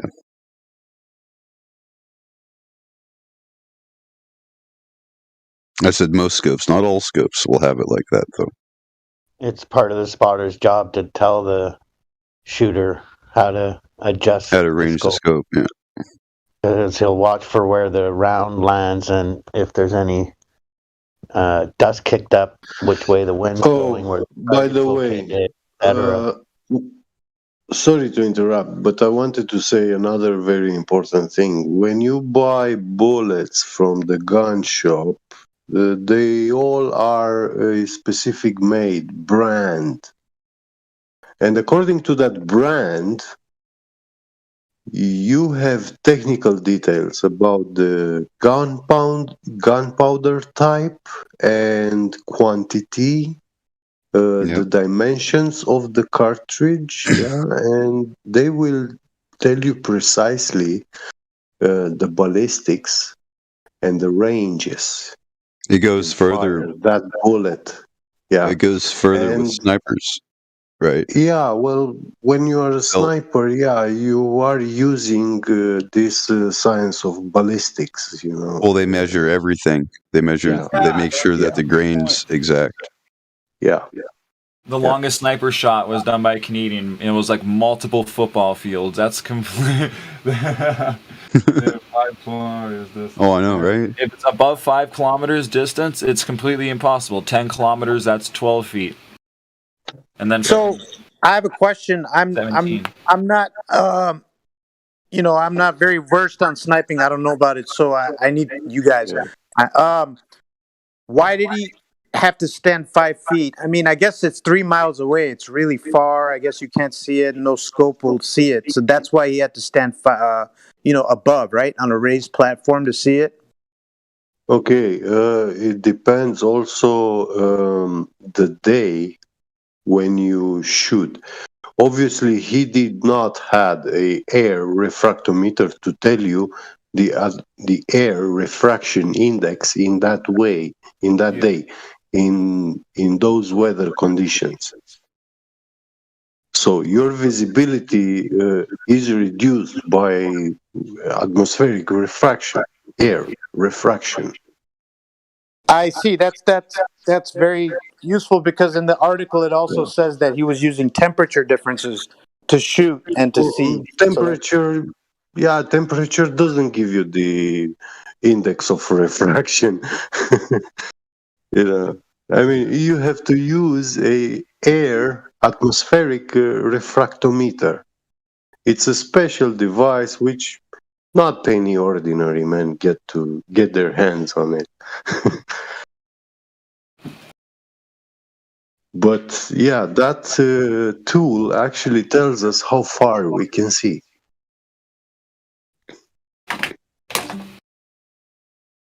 And yeah, when you have a reduced visibility, taking a higher ground will help you increase visibility, you know.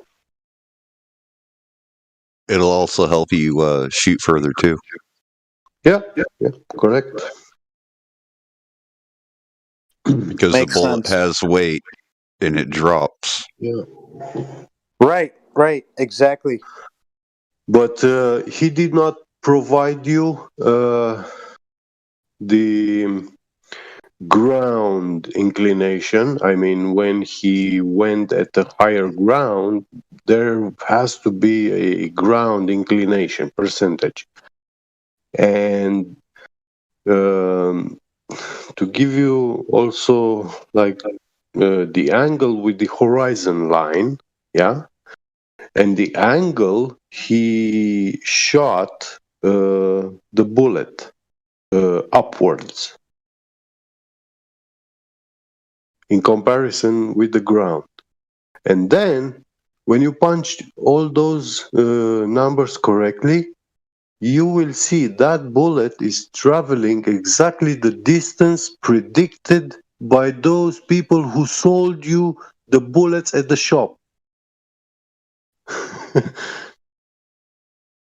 And they don't include any kind of Earth's curvature. None of them.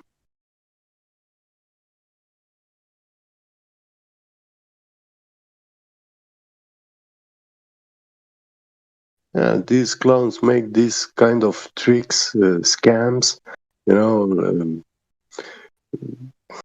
It's like they use the flat Earth, but they use their own imaginations to make their theories fit whatever they want to conjure up for us. You know? Yeah. But they were saying, were they invoking that there is a Earth's curvature with this test?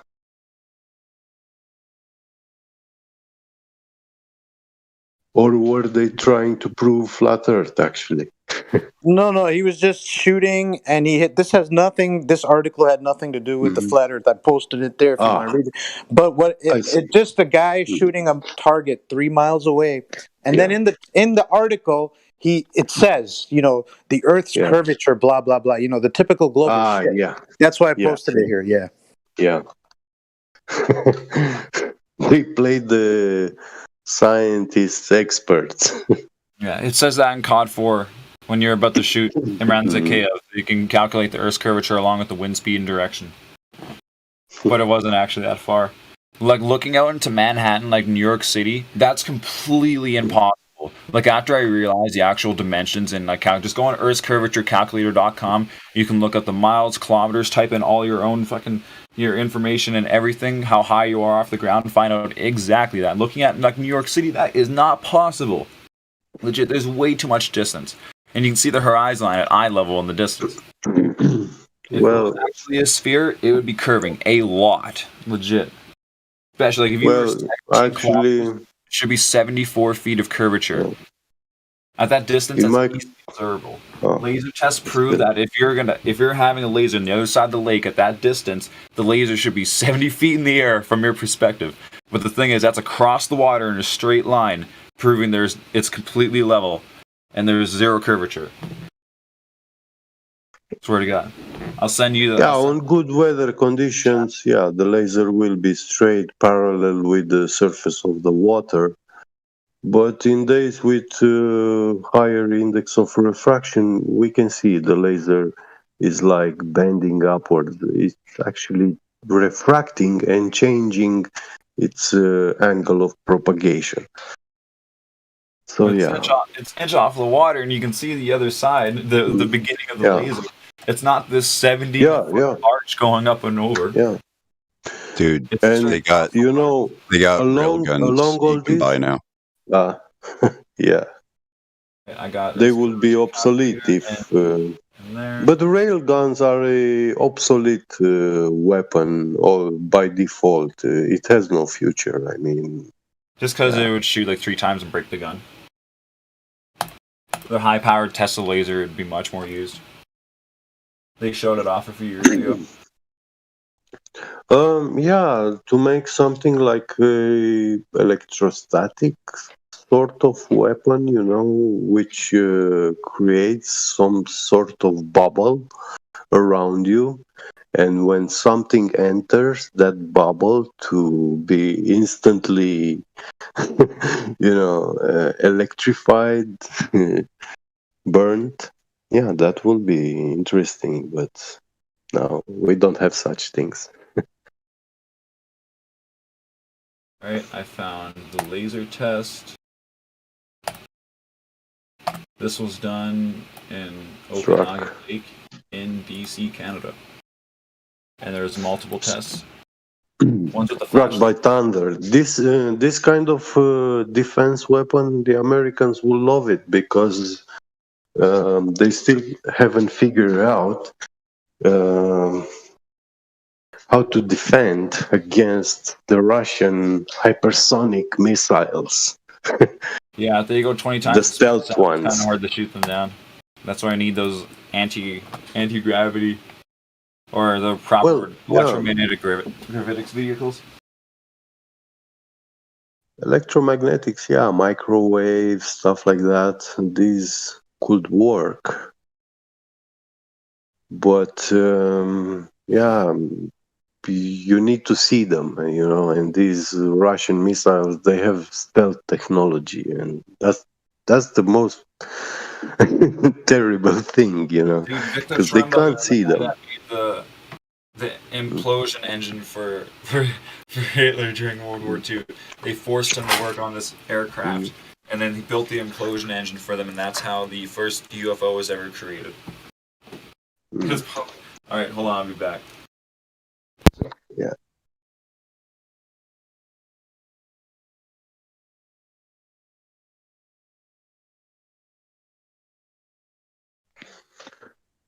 Yeah, when I was in a trip with my family at the tallest mountain in Romania, the villagers there in the near city, nearby village, they told me, I heard the stories that there were people who that saw the Black Sea from like 500 kilometers far away, but from the top of a mountain of 2,800 meters. So that's like 2 miles mountain.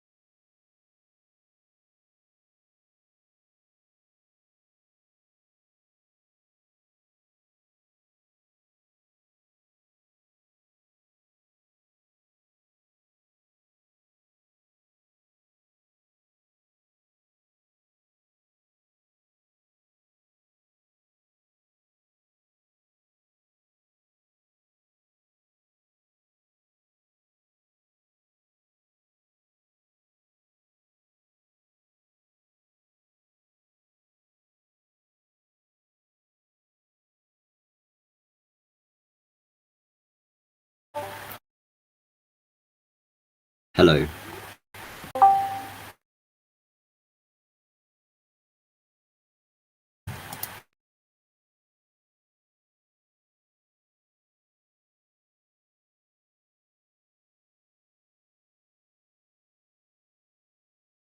Geppy, yet another thing I noticed about that article, it didn't mention anything about the spin. At least they got that part right. You know, it always sucks when you're reading an article. You know, I just want you to tell me what happens. Then they start telling me about Earth curvature. I'm like, just shut the fuck up and stop reading it. They didn't mention anything about the spin. Normally, a sniper, they mentioned the Coriolis effect. I didn't see anything about that. Yeah. I didn't saw the article myself. I just heard you guys talking about it. So yeah, I just gave some of the details which are imperative. Yeah. 10 minutes after the hour. Mhm.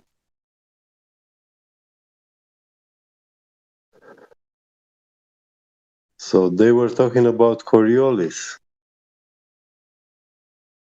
No, they didn't even mention Coriolis. A sniper usually, usually a sniper article mentions the Coriolis effect.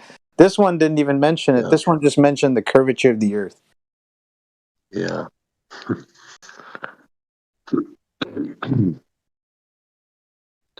He heard the curvature of the Earth is 8 inches per mile squared.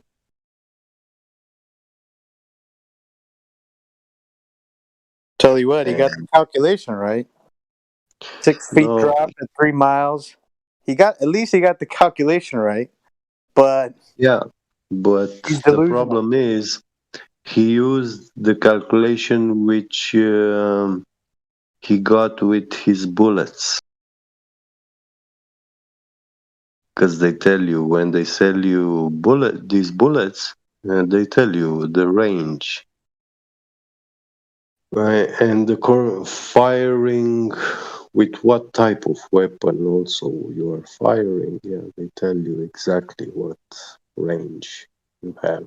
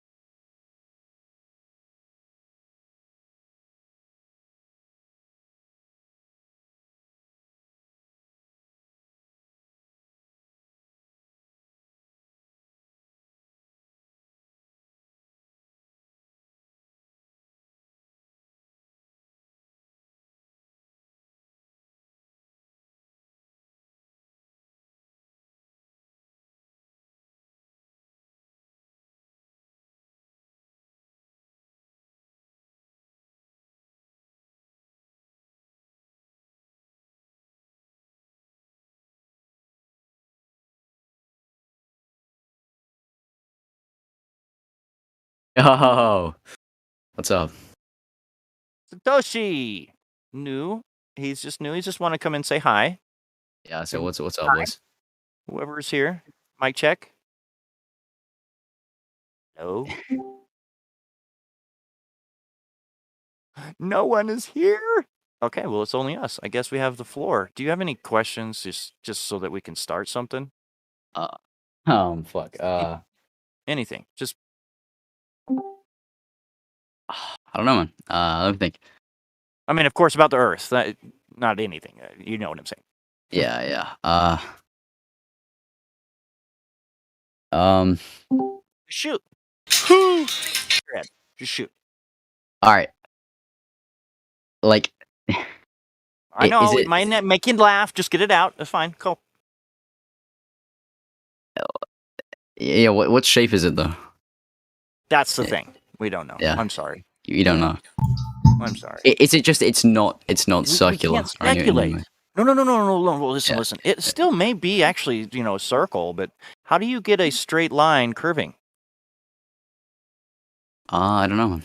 Isn't that weird to actually ask that question to someone? How do you get a straight line to curve? You like you don't. bend it, I guess. No, you don't, because then it's a bendy curve. It's not a straight line anymore. What are you talking about?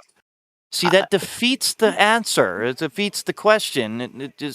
It's not even a reality sort of thing. Yeah, I guess. So you got to understand that right now. Okay. So I want you to make sure that you do the research on this, because we've done a lot of research. Please go to like a lake or an ocean, somewhere where there's water. Because guess what water does? It meets its level in its container, right? Yeah, so if its container is Earth, then it should be wrapping it around and doing some sort of curve. Water should be curving. Awesome. That's the whole question. Water doesn't curve. In reality, we never see it. Kind of. And that's what we've tested. And you can prove it at any lake. Oh, Glatt just posted a Utah lake curvature experiment in 2020. It looks like it's an updated one, level-headed. How far is that, Glatt? How far? Why don't you wrap your lips around that a little bit? Yeah, hey, hang on. 26 miles? 26 miles. Yeah, that's impossible on current how far are you actually supposed to see on a globe? Well, 1.22 miles height of times the square root of the observer's feet in height. 1.225 times. Okay, yeah, you said it exactly. I was just echoing. Yeah, sorry. Sorry. Go ahead. You go ahead. No, I was good. But he knows. Satoshi knows, right? That's the measurements. So, if you don't know that, I mean, shit, man, you gotta look that up. You gotta know the measurements of the Earth before you come here. Yeah. I guess it's a flat globe after all. I mean, that's why I asked the question. How do you get a straight line to curve? I mean, it's the first question that you should ask yourself. Hey, do you know any Earth measurements of the official narrative flavor, new guy? Satoshi. I know it's the third biggest. This was the third smallest planet. What is? I'm pretty the sure Earth? it's the third, yeah. That okay. So, but I'm talking about the measurement of the thing, but below our feet, not planets. Let me think. Who got the curvature measurement is what I kind of want to know. It was I know that there was someone in like fucking Greece or some shit. Like they right. did, So no one so far. Shadows, right? Like Africa. Yeah, sticks and shadows, indeed. I don't mean to step on you. I'm sorry. Let me tell you real quick though.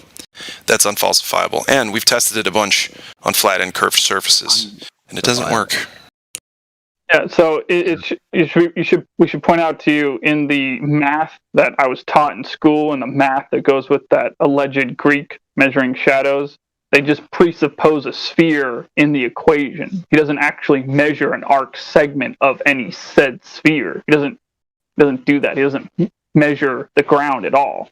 It's just a mathematical equation, and they take some measurements from some shadows and some sticks or something like that. And it's a presuppositional. In there. Yeah, it's a presuppositional non-experiment that was done hundreds of years ago, quote unquote. So, to me, that's not evidence. You got anything else? Man, I honestly, I don't really have strong opinions, but cool. Well, there no, you go. I mean that's honest. Okay. What I'm saying is, personally, I'm not a flat earther, but like. Someone just sent me the invite. Like I didn't even read the title. I'm gonna be fully honest. So I just came in here and yeah, I'm here. Oh, what a nice surprise this must be for you. So yeah, I'm not exactly. Did you think you were coming to science class? I'll bet not. I thought I was being invited to like some random server. I have no idea what it was. Well, I'm glad you didn't start trolling right away. Yeah. No. So you didn't know the server was flat Earth? It says it 21st. I thought I thought it was like another server because they were sending another link, and I thought it was like a thought it was like a shit posting server, and I was like, oh okay. that hurts. Now that you know that, it took me like 20 minutes to realize. Yeah. Well, hey, there's Globers out there that would say that this is just a shitposting server. So, I mean, you know. Because I came in because it was like another server that was like fucking. It was like ironic, and I thought this was ironic, and I was like, oh, it's a different server. So yeah. They're serious about this? Okay, I'm gonna stick around. Well, hey, that's good. That's good. Yeah, no, I mean it's fine. I mean, it's Again, fine. you got some bad feedback.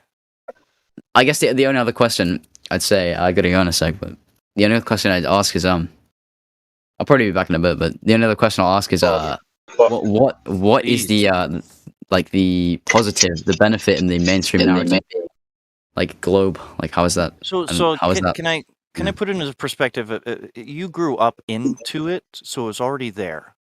So you have that question because you just don't realize that they already have everything. So they would lose everything. If the Earth was flat, they would lose everything. They would have to restructure everything in their history. Everything.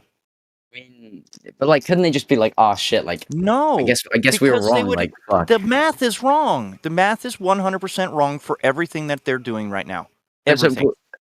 I mean, I don't know. I feel like someone would just be like, if one person knew, like, I guess unless it's billions of dollars. do you think that it's are in unconscious though? this. Do you think it's like it's unconscious? Like everyone just believes it's true. They have a job. They have a job. Most people just have a job that they get paid a lot of money for. Literally, you go to NASA and you get paid a lot of money, man. It's the best way to shut people up and get them to be ambivalent about the truth because they get a paycheck, a nice thick one. You know, like the big candy bars with the almonds in them. That you would always go. Listen, you would always go.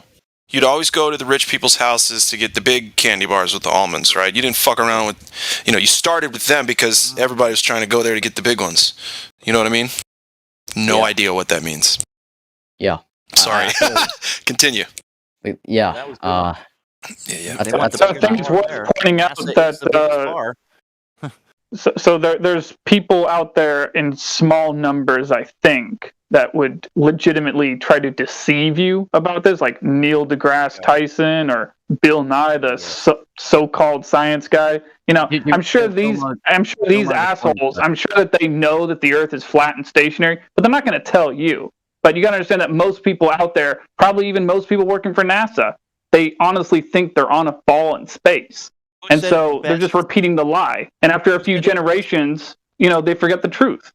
George Carlin, wasn't it? But like, if someone found out, wouldn't they just be like, wouldn't they like want to like? I know the mainstream narrative is like obviously enforced by like peer review and shit. I do understand that there's issues. Not with, in the club. I understand the issues with mainstream science, and I do actually recognize that there are legitimate like reasons to distrust some findings. But something this big, like I feel like that would kickstart your whole career. Like imagine you proved objectively like. No, because listen, there's 98% of people that just want to believe, and that's it. But they ignore. You got to understand, large institutions ignore us. You see, we are here telling the truth. That's why they are ignoring us. That's all they can do, at least at the moment. Exactly. Imagine the fear. So, yeah. And it would be a lot of fear in a lot of people because then they wouldn't know what to trust. Yeah. So that's the whole thing. That's why it cannot just instantly come out. It has to come out this way. It does. Dude, but what implications does it have though? Like, surely the Earth being flat has a lot of implications for like all of cosmology. Yes, and getting rid of God. I'm telling you. You're saying it would mean God doesn't exist. Exactly. With the globe. So God is the globe is the God. Like the universe and ever nothing. Yes. Never nothingness. Really more like they claim gravity is God, because gravity is what forms space balls, and we live on a space ball, so gravity is God. Okay. I mean, but I'll give you a better way to think about that concept that makes more sense. So you can't have gas pressure without a container. Air pressure is gas pressure. So since we have air pressure, 14 psi at sea level, that means that by default and by definition, we're inside a container, because you can't have gas pressure without a container, nor can you have a vacuum without a container. And so what I'm saying is, The Earth is a natural creation, and what I'm saying is that that container that gives us gas pressure, that's a natural creation of one kind or another. And you cannot, by definition, have a natural creation without a natural creator. So I wouldn't have any doubt in a creator, but I'm not religious myself. I'm an agnostic. Yeah.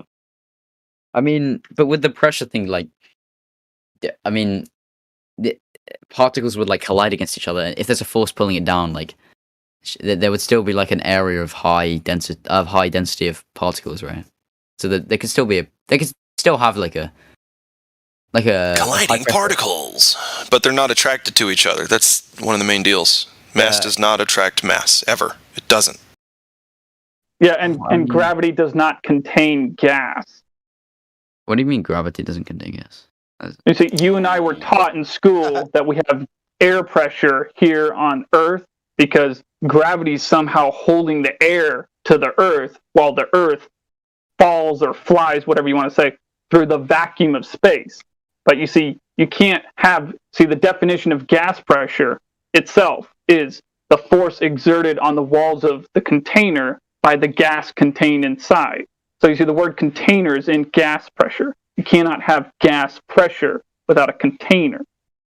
And so what I'm saying is, there's no vacuum of space above your head. I don't know how far up the walls of the container are. I don't know what the container is made out of. I don't know what the shape of it is. I don't know what the dimensions are. These are all unverified things. But what's known for sure is that we're inside a container, because you cannot have gas pressure without a container or a vacuum without a container.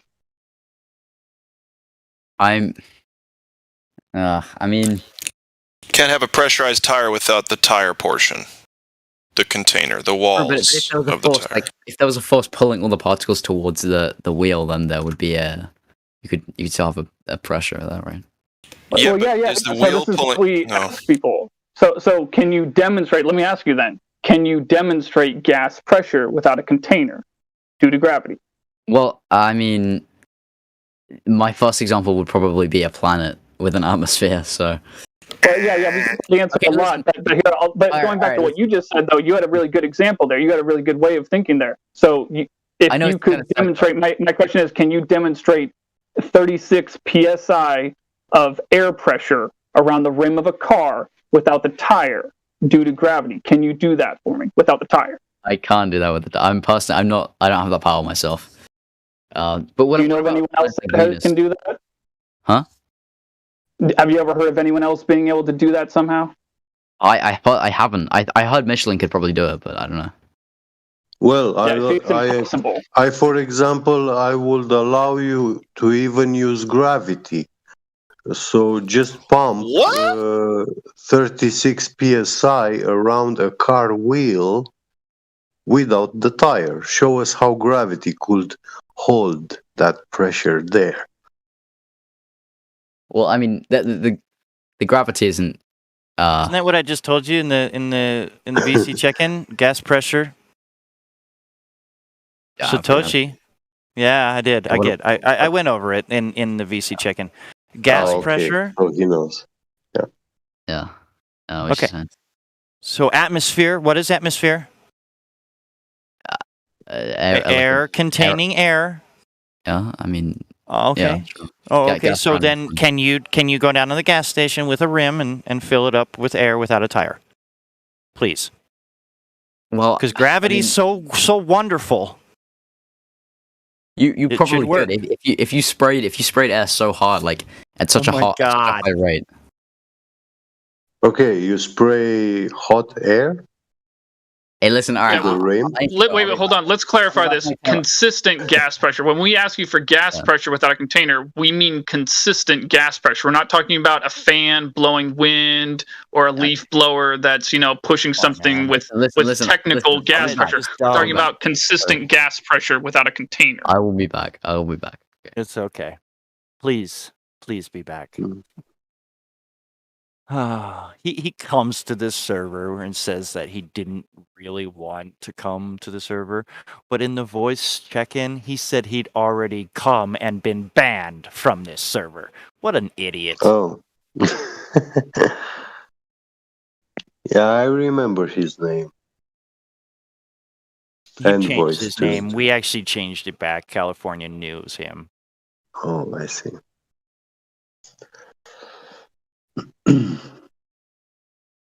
Yeah. So we were just going over that for pretty much the live stream because he was not here for that. Wow. And then over here, he said that he didn't even know that he thought it was a shit. That's what I Whatever. said, Truth. Yeah, we were in the voice check-in, and he told me that he had been here before and had an account before and gotten banned before. That's nuts. Fuck that guy.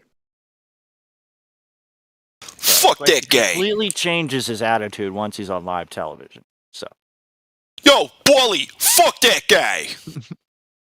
how can you change like instantly when you're being watched? Like that is just evil. That's just evil, man. Brother, I'm a performer. That's what happens. No. I mean, you can do it in at any point in time. I'm saying, like, for real. Like he totally was in the chat, and he just totally just disregarded whatever he said in chat, and came in here and just said whatever the fuck he wanted. Who, me? No, that guy, the other guy. Oh my god, I was like, bro. No, it's Satoshi Box. He left. Yeah, he's gone. But I mean, he's like, I'll come back. But he was telling us, oh, I never know it was here, and it's a shit poster. Oh man. Well, we've gotten better. We've had way better than that. Step your game up, kids. Too bad Sorry, that was wasn't recorded. But me in California heard him the whole time. Yep.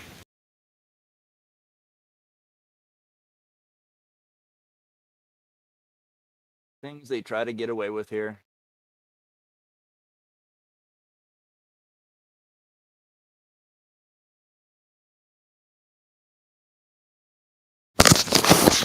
It is simple.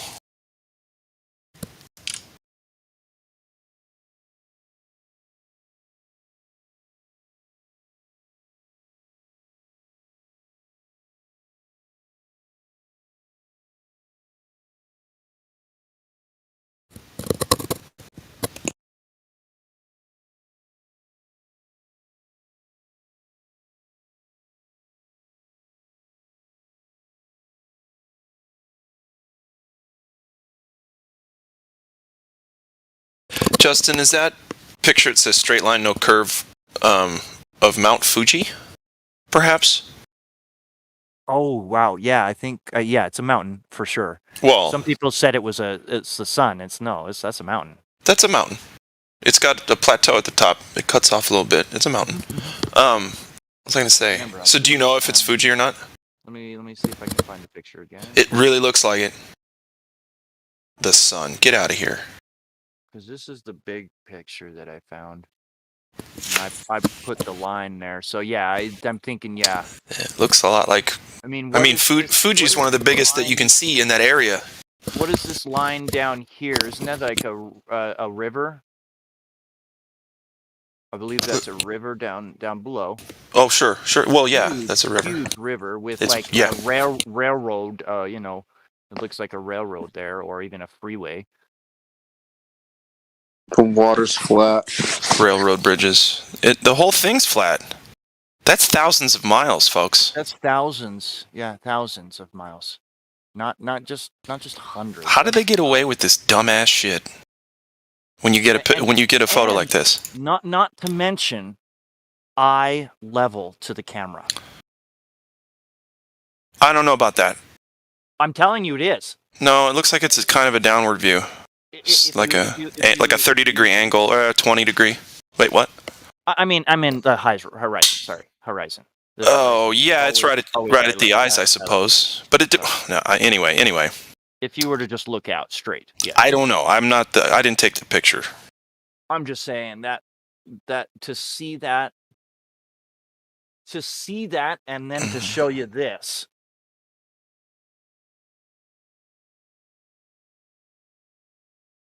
Yeah. Nope, doesn't work. By any stretch of your imagination. And that's quite a stretch, I'll say.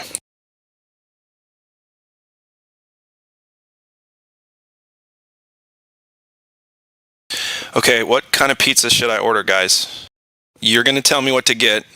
Baja. My only rules are no anchovies and no pineapple. Jalapenos. Okay, hang on. I gotta start a new note here. And Ketchup. no. Nah, bruh. Mushrooms, olives. No, yeah, mushrooms, jalapenos, chicken, and white sauce. Green bell peppers, onion, and beef. All right. So far, none of this sounds appealing. I'm gonna pick my own ingredients. I do love you guys. Thank you for which trying. is just basil, tomato. Yeah, I had one of those last night, Josh. Just stack it all. See, I'm addicted now to pizzas and other things. Food, basically. When you quit drinking and doing drugs, you do get addicted to food, and that's okay. That's just fine. Do a barbecue bacon with the. I'm trying not to eat bacon. Chicken. It doesn't agree with my stomach. It's not for spiritual or religious reasons. Just every time I eat bacon, I enjoy it until it gets to my belly, and then the acids are just like a broken hose. I do agree on that. Yeah, so it's just because I'm getting older and I've been wearing my system out, right? Anyway. Do it's not meant for human consumption. That's what I hear. Yeah, that's what I hear. I used to be able to eat it too, but these days, no, I can't touch pork at all. I'll get sick instantly. As a kid, yeah, I could down 6 to 8 pieces of bacon, no problem. I'd be hungry in an hour anyway, didn't matter.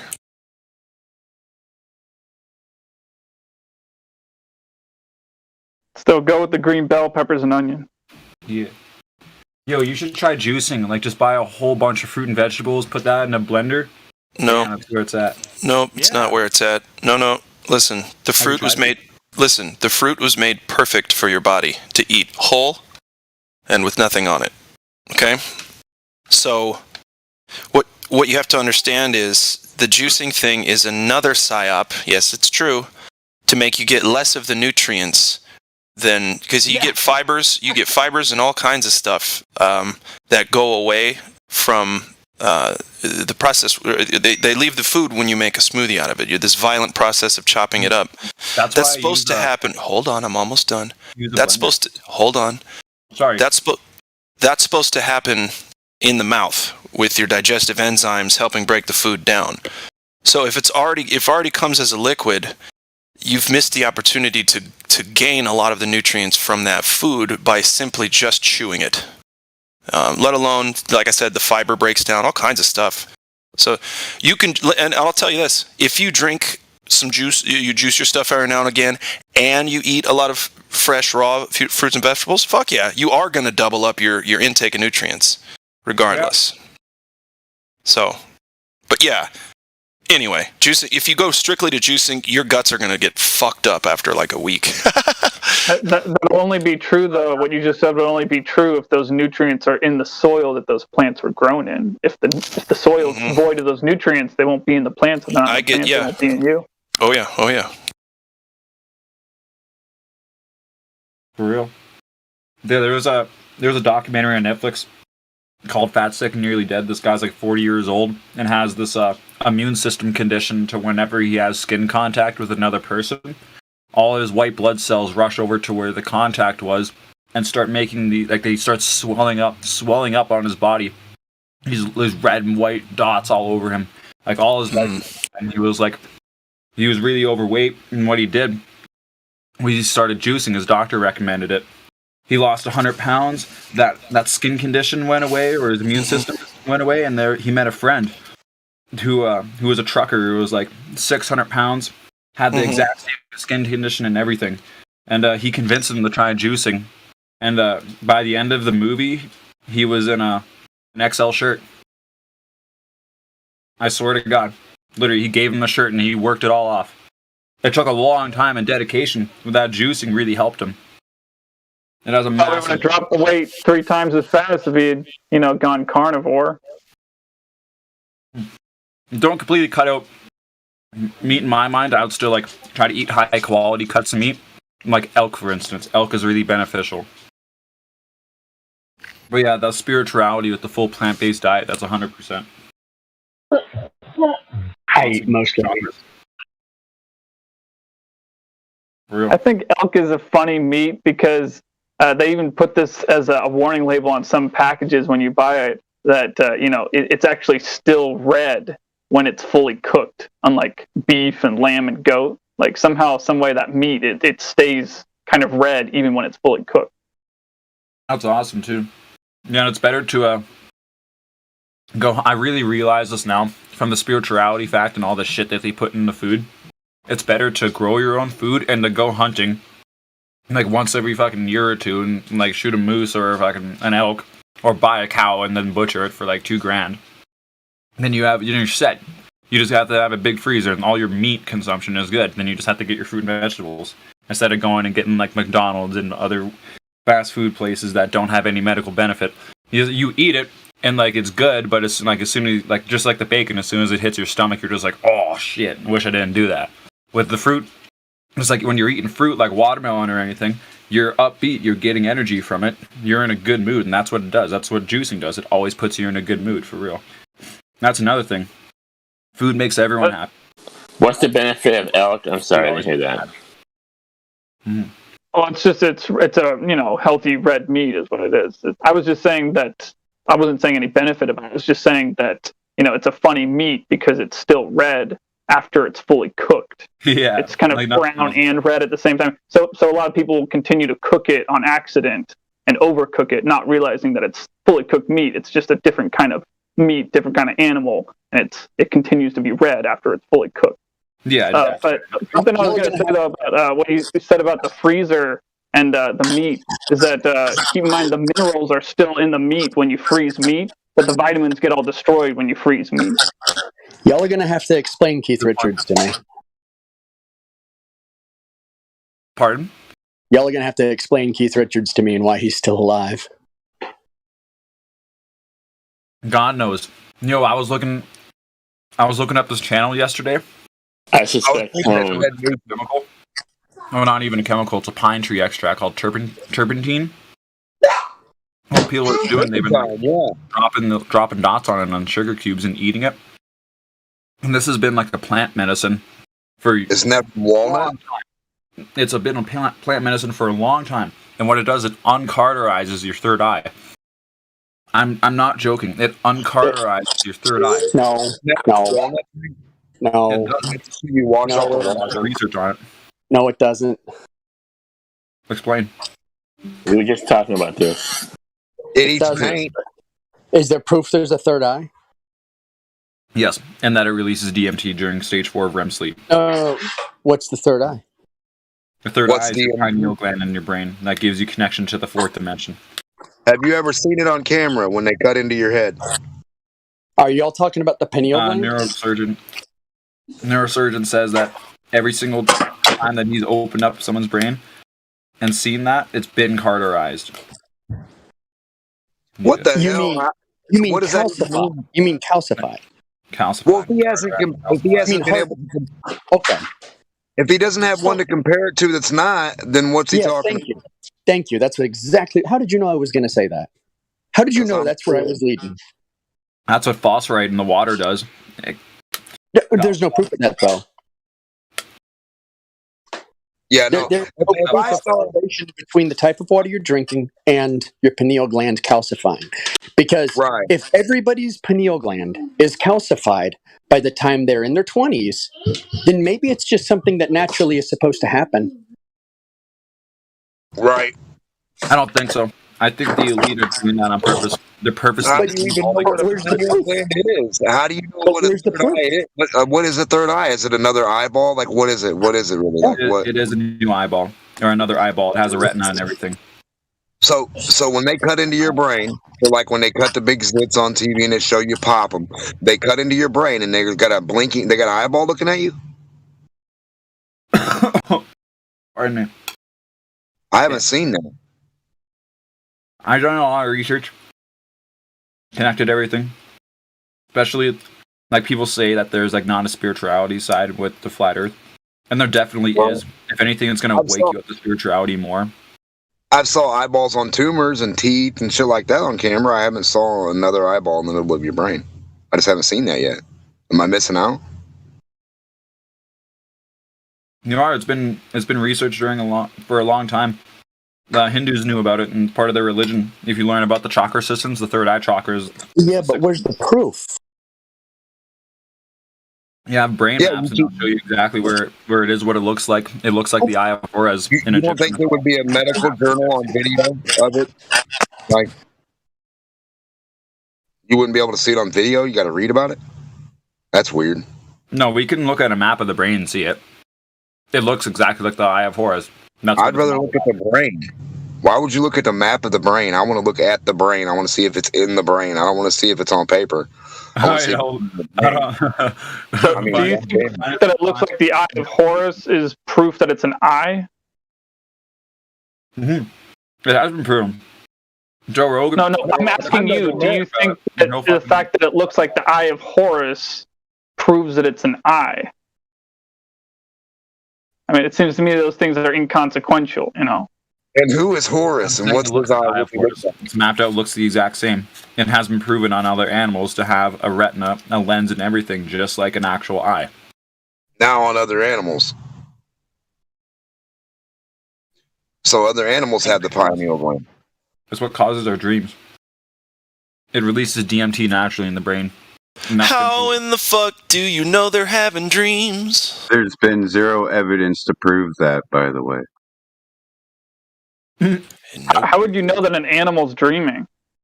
Did you talk to it? Are you in their brain, bruh? I think about the liquid that flows through you, and a little source of liquid, like from the memory of what happens, still left in like little parts, empties out like the last drop of milk, and you get the memory running through while you're asleep, and that's what a dream becomes. Think about that one. Well, actually, personally, I think that animals do dream. I just don't think they remember them. Because if they did, I think it would get them in trouble. Like if a cat had a dream that there was a mouse in a neighboring yard, and then it woke up and remembered the dream, it might go to that neighboring yard looking for the mouse. But it might not really think about the fact that there's a dangerous dog in that yard. It might get killed by the dog. So I think that the reason why people have dreams and we remember them is because we have the ability to talk to each other and distinguish the difference between reality and not reality. Yeah. That's a good point. I saw a video on YouTube where the dog was moving his feet when he was sleeping, doing the dream thing, and then the dog jumps up and runs into the wall and knocks himself out. Yeah, I would say I wouldn't doubt that animals do dream, but they probably dream on an animal level, and humans dream on a human level, right? I agree with that. So a dog dreams of a pile of bones. They're animals. Female dogs. The dog's gonna think about running in the park while the human's gonna think about family and all that shit. Yeah, when a human wakes up and they just had a horrifying dream about like loved ones dying and they really truly experienced it, and that makes them change the way they like act. It's not the same way an animal dreams. You know, when a squirrel saves up his nuts winter after winter after winter, and then he dies, the squirrels don't remember him. I mean, they have a completely different consciousness. They have a completely different purpose.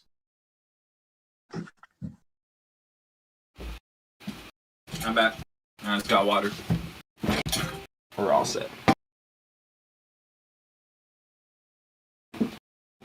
But yeah, the ancients knew about the powers of the third eye. Did they? Did you talk to them about that? What is the third eye, though? Laser test. It's like most of the time I talk to people who believe in like the third eye stuff, and it's not a very sophisticated conversation. I feel like they've lost understanding by getting into it. Yeah, it's a lot of generalizations about stuff. General statements about this and nothing really specific. Well, it has been proven in animals that the pineal gland does release DMT specifically when you're in stage 4 of sleep. Every single person has the power to unlock their third eye, and every single person has a calcified third eye. How do you know that? Doing research. No. How do you know my... Listen, how do you know my pineal gland is calcified? How do you... calcified, right? Here's the thing, what though. The fuck, calcified? Why couldn't I say that word, dude? Hey, I can cause your eye to open, man. I got some DMT, man. Everyone's Yeah. everyone's pineal gland Dr. is Strange. calcified because it's natural. It's supposed to calcify. Yeah. Remember this Still waiting too. for a citation on any of that shit. If you want to go to space, we can't leave the dome unless you break through. That's What? the only Can't leave anyway. Calcium, it calcifies in the form of crystals, right? So it's literally crystal inside your head, like vibration. Shit, man. I see visuals every day. How do Did you know it that ever by occur to you that maybe what it's if- what supposed to be calcified? Maybe it should be calcified after a certain age? Did it Yeah, ever occur to you that maybe it's supposed to be that way? Think about when you're young and your imagination can run wild and you can play in the yard and have all these big make believe like battles and castles in the forest and you can just pretend and like live it and it's real. And then as you grow older, you become more focused on reality, on all those experiences helped you grow up. But that's what that is. That's, you don't need that anymore. Like, what if softening it up or trying to restore it to its time when you were a child just makes you into a retard who can't distinguish reality after that? Big a difference. Oh yeah, I'm gonna buy a laser off Amazon, and I'm gonna go to a nearby lake that's 17 kilometers long, so it should have an estimated exactly 74 feet of curvature. I'm gonna prove that the Earth is level in my fucking town. Do it. Film the whole thing front to back, right? And then post it online and sit back, kick back and just show people that and be like, yo, don't believe me, go do it yourself. Instead of buying it on Amazon, you should try to find the manufacturer and buy it directly from them. Get survey equipment. Learn how to use it. What's that? But yeah, people can argue and everything all they want about the fucking laser being a mirage. If there's a boat in the middle of the lake verifying that there ain't no curve and it ain't turning, that'd be perfect. What's up? Still, that's completely bullshit because they say it's a mirage on the perfect weather conditions in order to see it over the curve. So if it's every day, wait, the mirages are only like at fucking hot when it's only happening hot. It's fucking winter here. So we can honestly, I'll wait until we can go ice fishing or some shit, and then we can drive across the entire lake, and there ain't no curve. And there's beaming right across. It'll be a flat plane. Or train tracks. Legit. A 10-kilometer train track in a straight line would be perfect too. As long as you just level it all out, it should be good. Where's this lake at? Not all mirages are like Gull Lake, Alberta, Canada. It's like 45 minutes away from me. Are you in Canada? Yeah. Yeah, you have literally no excuse in the slightest not to be out there measuring your area. Canada has so many awesome lakes and places to observe. Sorry, hang on a sec. Go ahead. Yeah, Alberta's known as a place with a lot of flat plains too, so it'd be mint. Hey, you know what? This is the flattest globe I've ever seen. I'll say that. Yeah. Yo, have you seen the actual flat Earth models there with the real water and the stars and shit going around? I don't care. Yo, they're fucking mint. Just the actual full model. I don't care. I do not care. Nope. Because listen, to me it's unfalsifiable. I cannot claim a model of something I haven't seen in entirety. So you have to see the entire plane to see it.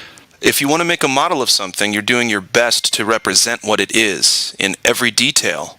So if I don't even know the entire shape of it, how am I even going to fucking start? Yeah, and if you don't know the size of the container or the dimensions of it or what it's made out of, how the hell are you going to fill in those gaps? Yeah.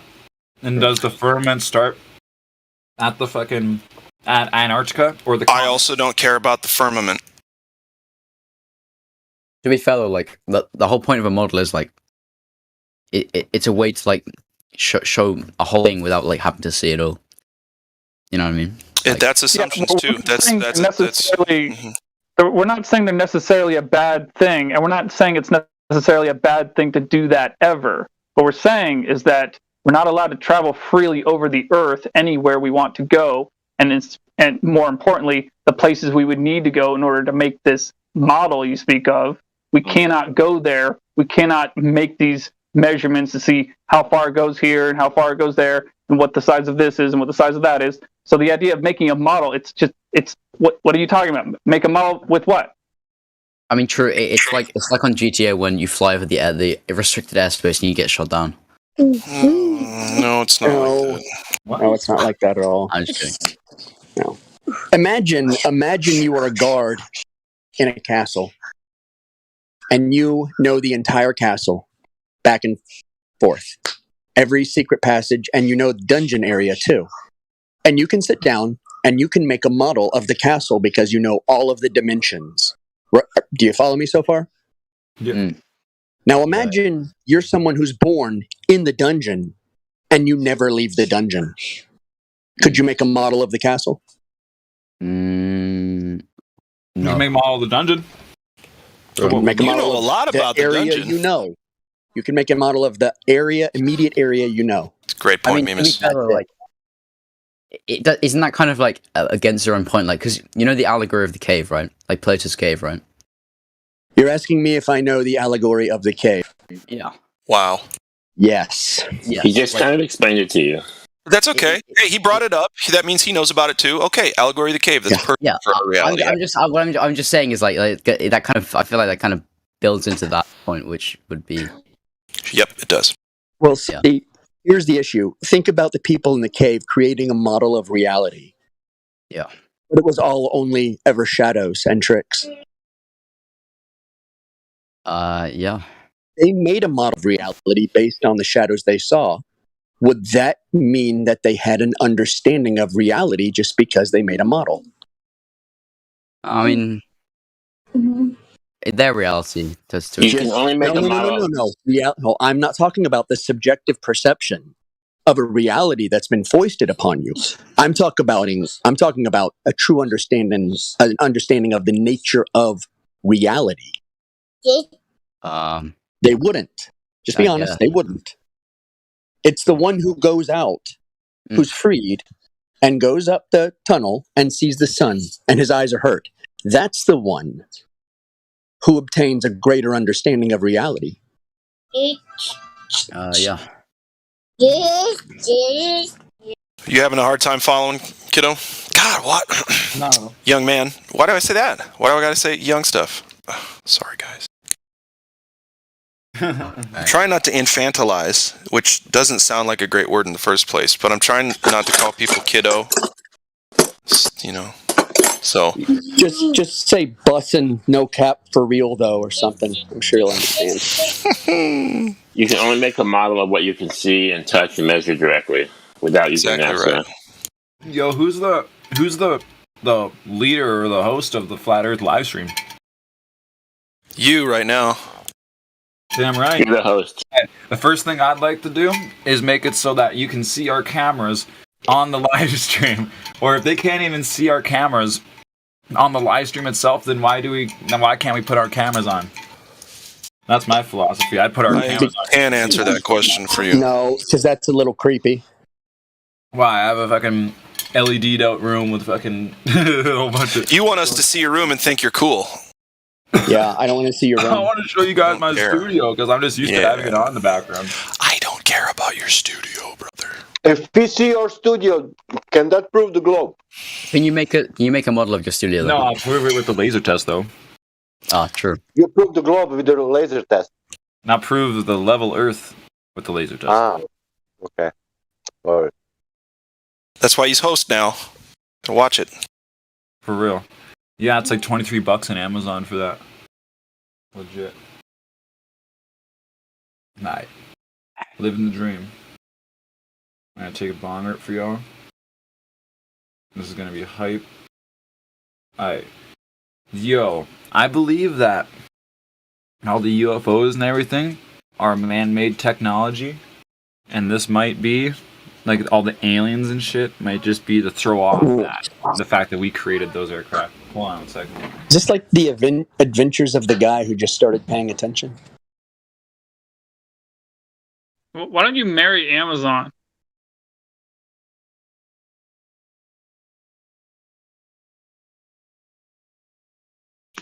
Yeah, to answer your question, meme, yes, it is. Sounds like it. Oh, Crypto, I'm curious about the. I know you probably. Well, I don't want to ask you because you're not going to be deceived by the media. Who is it? Satoshi. Yeah. Uh-huh. Yeah. You're English, right? Yeah, I am. Yeah. What's the news like over there regarding the Rittenhouse trial? I'm just curious. Honestly, it's not that. It's not like a massive thing. I've obviously looked into it myself. Like I'm not like a retard. But it's mostly just like it's not really super political. Like, well, it's not super like opinionated. I've mostly just seen like just general like summaries of what's going on. Oh, okay. I think maybe on this like the newspaper side on like the like the written stuff, not written house as in written like on newspapers and websites. It might be more opinionated, but on terms of TV and radio, it's mostly not. It's not that like. Is it mostly opinion? Is it mostly opinion or mostly just dry? It's mostly pretty dry. I'm sure Oh, there's okay. stuff you can go on like the Guardian website and find some stuff that's opinionated. But I mean, there's opinion pieces. So Okay, I was just curious. yeah.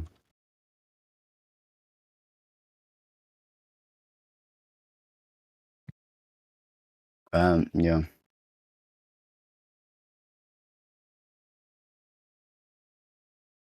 I mean, I'm not exactly like a normie. Like, yeah, I get that impression, but We'll be the judge of that.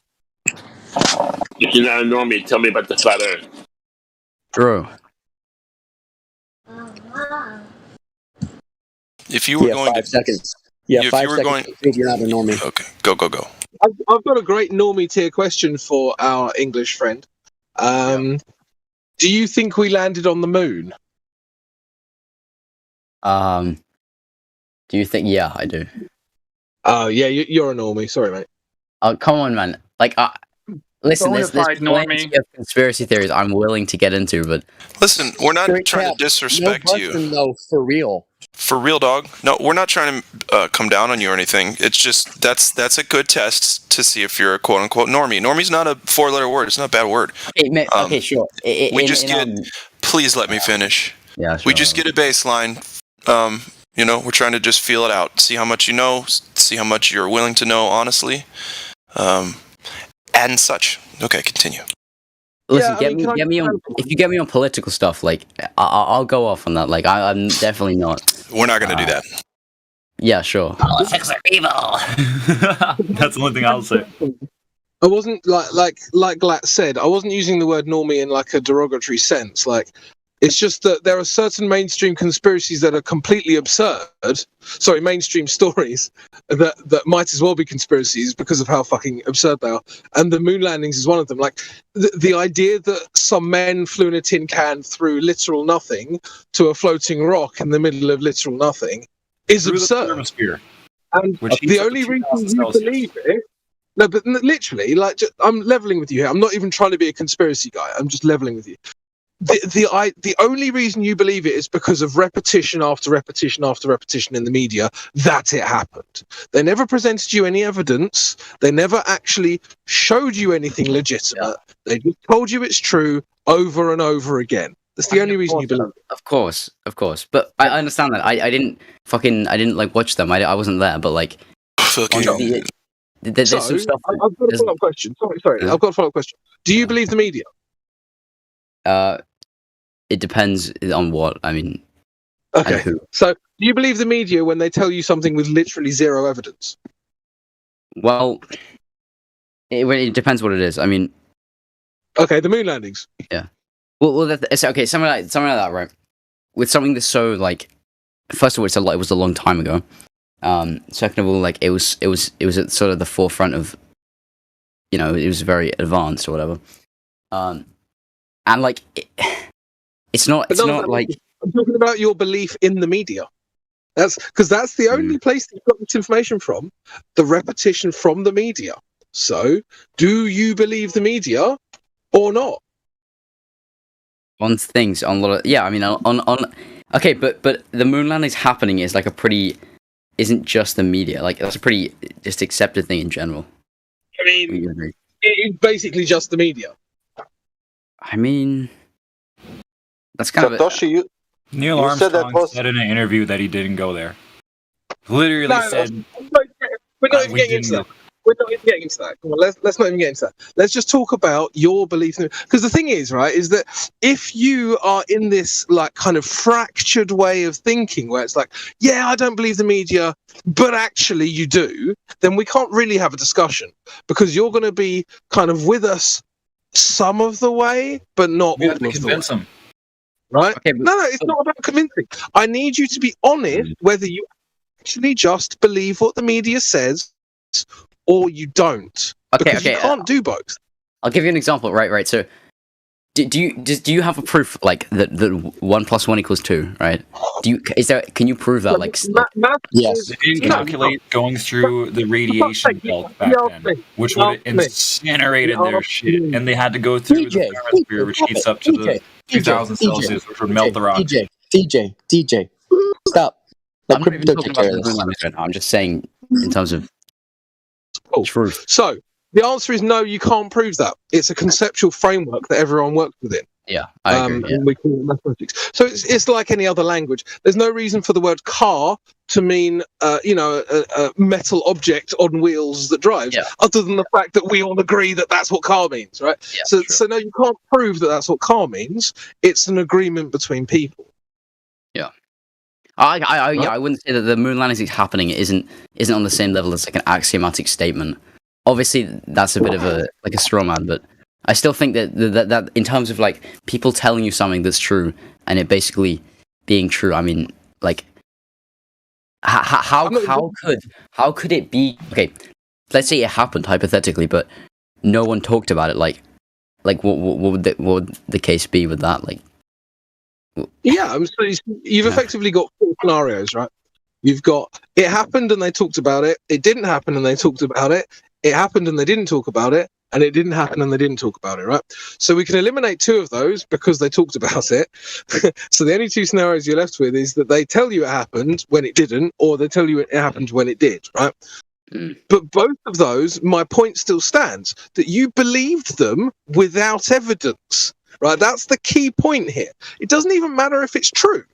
The fact is that you believed them without the requirement for evidence. okay, So that's an issue, because now if we have a population that will believe the media with no evidence required, then there's no reason for them not to lie to you. Could I throw him a lifeline, Crypto? Or do you want to keep going? Go ahead. No, you go. You've probably heard this point many times, so yeah, go. Yes, I have, because I already know where it goes. Satoshi, would you say you have kind of a cultural trust in some institutions?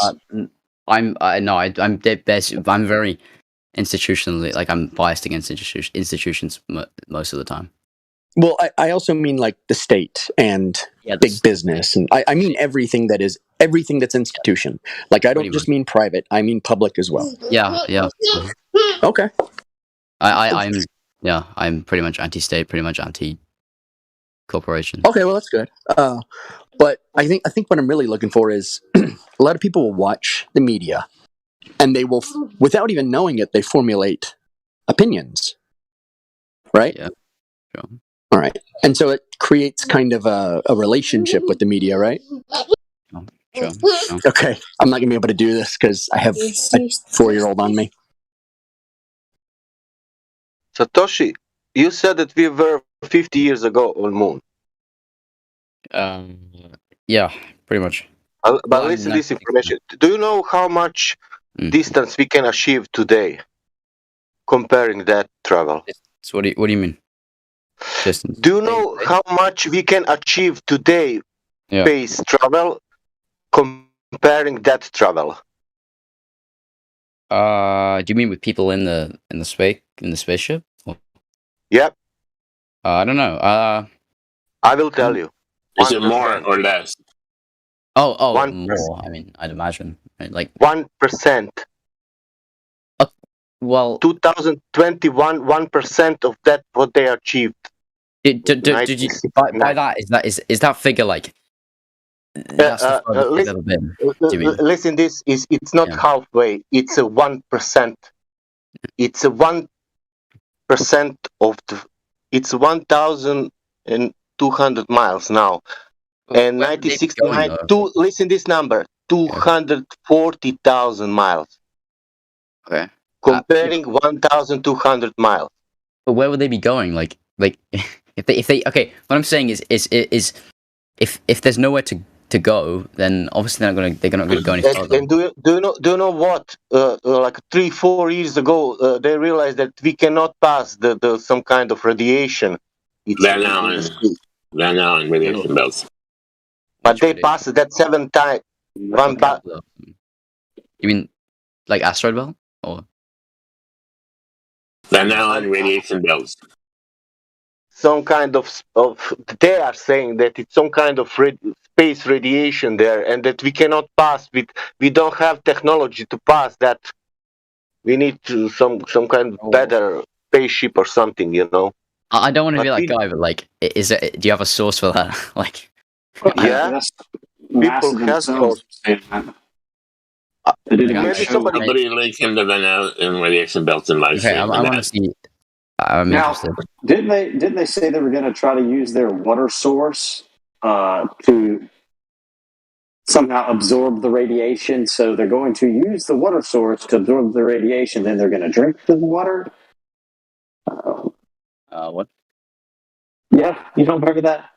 Maybe. He lost him. He's a normie. Okay, so they were going to use. Sorry. That's pretty good spitting. So they said they were going to use some, a water system within the walls of the ship.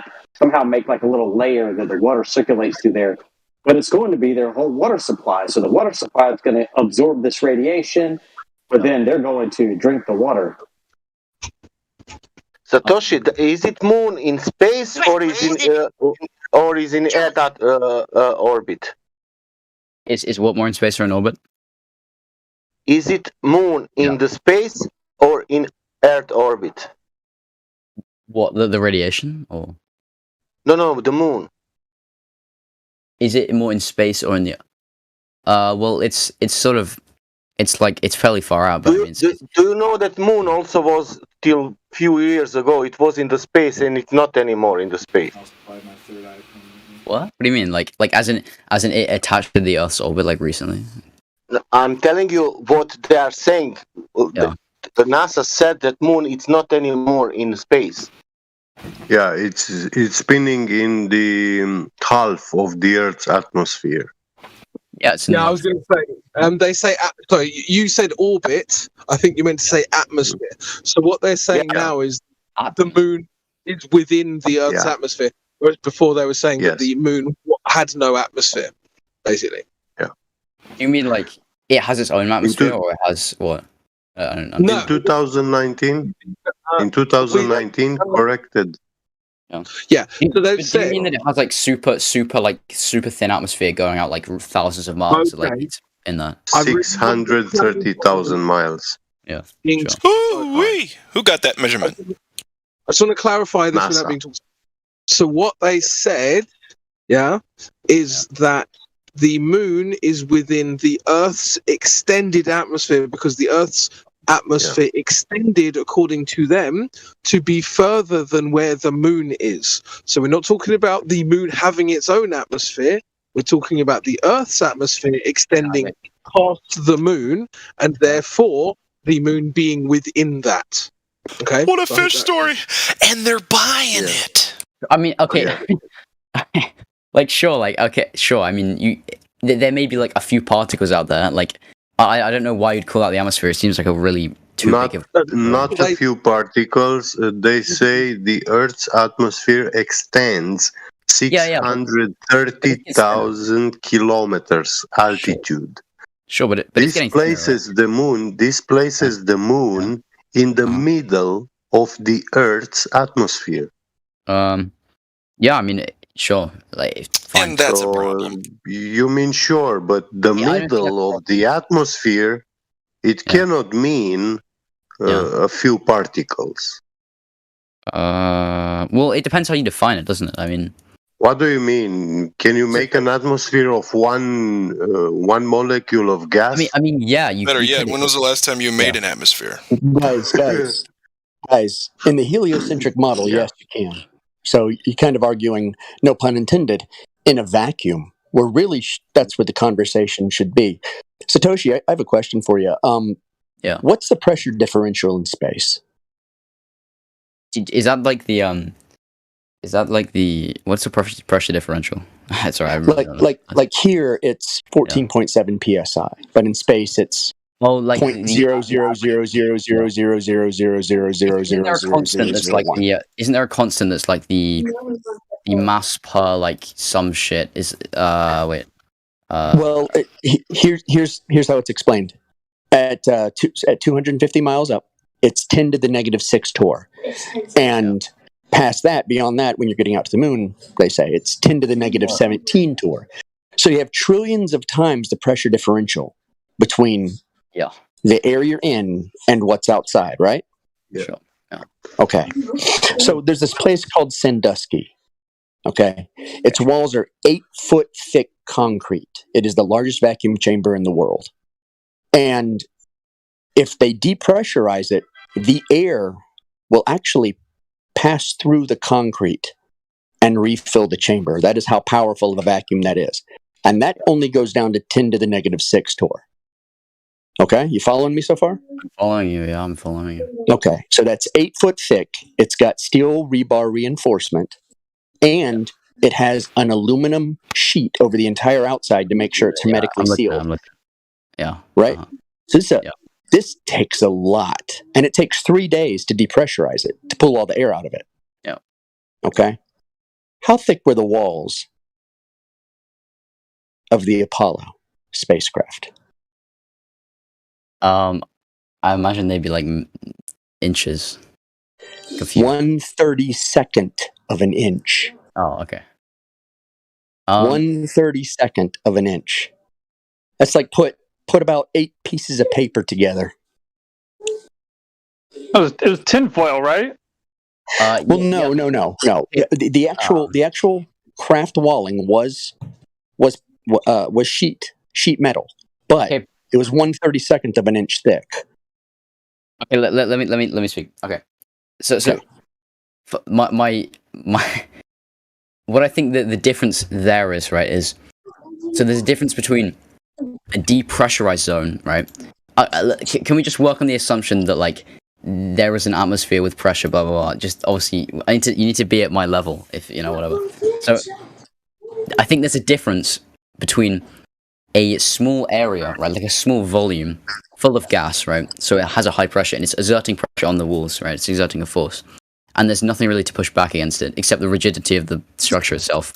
I think there's a difference between that and an entire atmosphere pushing against a very, very like pretty depressurized zone.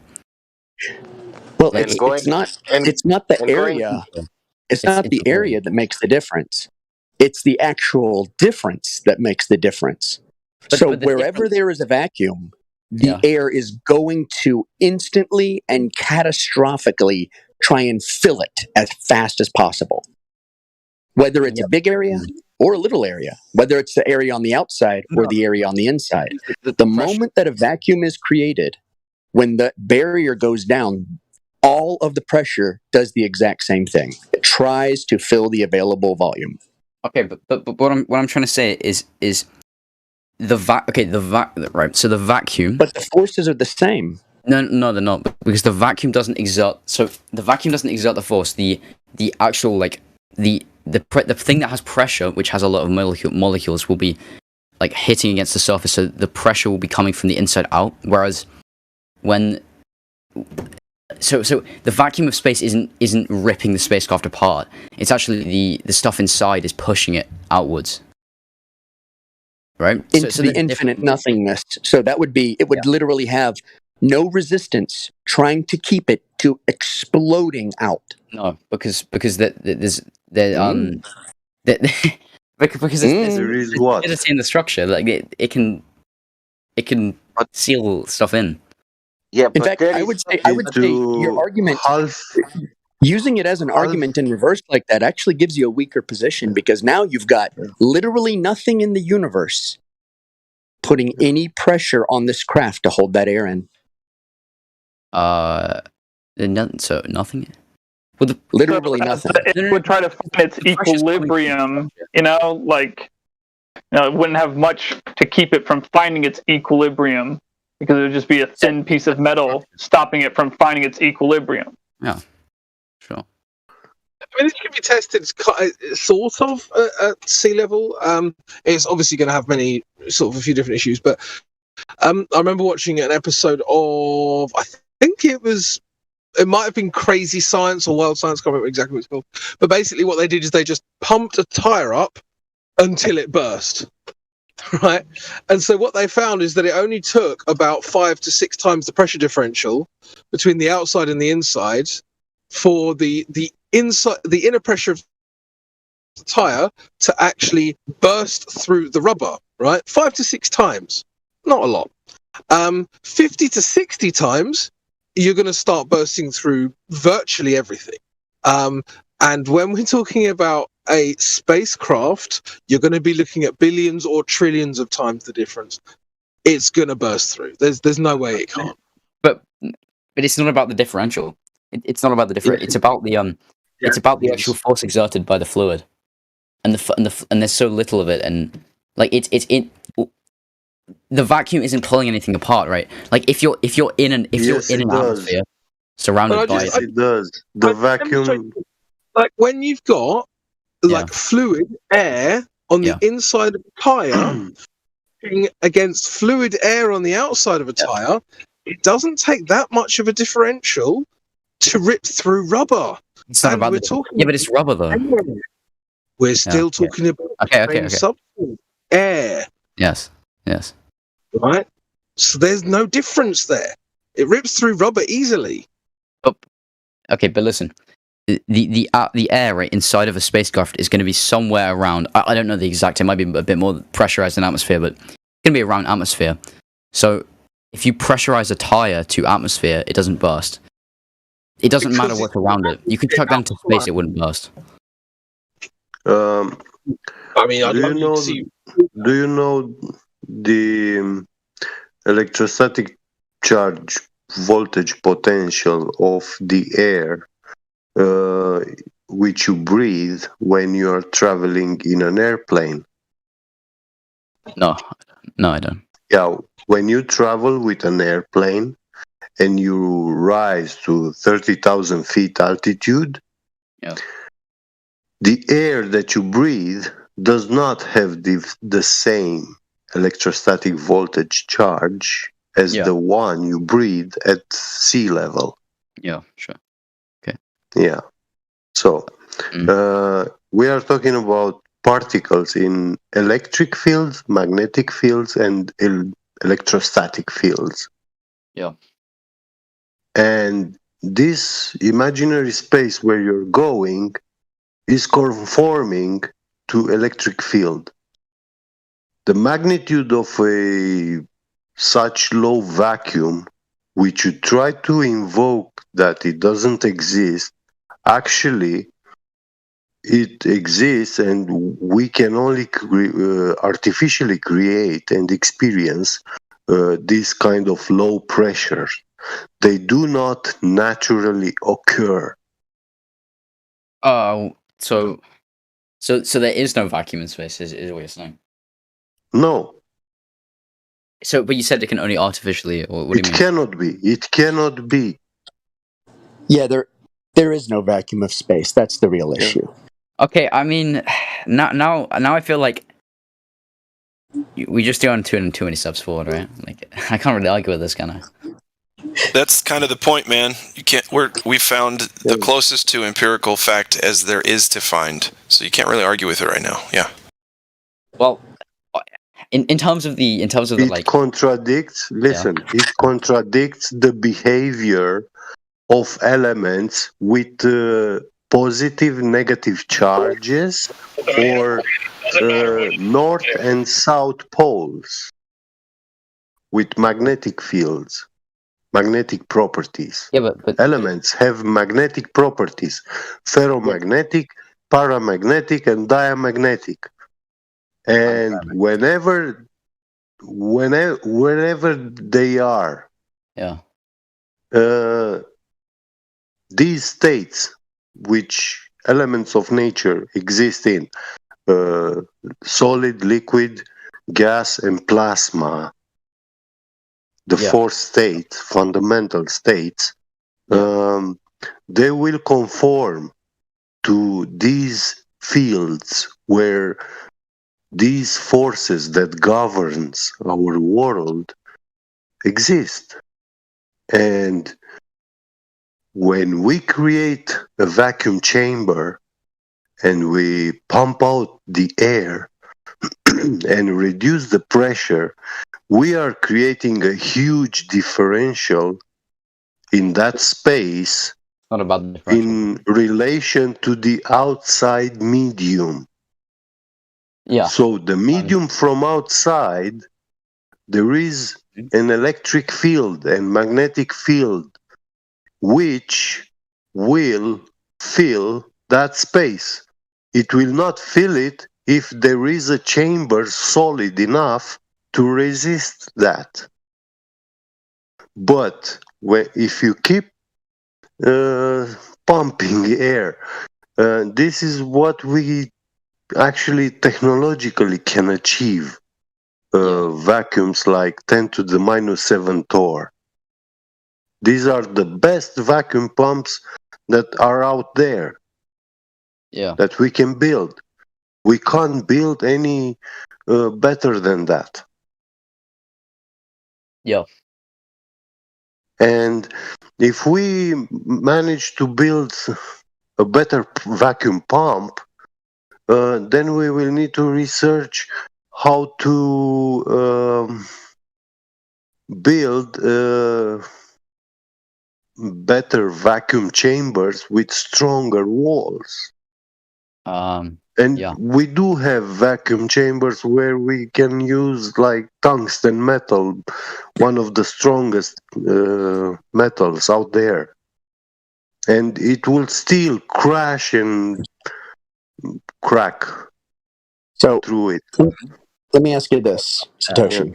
Do you know what natural gas tank or a propane tank? Yeah, sure, yeah. Okay. Yeah. So they go to about 600 psi. After that, they'll explode, right? Yeah. Okay.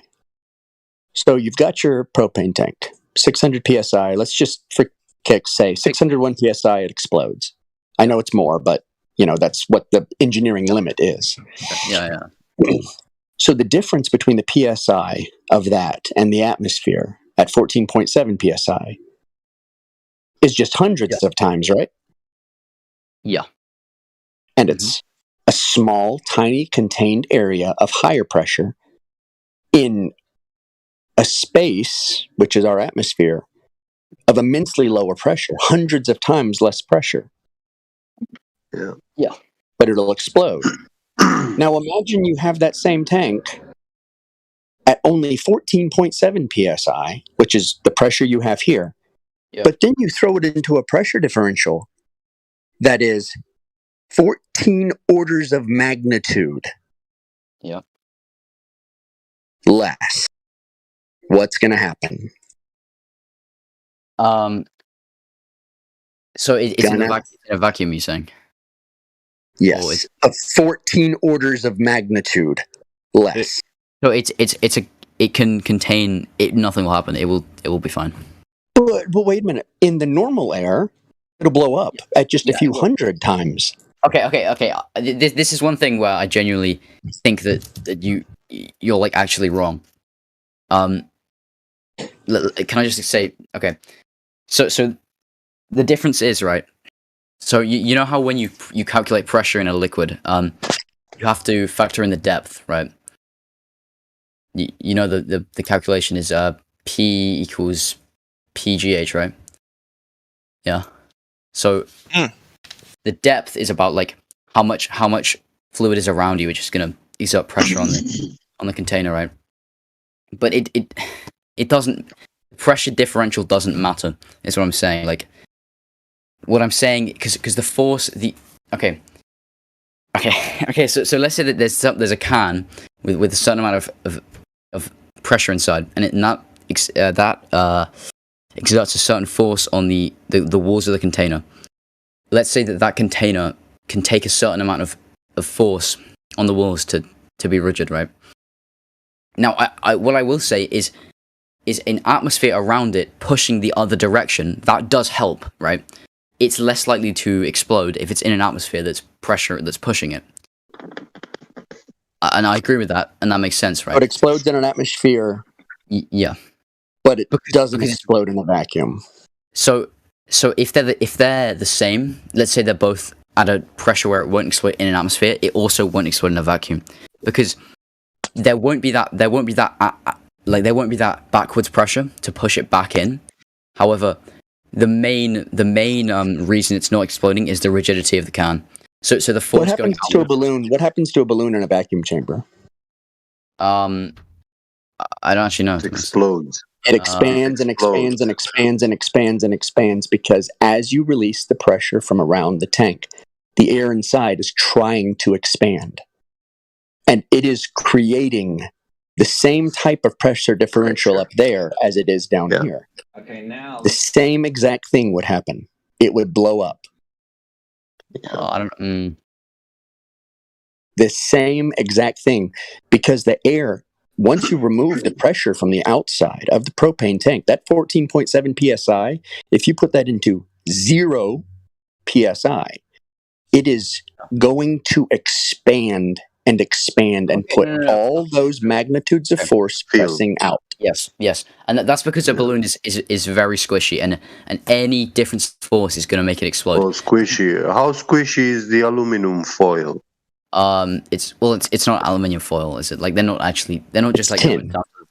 It's a tin. little more strong than that, realistically. What material? Which metal? I can tap a propane tank with a What's hammer. the strongest metal that you know?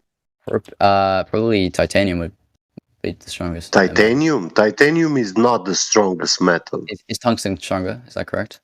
Yeah, tungsten. Okay, I know it's very I heavy, work. Yeah. I work in CNC machining. I cut metals. That's cool. Yeah, and I use tungsten and carbides to cut metal. Yeah. Hardened steels, everything that you, even titanium. I cut it like cheese. Steel is harder to cut actually than titanium. Yeah. Okay. Titanium has different kind of properties which make it harder to work with, but it's not very strong. I mean, there are alloys that are strong, right? Like it's pretty. It's not stronger than steel. Titanium. Yeah, when you compare its weight and with its resistance, Okay. yes, I mean, okay, it I'm not is. arguing with that. If you understand it so more than I do, so Yeah.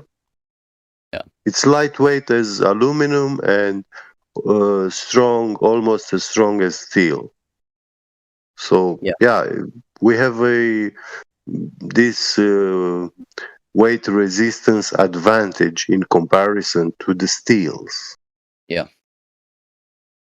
So. Yeah. So with the balloon though, the reason the balloon's expanding is because it's so soft that like what? So okay, is Satoshi, that I've got something for you. lunar module? Was that lunar module made of titanium? Hold on, can we have Meme speak to the guy? Sure, I've got go a video. ahead. This is, you put a Sprite can, and I always have to thank Cody because I think he's secretly on our side. So this is Action Lab. Action Lab. Oh, Cody. Oh, the Action Lab. Yeah. Yeah. Yeah. The guy has This a is really a soda annoying voice. can This vacuum chamber doesn't even get down to 0. Let's wait. Watch what happens to the soda can. Is this soda can? What's this? Okay. I'm gonna watch this stuff on. Soda in my vacuum. Let's see this. Okay, today I'm going to be putting a can of soda in my vacuum chamber. Where's creation there to put? God, you bitch! High and see if we can get it to explode. It will pop open.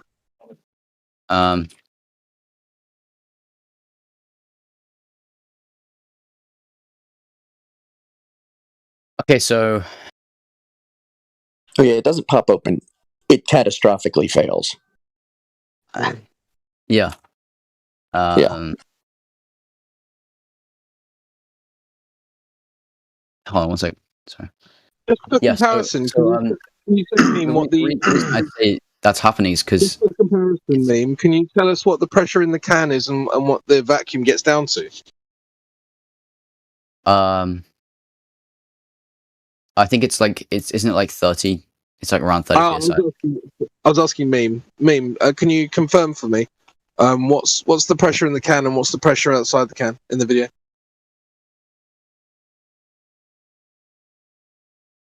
Meme-ulus, are you there? Yes. I think the soda can is about 25 or 26 psi. Yeah. Do you know what the vacuum gets down?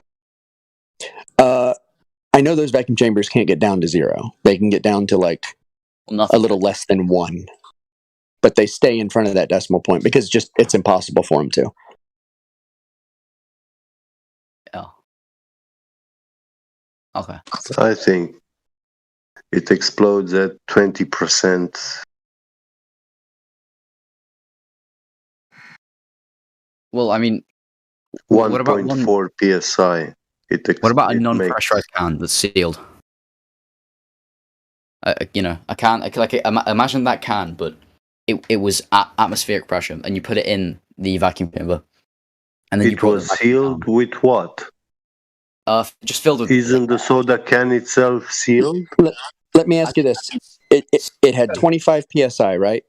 Yeah. In order for it to explode, the psi inside the can had to increase, didn't it? No. But that is what happened, because as the pressure was taken off on the outside, the liquid inside started to boil.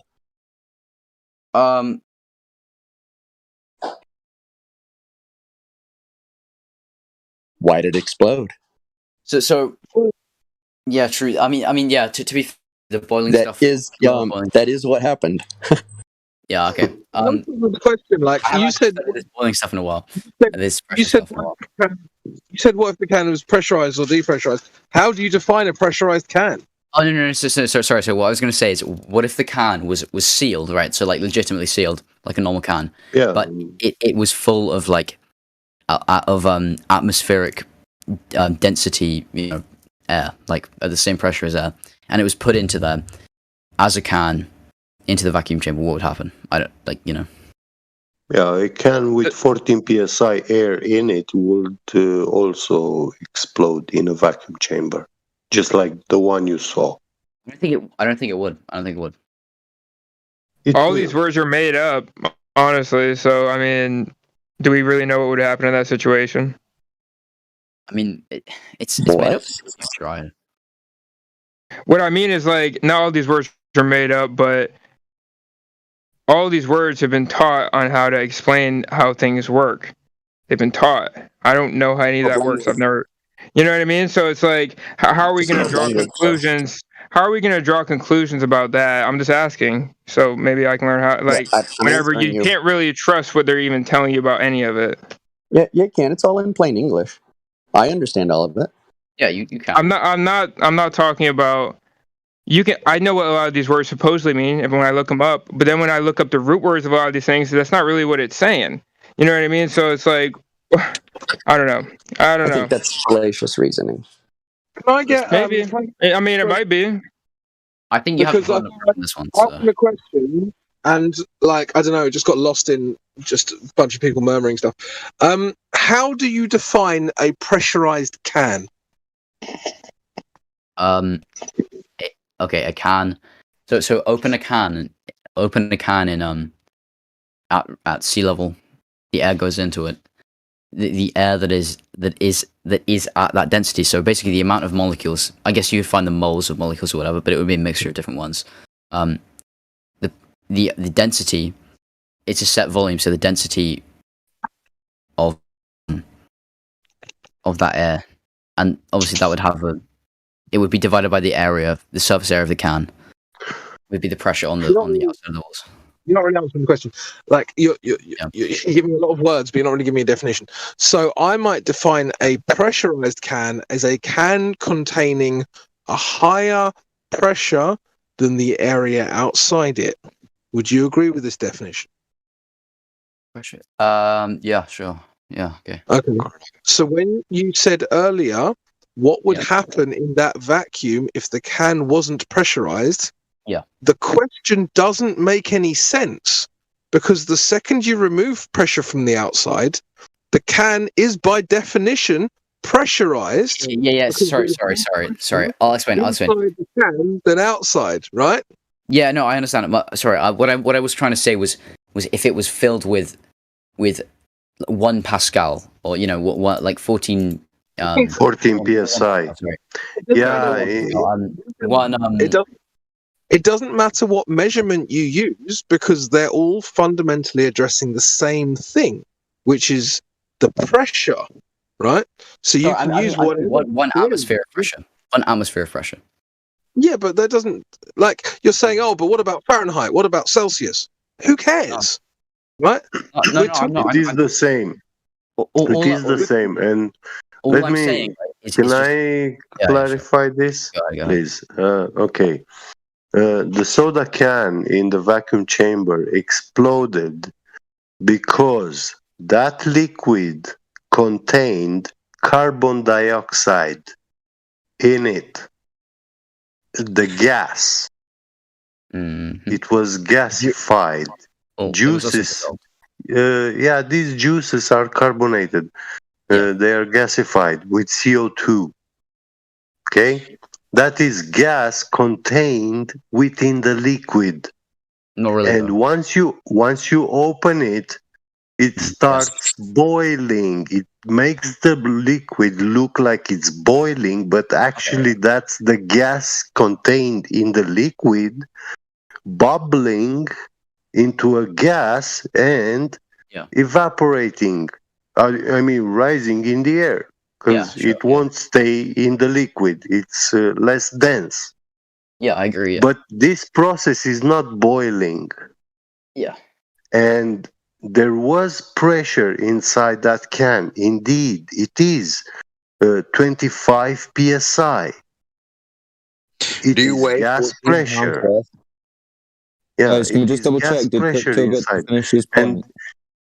To have 25 or 14 is the same. Go ahead. Sorry, Gappy Gat. Can we check? Crypto, are you still in the question with this guy, or do you want to pass it off? Well, no, I was hoping. Here, let him finish. Well, it's just I feel like we need to actually get to the bottom of this because if he doesn't understand this, then there's I agree. no. I think we let Crypto go with him because we need to keep this kind of basic. So, guys, please mute your mic and let Crypto speak to the guy for a little bit. Yeah, I mean, yeah, it's the same. Like the point I was making, which I'll make again, is that using a colloquial term like pressurized can only makes sense because of the pressure differential between the inside and the outside. The second you remove pressure from the outside, you, by definition, have a pressurized can. So your objection earlier, which was, what if the can was pressurized, doesn't make sense because the second you remove pressure from the outside, that is what you're left with. So yeah, okay. I just mean like the argument we're having now is just I didn't explain it properly. What I'm trying to say is a can, right, at the pressure of 1 atmosphere. Like I know like using the word pressurized and unpressurized is obviously it's relational to its surroundings, but I'm just saying if the can, right, was filled with pressure with air that was at 1 atmosphere of pressure, so like just the normal Earth, right? Right. Okay. Yeah, that's what I'm trying to say. I'm not like yeah. Do you understand? So what would I understand what you're saying. So what do you think would be different and why? What I think would be different, right, is because the cans are made to be rated to a certain pressure, because obviously they want to use the little material as possible so they can make it cheaper. Sure. There'll be a certain pressure that it can withstand. So the stuff inside will be exerting a force right on the outside. When it's in the atmosphere, the forces will be, there won't be a force actually pushing against the can, right? Because they're equal pressure, right? If they have the same pressure inside, they're equal pressure. So there's actually no force between them. Once you remove the atmosphere around it, there's no pressure. There's no pressure pushing inwards, so it would all be outwards. However, right, because the can, right, is made to withstand a certain outward pressure, because it has rigidity. You know, it's a structure. It can still survive, even in a vacuum where there's nothing counteracting it to balance out the forces. It can still, with its own rigidity, it can still stop the force pushing outwards from breaking the can. That's what I'm saying. You got evidence?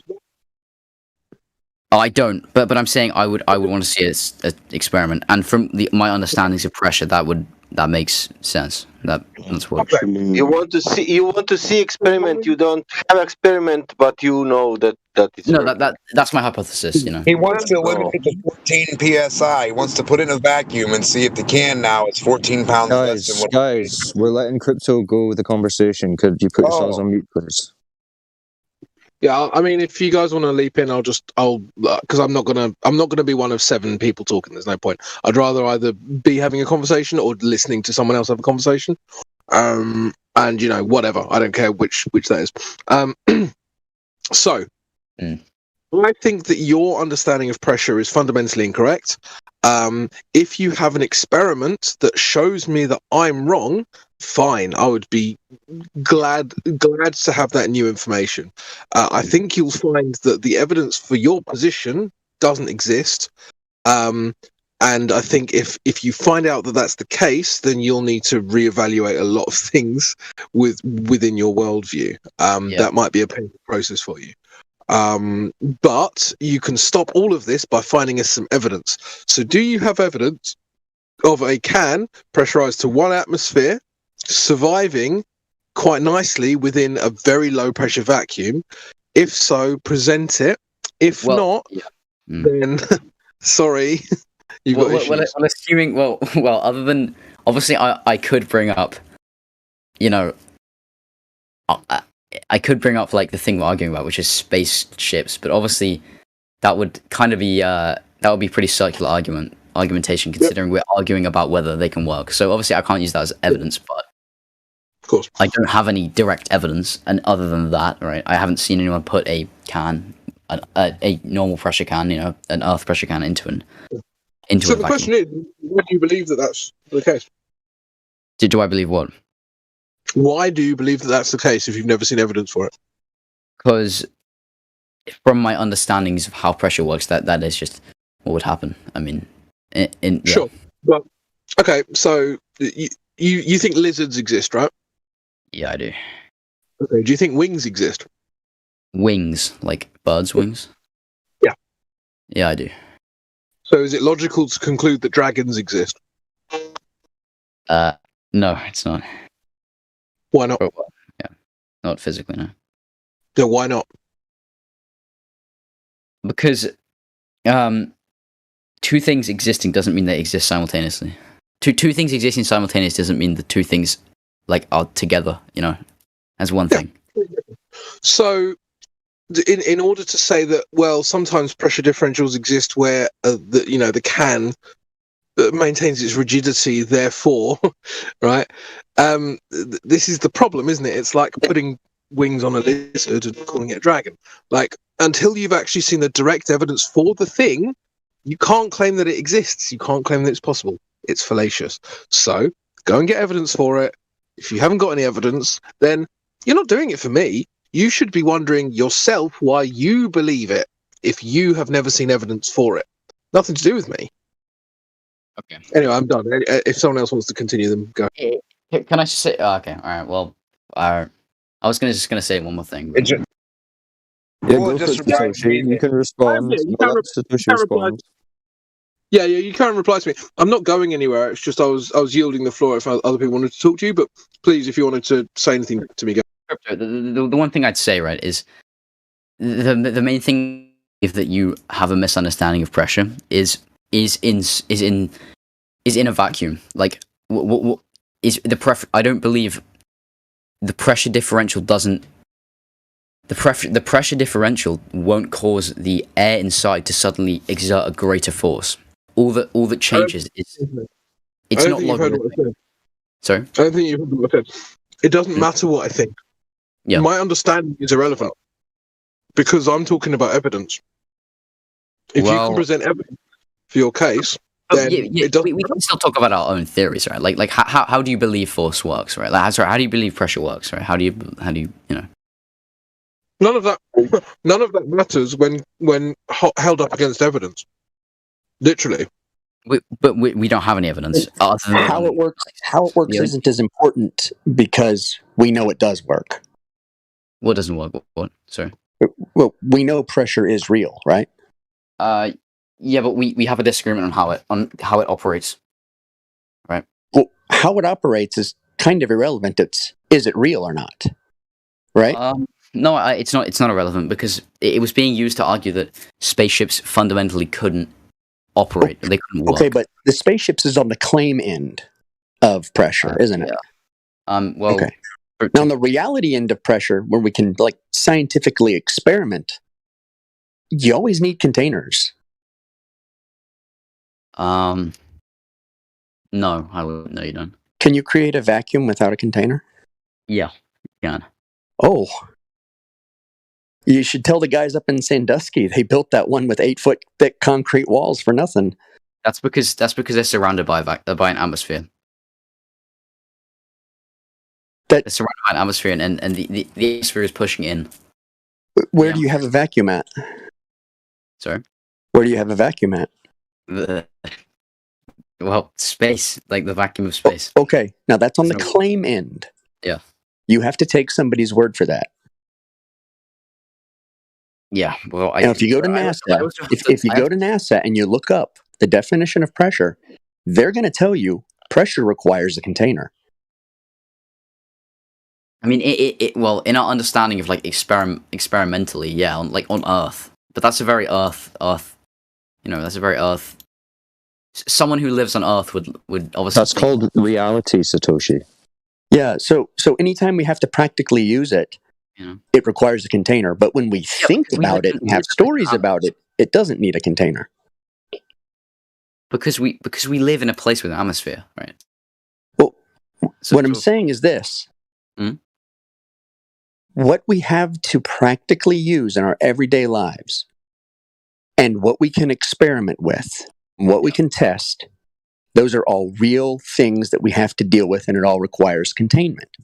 It's when we start having to take someone's word for it in a place we can't validate to exist and is a story, more or less, to us, that's when we suddenly start believing. So there are things I know that we can test and measure empirically here on Earth. Everything outside of that is all hearsay. It's all stories. Yeah, but do I know that the world's largest vacuum chamber actually exists? Have I gone and seen this? Have I gone and seen the 8-foot walls of steel? No, I mean I haven't, right? Like we have to have a certain amount of trust, right? No, you don't have to have any trust, and I can tell you why. Because when you go into court of law, and the jury goes out to deliberate, they say reasonable doubt, because there is a level of rationality that exists in where we accept some things as true based on our accessibility to them. So we have an accessibility to the truths down here. So someone can tell me, Slovakia does not exist. Sure. And I can say, well, I can buy a ticket there. And theoretically, or I should say, somebody can tell me Slovakia does exist. And I can believe them based on the fact that I can buy a ticket there and I can actually go there. Yeah. Right? It's not out of the realm of possibility for me to reach it, is it? Yeah. I mean, also, I mean, isn't it NASA's vacuum chamber though? Well, it doesn't really matter, does it? Well, I mean, it's a bit tangent to the point, I admit, but you know, you can't be. Well, let me put it like this. My grandpa worked for NASA. He worked on Apollo 17. Okay. Right? And he's the one who told me about Sandusky. And he went up there and he got to see it. Yeah. Which, coincidentally, my grandpa didn't even believe we went to the moon.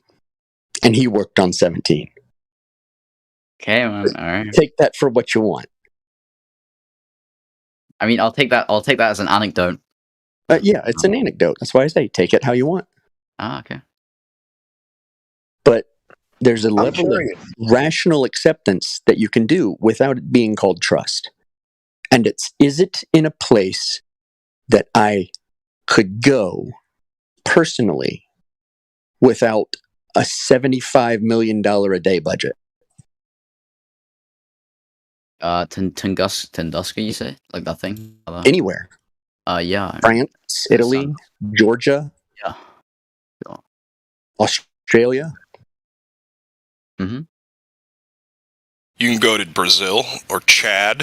I've always wanted to go to Chad. Just make fun of everybody there. Sorry. Yeah. Hey, did you know you live in Chad? It's not funny to you. Okay. But see, there's a rational level of acceptance where if you say something is here on Earth, it would be very quick and easy to disprove it, wouldn't it? If you, yeah, sure, yeah. Yeah. But if you say something is in a galaxy far, far away, out of your reach, unless you're in the $100 million club, you have no rational reason for believing that, actually.